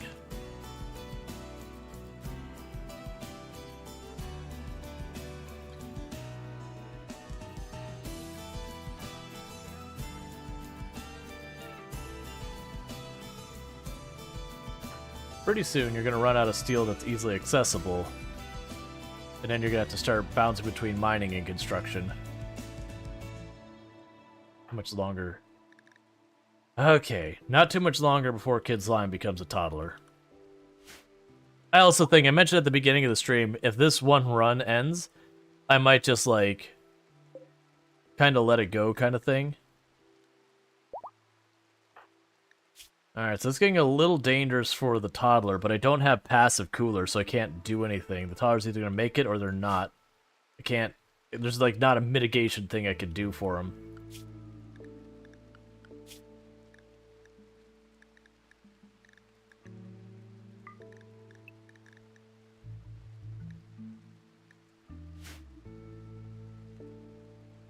But yeah. Now, I just mentioned at the beginning, and that's mostly because of how long it takes this run to go anywhere. It's kind of the same problem as when we were doing, like, the Mechanator runs. That the Mechanator run is another run that takes forever to get any progress. That I'm always leery to do those very long. Like, once you get established, by all means, keep the run going. But doing run after run, I always start getting self-conscious about it, just, you know, because not a whole lot happens for a long time. Okay, so I'm guessing we're out of steel by the fact that you're repairing everything. We do have some queued up to be mined, but they won't do that until the repairing stuff is done.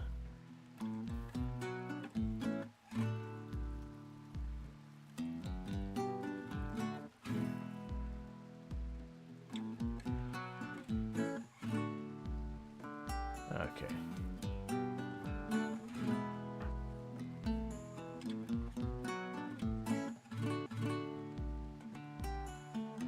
Game hung promo because of autosave. Alright, so we got Mad Boomalope. Is it 1 or 2? So it's 2 of them. And we learned last time that we can't just duck back and let this problem solve itself. They will proceed to try and make it work. We are in foggy rain, which is really not desirable.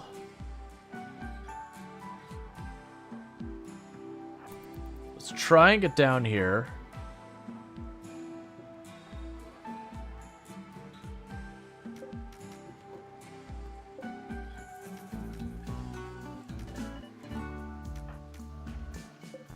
Okay, that's 1 downed.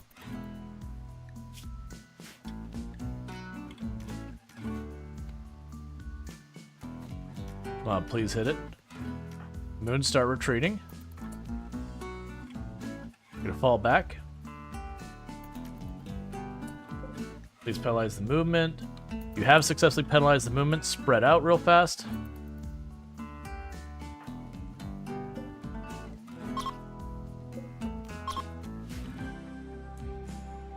So it's chasing Rhetorical, so Rhetorical keep running. Reposition over there so it doesn't switch targets.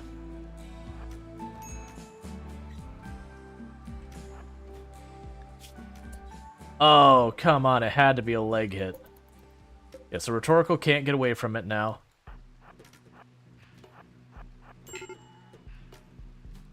Please drop it before it explodes on you. Okay. So don't worry about anything else. You immediately put out the fire on Rhetorical. Luckily, it is foggy rain, so Rhetorical shouldn't get too badly burned.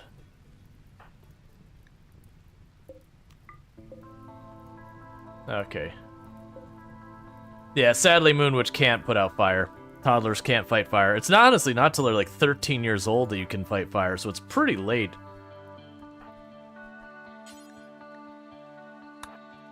Please tend to your wife before you worry about any of the other stuff.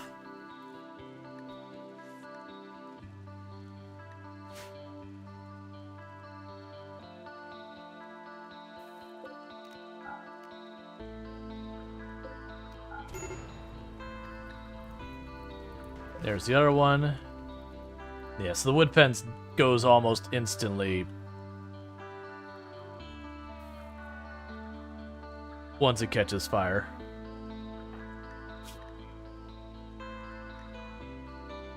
Alright, so this is cooling off.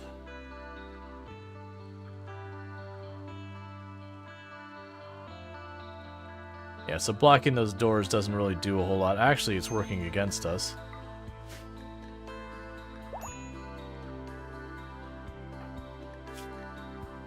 Okay.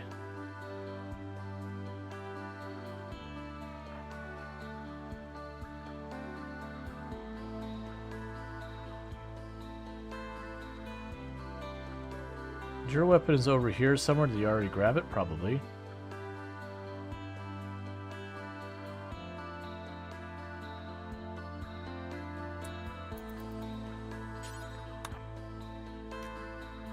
Grab ourselves a replacement weapon. Alright. On the plus side, that's getting rid of the Boomalope back here, so it's one less thing that can go berserk later and cause us problems. That's the reason why I want to take care of these animals real fast. You know what we're going to do? Get rid of the elephants.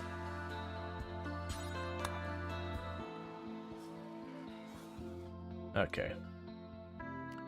And the big reason for that was I just keep waiting for where it to be like, you know, the berserk thing, but it's the elephants and just the elephants to destroy.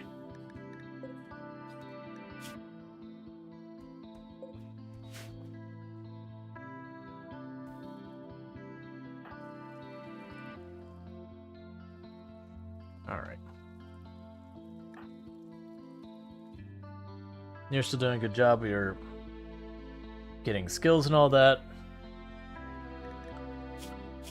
Honestly, let's extend that more.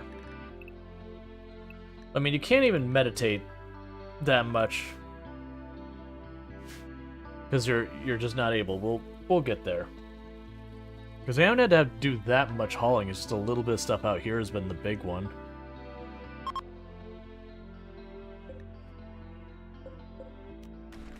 All right.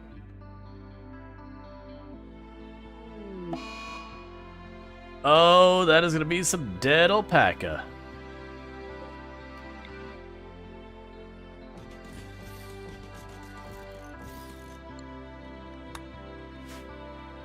Well,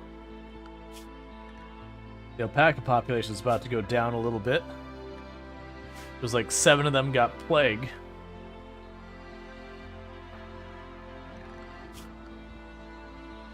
I believe that actually qualifies as doctoring.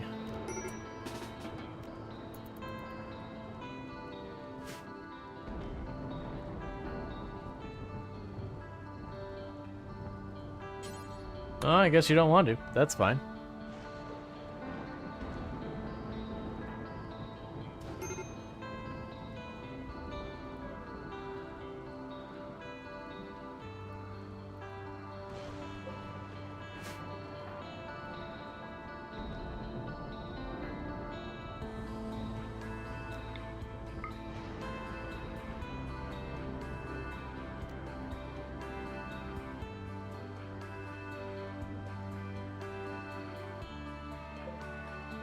Just gonna leave them to fight on their own, I assume.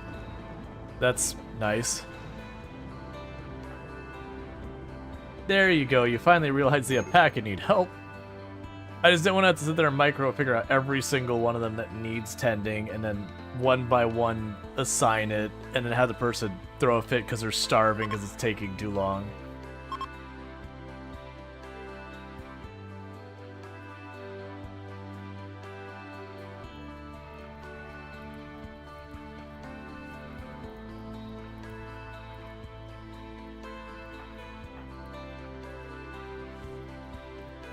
It's also burned because they have to walk the whole way around because they haven't finished carving that area out.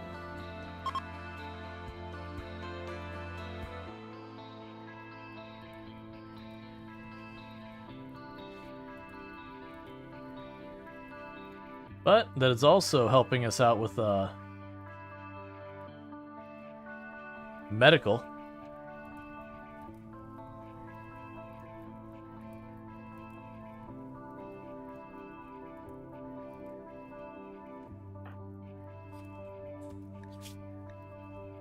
Alright, so your burn's almost healed.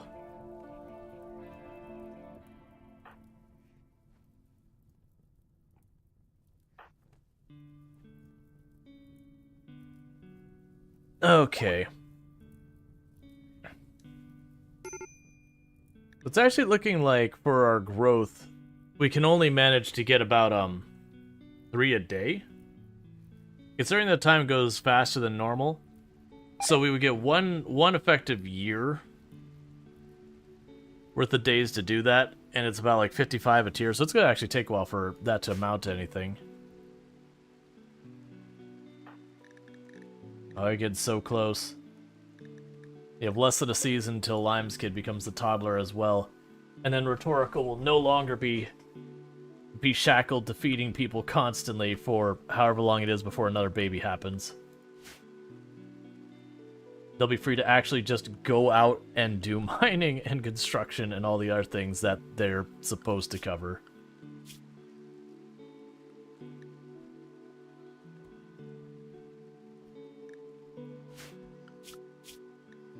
Yeah, in the auto slaughter, all the numbers are getting over the amount they're supposed to be allowed. It's just, with no one handling, it's just not happening. Once these traps are set up, I'm going to switch over to prioritizing handling again, and it's going to be violent. That's what it's going to be. It's going to be a whole lot of dying animals in a very short period of time.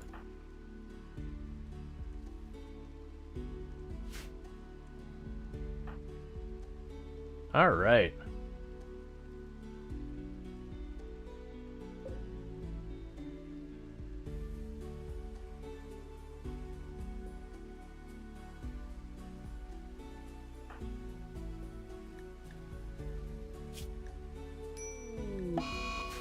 Disease flu on Moonwitch.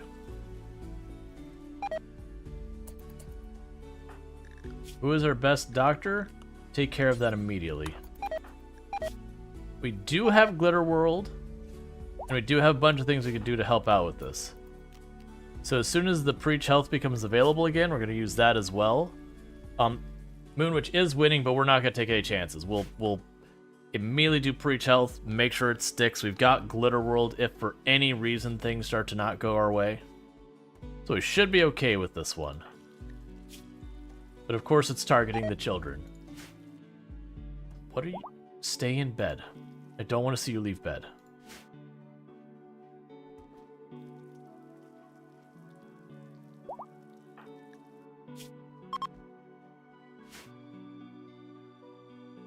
Okay, and they did rebuild the perimeter already, so that's good. They're not making much progress on the traps, really.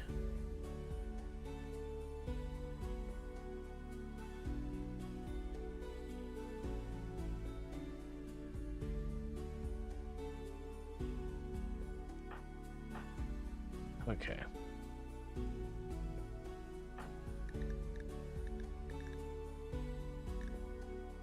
They've got what?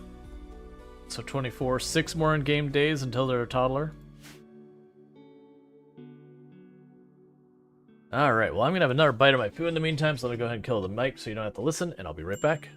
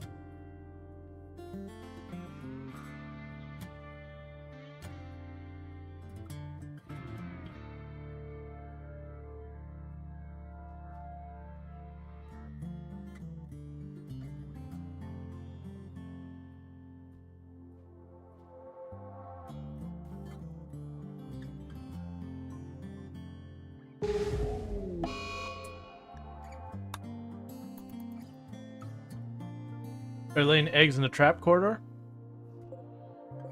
Yes. It is what there is.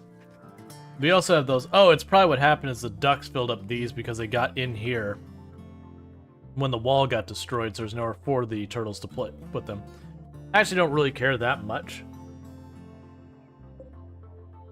It'll be fine. I mean, they're also getting ruined by temperature because it's getting cold and hot at different points of year.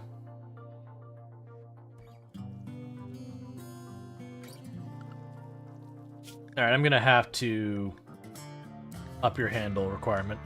Because the animals are getting out of control, I need to get them under control again. Or it's just going to continue to escalate. Why are you not in bed?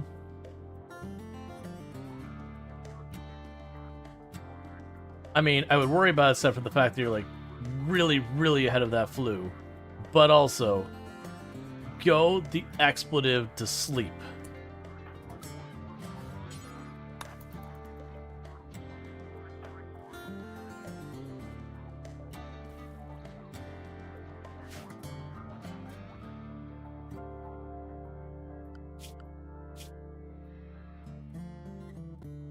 All right.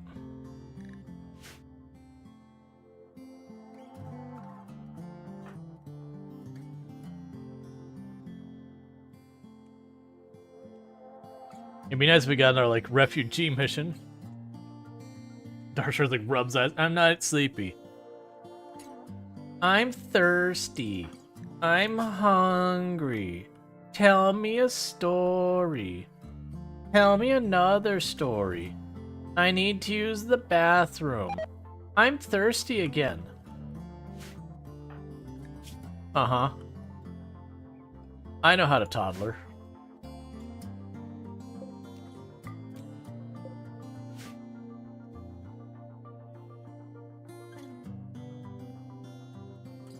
Can you have howitzer? No.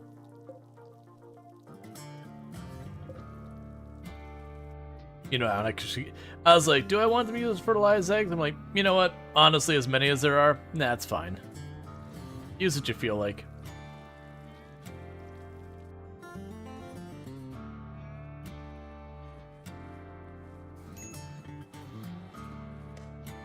How about minigun and ammo? Honestly, with the fog being a perpetual thing here, I do suspect, ultimately, having them use stuff like miniguns and light machine guns is going to be where it's at. This wall is going to have to be stone, though. What we've got right now for this wall is not going to cut it. You know, it's something I never... Can you make plasteel walls? I thought you could.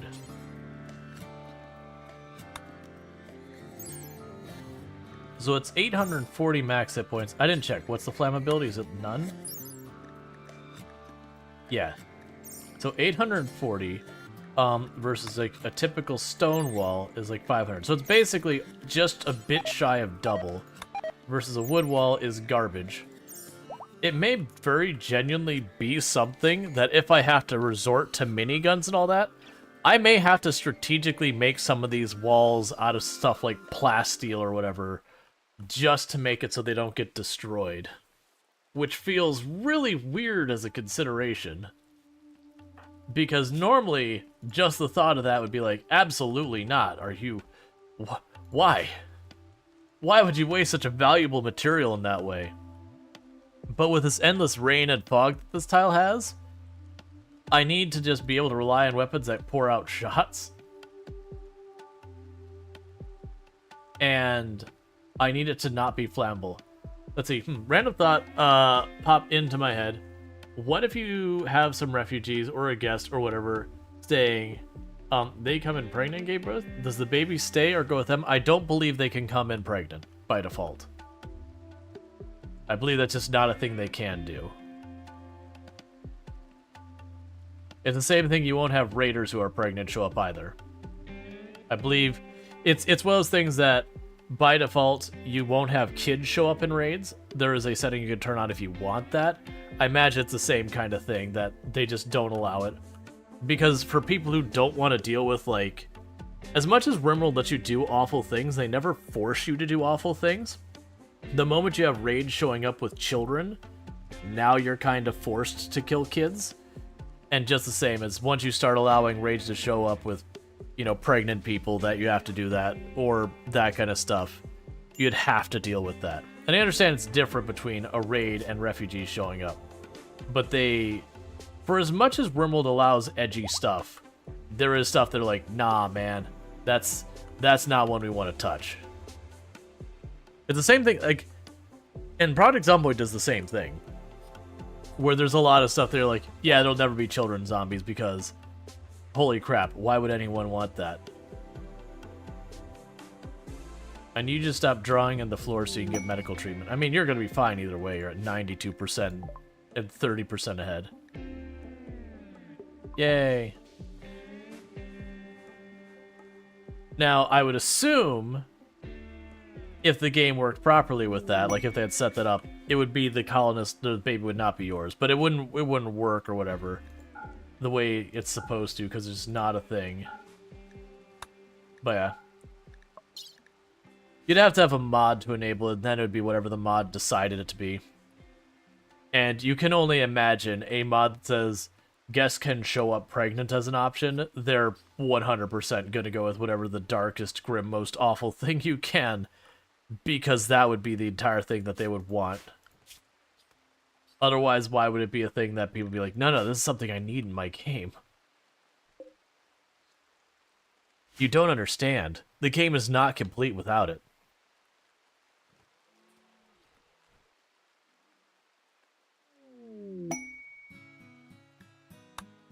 Okay. Strider sitting in the dream hut. Alright, you have a good night, Strider. Thank you for tuning in.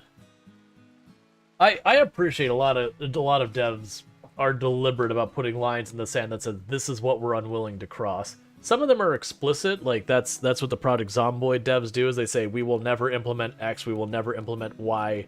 Like, we're just not something that we're okay with, and you could do with mods, but we won't. I found generally RimWorld is less explicit. They still don't add certain things that they feel are just too far, but they don't openly say, yeah, we're not going to do that. Not most of the time. Not unless like they're cornered and someone asks them about it. But to me, it's a good thing to have those things that say there's too much. I don't know.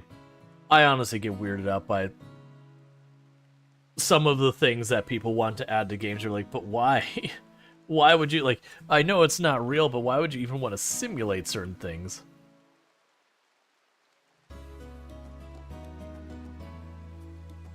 Okay. And then there's Minecraft, like, here's baby zombie. Oh yeah, it's also terrifying. Enjoy. Yeah, but I mean, the thing with Minecraft is it's such like a silly, unrealistic game. Like they deliberately go very cartoony, so it's not the same thing. Versus games like this one gets silly and cartoony because that's like, imagine if RimWorld, instead of being this kind of silly prison architect style graphics or whatever, they actually had like, you know, real human looking people, and then you're sitting there organ harvesting and all that. It would be very uncomfortable to play. Like, it's kind of the whole thing is if you're going to depict stuff that's like really grim, the more outlandish you make it, usually the easier it is to be comfortable playing it, kind of thing.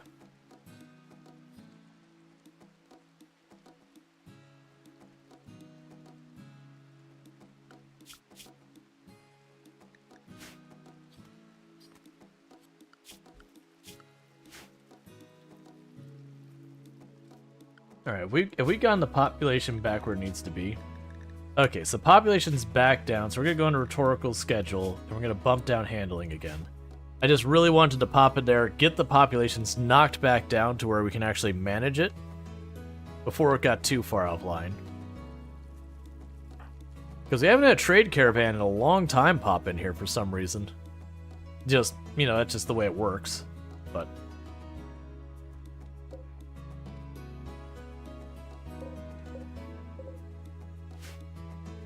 camel hide leather? What were we killing? Oh, maybe the alpaca?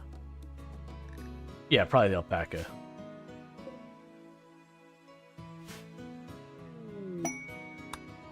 Alright. Moonwitch is working extra hard right now.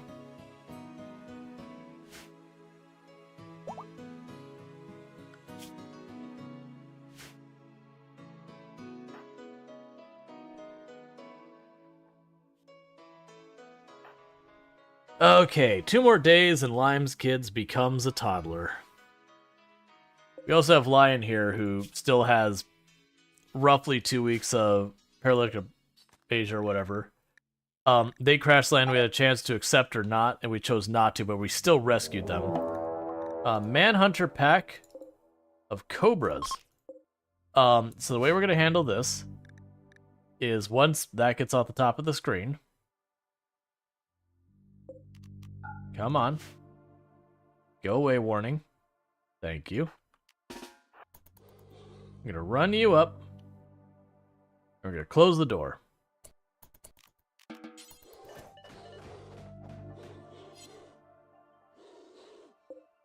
Just say no, no, and no. Because I don't want to waste all my traps on that if I can help it.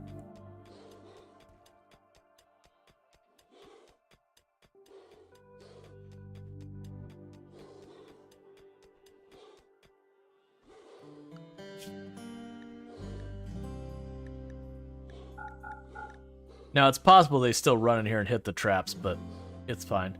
So one of them already has gone off of being Manhunter, so we only got 2 Manhunters still out there.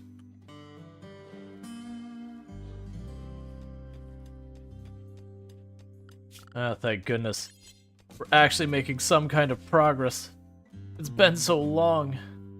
I forgot what progress looked like. As far as base, like we're making progress. The kids are growing up.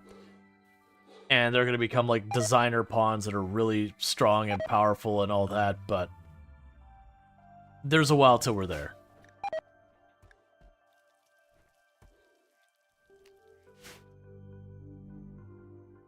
Okay. We got the alpacas to be population controlled as well. Yeah, everything's set up right. Just in case that turtle does actually manage to get up. Did it get up? Where are you? You did get up. You got over your... Okay, and we're good. Paralactobeja. Oh, not you. You're my better trader. How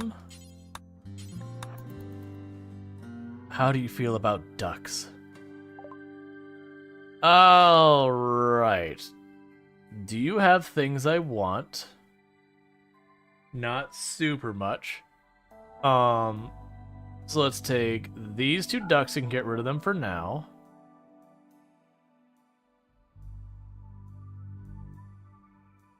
We can go rid of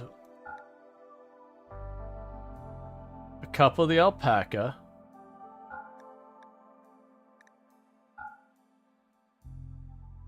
Do you have anything I want? Not really.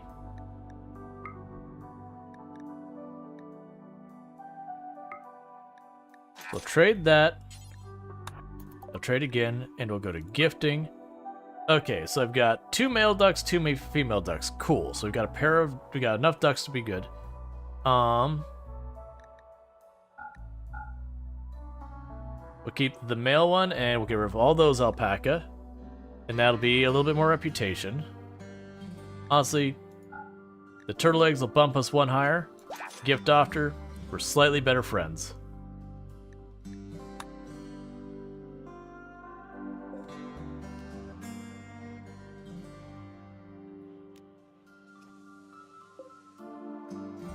Alright, and let's check. Because that also helps us out, because now suddenly our list of stuff here is significantly smaller than it was before. Yeah, so this will take a little while before we can have more ducks from that, that's fine. And then the same with the alpaca. We just gotta go through every so often and just trade away some animals for a little bit of money and some goodwill. Normally in the past it's trading away food, but yeah, this works too.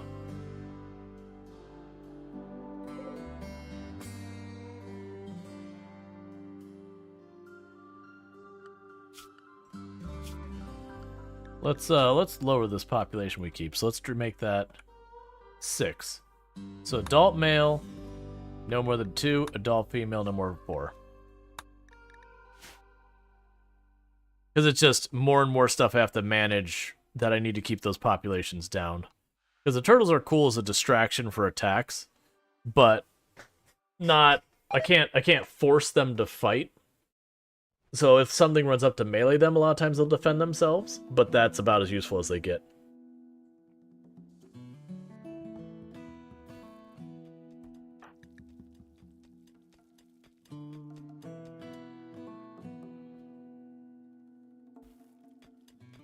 Okay, so we're gonna start mining the steel and actually building more of those traps.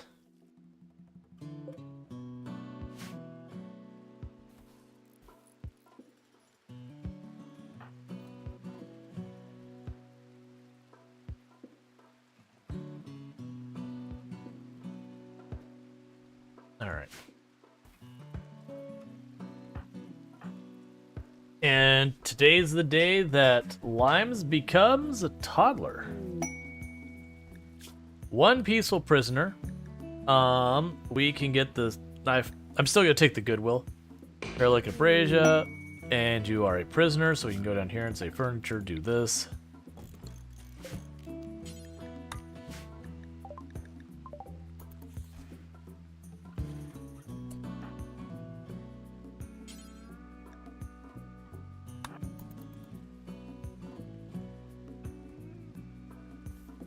Drop off the money, take the prisoner. We will set them up to be converted. It'll take their clothes. Alright. Hey, Crazy Legs, how's it going?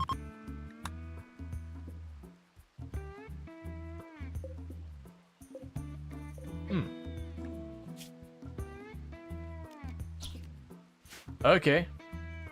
I'll take free food.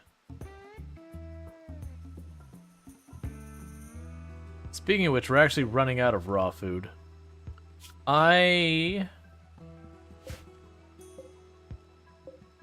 Here, we need to change that for forever. Do until you have 500. That'll be the cap on that. And same with this. Do until you have 500 for right now. You became a child. You are now part of a colony doing the work around here, so let's go ahead and get you assigned to do everything. And schedule, same deal here.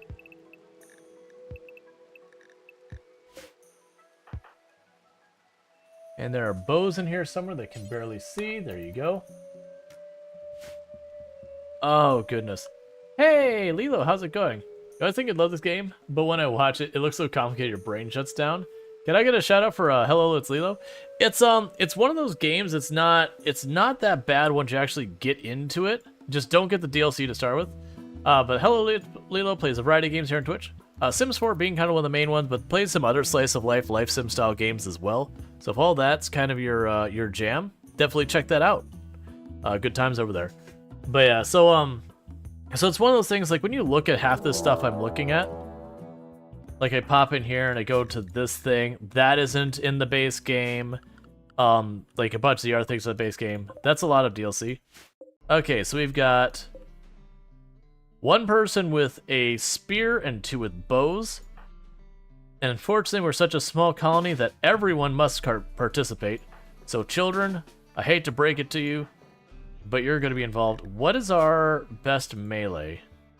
Alright, rhetorical, you take point. You in the back.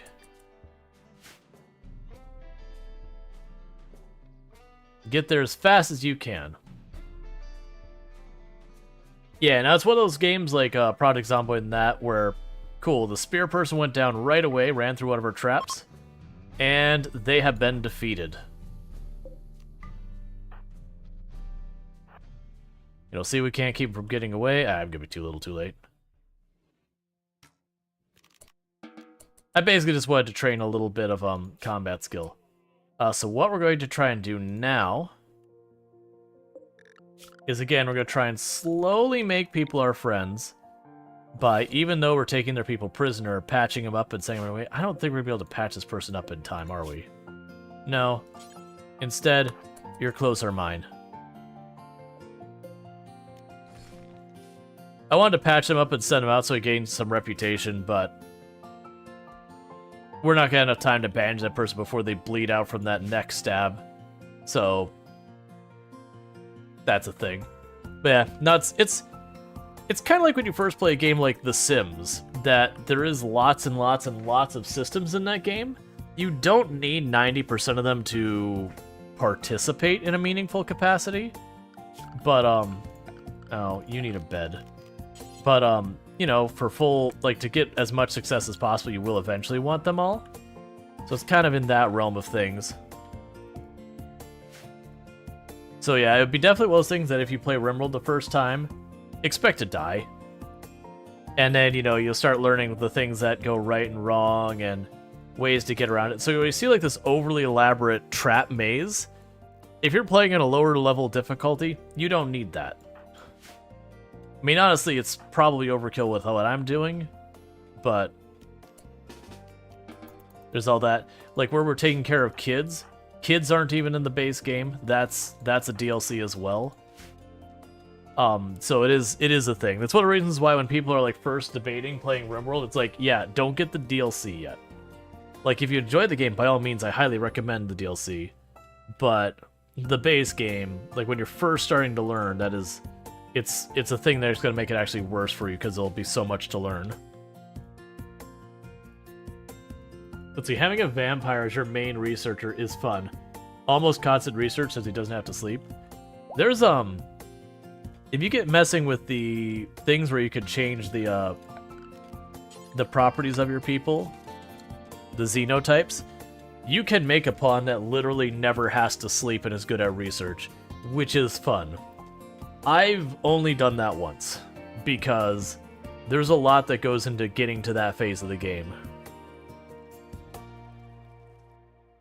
But that's also biotech, and then it's also getting lucky to get the things you want to be able to do that.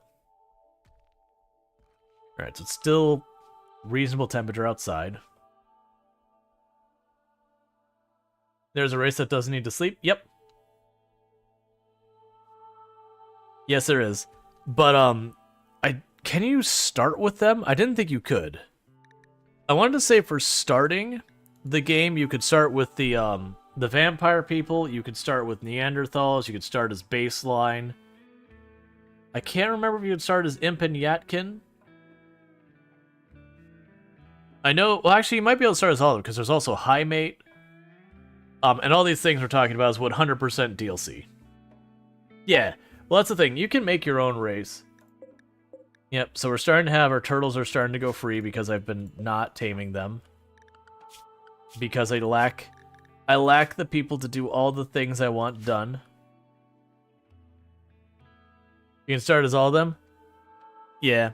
No, that's the thing. I know you can start with your own. We messed with that. We made we did one run that I made people who they were delicate wimps, who are terrible at shooting, who are terrible at melee, who are terrible at like all forms of hard labor, but like all of the smart labor kind of stuff they were extremely good at.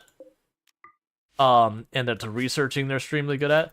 They never needed to sleep or anything. So it's just this like group that technically they were balanced in regards to they had so many negatives for their positives that they're like neutral on the point thing.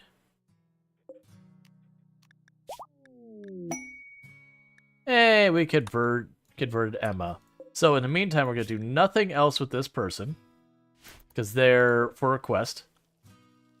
I need someone to load the shuttle, please. Get this turtle out of here. Oh, it's rhetorical population controlling. I was like, why is rhetorical murdering all of the turtles? Right. That's because we're trying to keep the turtle population under control. I just panicked there for a moment when I was like, grab the turtle, and then suddenly they're murdering turtles. I was like, wait, what? Hang on. You can set a pawn to the ratio you want without modifying the scenario? Yeah, I forgot about that. But yeah, I know it's kind of fun, but that's the whole thing. Like, if we look at the base, like, the things the DLC has, you have biotech. Biotech adds the kids. Biotech adds where you can effectively have different... They call them xenotype, but they're, like, different meta-humans or whatever you want. Otherwise, they're all just, like, basically human. Biotech adds pollution to the game. So that's a whole nother system you gotta worry about that's not there. But that's all DLC. You have ideology, which effectively adds ideologies to the game. That let you effectively tweak the way the game plays. So, like, normally your characters really don't care what kind of food they eat. Like, there's some stuff that they'll get upset about, like, if they're not a cannibal and they eat people, they get pretty unhappy about it. There's a couple other specific ones they don't like. But otherwise, they're pretty chill that food is food. But, with stuff like ideology, it can be like, oh, well, we only eat vegetables, or, oh, well, we only eat meat, otherwise we get upset, or we only eat mushrooms. And all that stuff around ideology are like, we don't like cutting down trees, or whatever. So ideology effectively takes the base game and lets you kind of finagle the rules so that your characters do and don't like stuff that otherwise they'd be neutral about. And then you've got Royalty, which is another DLC, that there's the Fallen Empire that you can become besties with, and you get like all sorts of titles, like being a lord for them or whatever. And it adds all sorts of requirements to your colony, and it's a lot of effort to do that. And they add a bunch of like fancy weapons. That one has the least systems it changes.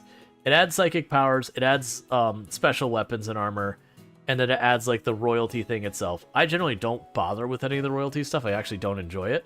The weapons are amazing and pretty cool. And the psychic powers, they're really strong and really good. I still am mixed about them personally, because it's just... I played RimWorld before that for a long time that I just don't see RimWorld in my mind as being like Warhammer 40k as more space western. But that's just 100% in my head. And then you have just the base game. Yeah, Royalty was more focused on combat, ideology more focused on social, and Biotech was a mix of a bunch of different things. Yeah, but like all those systems you don't get the DLC don't exist, which makes it a lot easier. You know, then you have like your base building, your combat, and then like managing your food, which I really need the food to start getting managed more. One thing we can actually do is go here, and baby food is now off the menu because we don't have a baby anymore. We got toddlers. So until the next batch of baby happens, we don't need to worry about that. Just checking things. Ah, right. So until she's done with that. Batch of babies, loving it.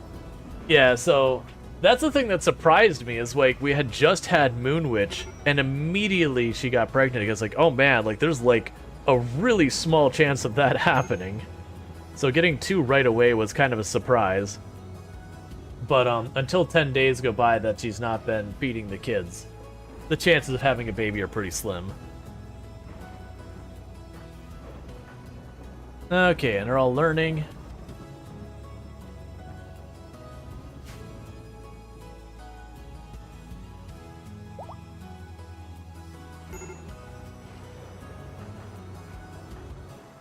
We've got fires going and all that. Yeah, and you also, when you're watching me play this, I'm usually doing some kind of challenge, not just the base game. And I'm usually, like, if we look at the actual difficulty settings, because you can change that as you go, I'm about half, well, actually, technically I'm over halfway up, because custom's not its own setting. So I'm 1 above the middle setting. I feel like Adventure Story and Strive to Survive is about the sweet spot for actually enjoying the game while having a challenge. Whereas Blood and Dust and Losing in Fun or customizing to 500% requires you to like lean into meta strategies as best you can just to make it. And then Community Builder and Peaceful, you can have far more relaxed play. Like Community Builder will still kill you sometimes because RNG stuff happens, but usually like the actual raids and that are pretty tame in that one. And then Peaceful. Peaceful isn't truly peaceful, they still attack you, but they send pretty mild stuff, if I remember correctly. It's been a long time since I played that. Like, I mess with Peaceful for doing experiments around trying to make challenges that were environmental challenges, so not raids. Like, you're not worried about, like, the raids and that, but you're worried more about, like, disease and pollution and just starvation, like, choosing particularly horrific tiles that you've gone out of your way to make even worse.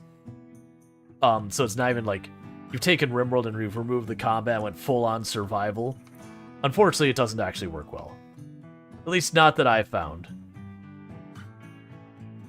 To a certain degree, though, playing like, for example, Ice Sheet or Sea Ice is that, because you get almost no raids in those tiles, because there's so few things that can show up that don't die from the cold. Like, you'll get the occasional, like, mech cluster or whatever, but you know, the insects won't attack you ever. The human raids are very, very rare. Manhunter packs are, like, they don't never happen, but they're pretty rare as well.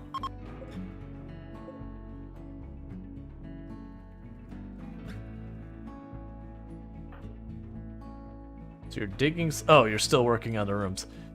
I remember when we were planning on having these bedrooms all taken care of before the kids were actually grown up. Oh, did we miss that mark by a pretty significant amount. Considering this kid is already 2 years into being a toddler just about, and this one is, you know, only recently become a toddler. That's fine, we'll get there.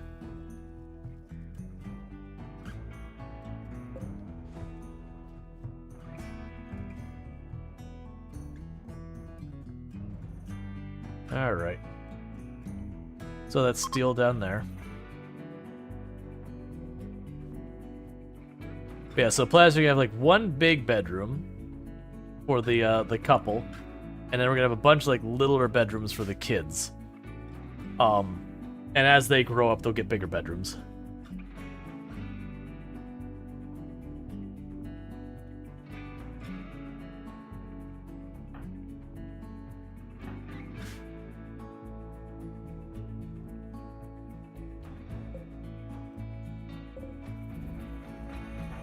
Okay, I need you to actually plant some stuff. I don't know what's really happening that you're... Oh, I know what's happening. It's the same thing, that storage is full, so you're just endlessly producing meals because it's detecting as if there's no anything in here. I keep forgetting that. That's the reason why I have the giant storage room queued up. Let's try and help with that. Alright, what would be the best way to deal with this? I mean, I could definitely tell them to stop putting certain things in here. Here's what we'll do. So you're no longer going to put eggs in here of any kind. We will leave the milk in there if we get any, which we probably won't. We are going to go to the textiles. Those won't go in here anymore.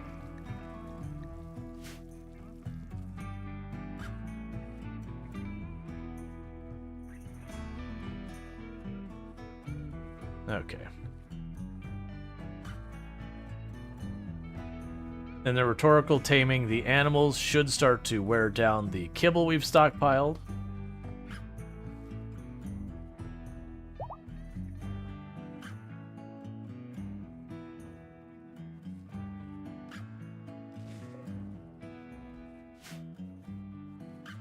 I wonder if it's a thing, so when the turtles hatch, they're automatically tame.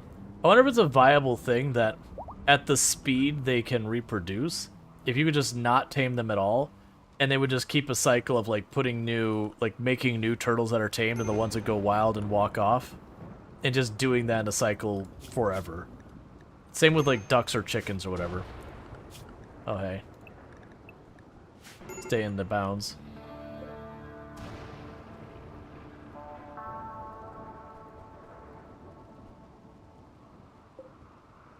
Alright. So you should be getting out of here pretty soon. And you will be about 6 days as well. Should be good, because that'll be one less thing I gotta deal with, so my people have more capacity to get productivity stuff done. Alright, and you're about to hit growth tier 3. And then we'll see, I believe the next growth tier means you'll get to choose a trait. Or sorry, not trait, a passion. Or like 2 passions out of 3 or whatever it is. Because I want to say every growth tier, I think at the max you get 1 trait, and it's, I think, 1, 2, or 3 passions. I can't remember. If you max out.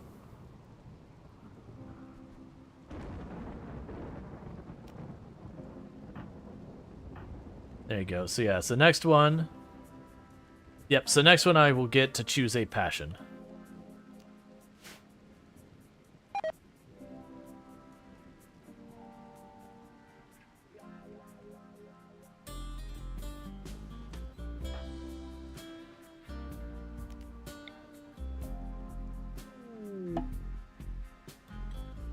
Okay.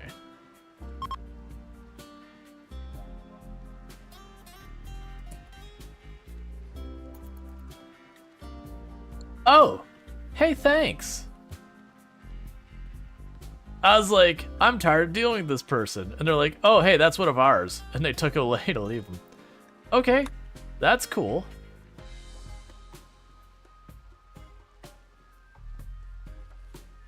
Thanks, man. It's one less problem for me to deal with.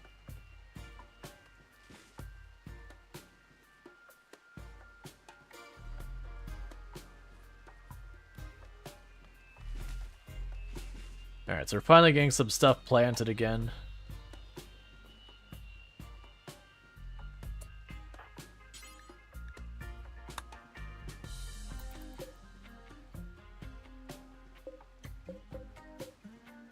Alright, new rule. No weapons in there either.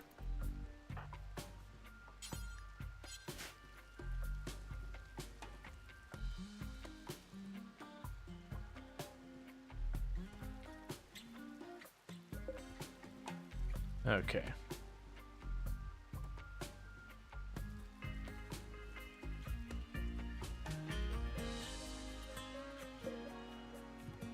Alright, so we need to get something else out of here.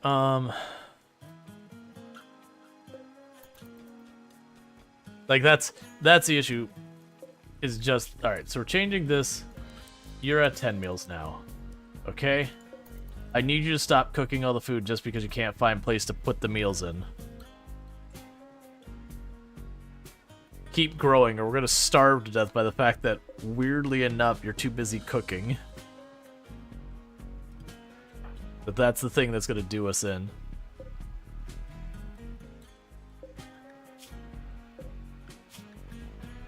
Alright, four days. And you're trucking along. I believe it was 7 years old was your next break point. Yeah, so 7 years old is when you age up again. So we got a little bit of time before that happens. I think we have 2 seasons till you age up to being like, you go from a toddler to like a kid or whatever.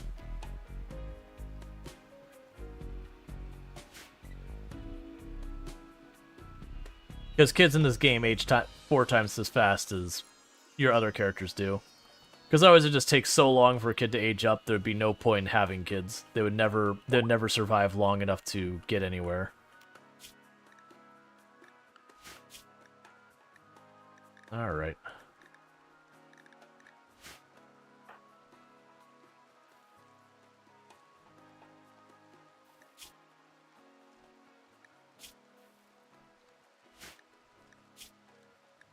You actually don't have that much wool. Alright, so I think we need to cut those numbers down even more. Alpaca, so 2 and 2.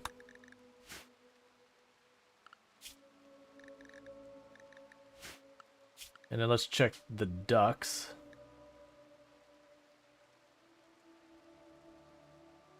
Four. I'm trying to keep the population so they're not so high that we can't... Not with this attitude. Nope.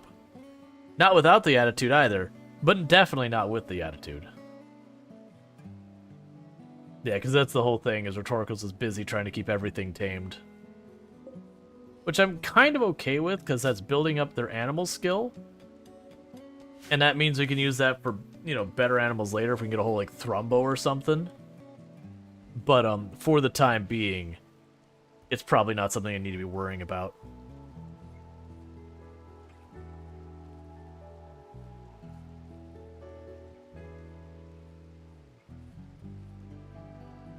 Now, I'm pretty sure stuff like the ducks and the alpaca, I don't have to use the time for, taming them. It's just the alpaca have wool I have to deal with. The ducks are actually pretty... You know what, actually... The ducks are pretty low maintenance, aren't they?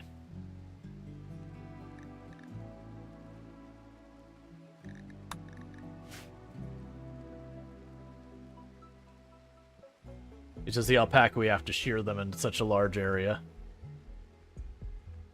But the turtles have to keep re-upping their tameness.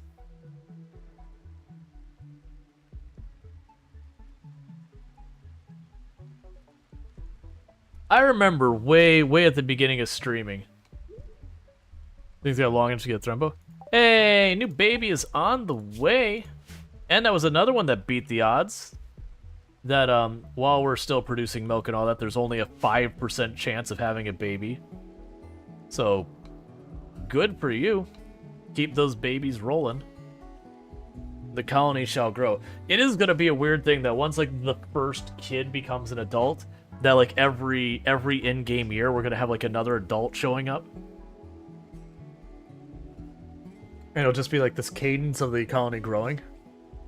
Way back in the first era of the internet. Yeah, we chiseled into the stones, and we had to send them by, like, messenger horse because pigeons couldn't carry the stones. They were too heavy. They just didn't have the throughput. But yeah, I know it was, we had an elephant army. I think we got up to like 50 or 60 elephants, but the colony was dying because I had 3 people who are doing literally nothing all day but handling elephants just to keep them tamed. It ended up being a real fun run. We didn't I don't think we ultimately won that run, because I think what ended up happening is we got like plague or something like that on the elephants, and it was just too many because of some like 20 something of the elephants got plague. It's like, oh, I don't have enough doctors for this. And it just, it's just one of those things. Is this a vampire family? No, there's no vampires here. We're doing like an Adam and Eve thing where we started with 2 people and we're slowly growing the colony 1 person at a time.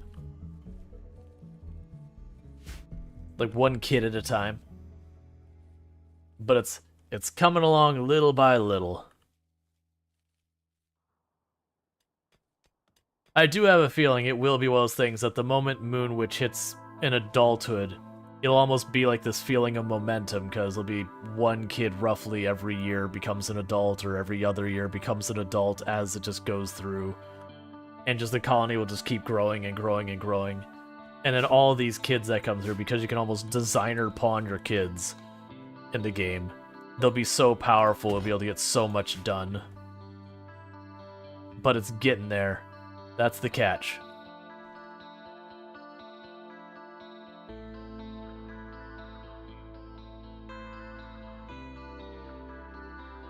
So let's actually queue up a bunch of the steel to be mined.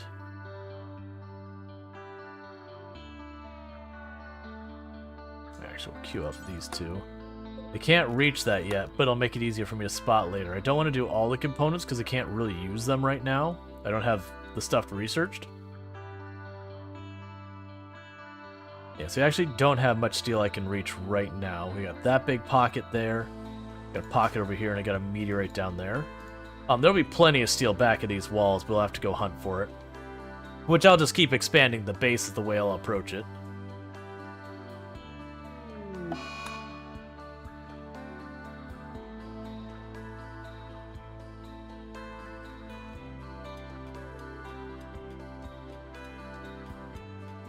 Heck, what this room might be, as I talked about this room being our weapon storage, that might end up being our prison for the short term, since right now I'm just using a hallway that's incomplete as the prison.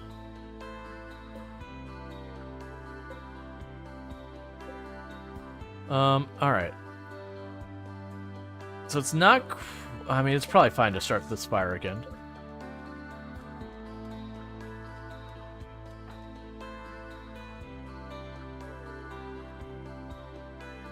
Because then what they'll do is they'll start burning the worn out clothes.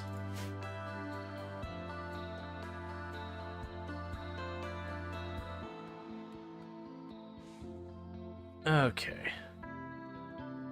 I also do like that we have like all the animals just kind of pinned up here, that no new animals are really showing up down here. Like we've got some that are wild from being here for a long time. But like we look at the wildlife on the bottom part of the map, we got a couple of cassowaries that, you know, they've been down here forever. Otherwise, everything else is in this like little clustered spot here. What are you doing? I do wish... Oh, wait, never mind. That's fine.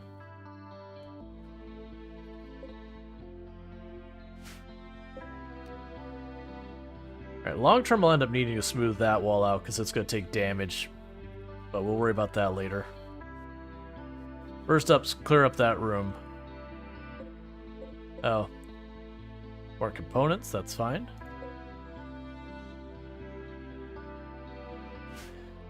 We have almost no raw food ready.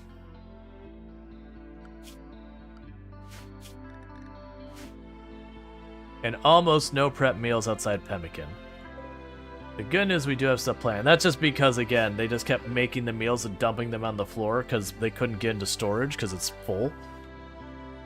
So we're doing that. That could also be a temporary hospital. It's inadequate. It's a tiny little hospital. But as a temporary solution could be a thing. I do think maybe the hospital goes up here, though. Just, like, make a little room right here. That way, whoever gets in a fight and injured there, we just pop them right around the corner and you're just in. I actually plan to do that.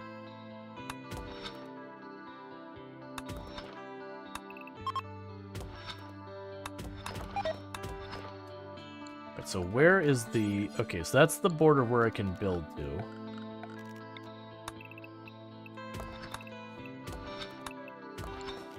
Make sure we're still within that border. Okay, so I'm not going to build it right now, but that'll be where we put the hospital. And I deliberately left 2 tiles of wall on that side, because there's going to be fighting here, there's going to be shooting back and forth at different points, so it's entirely plausible, like, block gets knocked out. I don't want to make the hospital suddenly become outdoors, or even worse, I don't want it to be the injured people in the hospital are suddenly being shot at.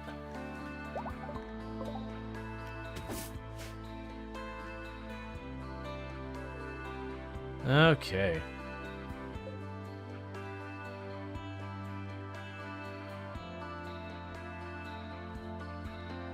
Alright, we got things going on pretty good here.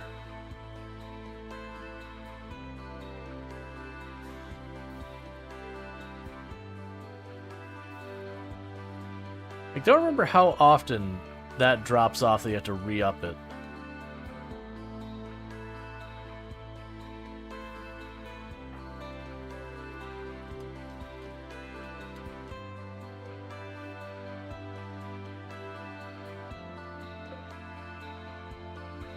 Making slow progress towards getting that established now that you're not spending all day feeding kids. They feed themselves now.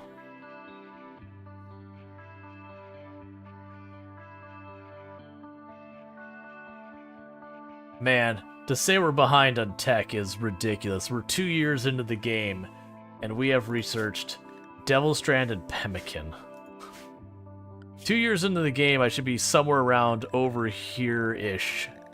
Like, maybe I have microelectronics, but I have like a good at least half a dozen to dozen things over there. Or they end up being a Mega Spider tech. So that's, I really am hoping one of these early kids that we can make them into a proper melee pawn. Get them, you know, tough brawler or something like that. Nimble tough would be a lot of fun. Just something that they can block the door kind of thing. Because right now, we just don't have anyone who's well suited to melee. And I'm really going to need that. Alright, so preparing to attack. They are all melee.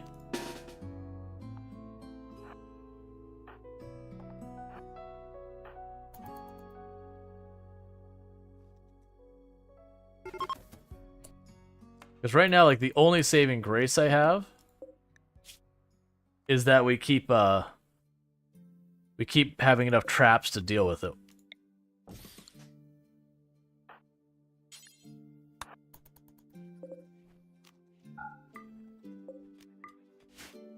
But, alright,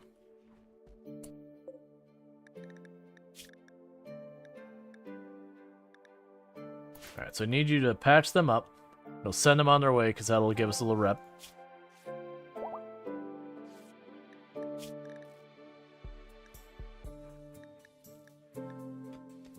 Okay. And then we'll release that person immediately. And the reason we're doing that, it gives me 12 standings that eventually I could get some of those enemies to me to not be enemies. But, it's not been reliable.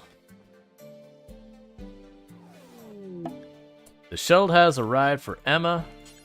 So get out of here, Emma.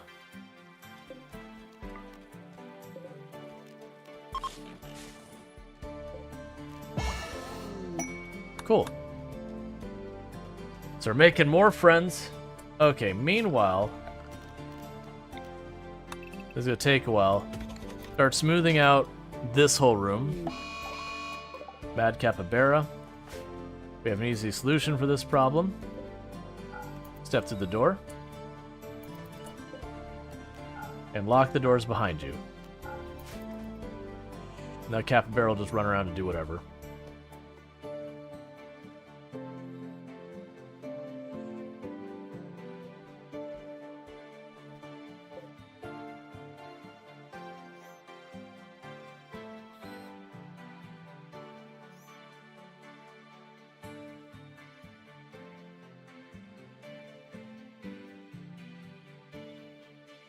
I wonder if it'd be a thing if we got our colony up to like 16-20 people.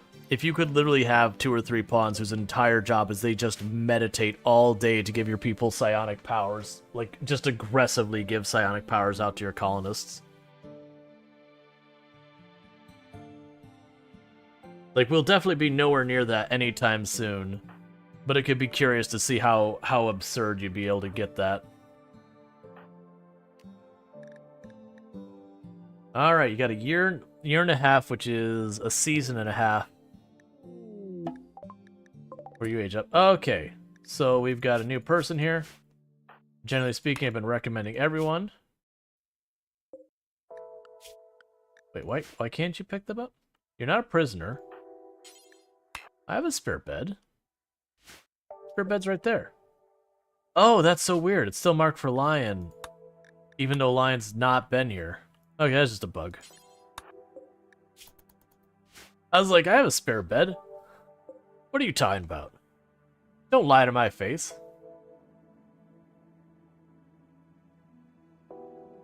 Yeah, we're trying to work on it, but with just the two of them, we've kind of stalemated. I'm like pretty much wasting my time on it, but I don't want to lose too much progress on it, and it does improve the recreation to handle that. Are you not going to bandage the person you just rescued? You're just going to let him bleed on the floor?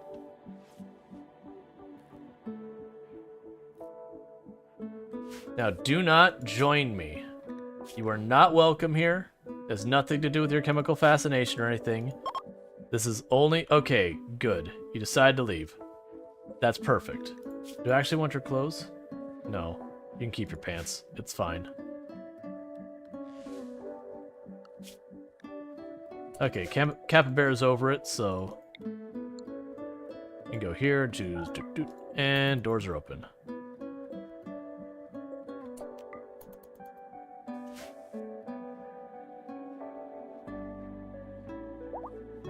Alright. And how are we doing on our animals? The alpaca population's starting to balloon again. Which is why Rhetorical went in there and just killed the alpaca, because the population started to balloon again and had to be dealt with.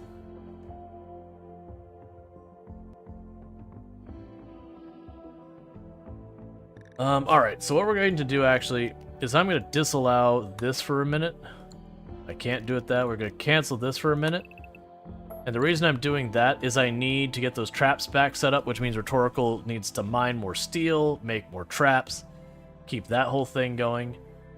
Because the first time I get a group of like 8 or 9 melee pawns running through here, we're going to get absolutely demolished. Like, we won't even stand a chance. So for better or worse, I am depending on these traps right now.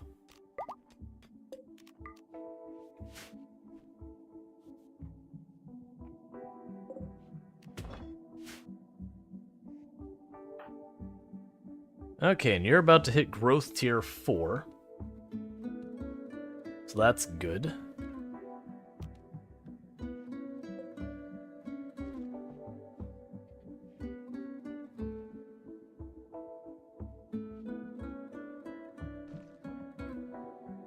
And I wonder if then they'll be able to start meditating at that time as well. I also wonder if meditation counts towards learning.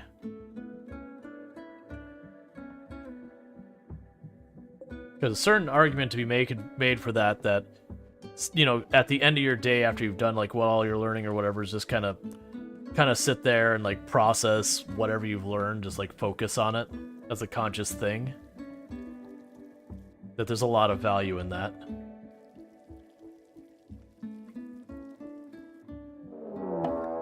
Alright, we got another attack. Same as before, I can't actually count on them not popping through, so we just do this. Okay, they're not popping through. Sometimes they'll just run through my trap because they want to consolidate down there.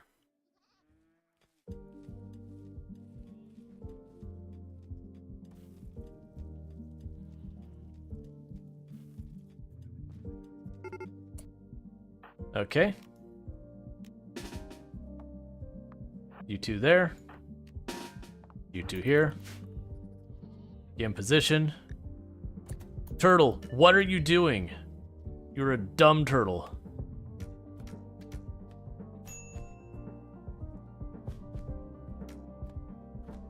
Turtle, you have betrayed us and you shall die for it.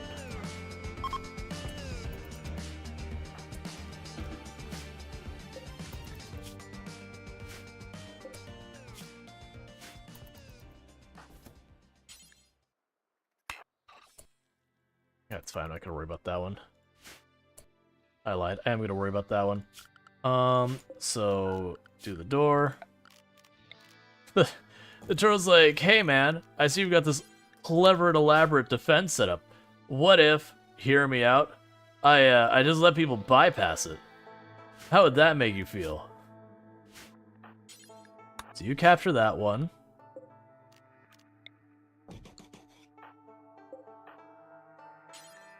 You capture that one. You only took a couple of bruises, right? Yeah.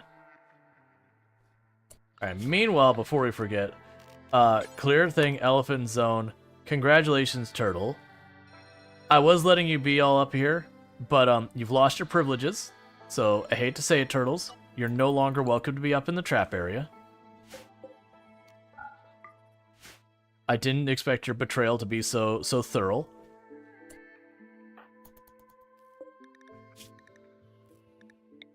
Alright, so you're bandaged up, so we can release you for standings.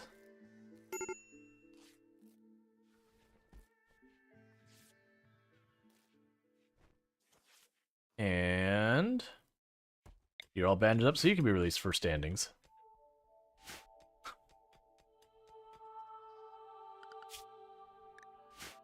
Meanwhile, you're bruised up, so let's get you patched up. Alright, you're already on it. Cool.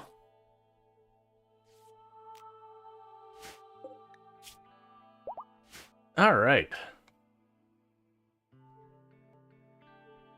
That means you should get Squid out of here in just a minute.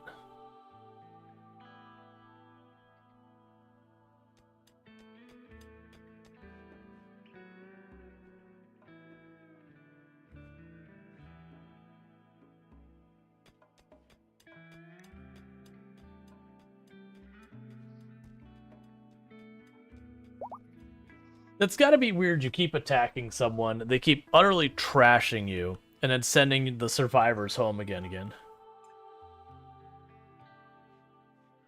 Communal punishment. I hate the turtle. Oh, if you didn't see, I set the turtle up to be slaughtered. It's like, hey, I need to knock the turtle population down, and you opened up the door? Yeah, sorry. The other turtles were all neutral in my eyes. That turtle, that individual turtle, was not neutral in my eyes. Its betrayal was noted. How much longer till you're gonna be healed up? Yeah, it's gonna be a while, so just go ahead and talk to him.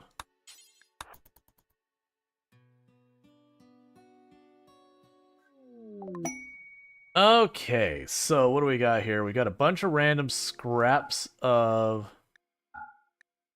cloth that we'll probably never use. Is there anything I want to buy from you? Not really.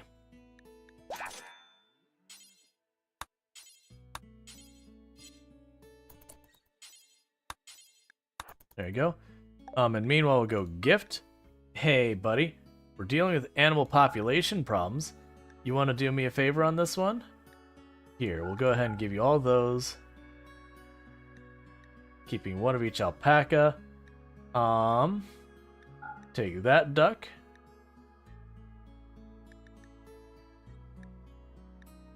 And then take all of these ducks. So that'll keep us a group of those. And you can have a bunch of these.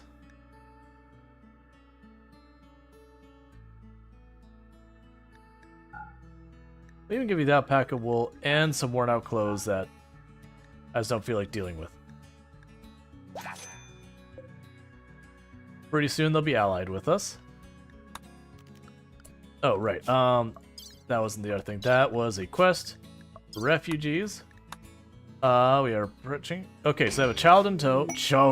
Okay. For a moment, my eyes thought there was like 3 kids there. So they can keep their weapons. Because by having a kid, it means they will not betray. It's just the rules of how the game works. Okay, so you can grow, plant, cut, and craft? Oh, come on. Don't offer me too many things. Oh, you're definitely not going to bother hauling. Honestly, we'll take you off hauling and cleaning, too. We'll just go with it. And as far as this goes, I guess furniture. Sorry, I don't actually have places for you to sleep, so we're just gonna make do. Schedule. Get a little bit of recreation at the end of the evening. Oh, and schedule, you are restricted. You know what? Actually, I changed my mind. Guess what? You're not restricted. For all that stuff I leave up there and I don't bother grabbing ever because I don't want my people on the edge of the map, you're welcome to go grab it. Okay, get rid of that and that. Cool.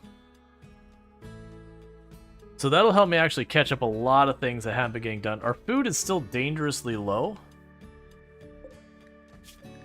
And I do feel like we should go here and do this. We also have a baby on the way. So we'll get that set up as well. But it should be alright, because that's going to open us up to get a lot more done.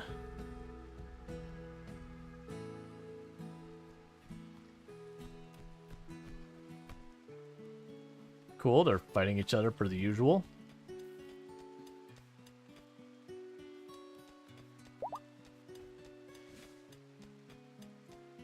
Alright, and you're fully healed. So you'll start cooking all the stuff that we're going to be pulling up.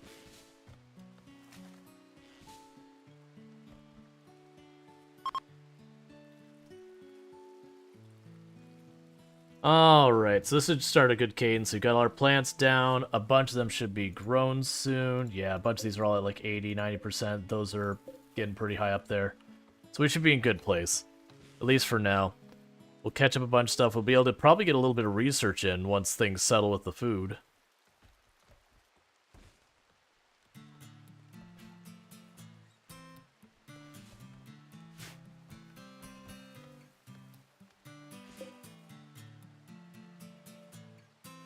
How long till Moonwitch ages up again?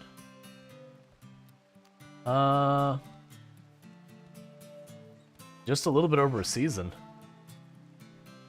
Yeah, just a little bit over a season, because one season is a year to them. So it'd be like a season and a quarter.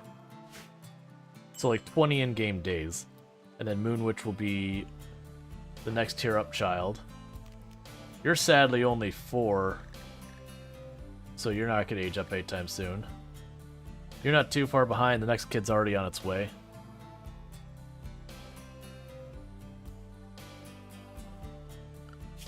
Yeah, we knocked down our animal population a lot, which will help.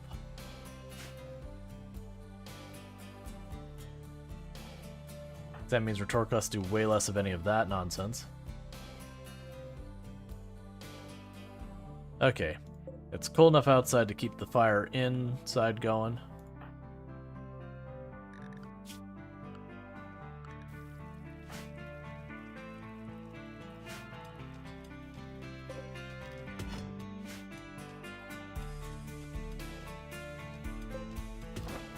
Yeah, I think short term we'll turn this room just into an armory. It's not what's going to be long term, but I could see taking this room and just saying, okay, storage, important, clear all, weapons and apparel. Then going here, storage, no weapons or apparel.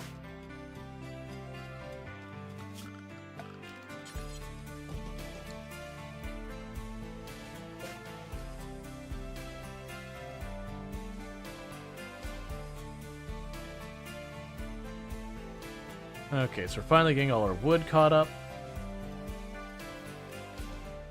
Getting our meals caught up. We've got baby food made.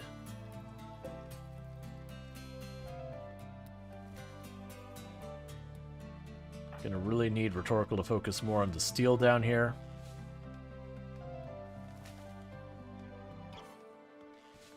There you go.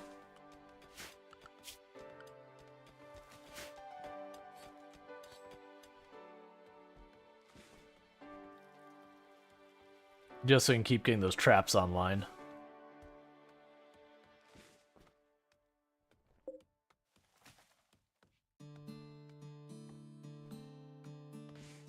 It'll be really nice if we get stone cutting just to not have the endless heap of stone everywhere. Because unfortunately I can't really put it up here and have it do anything. And then there's the danger of if it's up here, the people dragging it to and from there put themselves at risk of being hit by something on the way up and down. Oh, yeah, so you're already restricted. It's fine. All right.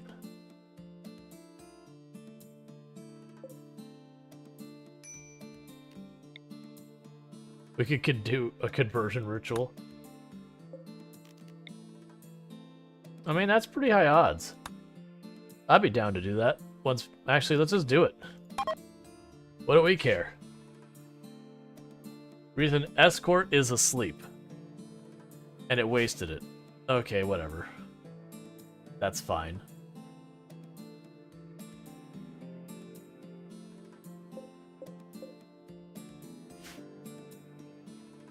Alright, so I mean, the base is coming along very, very slowly. But it is coming along. Do we have dye growing yet? Oh, I should get some dye going, Rat. It's not important on any stretch, but like,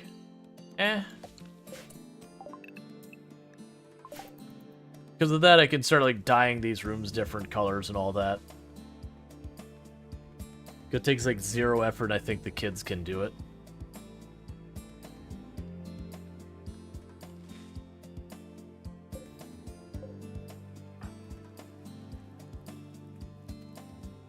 The kids are rolled out? They are! And welcome back.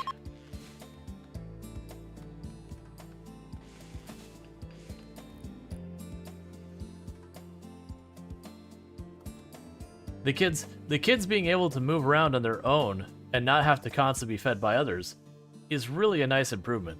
We're also actually on our way to having our third kid. We're gonna have a pretty good rate of these kids popping around.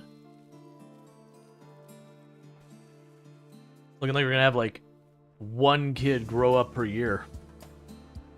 Which means the first couple years will be rough because I'll be dealing with a whole bunch of kids running around. But then every year after that, we have that many more adults being able to fight and protect and do all the other things. The colony is growing slowly but surely. Could we use more explosion? So they're both toddlers now? Yeah, they're both toddlers, but Moonwitch is getting close. She's got about 1 season's worth of time before she becomes like a child, where she'll be able to do a lot more around here. Cool, and you're about to hit another rank higher. Can pawns have twins or whatever? Not that I'm aware of, but they do have under research. They do have the fertility procedures. I think there's nothing here about that. Like you do like artificial insemination kind of stuff and that, but I don't think you can have twins. I could be wrong, but I don't think that's a thing in the game. Because honestly, if like we had just the 2 here and you had twins right from the beginning, that could be absolutely amazing or awful depending on your situation. Like having to care for 2 of them could just be way too much. Alright. Huh. Okay. So, if I accept this, we get 10 man-hunting red foxes, and you're going to give me 2 heavy archers. We could probably actually do that. Between these 2 holding the line, and then basically having 6 archers. I think we can handle that. I mean, not both of them might make it, but...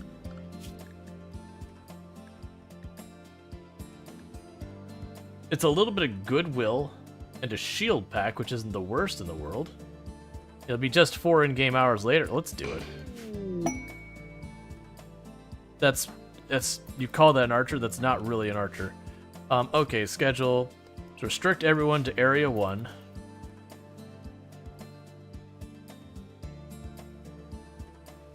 And they're mostly up in this area, which is perfect. Be fast. Perfect. They should arrive any second now. Apparently you can. People have seen up to quads. That is terrifying.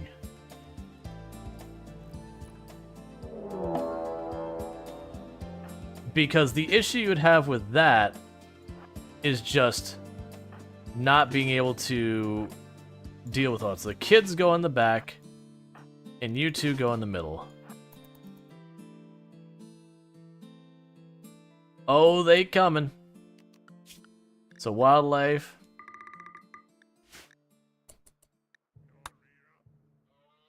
In hindsight, I wish it made one of my people like, you know, a combat leader kind of thing.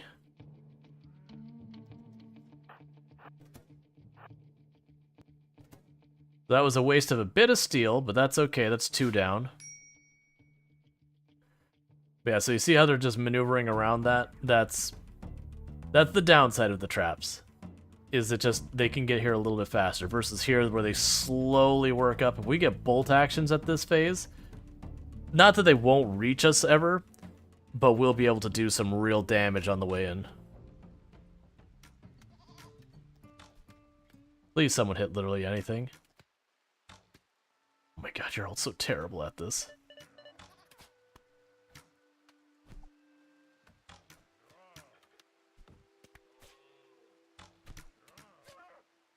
That's okay, we'll make it.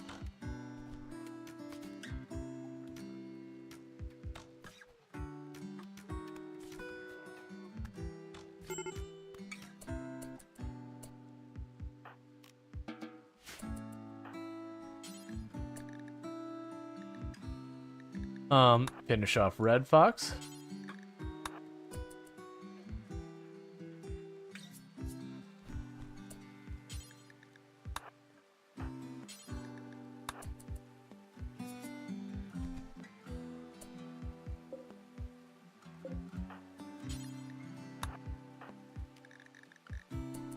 Okay.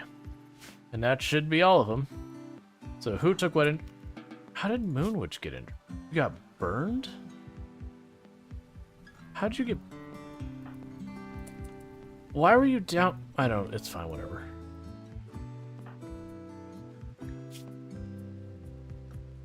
You've got some serious injuries there, friend. Pods arrived with a low power shield belt.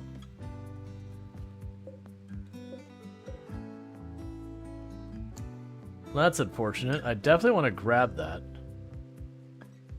But we'll wait till things settle here. So you're bandaging that one. You tend to this one.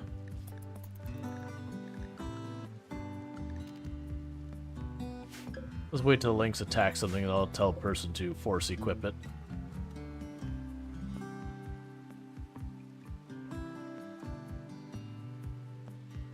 Probably just have Rhetorical do it.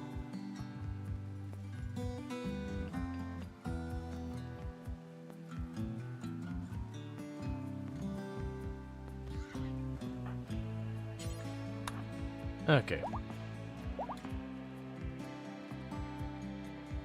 Yeah, so Moonwitch had just, like, run off on their own and got a minor burn.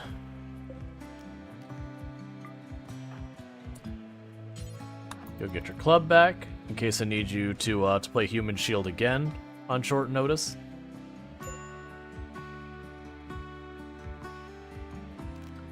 Then we're going to unrestrict you again.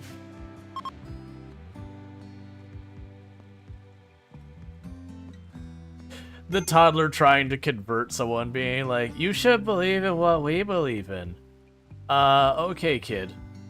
It's a little weird, but okay. Betrayal offer for junk I don't care about. I'm gonna say build roof on this part, so that the trees don't grow in there. Because that can mess with the pathing.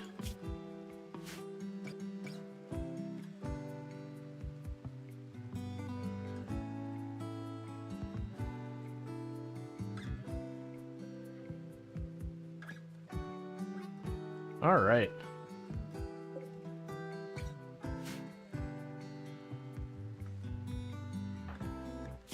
Huh. It's weird that only the refugees are injured.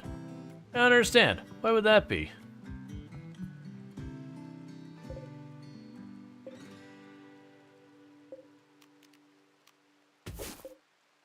Hey, Mr. Mommy says you're a heretic and you should stop it. The worst thing is I could absolutely see a kid saying that. And just the person be like, what? Quest failed. Yep, that's for a person that they're like, rescue this person. I was like, no.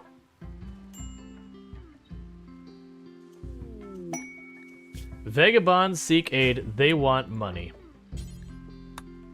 Alright, so schedule, unrestrict. Give them money from the stack sitting right next to them.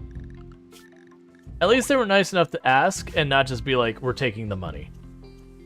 It's sitting here unattended right next to us. We're taking the money.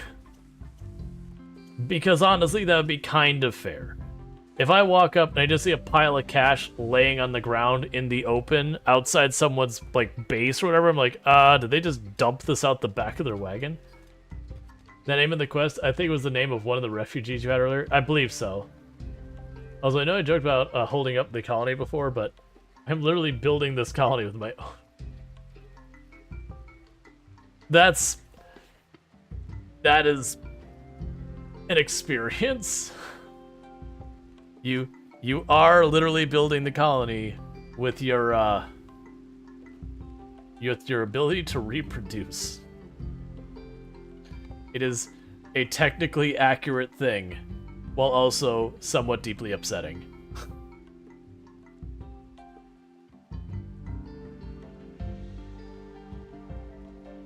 I mean, conceptually, it is also deeply upsetting. You made me blush. It's just like, there's certain things that you be very careful about what you say on the internet, because like it can be fun to be taken out of context sometimes, but then there's the out of context you're like, oh, I really don't want someone to take this out of context, so I'm gonna be real careful about how I say this. There is the out of context that looks real bad. That would be one of them. You have inspiration. Cool.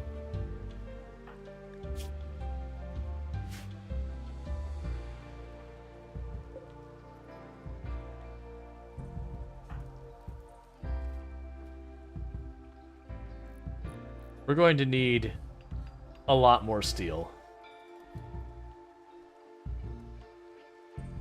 It also amuses me, you can tell the moment a piece of grass grows up here, because everything closes in and eats it as fast as they can.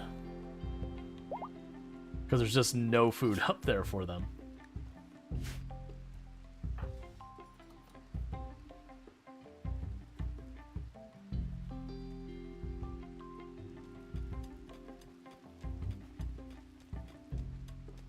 Oh man, it'll be so nice to actually have someone else who can do something. How long do you grow up, kid? It's still like a season. Please. I need you to grow up faster. It says every parent for a little while before they turn around and say, no, wait, slow down. Hang on. The juggle between the two is a fierce battle within the hearts of parents.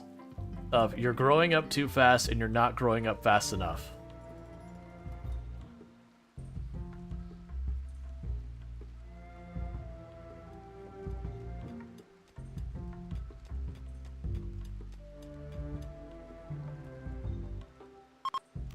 Alright, so I think it is time for us to switch you back over to handling. Oh, actually, you are handling.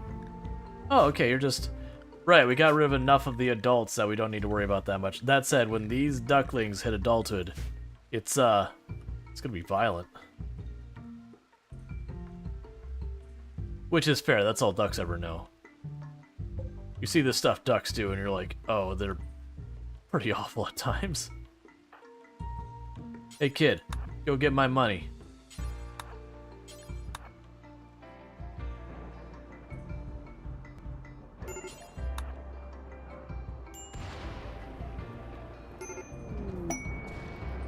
You want me to build a stone structure? Ha! I don't know how to stone. Come on.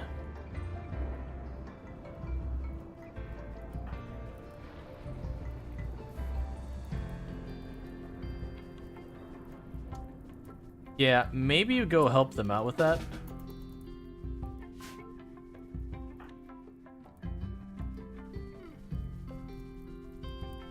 You need to research rock and stone? I know, man. It's complicated tech.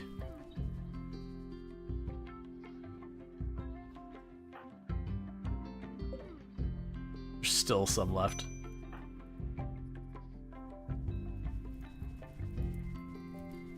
Oh, and it broke one small section of wall. Why are you eating the pemmican? You've got prepared meals. I mean, I'm actually not that worried about it because I've got plenty of food, but it's just kind of like scratching your head.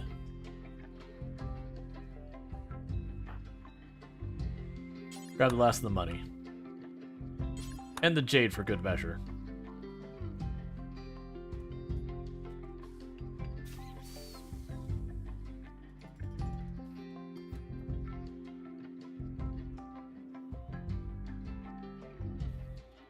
Okay, I've collected all the goodies from up there.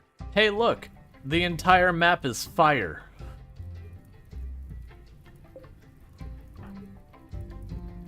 And the kid just goes, I'm gonna go nature running through the fire.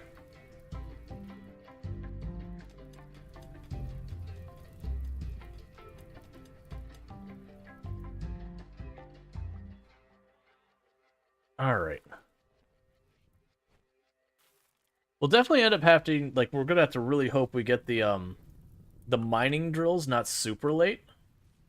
Because if we're gonna be using those steel traps for any length of time, that'll end up being a big draw on our steel that as the attacks get worse, the amount of steel it's gonna cost me between each battle is gonna get more and more. So I'm a little worried about that. Why are you... Oh, right, because we made this whole area... That's fine. I was like, why are you sweeping the middle of the dirt? Right, because it's technically all the home zone, because they expanded it. Alright, I also think it's time that I just accept. Torch in here. Mad iguana.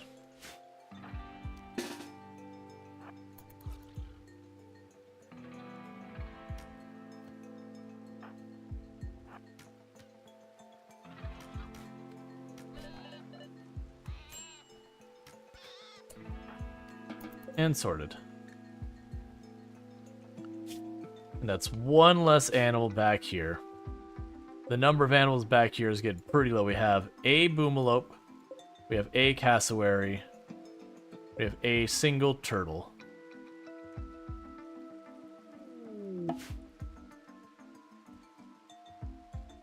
Alright. Let's trade with you real fast before any of these dangerous animals wake up. Okay, so you want a bunch of our busted up weapons that we don't really want, so that works out perfectly, because I would love to get those out of my inventory. I could take the recurve bow. It's not a bad grab. I think I will. It costs basically nothing.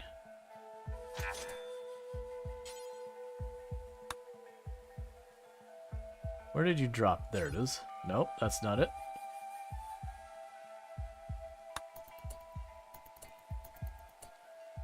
Where is it?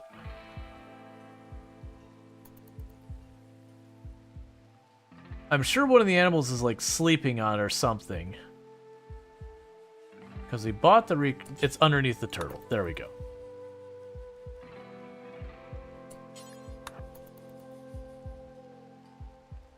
Moving up in tech.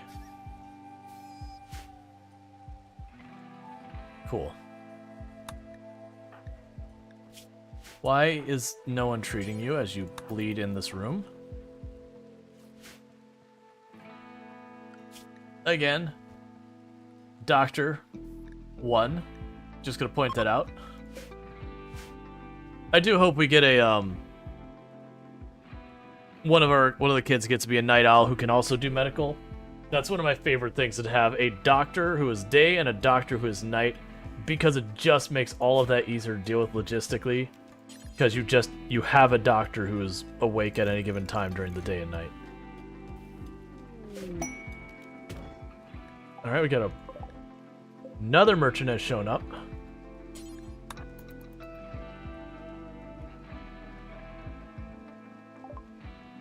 Okay, so You don't really want any of the things I have. I'm not going to take the links. They could be fun, but not really what we need. So yeah, honestly, you don't have anything for me. Well, yeah, you can give me a better club or whatever, but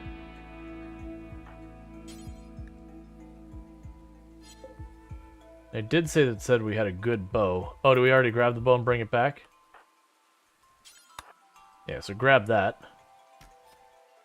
Cool, so we're moving up in the world.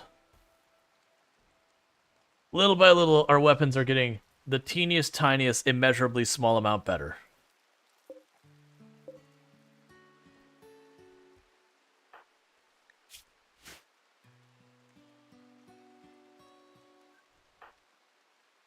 Alright, and you're going along well. So to the next tier, we get to choose passions from 3 options. That's fine.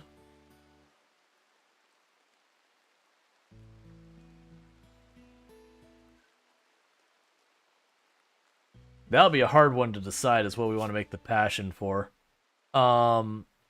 There's a strong argument to be made for Doctor. Oh. Well, that's gonna suck for all you. I might get some loot.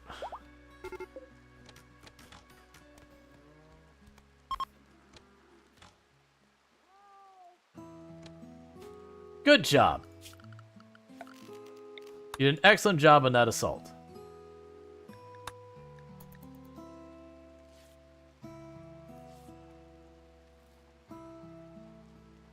Okay, and they're all getting bandaged and all that, so we shouldn't have to worry about them going down. If they do, we can rescue one of them and get a little bit more standings, but that actually has a curious thing that we could potentially run into. If we make a bunch of these group friends, we could end up with a situation of having fairly regularly having entire groups of people over here trying to trade with us. So how long will it take you to find this map? It's a neat mountain hole you have here. Not too long. If you look at the mods we have, there is a mod called geological locations or whatever. So if we go here, or geological landforms. So you go here, you have all these options. So I can go atoll, and it gives us this cool map that's like a sandbar. We could choose crater, which you see is kind of what I was in there. This is just happens to be an awful marsh one. Some of the other ones that are really neat is rift, which is just this tiny little passage. But you got a whole bunch of these. Like we have a fjord, a valley, the little beach thing. You have a surface cave, which means there's no real outdoors to it at all. A skelly, which is one I want to try sometime, because it's just a little rock spot that's like no growable space. So it's gonna have a lot of the same problems that you'd have for what's lichen covered soil? But it would almost be like doing Aishi, where you have like no growable space. It just wouldn't necessarily be cold. Let's see. You have sinkhole, which is another one that's kind of interesting. You have ones that just like shows you cliff or corner cliff. You have cave entrance. Badlands is a fun one because so much of the ground is just rough rock. So you get like little patches of growable space, but otherwise all of it's either like mountain or like just ground thing. But yeah, so the one we're on is crater. You have desert await or desert plateau, just a little thing of rock in the middle of a desert. You have where's the one that's like swamp something? It's like Swamp Island or whatever. Yeah, Swamp Hill. So it's this tiny little patch of usable space in the middle. Are you killing my turtles? I don't care actually, but I'm gonna pretend to care, and that's basically the same thing.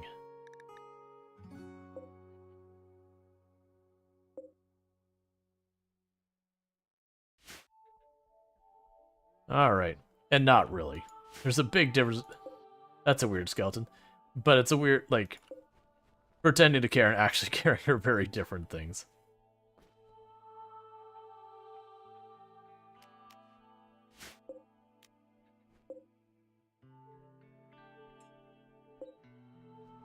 That said, I do think on principle I should kill the cobra.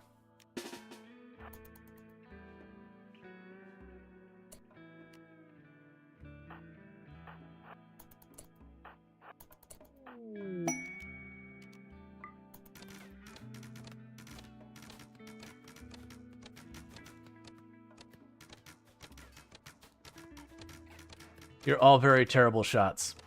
You should be ashamed of yourselves. Chickens join. Animals manage auto slaughter. Chickens, okay. 2 adult males, okay. Sure, we'll say 6 adult females for both of those. Sure, why not? A granite meteorite. Yeah, we'll set that to mine. Cold snap for pay, and I want none of these things, so get out of here. I actually don't mind the cold snap part, but the price is not, like, genuinely the items I'd get, I'd just trade away. I wouldn't even use them. So it's not worth the time or effort to me.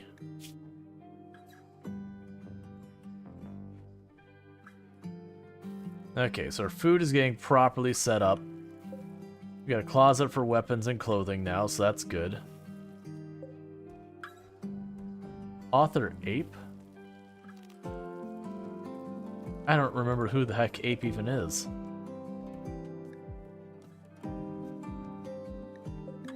Cobra in the animal pen.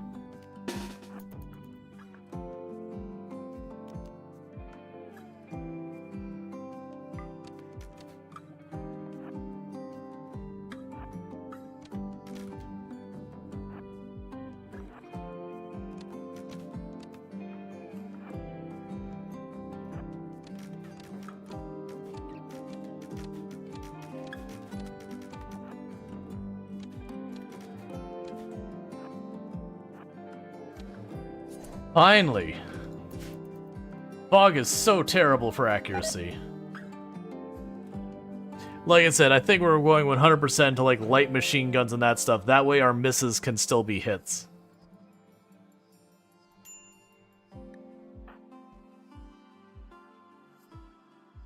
Because holy crap was that terrible.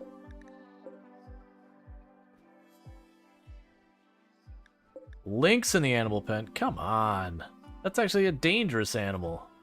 So we're definitely going to go and deal with that right now without any consideration for our own well-being.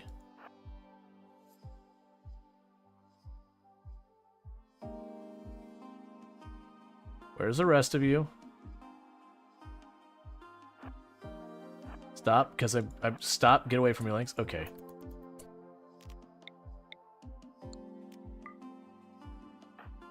You two take point.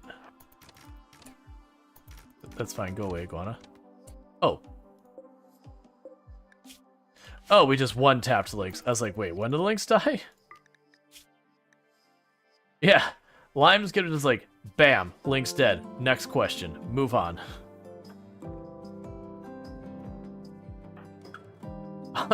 I may be 4.5 years old, but I can put an arrow between the eyes of a moving lynx like no one else.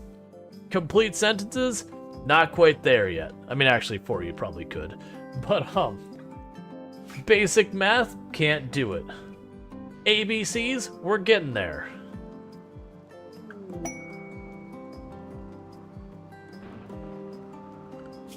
Alright, so with that, put research, well actually, research is fine at that rate. That's fine. I don't care about the betrayal reward being retracted. It was a stupid piece of psychic helmet that I would never use anyways. Alright. Little by little, tangible progress is being made. And how close are you? Three quarters of a season. That's how long we have. Give me some of that fertility treatment stuff. Okay. I don't think the game works that way. What? One baby at a time. That's how this works.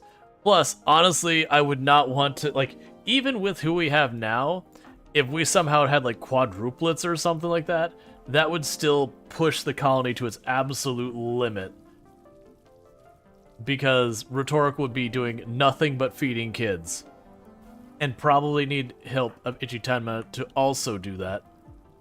And Moonwitch and Limes. And somehow it'd have to still be getting food while all of the, all of the above is occurring. I really don't actually care about the hens going away. I would actually like you to put this fire out. Any fire that's inside this box, just consider inside the base. Because it's going to light, like, it's going to just spread and cause mayhem. Just make the older kids help me. I mean, they will, but my point is more, even with the help, it'll still be a problem. I don't really care about any of those chickens going away, honestly. If we get them, fine, but I already have ducks, and that's enough of a problem. Cool.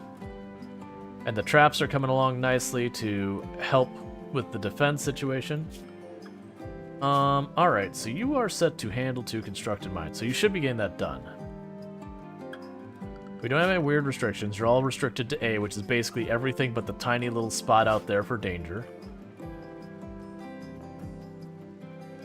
And we will actually, like, expand into this area more and do more with it. Like, we have all these geothermals that are everywhere. So what'll end up happening in the long run is put geothermals, we'll hook all those up. We've got another one up here. So we'll hook all those up and run cables around. Transport pod crash. Alright. Again, here's the rules. You don't get to stay. I'm saving your life, but you don't get to stay. Animals oh, it's the animals outside the perimeter starving. I don't actually really care. Oh, right, that's the reason we're not bringing them in. They're outside the perimeter and we're restricted from going out there. That's fine, I actually don't care. You got food poisoning. Cool.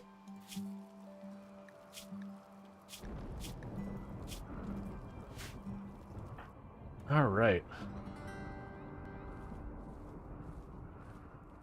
Yeah, so get a bunch of options for passions. So Moonwitch is going to give us quite a bit of possibility. I don't think Moonwitch is going to reach tier 7. I think that's going to be a little bit too much. Good job, worthless husband. All right, let's be fair. Ichitenma has really been carrying a lot of this stuff. Granted, it is probably their fault.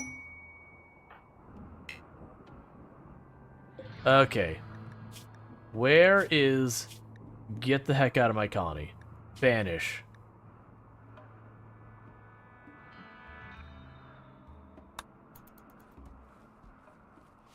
You're not welcome here.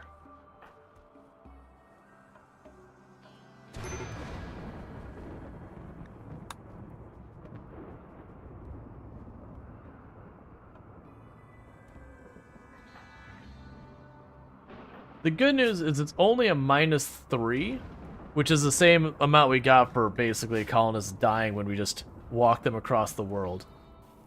You literally carried half this colony, working 3/5, taking care of defenses, mining. The banishment penalty is the same as penalty as if you died. Yeah. I think because conceptually, when you think about it, like in these types of situations, in a lot of cases, banishment is effectively death, but you're not personally involved. That's kind of the thing they were talking about when the colonies were set over here in what would become the United States. That a lot of times, if you banish someone, unless they manage like be just outside of town and have people supportive inside town, it was usually a death sentence. Now, if it's like one of those things that you got kicked out of Boston and you put your place across the river from Boston and you still had people from Boston trading with you, is usually fine. But that's not the implication we have. The implication we have is we're the only civilization nearby, and we told them to get the hell out. Hey, Smoker Silver, how's it going? Yeah, and I'm wearing a NASA shirt. I used to actually work the tourism side of the Space Center. I'm not located anywhere near there nowadays, but that was a place I used to work. But that was a long time ago. That was like teenager kind of job.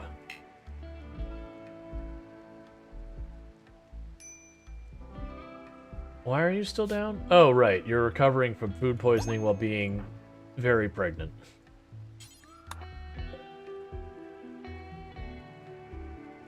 What's are you drinking? It's just Diet Coke.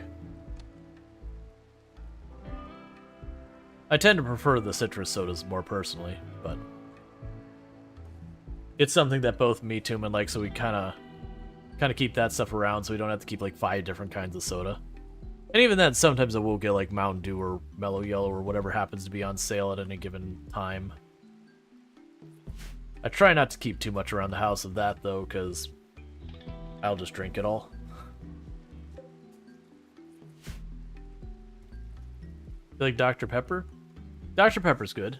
If I'm drinking a brown soda, Dr. Pepper's one of my go-tos.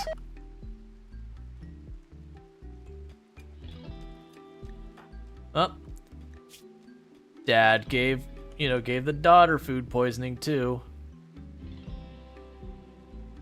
Ooh, it'd be really nice if we could manage to make that happen. I don't know if we can. You only have half a season left.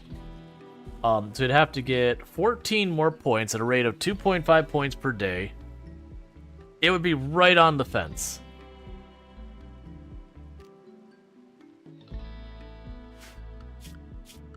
You know what? Let's do it. Yeah, that's exactly what I was thinking. It's like, all right, let's see if we can't make it happen. The downside is that food poisoning is gonna slow Moon down. I think she just has to stay a bit over 2 though. That's fine. The Dr. Pepper used to be a thing, but you rarely buy it these days. Why buy a 2-liter Dr. Pepper at $3 when you get a decent store brand $1? Yeah, that's white label. And the white label is usually... Often you find the right white label, it's basically the same thing. A lot of times it can actually be literally the same thing. Like, just the bottle is different.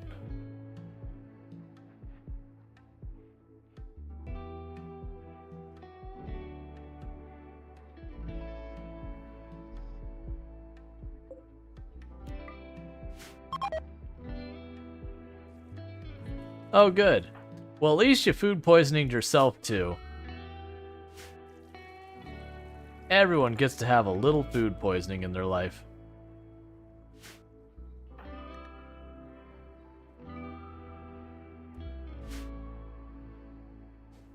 You get the basic cola because there's not a single decent Dr. Pepper replacement. Gotcha. I don't know. Usually we get a lot of the canned stuff just because. We also get 2 liters as well, but not as often. A little food poisoning as a treat. Let's see, you get the flats at Costco, and some stores do buy a case, and you get 2 free. Yeah, we have a Costco near us. I know a lot of people really like Costco. And I was never one for the buy 1,000 units of whatever for the cheaper.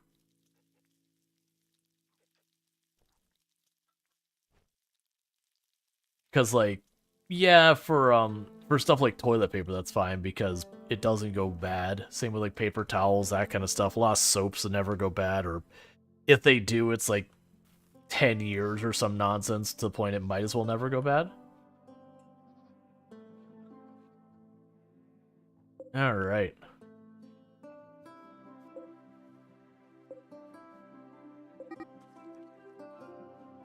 That's fine, I don't care about the chickens. Up, next baby's on the way. 89% chance a healthy baby. It is not convenient that you have food poisoning while delivering a baby. I'm gonna be real, that is not the ideal situation. Please do not throw up on the person who is currently actively having a child. They're allowed to throw up on you, but not the other way around.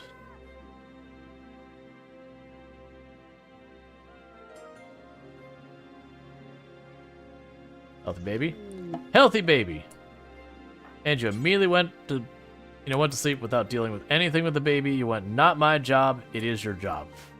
Okay. Yeah, don't throw up on the baby either. Also, the baby's job to throw up on you, not the other way around. And the new baby is Sentient Cookie.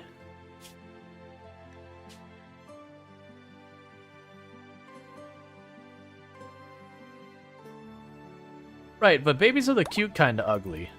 Where you're like, aw, you look all weird. But you're supposed to look all weird. But it's kind of adorable. It's like a pug.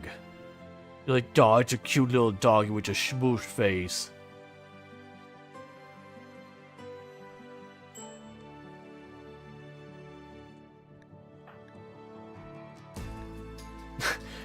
Okay, well we have officially thrown up on the baby. And on our food. We'll try again to feed the baby, hopefully with less throwing up on them this time.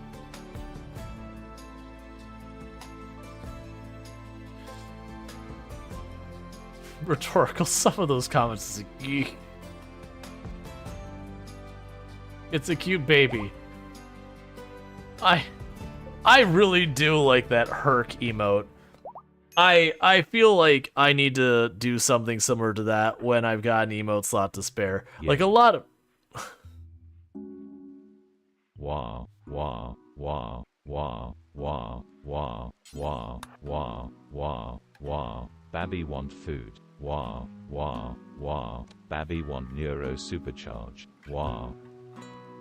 Thank you for the 100 biddies, Senji Cookie. I really do appreciate it. Isn't it a baby bird? Aren't you supposed to throw up on it? Yeah. But no, like the herc throw up emote, like there's a lot of people who have different variations of that. I also appreciate that so many of them, I don't know what started it, where people started making it rainbow colors, probably to make it so it's not nearly as disgusting, which makes a lot of sense. And I also imagine one of the common ways that that emote comes to be a thing on a lot of people's channels is probably some kind of thing where they're like, oh, I'll eat whatever this is every X number of dollar donations, and then they end up feeling really sick, and then it becomes something they talk about how they were sick with all like the colors of the rainbow because of whatever the thing they're eating, like the what is it, the jelly beans, Bean Boozled. I imagine there's a number of people who've eaten those and said hang on and had to like run off camera because they get one that they just can't think. It's actually just mostly a thing? Yeah. I mean, though, I see a lot of people who have it who are not LGBTQIA within themselves, but they are friends, allies, whatever you want to call. Like, they're LGBTQIA friendly.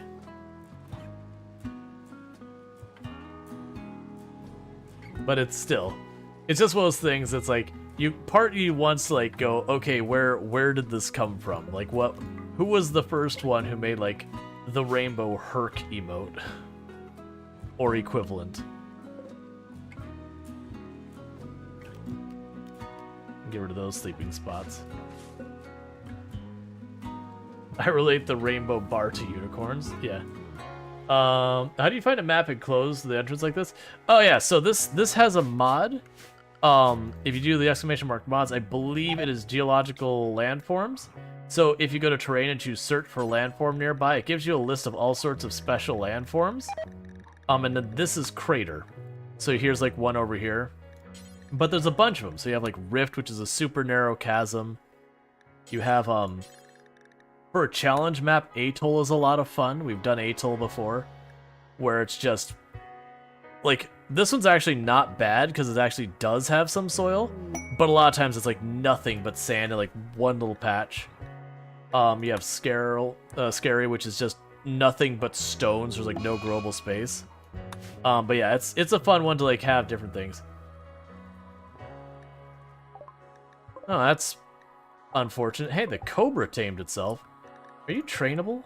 Actually, I think you were like mildly trainable. Like you could train them to attack for you, and that was it. No, the cobra's terrible. Goodbye, cobra.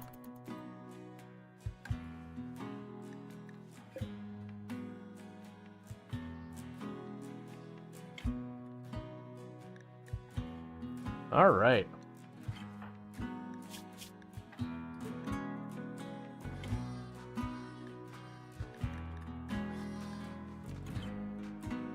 Yeah, you only need 6 more points. And then you'll get to have 2 passions. And I don't think it reaches 3 passions at this age. I think the highest level, like, later on it does. Let's see. You didn't know what to eat and you found some hot pockets in the freezer. You mean volcano pockets? Uh-huh.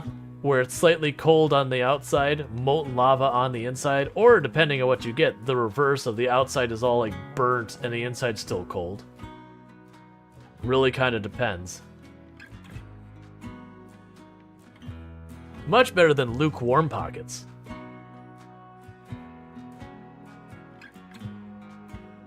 Lukewarm pockets, you get neither satisfaction nor third-degree burns. Either way, it's quote-unquote fun to eat. So I'm notorious, as people know, about getting food, being distracted, and not actually eating it right away. Eventually always get to eating. I don't throw it out or whatever.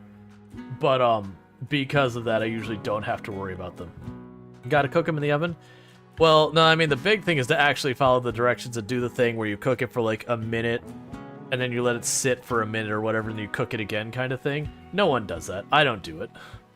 No one's got time to do that nonsense. But it has to do with the fact that, like, microwaves don't actually heat the entire interior space the same amount. There's actually, like, a variance to it.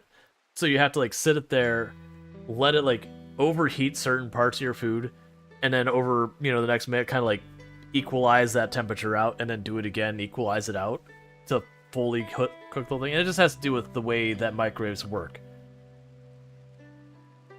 It's just the fact that they're like, it's just an antenna and it bounces around inside what's effectively an aluminum or whatever metal cage. That it's not perfectly evenly distributed or whatever. Or if you're eating it quick, microwave it for a bit to crisp and then oven for 10 minutes. Yeah, I'm way too lazy. I'm just gonna nuke that thing. My stance is like, if I'm gonna cook, I'm gonna cook. If I'm gonna do fast, I'm gonna do fast, and I usually do fast.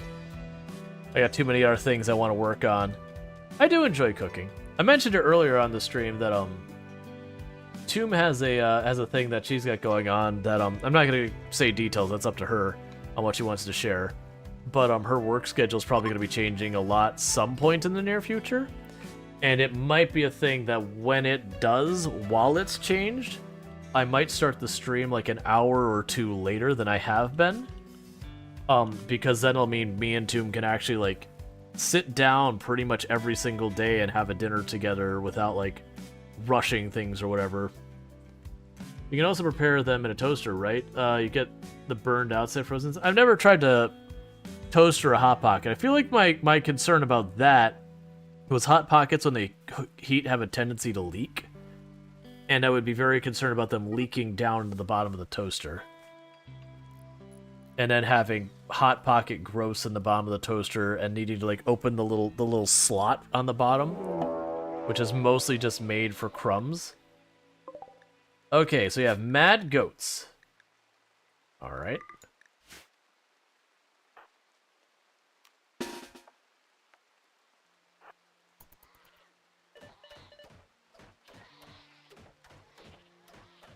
Way to be a bunch of jerk goats. I mean, I guess that's fair. Being a jerk is kind of a goat's thing to do. So break that when they should go around and just hit all the traps and die. Like, I shouldn't need to participate in this one.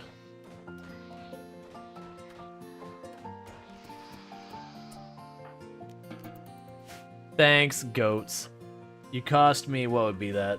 135 steel and some amount and 10 wood. So you don't have a dairy pill with them? Oh, it's a bit in the TMI, but, you know, I get it. Lactose intolerant. Not a fun time.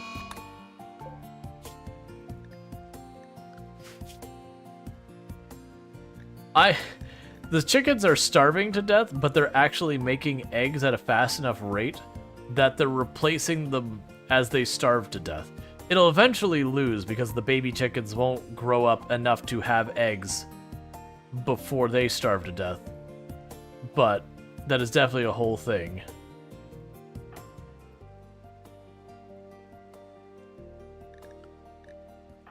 Alright, Moonwitch is getting real close to aging up. Yeah, so tier 7's the max we're going to be able to pull off. Because we'll have about 5 days, give or take, before the next age up happens. And even if we get to 3, I don't think. Gotta include the TM. Oh, that was one of the comments on the Discord. Someone talking about basically Five Guys ruins them like that. And I was like, so you understand. Five Guys is Taco Bell but burgers. I get it. I think I've been to a Five Guys like once, but I'm not big on fast food burgers. So granted, I've had people tell me that they're not really fast food burgers or like fast casual. I don't know. Like if I'm gonna get a burger, I want a burger. I don't want like the flat thing you usually get at most like fast-ish places. Okay, come on. I want to see when it flips over what it changes the dialogue for it. Yeah, Five Guys is all grease. Yeah. Okay, so you would need 12 more, and it would let you have an extra passion, and you're at just shy of 3 per day. So it'd be 4-ish days. Technically, you could hit that, but I don't think you will.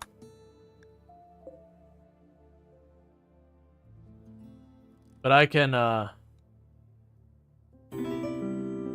Thank you for the follow. I love the screen name. I do anonymous follow, so it's up to you if you want to share that screen name. But, it is an excellent screen name. I am a fan of that one. But we do try and be lurk friendly and all that, so I generally will let people decide if they want to share. That's because a lot of people lurk and don't want their names called out and all that.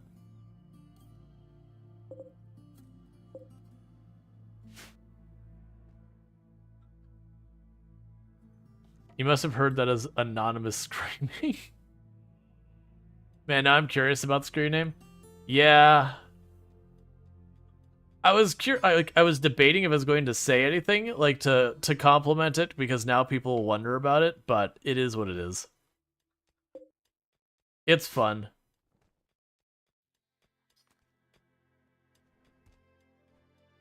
It was me. The good Sir Rual raids. My lovely fiance. Hello, it's Lila. Oh, okay. I thought I had seen that screen name again a lot. I just realized it wasn't Fox. Here I am. Yeah, so it's I am Dadman, which is excellent. Excellent words. Excellent. That's a word. Yeah, it was I am Dadman was the name. I was like, that's an excellent screen name. I really like that one. But yeah, it's good to have you both hanging out over here and all that. Alright. So Moonwitch here is getting right about the point to be a little bit older of a child. I am hoping we actually hit tier 8. I think tier 8 is the max you can get before you can't level it up farther. But I mean, getting 3 passions and a trait from 6 options each is really good. The downside is I am definitely going to be cutting into that schedule a little bit on the next round because I'm going to need them to carry the weight. Like right now, because it's just hauling and cleaning is all they could do, I'm not as worried about it, but yeah.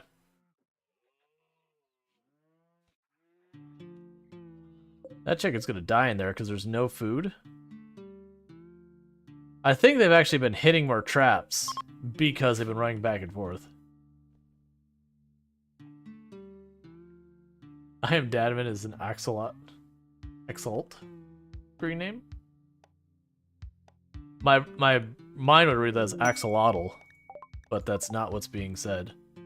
Oh, we got a big chunk of silver. I like money. Money's always a good time. Money is excellent.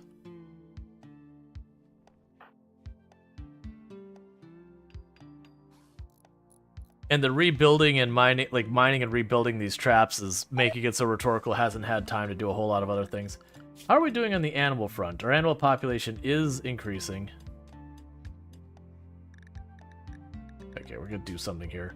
Chickens. Maximum population, 0. Okay. You're taking too long. That's how you spell it? They're crazy creatures? It could be how you spell it. Cool.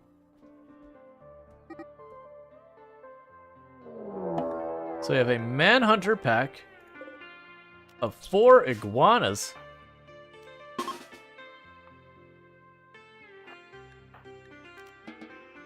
You just deal with the baby for a minute. Okay. Now you get involved. So YouTube position, not there. Here. YouTube position in the back.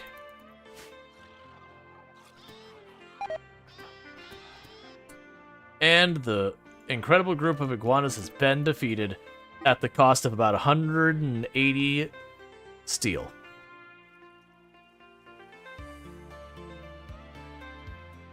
That's the issue with that method. Each time I'm looking at it, I'm just doing the math and saying 180 steel just disappeared. 135 steel just disappeared.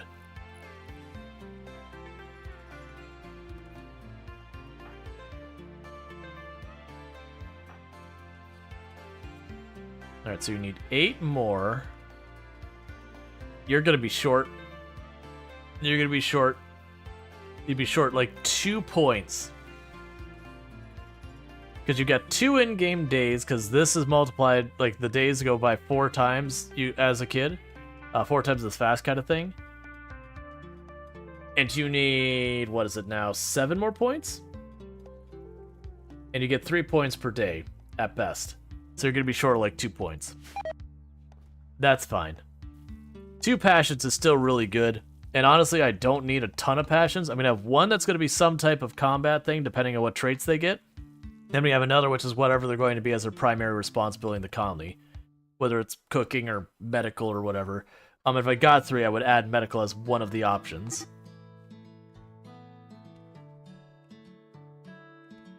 But we'll see what our options are, and we will choose one of them. I could see being construction, or... I mean, honestly, it really doesn't matter. With what we've got here, like, literally anything. So crafting would be good, research would be good.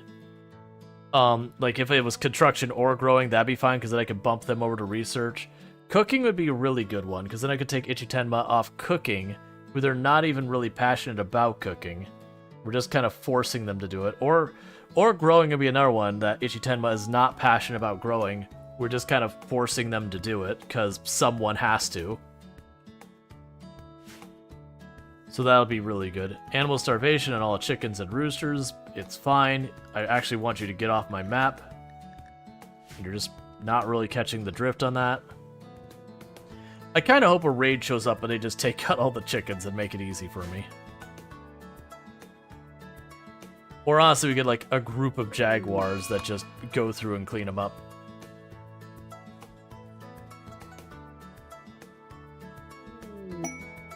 Inspired trade, that's fine.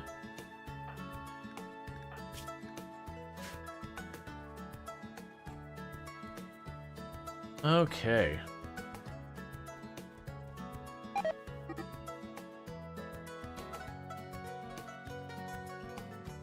It's such a bummer because it's actually so close.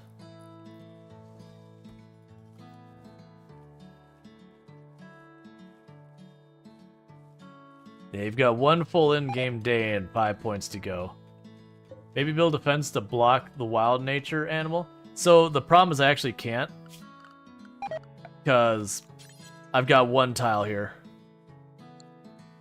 Oh, no, you're saying to block the wild nature? So if they can climb over a barricade, they could climb over a fence. This should block all the stuff going through there.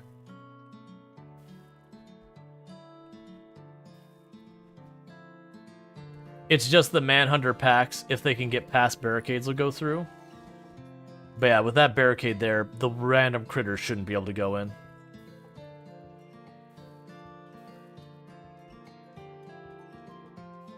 But like the iguanas here can actually climb fences if we look at the stats there.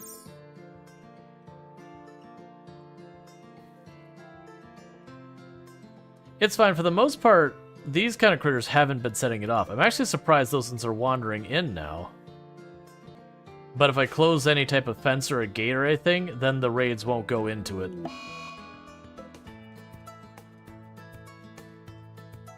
The natural animal won't pass the fence. We don't want to waste steel. I'm okay. Like, that's literally the fence because I want Manhunter packs to go through there. Because right now I've got 2 adults trying to fight, neither of whom can melee worth anything, and 2 children. So if I have a group of like 8 wolves go through there, we're just screwed. Let's see, yes, natural animals won't pass the fence. That way you don't get waste steel. But would the raiders still go past the fence? Is kind of the thing. Because I vaguely remember there was an issue with fences and raiders that they would not pass. Like, when they aggro them, they could go over it. But they would attack your walls as opposed to going through and around. Like, that's... Like, I'm not super worried about it. Is it still the Adam Eve run? Yep. And we're up to 3 kiddos. Humans will go past.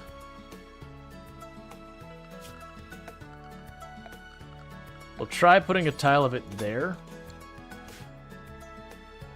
And then if it ends up being a thing that we have them just attack the walls, we just get rid of it. Oh, it's like a barricade? I mean, if it's like a barricade, then yeah. We can go ahead and we'll just put a tile of fence to see how it goes.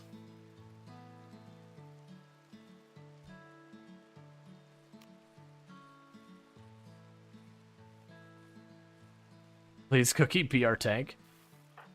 I mean, I'm not gonna be picky. Whichever one hits first. Yep, growth moment. We got down to the very last second. Okay, so you're now capable of way more. All right. Probably smokier silver. I'd also never take it. What is this garbage? That's fine. Psychically deaf is the only one. We get 4 choices for our traits. And there's 3 that are hands down negative and 1 that's neutral. That's fine. I actually don't mind that one. It's fine. Alright, so. I think cooking is going to be one that you're going to definitely do. We get 2 of these. So I think you'll do cooking and plants. Yet such I personally don't like going there as well. Yeah. Alright, so I think that's what we're going to do. So boom.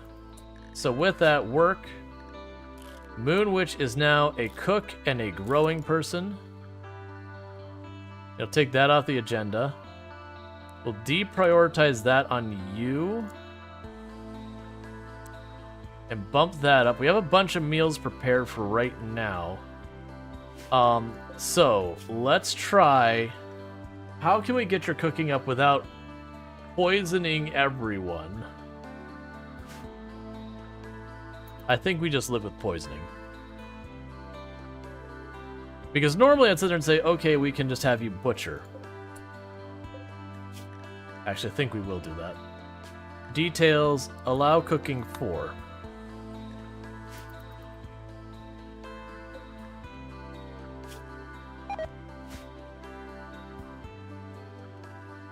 So what should happen is the only meals they'll be able to make for right now will be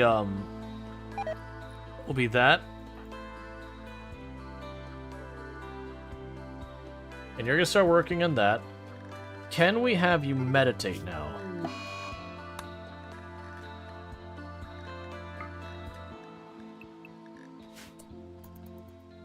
We'll see if it counts. That's fine. So you'll work on that. Yeah, so unfortunately we haven't been getting more research, but now Ichitenma is now free to follow their passion in research.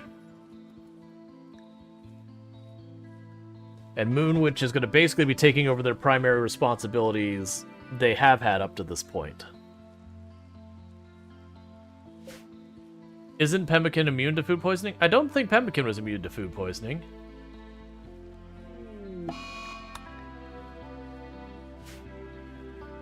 I believe you can get food poisoning with pemmican.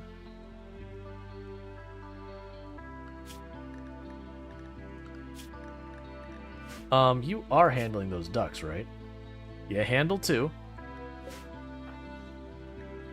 You're not any kind of weird restriction. You're just in Area 1, which does include the pen. They're probably all baby ducks right now. Yeah, so there's a ridiculous amount of baby ducks. When they all hit adulthood, there'll be lots and lots and lots to butcher, which will be some cooking XP for Moonwitch.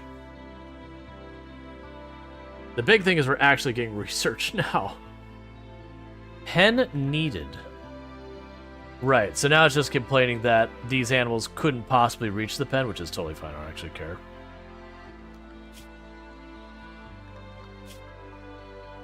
Yeah, we're down to one last duck, and then that'll be solved.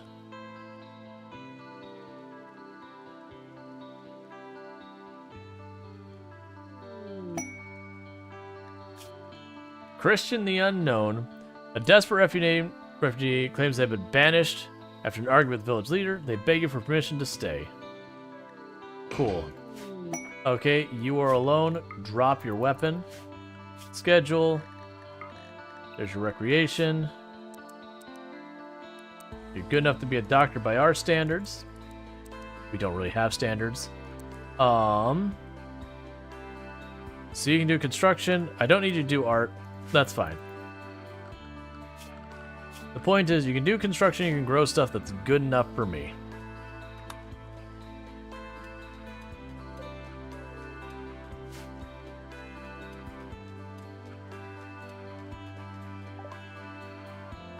Stone cutting! Heck yeah! That's what we want in our life. Can I have his weapon? Not yet. You're an infant, so you can't physically take it yet. When you are a child, we will get you a weapon. It'll start out as a ranged weapon, but it might switch over to melee. Can you put a bad hand on? Congratulations, you're a doctor. Yep. It's like, have you or have you not killed someone with malpractice? And, you know what, that's fine. Actually, we don't care. Like, it's fine. We can't be picky. You've been in a hospital room once. That's more than we have in our colony.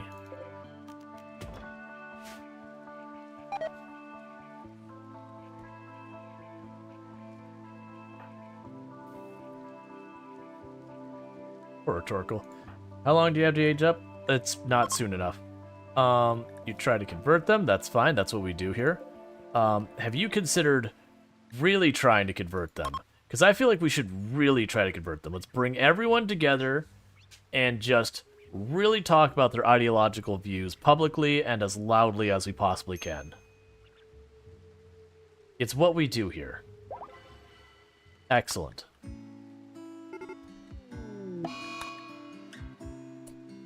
I think that's the last chicken. Good.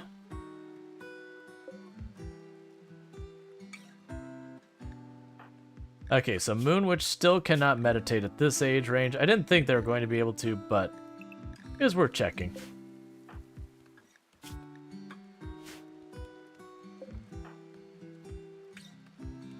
And slowly, little by little, you're getting better at plants.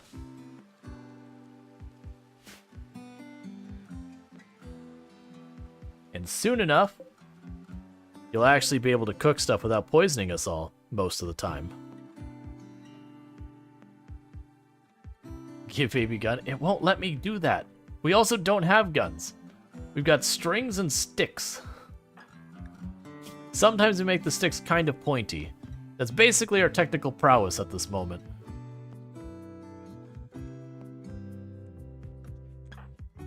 Okay, so you're not gonna be too far behind before it's gonna be time for you to age up. Didn't the new guy have a gun? No, he had a knife. Or no, I'm sorry, he had a club. I've never seen a refugee show up with like an actual weapon. They usually just have like knives, clubs, occasionally like a bow. And even that, like, bows are rare. It's usually whatever like scrap junk weapons they can feel like they can give you with no concern. Let's actually add textiles here.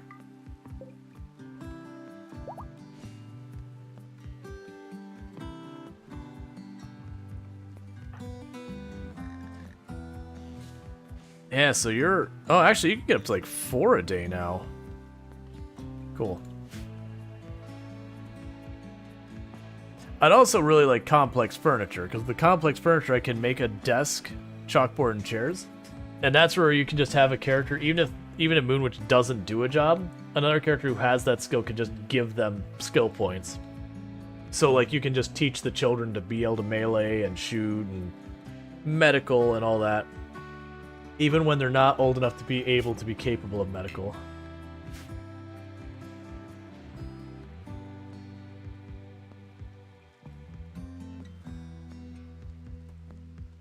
Okay, so most of those traps are built. We're still working on it.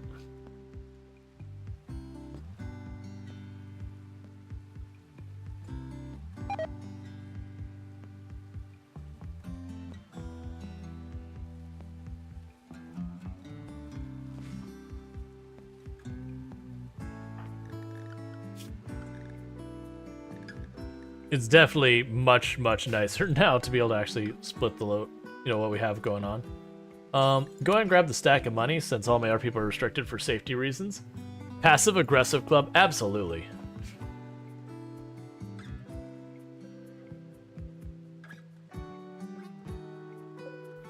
Was leather under textiles? Yeah, it is. Okay, so eventually take all leather and drag it over there, too. That'll be Lime's job for the time being, since they still haul stuff.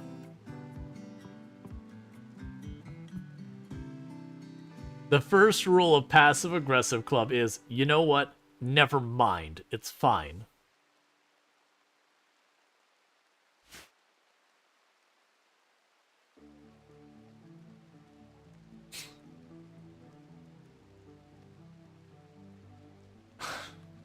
It's terrible.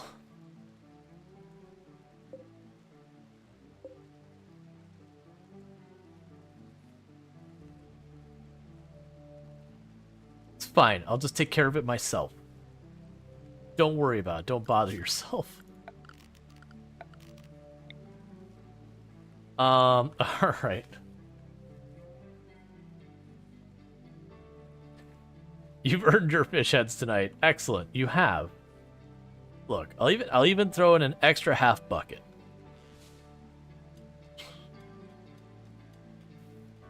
Just, you know, don't tell the other mods.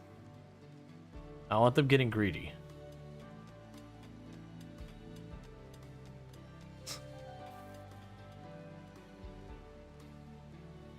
Hey. Well, that's annoying. TikTok was like, you're not active anymore. We're shutting down your stream. I'm like, I'm active. It's not my fault there's no one talking over there. There we go, we'll just go right back live. Okay, and they want a handful of silver. Okay, small child who is unfortunately named Pig. I shall give you your silver as requested. I won't question why a small child named Pig is asking me for cash, but you know, it's fine. It's kind of fun to watch them zigzag like that.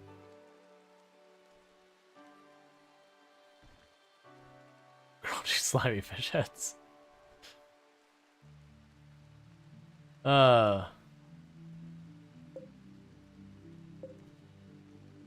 we're still playing catch up. Some of these are probably because Moonwitch didn't have enough plant skill to grow them right from the beginning. That said, we're getting there. Now you're hungry. Hungry for fish heads.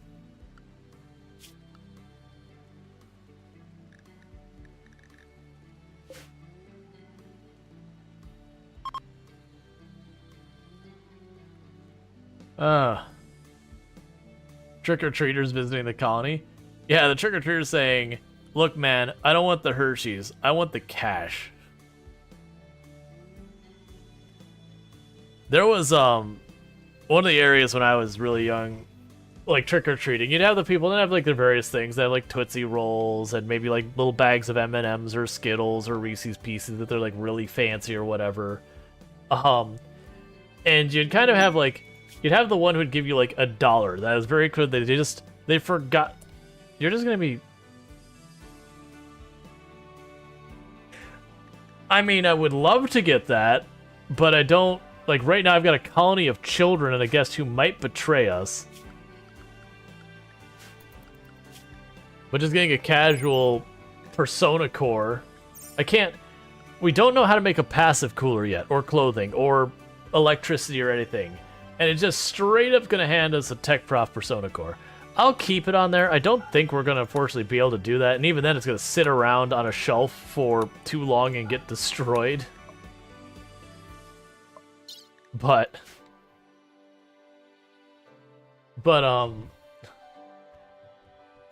it was just this thing where we'd go and you'd have like all the different people handing out like the usual candies you get, like, you know, little baggies of candy corn or whatever. And you'd have like the little old lady who would give you like, oh, here, go buy yourself something nice, and she'd give you like a penny or a nickel, and you'd be kind of like, okay, cool, lady. You like in your head, you're like, okay, cool, lady. You just made candy more complicated, because you know what's not gonna do anything? A nickel or a penny. I appreciate the sentiment, but like, there's no such thing as nickel candy anymore. And then you have like the other person who clearly did want to do something nice for the kids and all that, and just forgot it was coming or whatever. And they give you like $1, and that was like your favorite house. You get like a straight up dollar, and you'd be like, heck yeah. Because again, this is talking like 20 years ago. No, it's talking, ow, that hurts. It's talking like 35 years, no, that's too long. 25 years ago, whatever it is. No, it'd be talking 30 years. It does hurt. It'd be talking like 30 years ago. And so like $1 could actually go and get you like a full proper candy bar. And you used to love that. You're like, heck yeah, I'm gonna get myself a Crunch bar or a Milky Way or whatever your jam was. Or like $1, you'd be like, you know what I'm gonna do? I'm gonna take an extra 50 cents. I'm gonna buy like a deck of not deck of playing cards, like a deck of like collectible cards for something cheap. Like you'd pool your resources as kids and like actually get like something nice. These people don't want anything from me, and I don't want anything from them, and it's kind of just disappointing. So, you know, get out of here.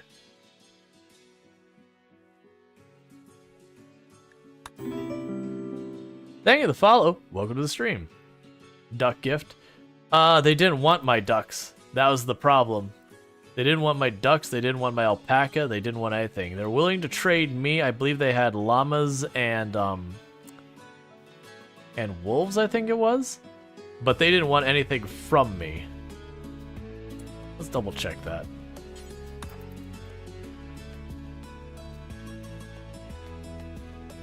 Like, that's the thing. For me to give to them, the only thing they're willing to buy from me is some pemmican, some components, some healer, and like the crap bow. They got boom wraps I don't want, and they got 2 female timberwolves. So while timberwolves are fun, being 2 female timberwolves, like if they had a male female, I would absolutely be down with like starting to breed up actual combat animals. But yeah, let's see. Dracotor says, I keep thinking it'd be the cool guy who hands out full-size candy bars, but then they never have trick-or-treaters, and they just have full bags of candy in case. Might get one kid who will get real spoiled. Yeah, no, around, like, we, when me and Toom first moved into our neighborhood, Toom really likes Halloween. Like, Halloween's a fun holiday for me, too, but she's, like, really into it. Not so much as, like, coming up with costumes to wear for herself, but, like, the decorating and all that kind of thing. And we put a lot of effort in, like, the first Halloween or two, and we'd have, you know, 1 or 2 groups. Like, as the first year we had, like, 5 groups of kids, and the second year we had, like, 2 groups of kids, and then we just don't have kids show up.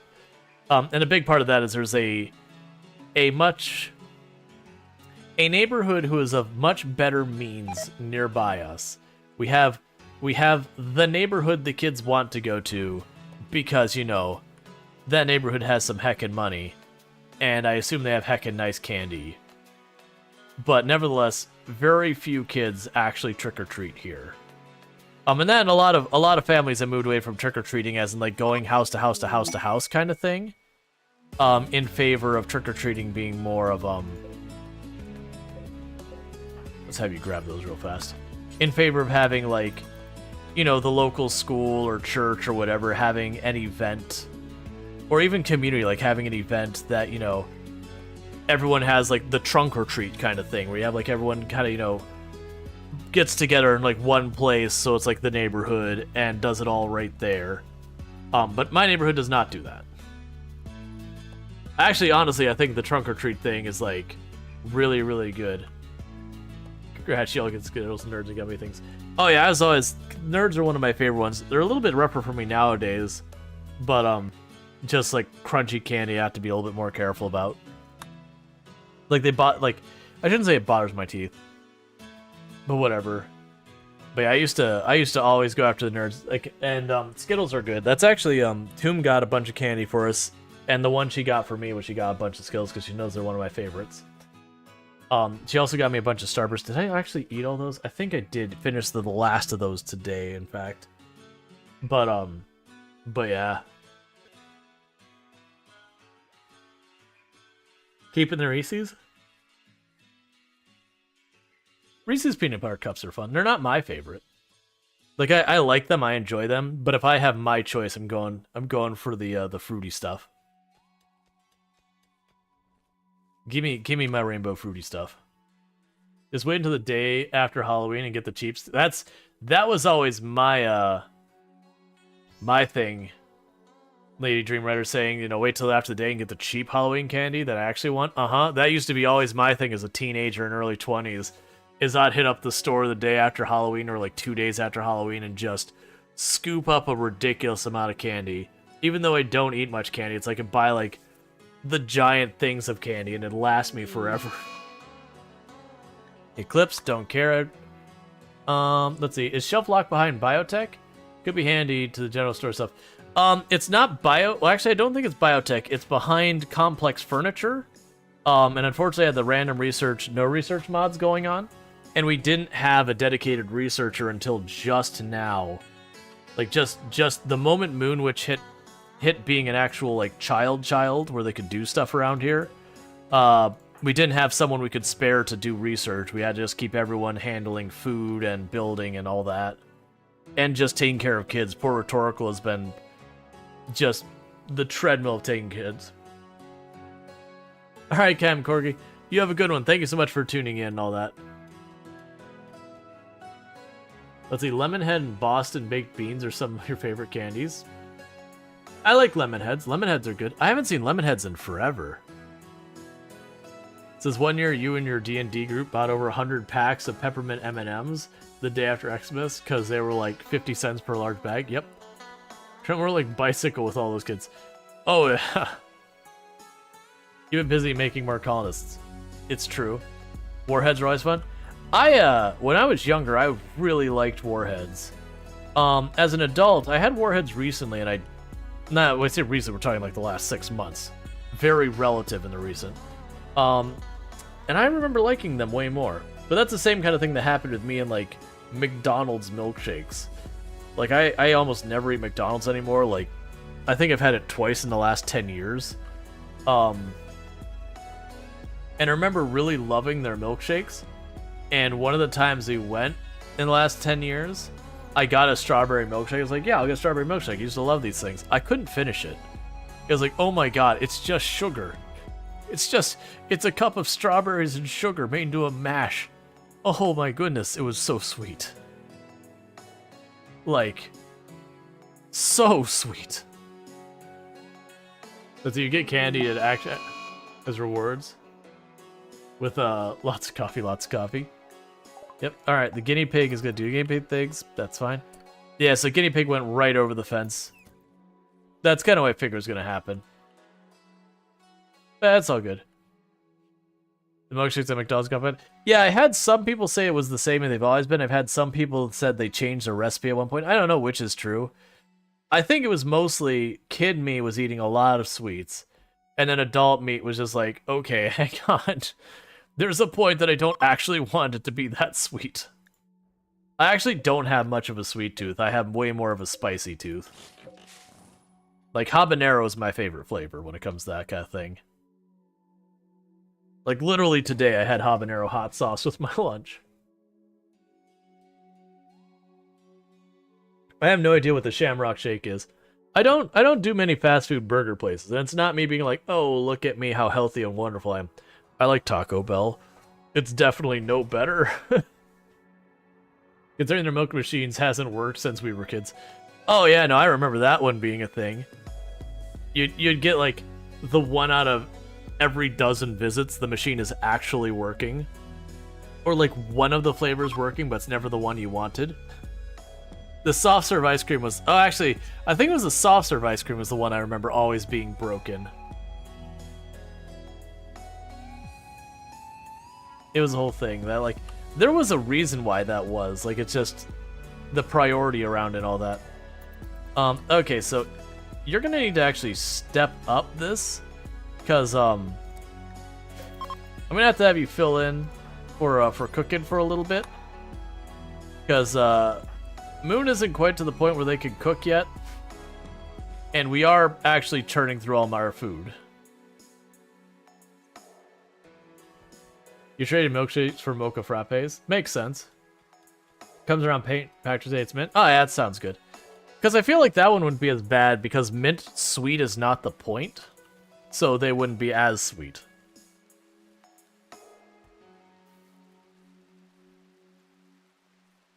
Okay, sorry about that. Alright. Cool, so you managed to finish building all... Oh, wait, never mind, we got one of the traps gone. Yeah, so like, and also that wild squirrel's just going around. I mean, it doesn't hurt anything to have the fence there, it's there. The other machine is usually broken. Yup.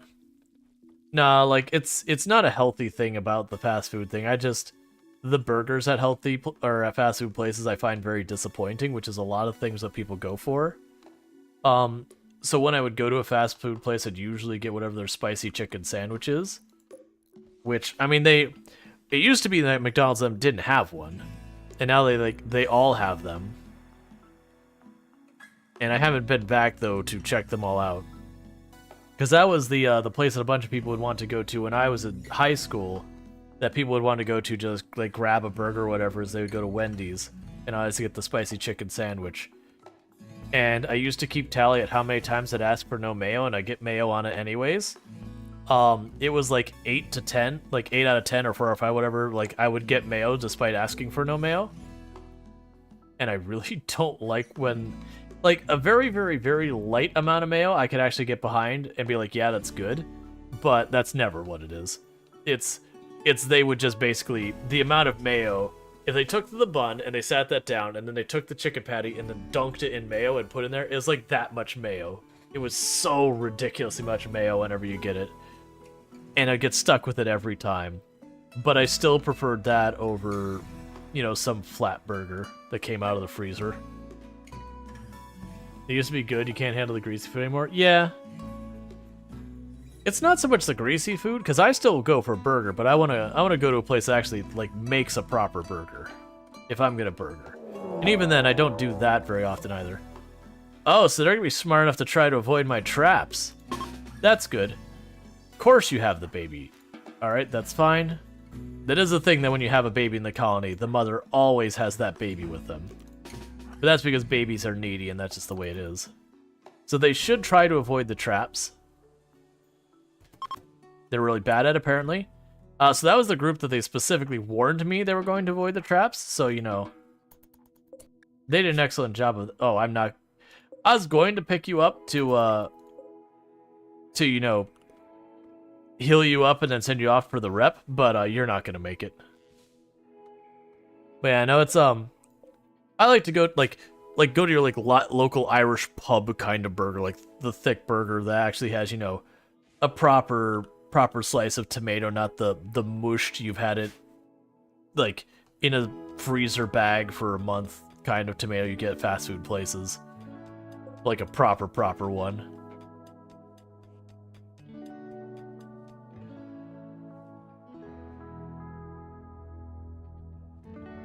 I think Tube's getting ready to go down. You have offered to join. No. Because the whole point of the run is we get our own people. Like, it can bring in refugees, but they can't actually be part of the colony. Not until we no longer have viable parents. If one of these two dies or they age out, as it were, then we can introduce one person to, like, you know, make it viable again. But that's not going to be for a long... Like, this colony is probably going to be long dead before that happens. I mean, other than the dying thing. Obviously, that's always on the plate. Make your own patty. Like, yeah, them being frozen isn't the problem. I agree with that. It was more just you go to like McDonald's or whatever, and they just press out a patty and they throw it in the freezer, and it's like a brick. I don't think I could save you. We're gonna try our best.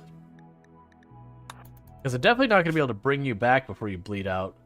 But maybe if I get that head cut bandaged up, yeah, we can probably save you.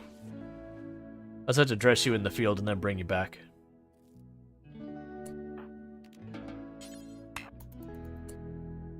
Oh, I don't have a bed for you, do I?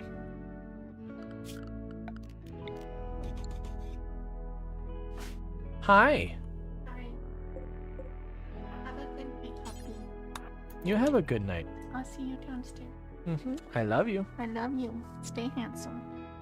I can't stay when I'm not. Love.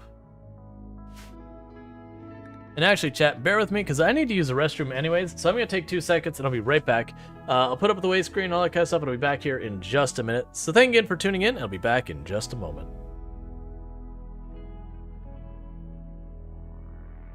Which hole should we take? There's a hole right here, hole down here, top or bottom hole. I'll let you decide. The one we dug? We want the secret hole, not the painfully obvious hole. All right. Oh no. Did I not mark my ship? We might end up reloading when I die, chat. Well, actually, I'll probably come back in my medical area. I'm pretty sure we were around the silver, which is these asteroids here.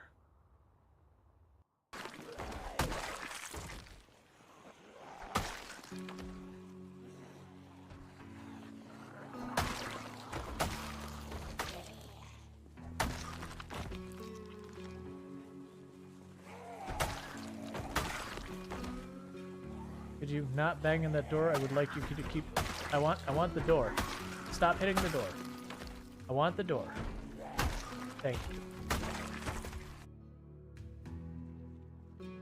Trees are the real enemy. Never trust a tree. They will betray you at your moment of weakness.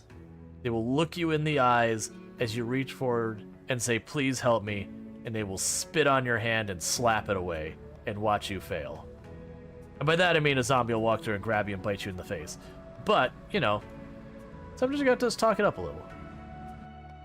So I'm about to go... Oh, everything has stopped moving. What have we done? It's going to be an emerald eruption. Look at them continuing to expand frame by frame. They're continuing to launch into space. Oh god, what is this? Why?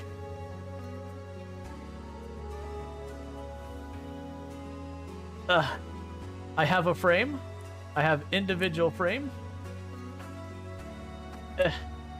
Look at the height those things got. Just let it settle down. Okay. Surprisingly, didn't instantly go slideshow again.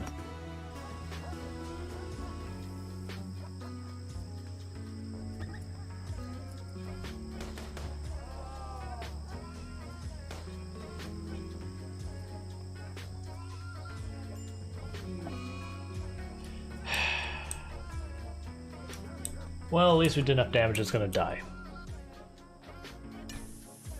No! No, no, no. What have you done?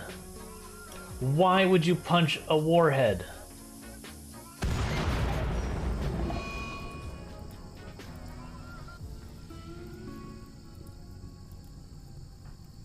You're alive. It's amazing that you are alive, but you are in fact alive. Literally everything in storage just got exploded.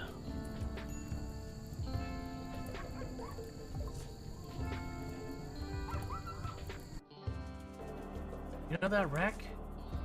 That wreck I mentioned? You might get to keep that wreck. I think that wreck belongs to you. Don't let him know, chat. Warning, maximum depth reached. Hull damage imminent. Don't tell him, chat. He thinks we're leaving.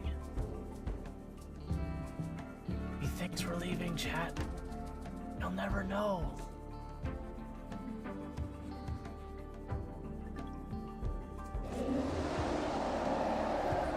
I think he knows.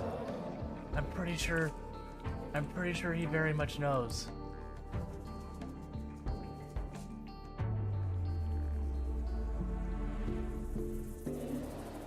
Oh, you scared the crap out of me, Sand Shark.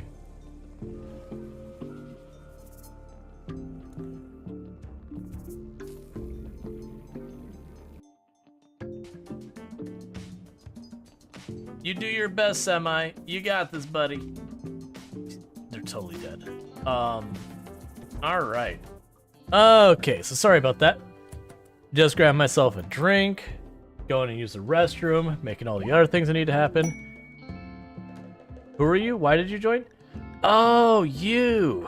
Well, I said you weren't allowed to join, so get the hell out.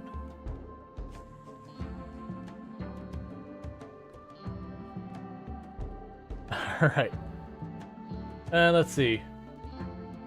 We got some tube taps and all that stuff. Yeah, but it's also me wishing Toom a good night. I'm actually pretty excited about the idea of her having her new schedule whenever that happens. We don't have an ETA on it, by the way. It'll be a temporary thing. But she'll have a schedule that she'll be working like, I think it's supposed to be like 8 to 4 or something like that. So when that happens, my plan is I'll probably during that time shift back the start of stream like 2-ish hours. So that way me and her can actually like, you know, do dinner together on a very like every day. You know, while she's on, then when she goes back to her normal schedule, I might just take those time back. But yeah, because the thing I had been debating was delaying the start of stream slightly, because it takes a while for it to build up, which makes sense because, you know, East Coast US, everyone's just getting off work who has got the 9 to 5 or whatever. So, you know, they're catching up with their kids, they're getting home from work, they're doing their grocery shopping, all the other things you need to do before you can settle in for the night. A lot of people over in Europe, it's pretty late for them there. Oh, yay, gutworms, my favorite. What are you doing? Oh, you're gonna go lay out in Skyrim. That's fair. Everyone loves gutworms. Could you, like, not be way down there? Oh, how good of a doctor are you? Hey, nah. This one's a 10 man. Is he lurking while writing? We get a few hundred words before bed. Cool. Oh, he's gonna be able to get the writing done. So we could do awesome monkeys. So a trader is calling. There's 11 wild monkeys hunting them. 23 glitter world. So I mean, I could do that, and you're just gonna slam into these traps, and it'll kill probably all but like one of them. And we have Christian here who can act as cannon fodder. I mean, Christian here who can help.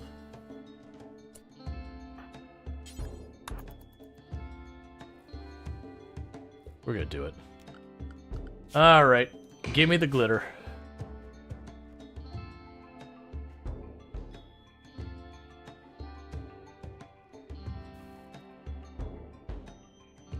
What happened to you? You lost to a guinea pig? What? Is the guinea pig still around? Panther. Friend. Buddy. You lost to a guinea pig. A guinea pig straight up ruined you. Hardcore guinea pig, I'm saying that much. It must have walked off the map. Or maybe it was one of those things that the panther did finish the job but was too injured. That said, you've got that infection that is going to kill you, so, you know. The guinea pig still won in the end.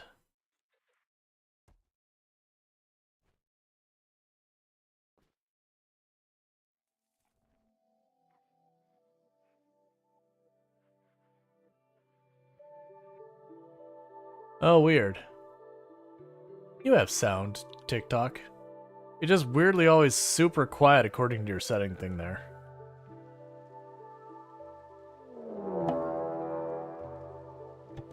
Okay. Manhunter pack. Oh, that's not the Manhunter pack we were expecting. That just happens to be a random other Manhunter pack. That's kind of problematic because what that's going to do is get rid of a bunch of my traps that I was depending on doing the other Manhunter pack for. So that is what we refer to as very suboptimal.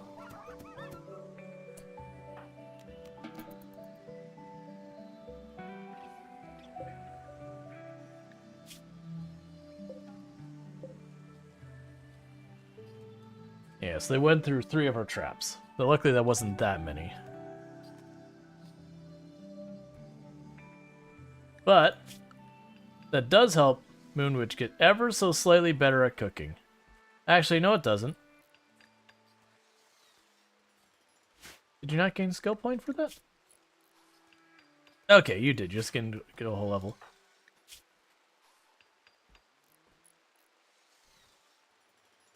Alright, that's a good thing they're already on getting the next set of traps done, and luckily there's a bunch of steel in the middle of that room.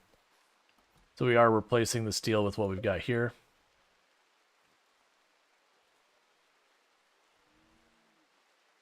So cool.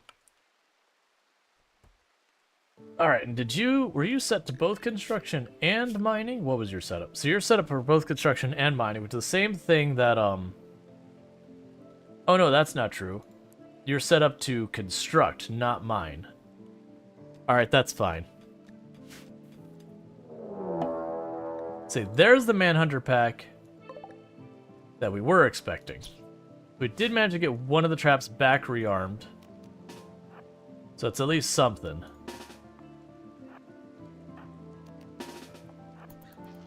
So get into position. We might be able to kill them all with the traps. They might not all go. And just like that, 450 steel, well spent, for a giant stack of Glitter World. I call it a reasonable exchange. Now we just need to hope for not having a regular raid until we get those traps rebuilt. Inspired Taming. I don't think I want any of the things here, because the only thing I could tame is the animal dying of infection, so, you know, that's not really going to work. I mean, I could get a Boomalope.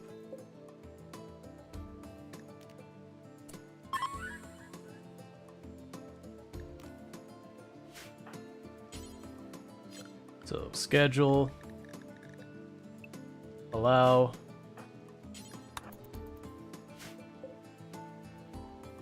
Oh, you might not be able to get in, will you? It's fine, we'll still use it. It's practice. Because we put that fence there. Yeah, it can't get in because of the fence. It's whatever, we used it.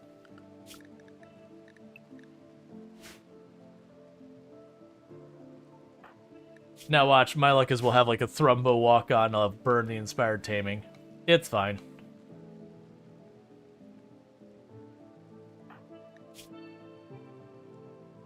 Okay, and you're getting your gutworms treated.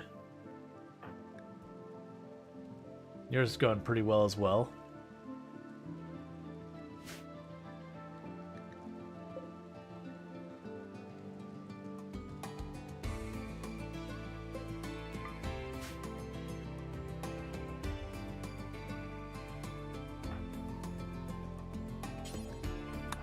So if we haul that, Moonwitch will be able to butcher that as well to start working on that cooking. What I'm kind of hoping and expecting is that as we get more stuff in here, Moonwitch will be able to make more kibble and all that.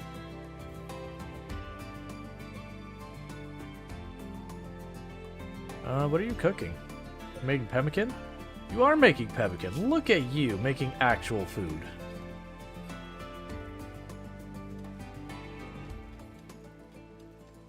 I think you only get credit when it finishes. And I believe they did that. That way you couldn't abuse it, where you get like 90%, you'd cancel them and let them have it again. And just use the same ingredients to indefinitely skill train.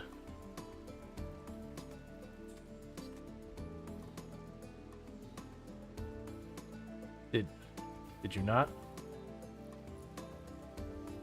Did you not get a skill for making pemmican? That would be an annoying, weird decision.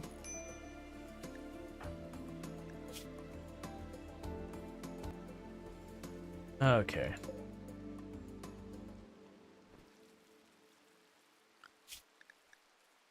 And what is happening with the ducklings that their population is still... Nah, they're just haven't aged to the point that that's a thing. What is our wealth at because of creatures? It actually hasn't gone up that much. The good news is those ducks are only worth like about 14 bucks each or something like nonsense. So it takes literally hundreds of ducks to make any meaningful amount of money. But what should happen is we'll pretty soon get a steady treadmill of just duck meat.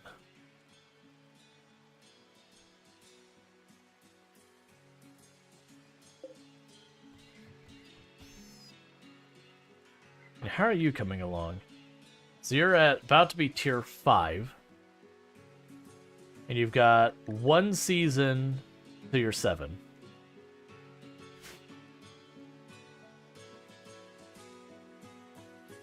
You're making progress there.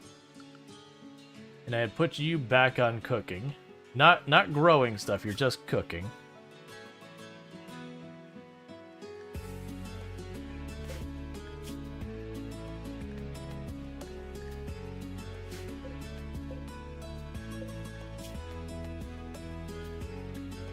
Alright.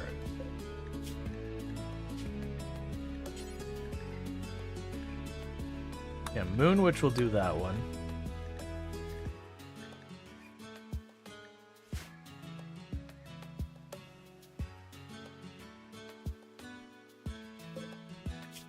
I go in here and Moon Witch will do this one. And Moon Witch will do this one. It actually said, yeah. I'll be the only one who makes those things.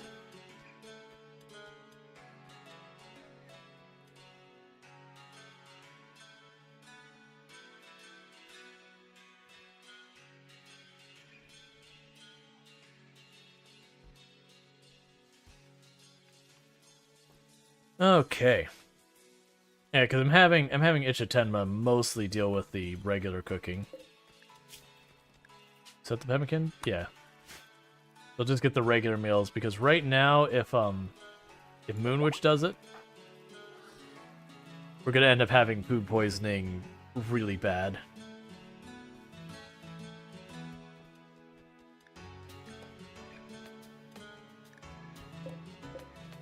And honestly, what we're going to do here is we're going to stop that from happening anymore. We set Moonwitch for that as well. Moonwitch can't make that yet, though. And Ichitenma is only going to help out with the basic meals until Moonwitch hits skill 4, and at which point Ichitenma will no longer be cooking at all. Moonwitch will just fully take over that role.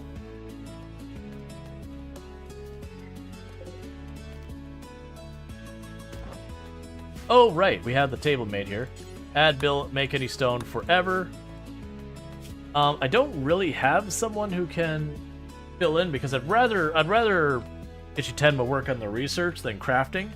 But hopefully we'll get lucky and Lime's kids will either go into crafting or something else like that.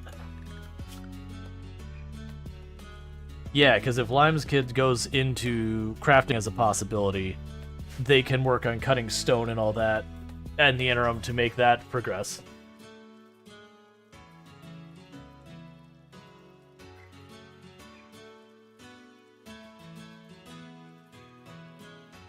Which would be really good to go that direction. Yeah, Moonwitch is already up to plants 5. The cooking is still not getting very far. But that should really get better the moment we start calling the ducks. Because at that point, there's going to be so many ducks to be butchered. Moonwitch is going to just really get a lot done there. And you're still handling, constructing, and mining. That's fine. Lime's kid is basically doing all of our hauling in on that stuff.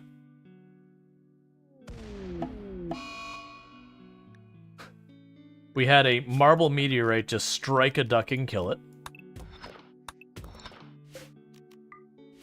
Okay. I get it. I get it, Cassandra. You didn't like that duck in particular. That duck in particular was a duck you decided did not deserve to live anymore. This duck, Duckling 11, Cassandra, not a fan. Just really didn't like the way the beak looked. There's something about it just really irked her. That duck should have ducked. So Christian has betrayed us.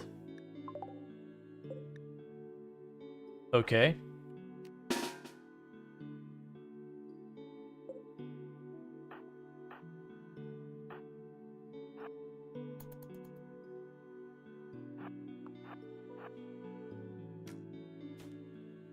Where are you going? You're picking a fight with the turtle? I mean, I'm cool with that. The turtle's actually got the best defenses of anyone here. And is honestly kicking your butt. I mean, heck, we might as well not participate. Hey, Space, how's it going? Alright, so far, the turtle has landed every hit but except for three arrows. Man, that turtle is just straight up winning this fight. Oh, nope, the turtle did go down finally. Alright, it's time for you to retreat and spread out. Don't hit the kids. Okay, cool. Oh, you're a Neanderthal, that's right. I was like, man, you are a durable person. It's like, ah, right. You actually are a Neanderthal. You are physically have bonuses to your durability. Hey, you helped me through multiple fights. And, you know, that's all fine. All you had to do is not betray me. Everything could have been swell. He actually offered to join us too, but we said no. Because we're doing this whole, like, Adam and Eve thing.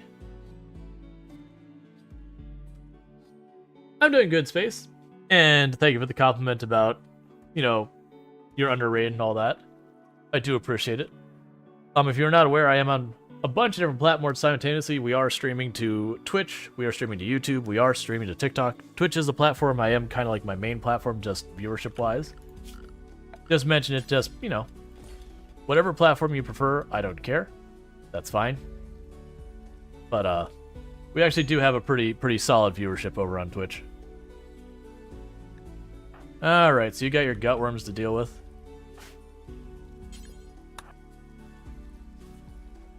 Alright, so you're back with Twix and vanilla ice cream, and it's your fault. So, yeah. Wasn't Twix Nestle? It ruins the joke with me asking that. But it's like, yeah, Nestle, checks in the mail, right? We're still good? Not sponsored, for the record. Would absolutely be down with being sponsored, for the record. No, was Twix Hershey's? I can't remember who it was. It doesn't matter. Alright, once you're done sky dreaming, I've got a lot of ducks for you to butcher. A lot of ducks need to be butchered. Alright, so Lime here should be aging up in about 3/4 of a season. So we're getting pretty close. So mid-fall. Well, actually, yeah, like early fall. Early to mid-fall. And how long do those ducks good for? About 2 days.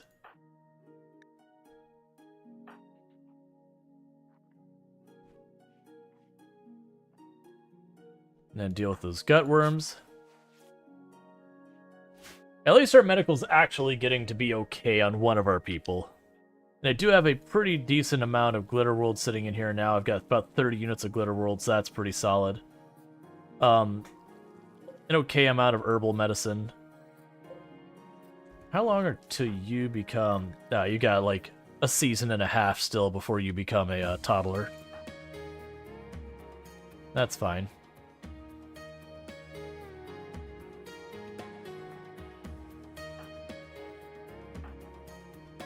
Okay.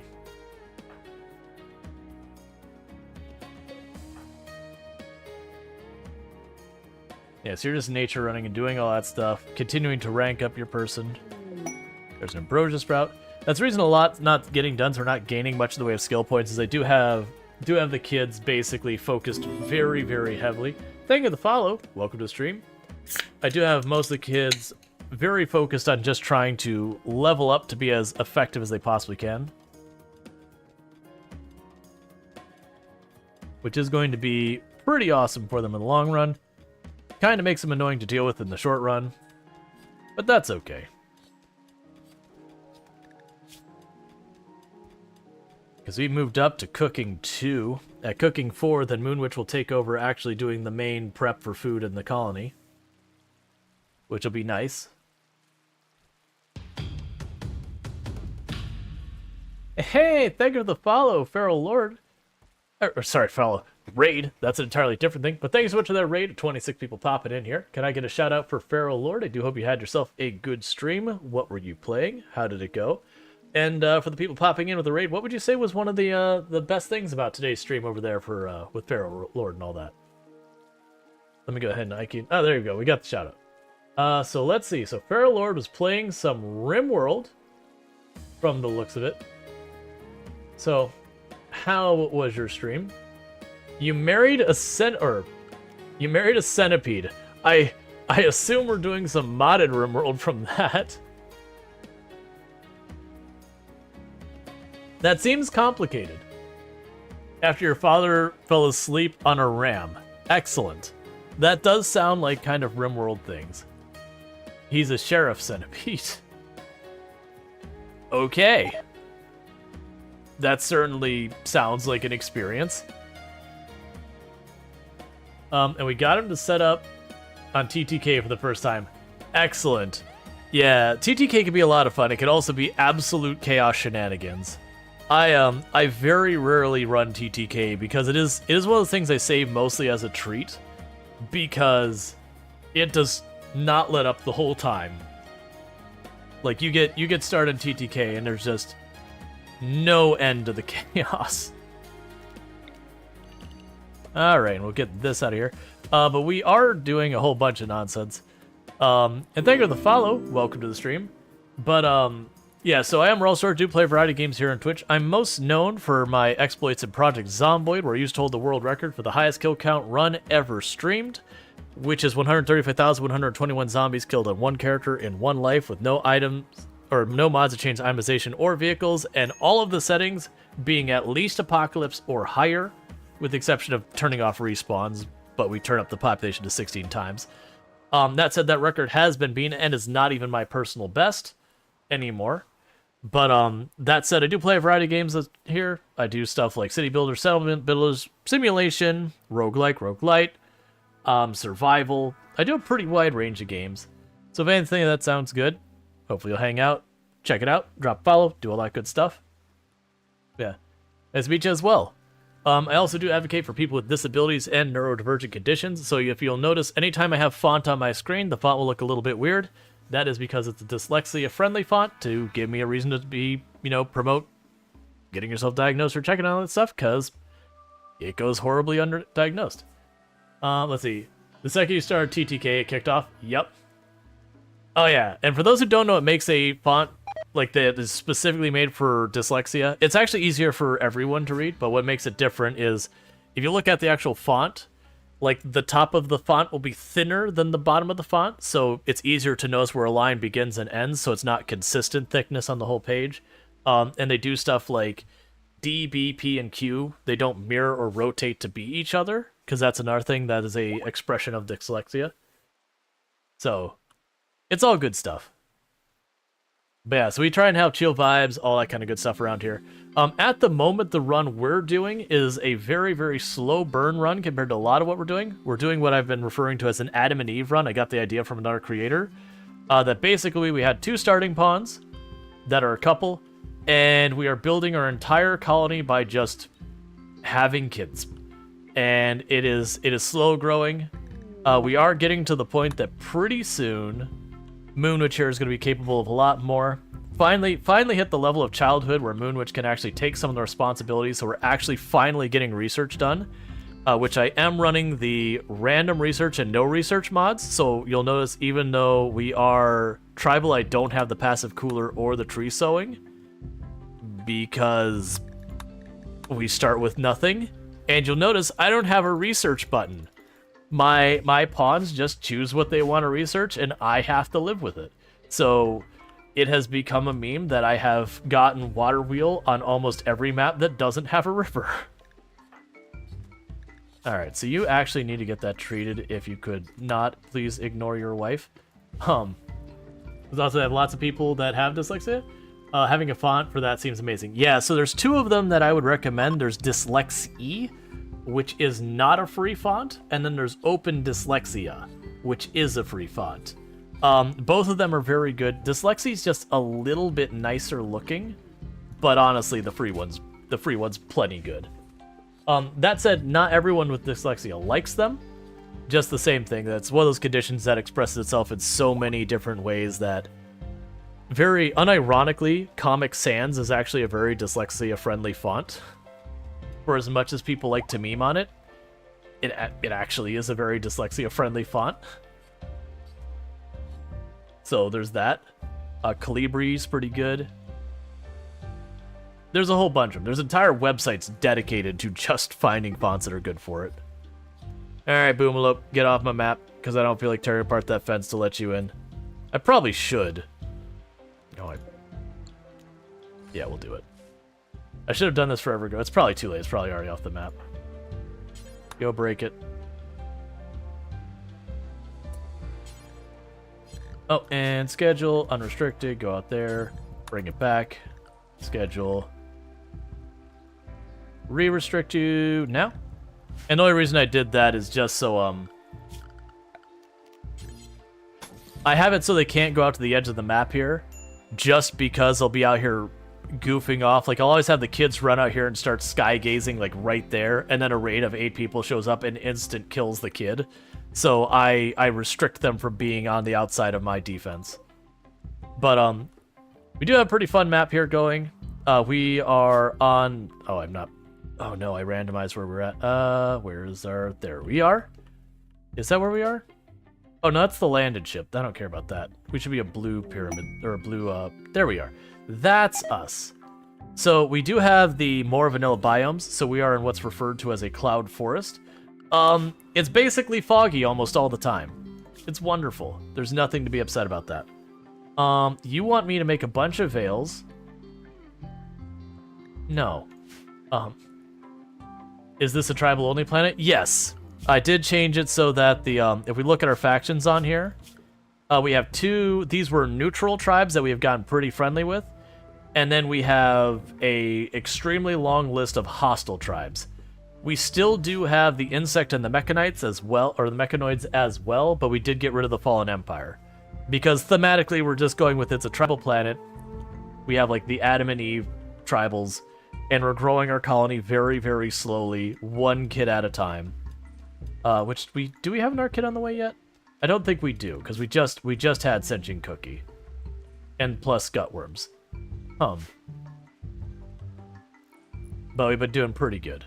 Normally I don't lead on the traps as heavily, but we started, like, once we got this run off the ground, it's like, okay, I don't have anyone who can actually melee worth anything in this group, and especially not the children.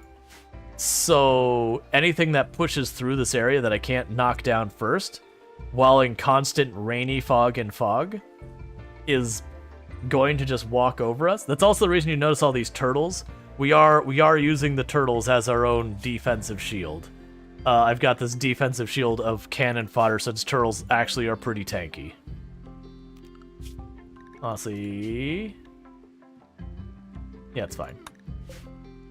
And the duck population is going to be getting pretty heavily culled pretty soon. But we are working on getting Moonwitch to be able to handle taking over the plants and cooking. Because Ichi Tenma's been doing that the whole time and is not good at it. And that frees up Ichi Tenma to take over for research and actually get something done. Considering we're in year 3 and we have Devil Strand, Stone Cutting, and Pemmican. Slow start is slow. Which we've never been able to plant the Devil Strand because no one has high enough plant skill to do it.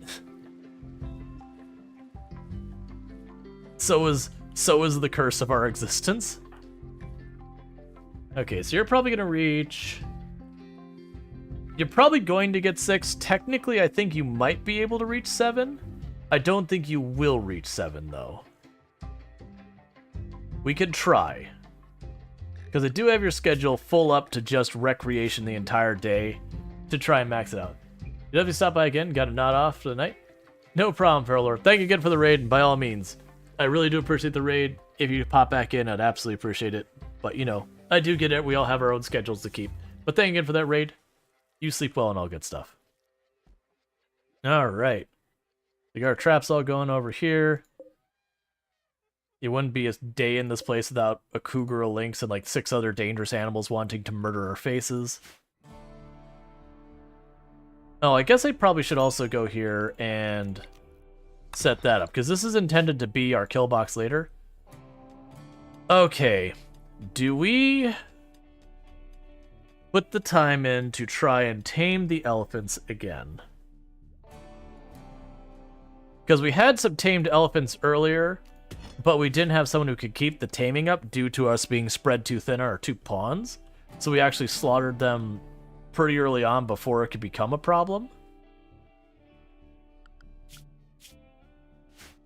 Because the elephants would be good because they could take up the melee problem. We run over here, we draft the elephants, and we say, go forth and attack. And the elephants should be able to handle it.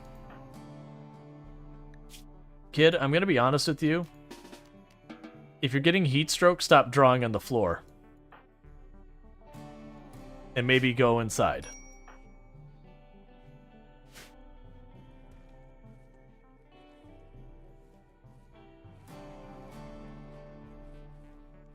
Alright. Did we ever get that dye pulled up? No, it's just rotting out there because we don't have someone who can keep up. Yep, that's exactly what happened. The entire field of dye is rotting right now. It's fine, I actually don't care that much. I was just going to use it to make the floor look nice.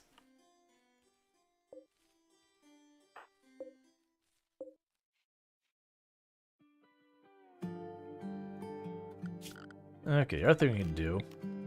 Set those to be chopped down if someone has the bandwidth.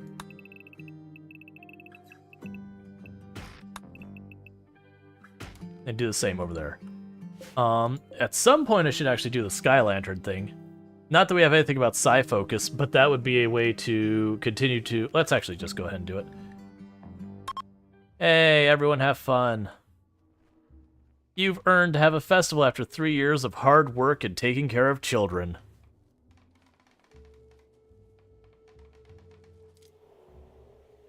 Mostly I'm doing this for the ideology points, so we could reform the ideology. A rule I've assigned myself whenever I've done ideology, I usually do this. Oh good, it was terrible. Absolutely perfect. It makes sense. They were setting out Sky Lanterns into fog, but you know. Still. That's okay. In 20 days, we'll do it again. You know, just make it a regular thing we do. Why did you slow down like someone got hurt? Oh, because there was probably a duck or something that did get hurt. You're technically a 3D printer. You print babies. Ugh.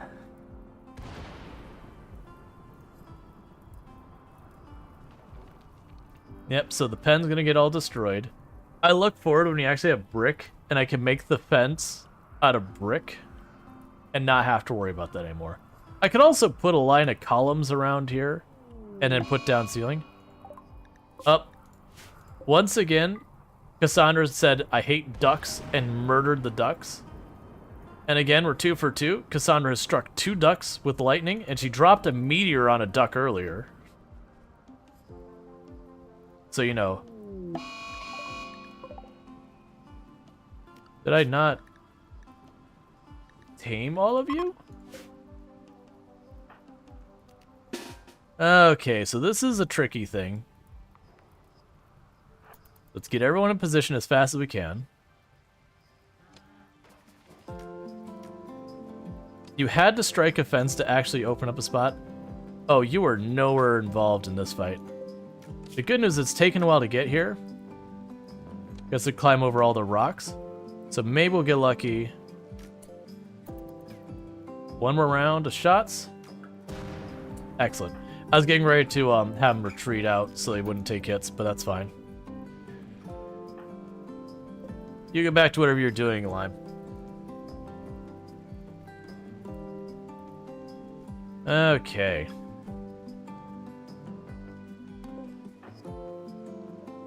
How much longer do we have in those gutworms, by the way? Okay, so you got like 1 or 2 more 10s and you'll be over your gutworms. And you've got like 1 more 10, you'll be over yours. Which would be nice, because the gutworms upset your people a lot. Okay. So another thing we probably should do is make ourselves a dedicated production room, because we've been using... Oh, this could be the production room in the long term. Because that's actually what we're making all these rooms for, is these are going to be our actual bedrooms. We're just getting not much progress very fast, because there's a billion things I need to work on at every given point, and 2.5 people. Too hot inside, turn off the fire. Probably. It's actually only 80, which is not too bad. Yeah, probably. It'll be nice when we have electricity and I can just leave heaters and AC in there. Someone's got heat stroke.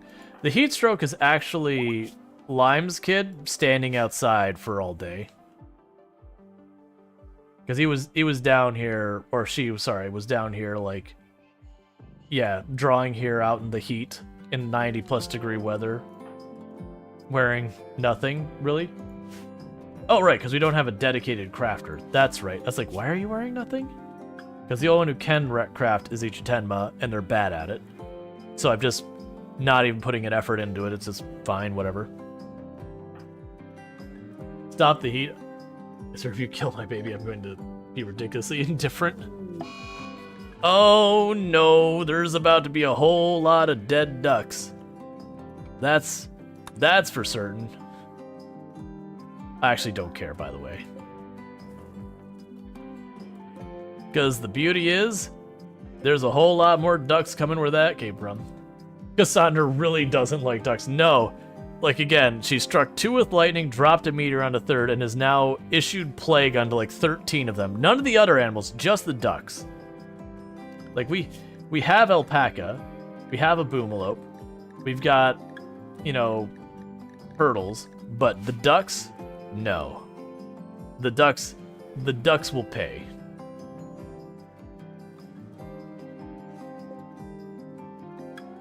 But that's fine. They get to practice medicine. How is Moonwitch's skills coming along? Okay, so Moonwitch is almost to the point that they'll start prepping the meals, and I can take Itch to 10 minutes off of that entirely. Alright, attacks immediately raid. Get in position as fast as you can.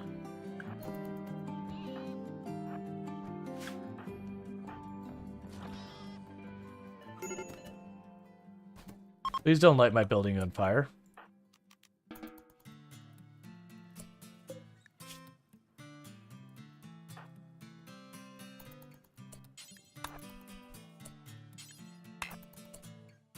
Okay, so for the moment,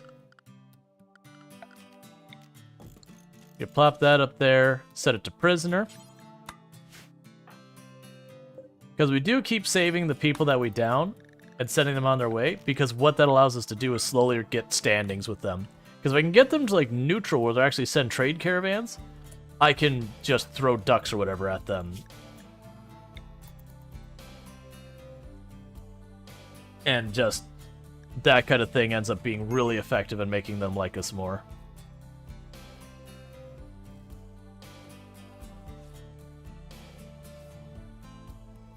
Okay, so if I release them now, we gain reputation.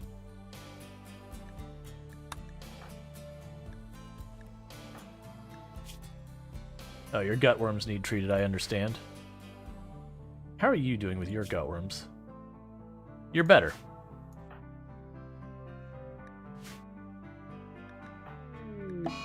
Disease infection on you.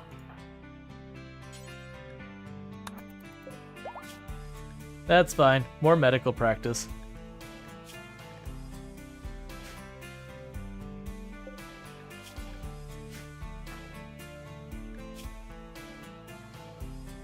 Alright, you'll get back to being treated when you get home.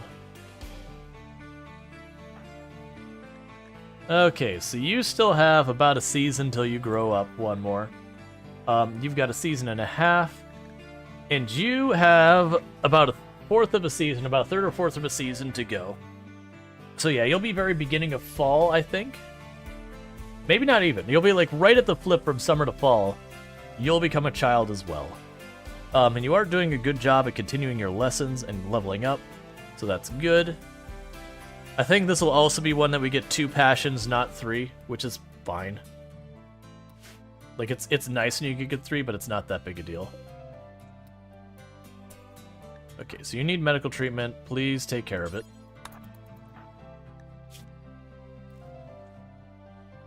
Oh, thank goodness. Everyone's done with gutworms again.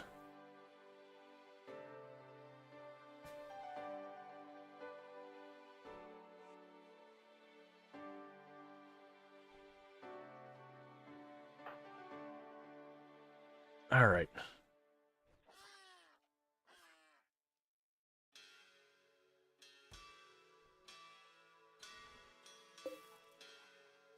And Moonwitch is trying their absolute best to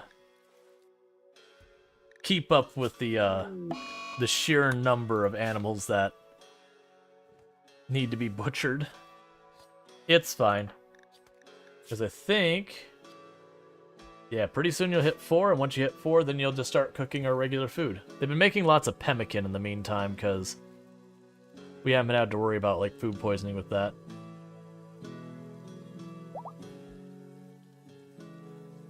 Alright. So many downed ducks. And the number of elephants in our area is... there goes the ones that had plague. I knew it was getting close to time. Okay, so... that's an upgrade for us. Take these.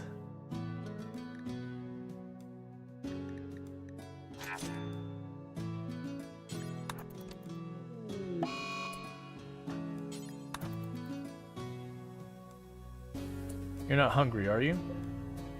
You're getting there. Be quick, Moonwitch. Cool.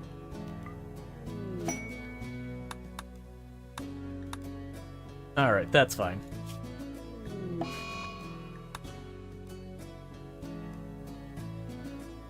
Population control is being handled.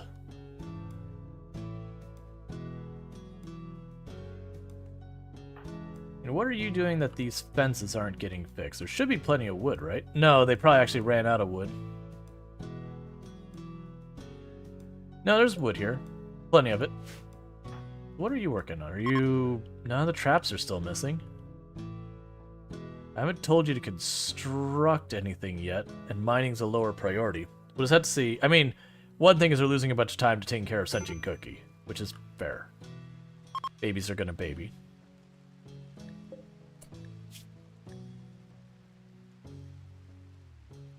Oh yeah, you're so dead.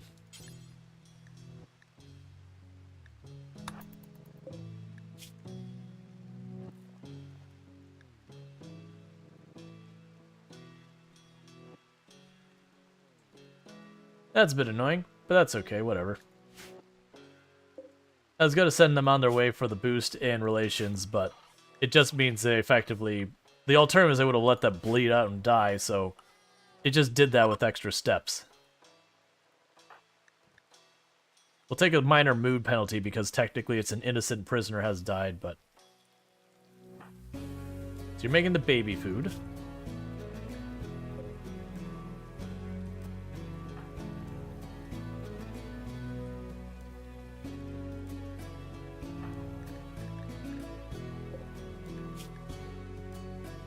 And you're dead.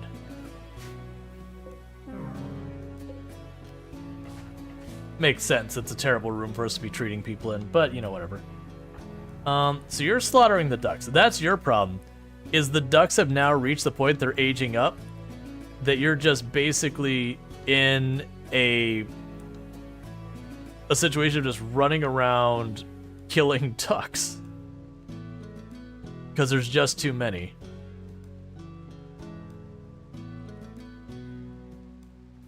And we have the turtles. So your animal handling is getting in the way of you being able to get much else done.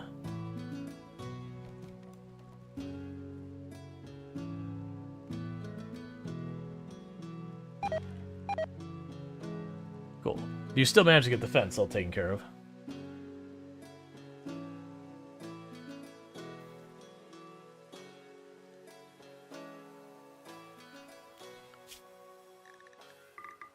I think we set the elephants to tame, even if I'm ultimately just going to get rid of them. They're just going to keep eating my plants, and they'll probably almost never leave. And then there's always a chance that they go manhunter. I'm probably better served just taming them and being done with it. If we keep them, great. If we get rid of them, great. Just tame them, get rid of them. Whatever.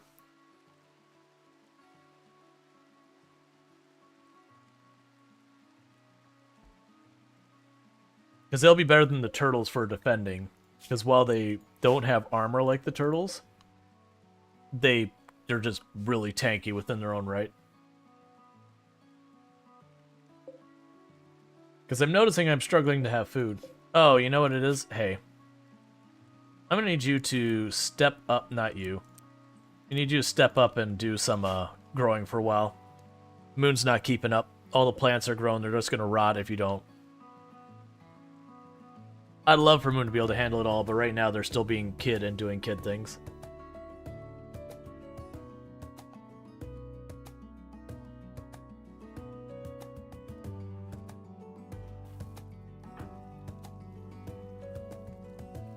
It's also Moon's being caught up with just trying to manage the duck population that's needs butchering. Why are you putting that in there? The meat should go in here. Okay, let's go in here, because don't walk that far around. Raw food, don't put in there. Yeah, just say no food in this storage room. It goes in that one. Shelter a tamer. Will not work. 50% accommodations. Goodwill. We're gonna take that, but like we're gonna wait a moment. Let's get a couple of meals made, and then we'll do it. Because right now I'm just about out of food. But it should be as fast as we can get Ichitenma harvesting as well as Moonwitch harvesting.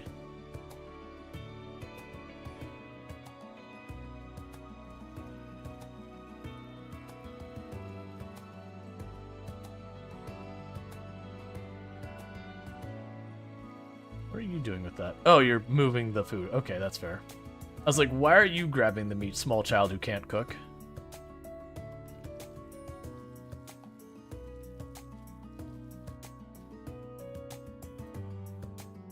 Okay.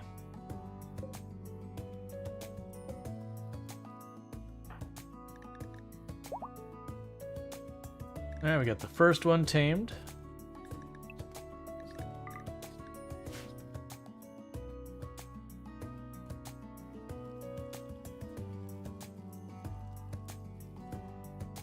Alright. And with them being set to elephant, that basically is the area where they stay in here and they don't go near the actual place where we grow our crops. So they just eat all the stuff around here. That way in a fight I could just send them in right away. But that's only once they're trained to do so.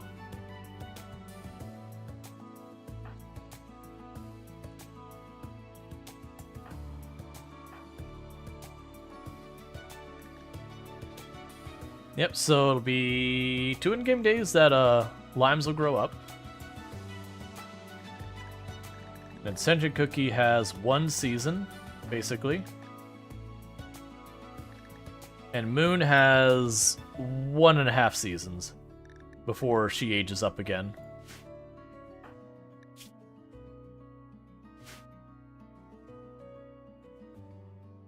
Okay.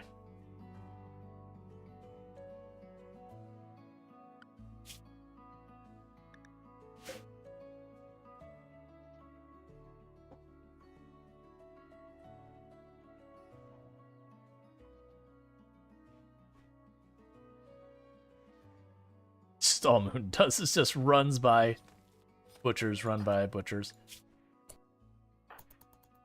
Except now a bunch of the ducks are starting to haul as, or rot as Moon is grabbing them to run off with them. Taming elephants? Time to call all the ducks to make room for food? Come on.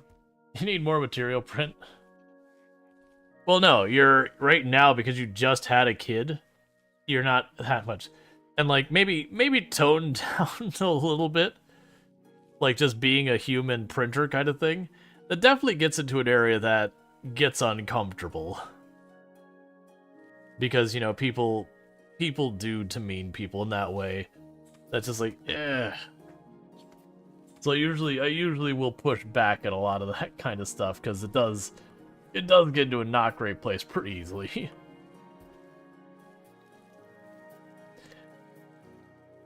Like we had when I was doing the family one, we had someone refer to the people as like a baby factor. It's like, no, I don't like talking like that.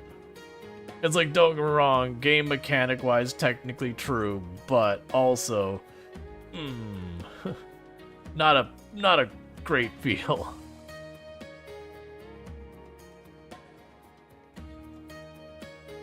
Because there's unfortunately people out there who that's their view on the world.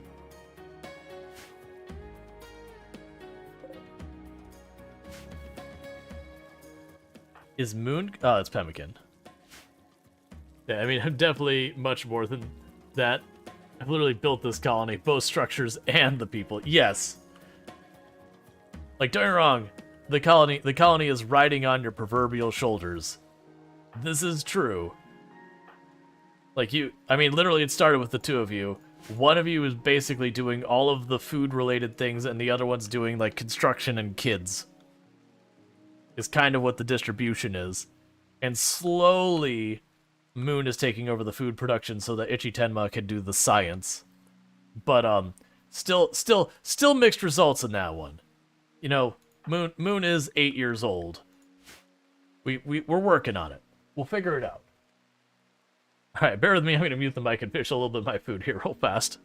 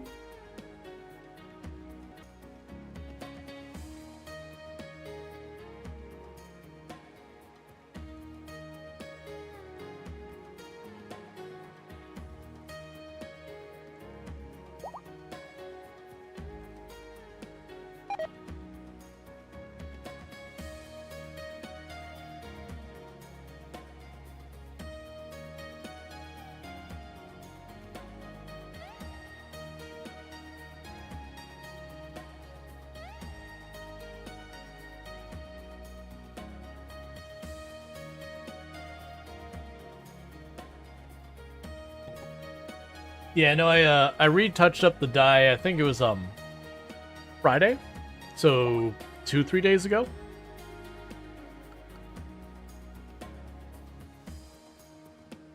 But yeah, when you're like, my 8-year-old child is a better cook than my husband, like, technically no, but to be fair, your husband's been doing it for 3 years, and in that time, that Moon has only been capable of cooking for like 2-ish years or whatever, Moon is already almost caught up to their skill level. Yeah, no, the first day I died, it was the night my camera wasn't working, so like we had the camera on at the beginning, it kept locking up, so we just got rid of the camera. Alright. Thank you, Limes, for finally. Oh, Nimble. Yes. Okay, so we get 2 of them, and as much as I'd like to take shooting, the fact that we got Nimble means this character is 100% getting to be melee when they grow up. Right now, they'll still continue being ranged because children in melee die instantly, just about.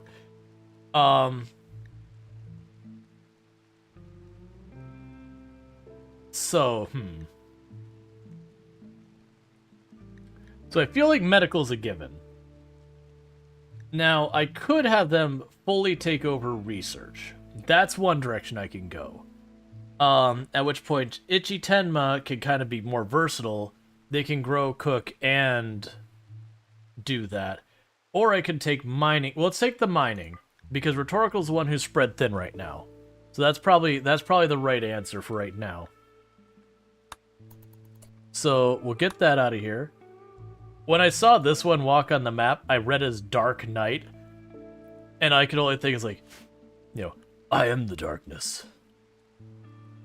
I am the night. That kind of nonsense. And it's like, oh, you're gonna die. Not because I'm gonna go out of my way to do anything, but you're not gonna make it. So how does one train medical surgery on prisoners?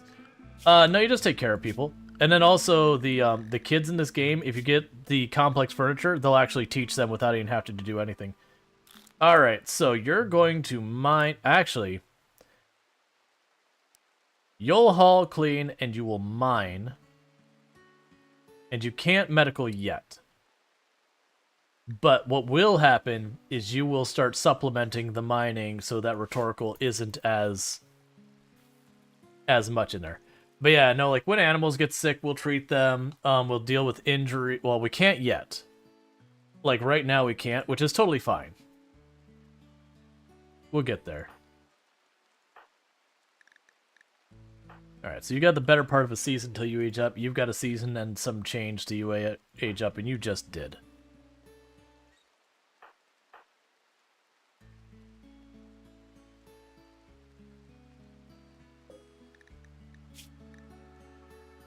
That is a interesting pawn. Not good, not bad, just interesting.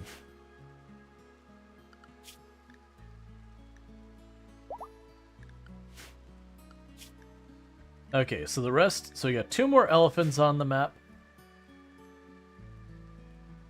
That's fine. We are going to try and train them, which is going to be even more on the pile. But that's okay. Because unfortunately, I can't have you do construction yet. Limes, that is. I do want them to focus on cleaning and hauling for the time being. But as they have capacity, they'll run over and they'll mine a little bit. Because as things are running, Rhetorical's going to get more and more and more focused on the taming right now. Which isn't great. But it's fine for the moment. Supplies for purple. That's not going to happen, mostly because of the caravanning. Okay, so we can have you drop by. I've got food. So yes, we'll take the goodwill. Schedule, go here. Recreation. You wouldn't happen to be tribal, would you?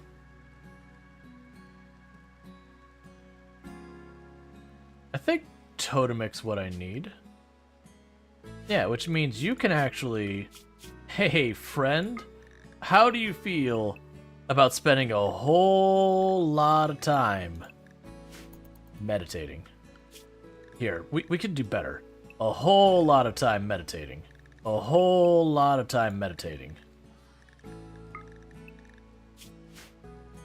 Because that will actually be productive for me.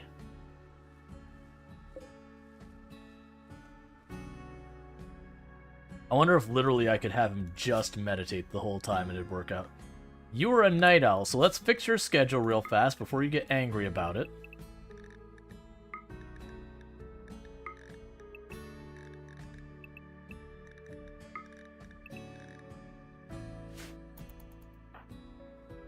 And I have a bed for you, right? Okay, cool. Alright, so you're a night owl, you don't have anything else you have to worry about, and you just have some scars. Okay. So I should be able to keep you happy, and you'll actually be productive here by having you meditate at this tree nearly perpetually. A rhinoceros is self-tamed. What do I need to actually keep you tamed? 9. I think we're probably up to that. I can only train you to guard and attack, but I'm willing to go for it. I mean, I could go for a pair of rhinoceros. I believe they're also really durable. I'm not going to try taming the other one without being inspired or just getting it for free, though. Because it's, what, 20% chance they murder you on failure? 30% chance. Yeah, so 1 in 3 chance. It's like going up to a cougar or a spider ant or whatever, giant spider thing. Alright, why is literally nothing getting planted? It's fine, we'll get there.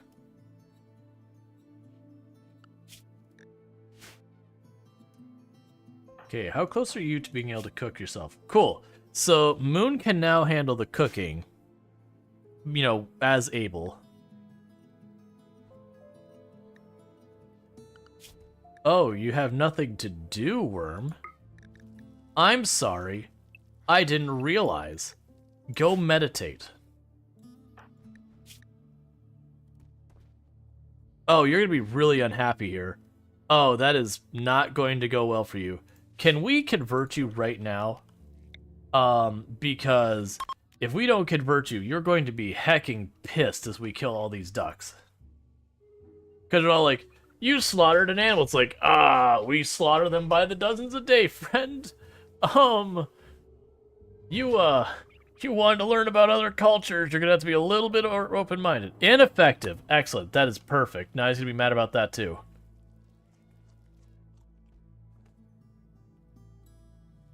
Sorry about that. Snuck out of nowhere.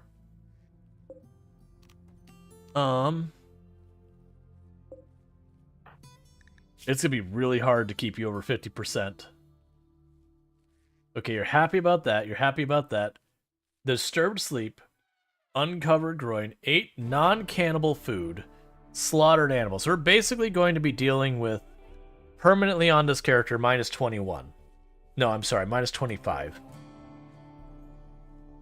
Do I have any pants or something I can force you to wear so you're not pissed off about uncovered groin? Yes.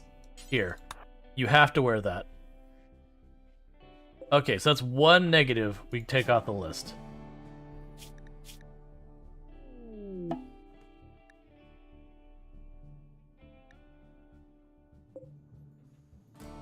Okay, and we'll talk to you. Are you hungry? No, you're not. Good. You hungry? Not yet. Alright, so we got a couple things of clothing. We got some side tea. We've got a knife. I don't think I want to give you anything, so go away. And I really need a crafter still.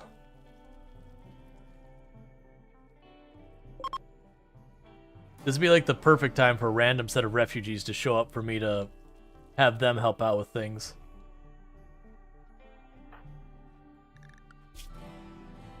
Because the only one who could do it was Ichi Tenma, and they're still like really bad at that too.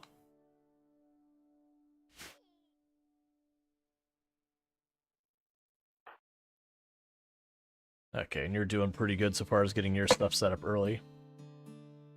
I wonder if we actually max this out like prettier, like, well, no, it's going to be like a hard limit because of how many you can gain per day is what you're actually getting.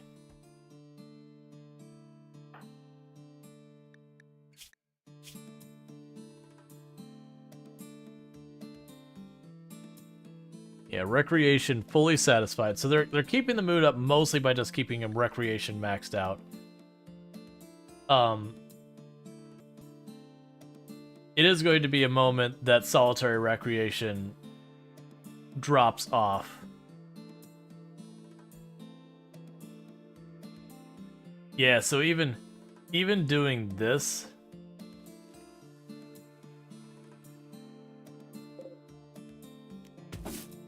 he's gradually going to fail this from the mood dropping too much.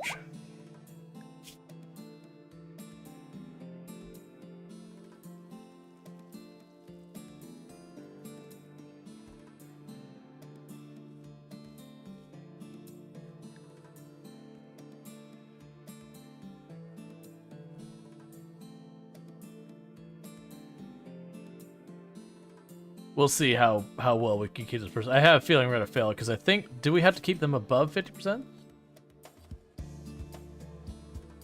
Oh, okay. They don't fail it. Okay, that's fine. I thought we were going to fail it if we didn't do that.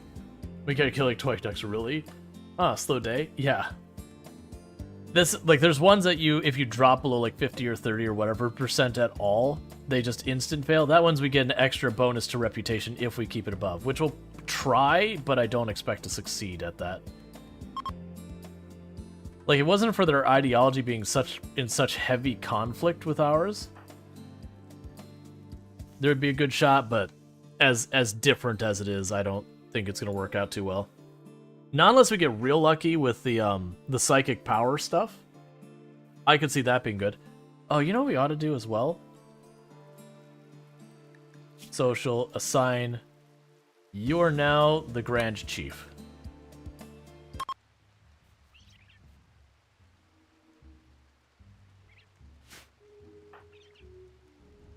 That way, in a really bad fight, I could do the thing where I go, commands, like, be better at fighting.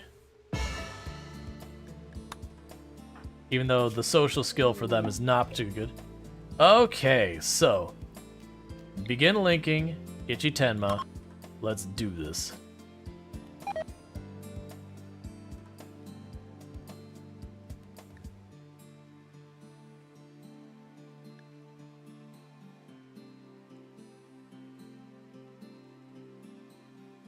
And we'll see if we get a decent psychic power out of this.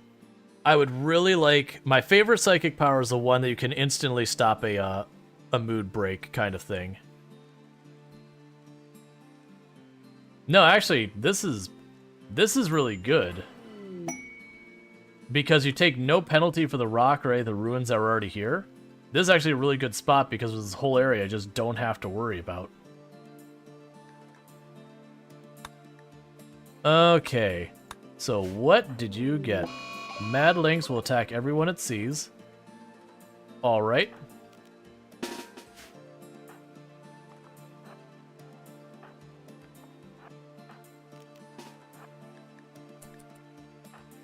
So you got... Sorry, wrong person. Pain block. Okay.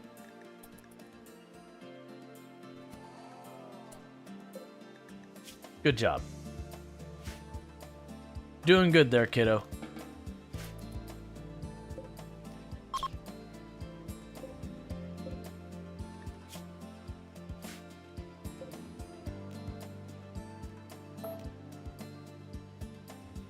We'll wait it out. It's no longer Manhunter Pack.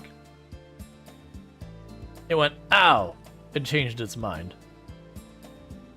But it'll go down in a minute, and then we'll set it for hunt, and then, you know, they'll just pick it up after that point. Downside is they aren't building it anymore because they aren't getting any mining done to get more steel. There you go, finish it off.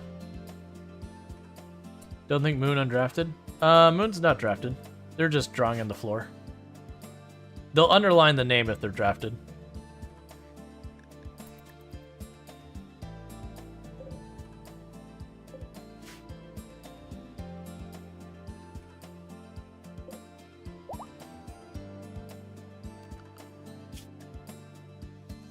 The ducks. Just all the ducks.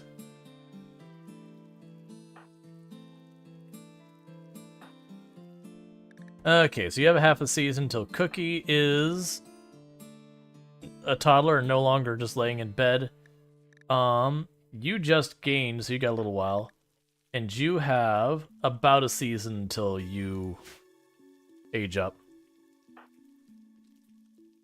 So half a season to that one, another half season when you age up again. No, sorry, another you.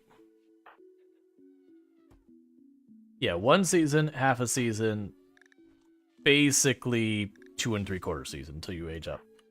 Then you'll probably have a kid as soon as this one's done.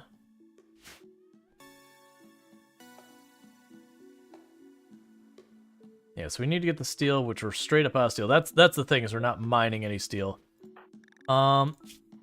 Let's bump up your priority on the mining so you actually do some. Because I've been having you haul, which is important, but we're still splitting responsibilities is the big deal. And the problem is right now, as the animal population has grown, Rhetorical is just not having the time to get much more done. That said, if a trade caravan comes through, we're going to knock down this animal population again.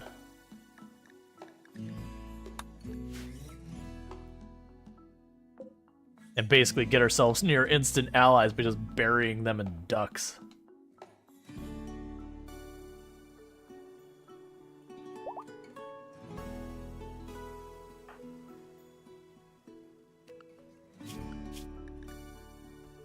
Okay. Alright, well, Moonwitch started cooking and has poisoned themselves. Excellent.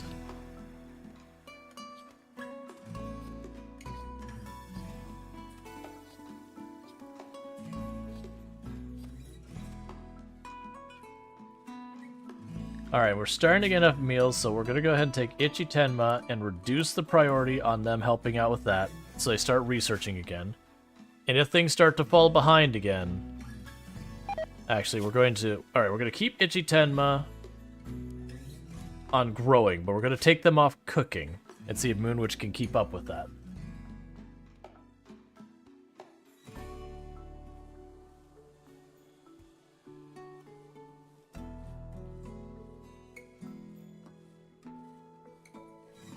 Because I'm noticing a lot of stuff isn't planted, so... Moon will get there. It's just as a kid, they spend so much time learning that it's not getting done. Which is fine.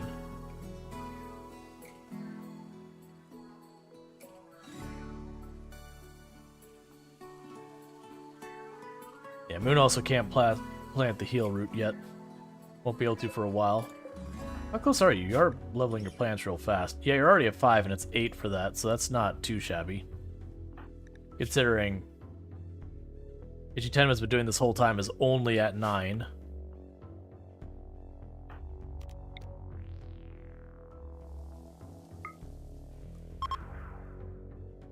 Okay, so we might actually be able to improve the situation here by basically just harassing him about his ideology until he's converted, so that we get that much more mood bonuses and he doesn't want a cannibalism or anything like that. That'll make our lives a bit easier.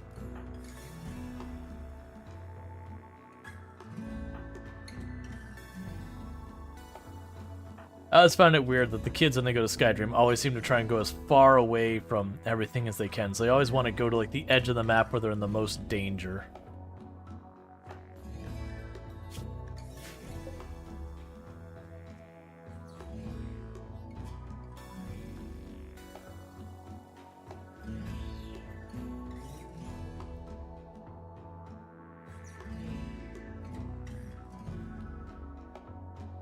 Okay, so we're starting to cool off again, so let's make sure the fire is able to turn back on.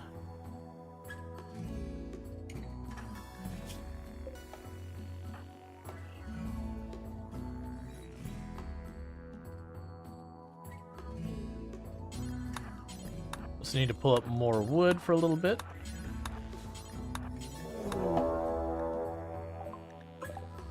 Okay. Ooh, that's actually a decent amount, and almost all of our traps are still down because we just haven't had anyone getting wood. That is unfortunate. Nothing we can do about it now. We just have to hold it and hope for the best. They're pretty heavy on the melee, which is actually bad for me. I'd rather have more ranged. But we'll try and get everyone in here. So hopefully they take a lot of themselves out on those last couple traps. We have to really prioritize the traps. Yes, they're just going to miss that last trap, unfortunately. I figured they're probably going to do that, but I figured I'd put there anyways. In case they bunch up or something.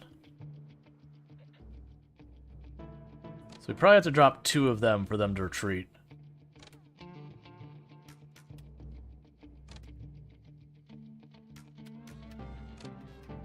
Please, everyone, stop sucking at aiming.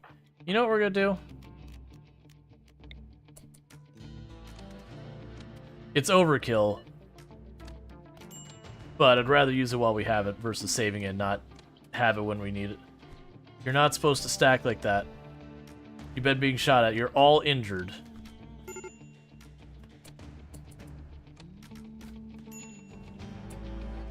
Excuse me? You're doing what now?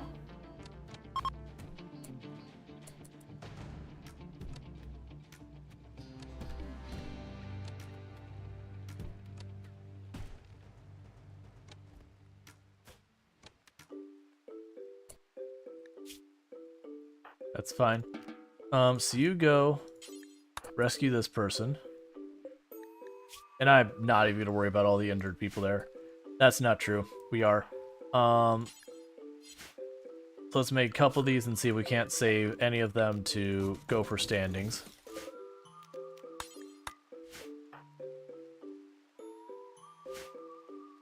You grab this one. You grab that one. And we'll allow all these.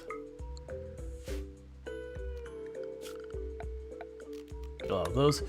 Okay, so you have been set to have higher priority on the mining. I'm gonna have to decrease the priority on handle for a little bit so you can catch up with construction. So animals are gonna have all sorts of problems for a little while, and that's just what's gonna be.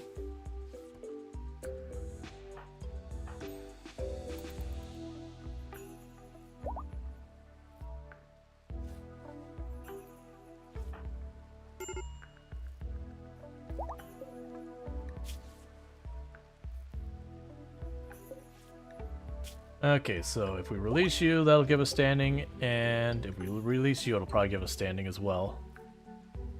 Cool. That's fine.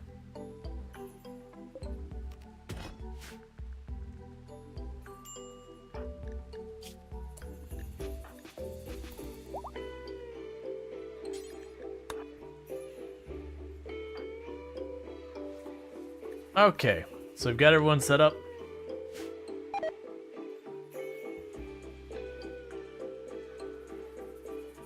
Yeah, so that's bad news in a bunch of ways. One, they destroyed the door, so now it's a shortcut past all of that. The second one is I need to get the trap maze fully rebuilt. Okay, can I fit? Yep.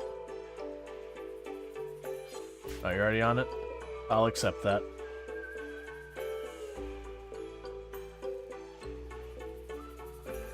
You have a lung infection. That's an interesting one. You don't see that very often.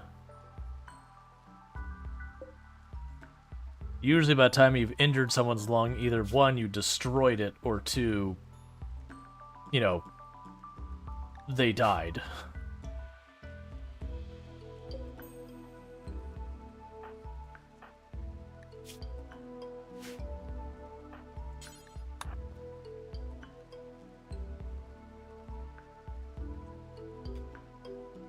Okay, so you're working on that. Actually hop down there and mine that one instead. That's how we're actually getting the steel. There you go, back to spend. I was kind of like, oh, that's gonna take 3,000. If I force you to just do it all in one go, there's a good chance you just do that till you're angry and all that. That's fine.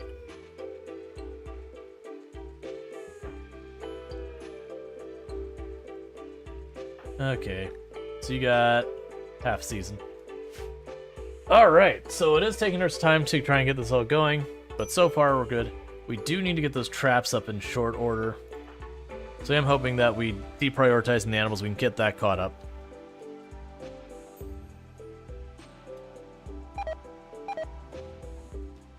Moonwish has gotten food poisoning from food they cooked. It is what it is.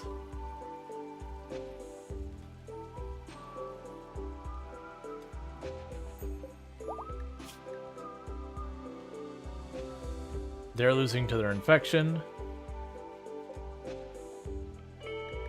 Can you get up or are you still down? You're still down.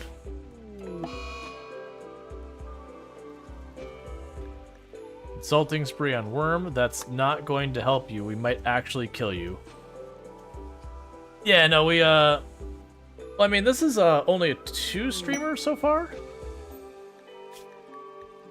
Warden for hiring. They're gonna send a bunch of attacks. I mean, I do want those things, but no. I don't have the fighting force. I don't have the trap stuff. I don't have it ready. Yeah, no, it's, the last stream we definitely went through a lot of colonies really fast because we're trying to get one off the ground. Oh, good. You're able to walk? Get the heck out. And get out here as fast as you can. Before that infection gets strong. Yes. We got credit. He's so dead from that infection. But that's not my problem.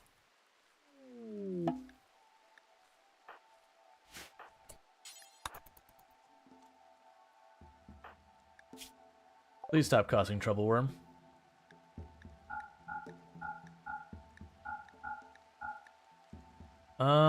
Cool. I think the last few days we haven't had a single colony go more than one stream. That's not true. Like the one yesterday went through a whole lot. Yeah.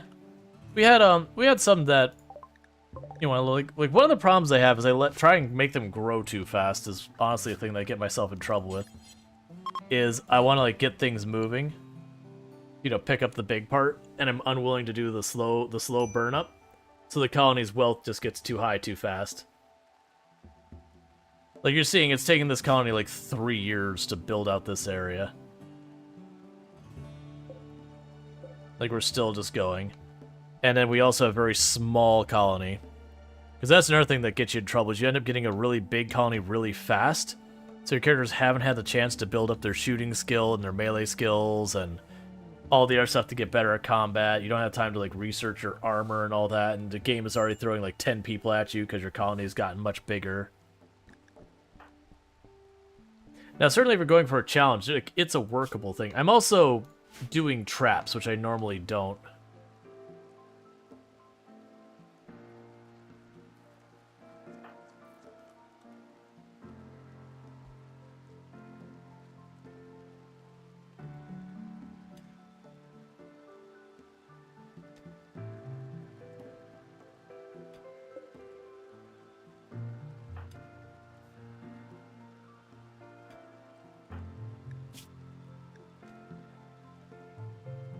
And you should be all better in a moment.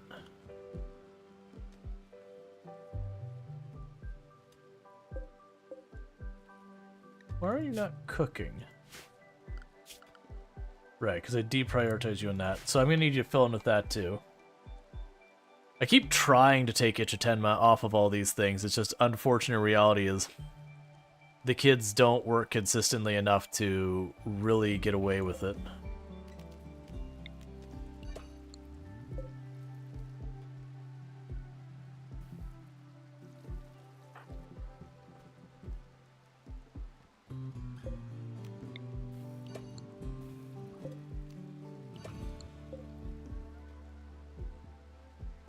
Okay.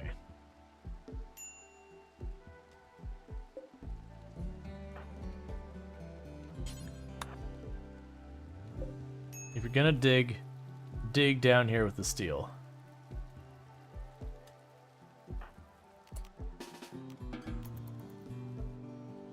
It's unfortunate they're just hungry, so I can't just... I'm not, like, when they're that hungry, I don't want to just assign them to keep doing that. What? Why are you not... Oh, now you're out of wood.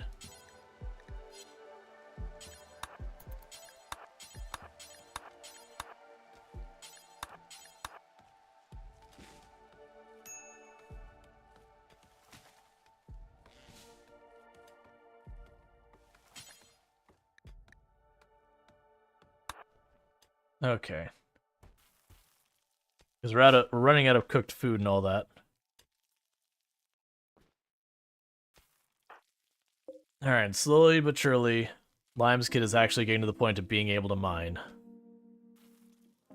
It'd be good if we get construction on them as well. I always found mining and construction on the same pawn works great because you just move around the map just doing everything.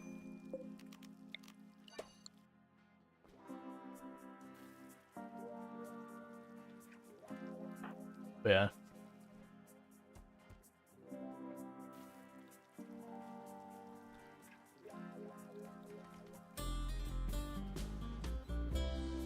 Okay, so we actually got our meals prepped again. So take you back off cooking for a little while. Let Moonwitch keep catching up.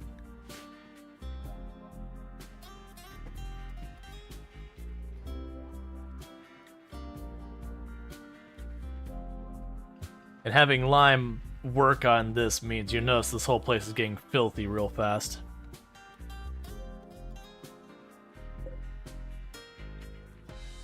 We'll get there.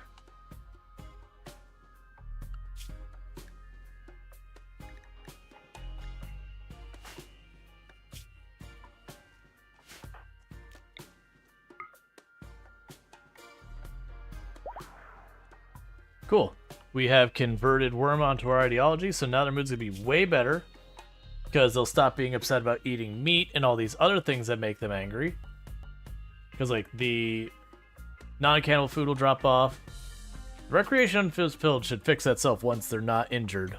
Yeah, now should be have, like, the time of their life. We just had to give them a different outlook on the world. Once we did that, we were in a really good place for this. They're also no longer just feeding our tree meditation, which has been extremely useful.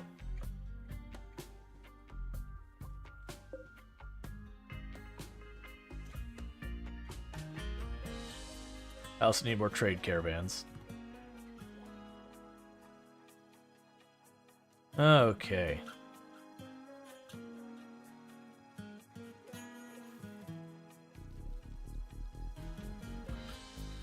Yeah, so much is not getting planted. Which that's a little surprising to me, because we basically have 2 people growing, and we have wardening, but there's no one to warden. And yet we're not keeping up as much. I think it's just the elephants are eating so much. Well, no, they shouldn't eat any of that, because that's not inside their area. If we go here to elephants, we've literally carved, actually.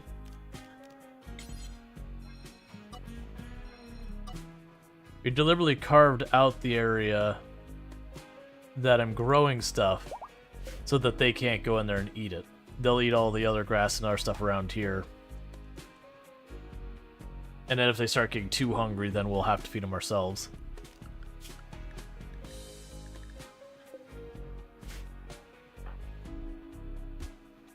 Yeah, we've got a single trap up.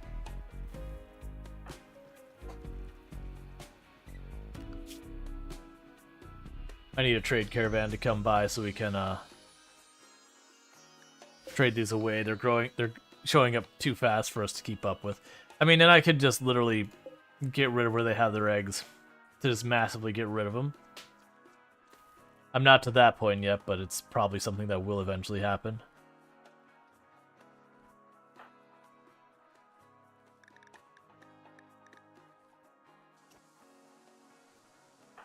Please don't stand on the corpses.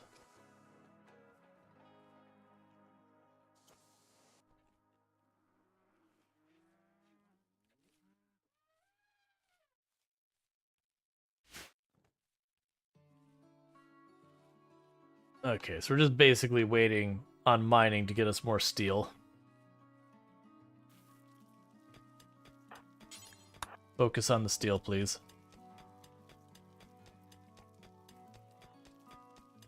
Steel, please.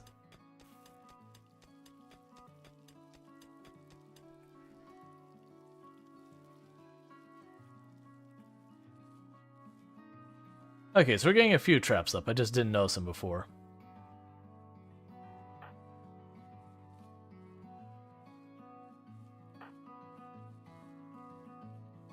Okay, and that's going pretty well. Alright, Senjin Cookie is right about to become a toddler. We have what, 2 in-game days and a little bit till they become a toddler. Then they could take over the hauling and the cleaning for a while, and then the process continues. Little by little, we get more and more kiddos in here, more and more people, builds up just a tiny bit more. Each extra person we get is someone who we can actually specialize in the one individual thing to free people up. At the moment, we're struggling a little bit on that one because we're focused so much on learning. We can see if Cookie will be any good or not. So far, I've never actually had a kid that I've raised in a colony that didn't turn out to have at least something positive. They don't always get the things I want,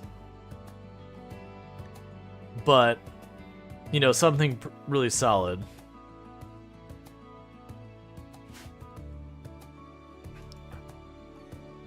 All right.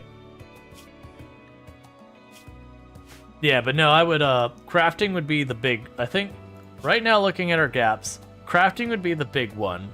Crafting would be really good. Construction would also be acceptable. Handling would be acceptable. Researcher would be acceptable. So I still have a decent amount, because all those I can take someone I have already existing, take a responsibility off them, and let them focus on something else. Because, like, our research is just really pathetic where it's at.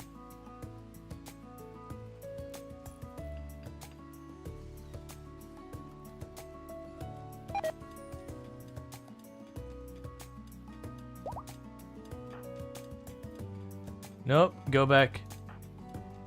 Go back down here. Don't worry about that room. What are you doing? Oh, you were watching? Hey, same deal. Go back down to steel.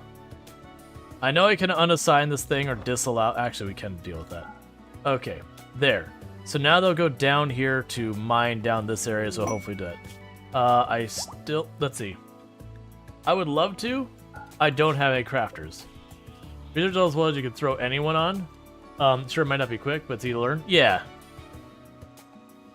So I'm not too worried. As long as we don't get nothing but negative traits, which is usually pretty rare. Like, Moon didn't give me a very good selection. We took Psychically Deaf, which isn't bad, because that means when you have, like, the negative Moon psychic mood things, they just don't impact them. What happened to you? You got in a fight with a rat, and you lost. I mean, I guess it's not as embarrassing as the panther who lost to a guinea pig. But still, pretty pathetic, actually.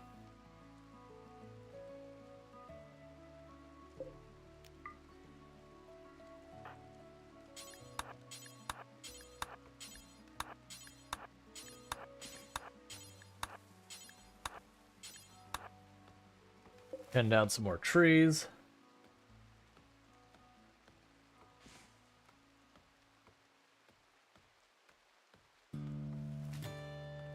So I can hopefully keep the stove running and everything. Pretty soon I'll probably have to put Ichitenma back in the stove. Catch that up again. Alright, we're getting up to tier 6 pretty soon.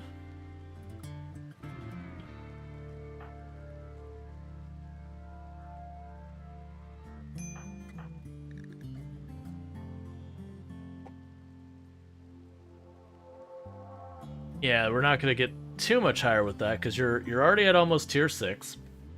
Oh, right, because if we look at their actual learning, it'll change what they want.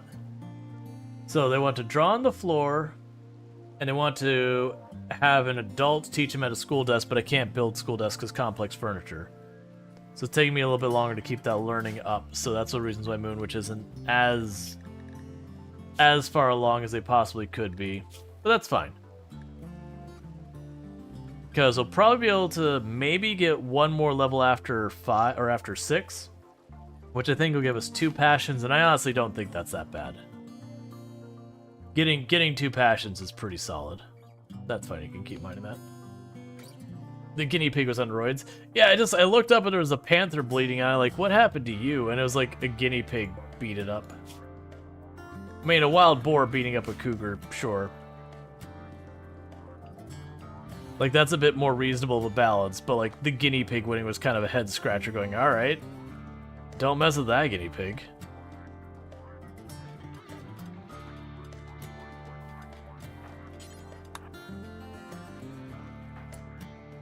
Actually, I want you to focus on that.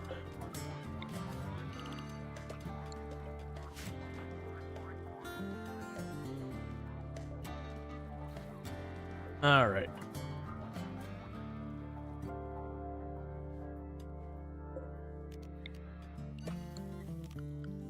Okay, so what we're going to do is I'm going to get you back in the schedule with the animals,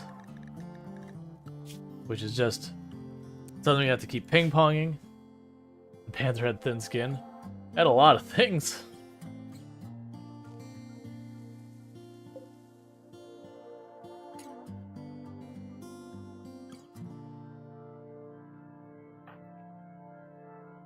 Eventually, we have enough people with psychic powers. I only have to have meditation, like... Well, no, we'll still have meditation on our schedule, but, like, them maintaining their own psi focus will be enough to keep that thing going. Like, that'd be kind of fun, is just being able to, like, just dole out psychic powers, like, once a season or every other like, every 2 seasons or whatever. Panther had lots of things, like holes. Yup. After a guinea pig bit the crap out of it. Sentient Cookie has had a growth moment. They are now a small child. So we're going to keep them on the group. So we're at that young age where really all Sentient Cookie can do is haul and clean. So take a guess what Sentient Cookie is going to be doing around here. That's right, hauling and cleaning. We're going to do the same thing we did with the other kids. We're going to massively get all that going. And you need a bed, don't you? Hey. That is actually kind of a problem, because we're still trying to get the other bedrooms going.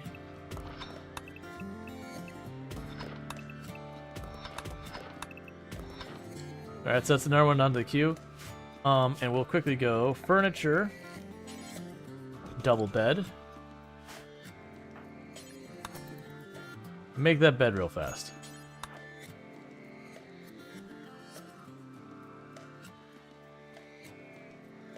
Oh yeah, no, we've already converted Worm.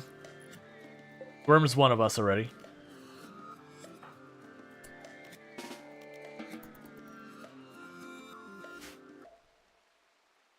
Okay. Yeah, see, like, we already converted them. Yep. So now they just prayed a tree for us. And they love it. Alright, so you're going to prepare. Alright, so the raids are Ooh, that's actually not a good raid for us. And I forgot to rearm Worm, and I don't think we have the time to do so. So you two get in position. You two get in position. Do I actually have another weapon for you? I don't think I do. Is there a weapon right here at the beginning? No. Where? I guess we just don't. Okay. Well, Sentient Cookie can't help with anything. Oh, I need you to all speed up a lot more. So I made the mistake of not getting Worm a new weapon. Sentient Cookie can't contribute anything right now.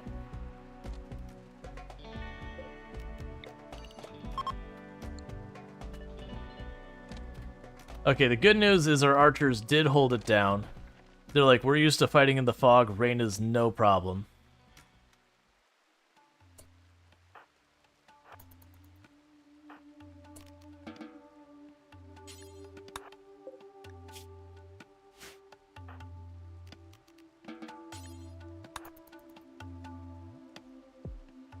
See if we can pop a couple more shots off real fast.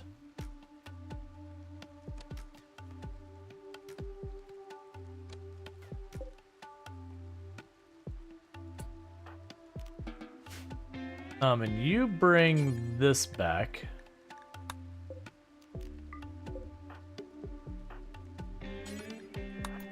Because that'll be a decent melee weapon for us.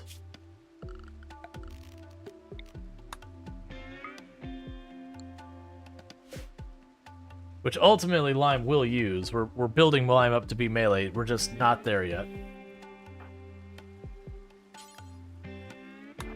Alright, so no sleeping yet because you have to replace that door. Medical emergency. Okay, you're already on it.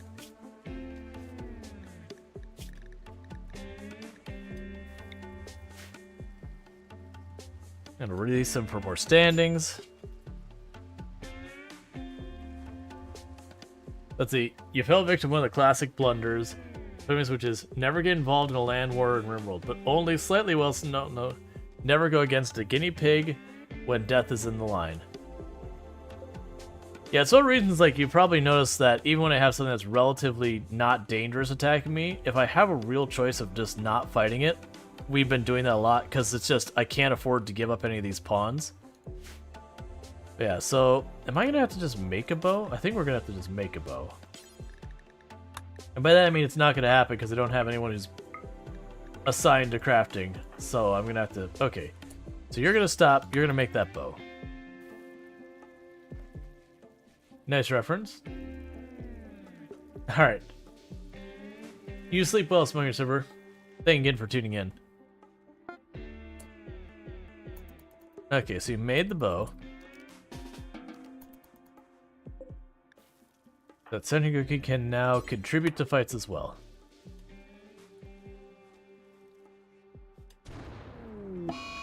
Alright, Cassandra has now immediately struck another duck with lightning. This is the way Cassandra lives her life. Princess and the Bride reference? Gotcha. I haven't seen Princess and the Bride in so long. I have seen it.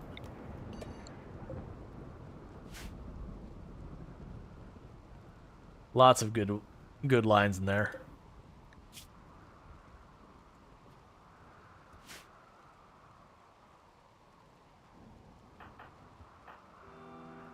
That's a great film. Oh yeah, absolutely.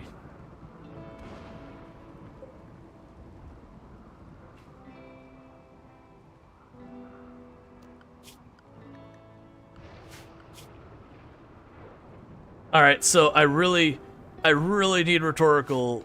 Well, actually, rhetorical should have their schedule freed up a bunch because now they don't need to feed Sentient Cookie anymore. Sentient Cookie can feed Sentient Cookie themselves.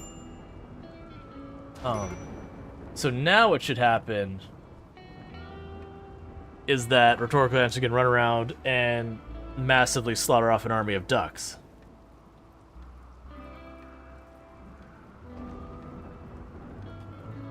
And so it begins.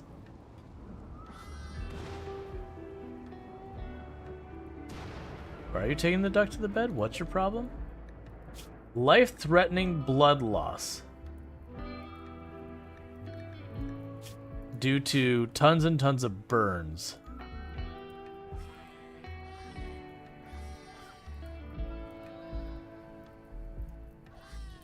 Rip wildlife in its entirety.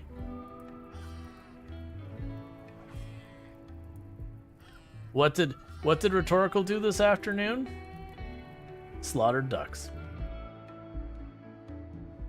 It was when Fassini, or however it's spelled, was trying to outwit Wesley. Gotcha. Okay, who is running around injured? Time slowed down. Oh, one of the alpacas. Moon. Please. Moon. Please. Please, Moon. This is not the place. Moon, I need you to get out of the fire, Moon. You can nature run, but not in the fire. See? Do you see what happens? Alpacas burn to death. Don't be an alpaca.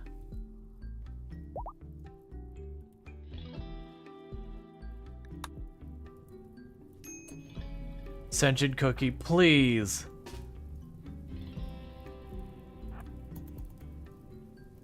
Get to the water. Get to the water. Don't have...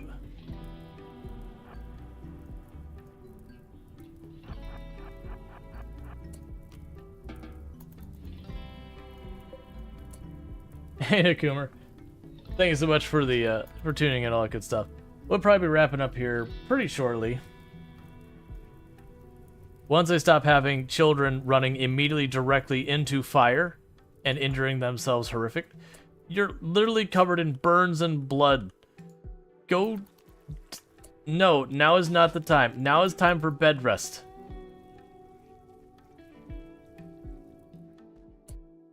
Okay. Here, we'll make your bed a medical bed so I can force you to sleep in it, whether you want to or not. I shouldn't have to try so hard just to get you to get basic medical attention.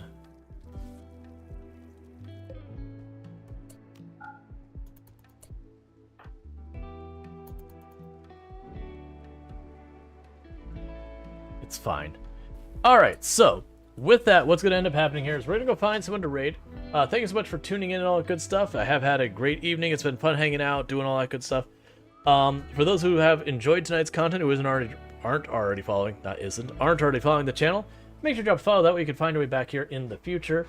I do stream 6 days a week, every day but Thursdays from 5 p.m. EST till 4 a.m. EST. But in the meantime, what I'm going to go ahead and do is put up my ending stream screen and finding someone for us to raid. I know we'll be back tomorrow at 5 p.m. EST. I don't yet know what we'll be playing. I don't know if my music is working in the outro or not. I'm going to have to fix this. I'm checking that right now. Did you reset your audio devices? What's happening? I need to not get distracted by that. Let me go ahead and find someone to raid, because I don't know if my outro audio is even working right now. Something happened with my audio settings, and I've got to fix it. Because that's what streaming is you change nothing, and everything breaks, and then you have to change things to fix it, and you repeat that forever. No, don't start the ad. Snooze the ad. Okay, cool. I managed to snooze the ad in time. Alright, so let's go see who we can go and drop a raid on. First, let me see if we have someone that we know does good content on RimWorld. If so, we can go ahead and drop a raid on them. I'm not seeing anyone at the moment, that's fine. In the meantime, so we have someone I could drop a raid on from City Skylines 2 is an option. Mount and Blade, Bannerlord is an option. Actually, wait, is that true? Let me check. I might have someone who's playing RimWorld. Yeah, I've got someone playing RimWorld. Let's go drop a raid. I got someone for RimWorld. Bear with me. So, raid. We're going to be dropping a raid on Scavenging Mechanic. For the channel, playing some RimWorld and all that good stuff. In the meantime, thank you so much for tuning in. Make sure we got the right channel. That's it. Thank you so much for tuning in. I do hope to see you tomorrow at 5 p.m. EDT, or EST. Sorry, I keep forgetting daylight savings is over and all that. But make sure you're eating, drinking, stretching, getting enough sleep, and taking care of yourselves. And I do hope to see you tomorrow at 5 p.m. EST. Probably for more RimWorld and I don't know what else. And good night.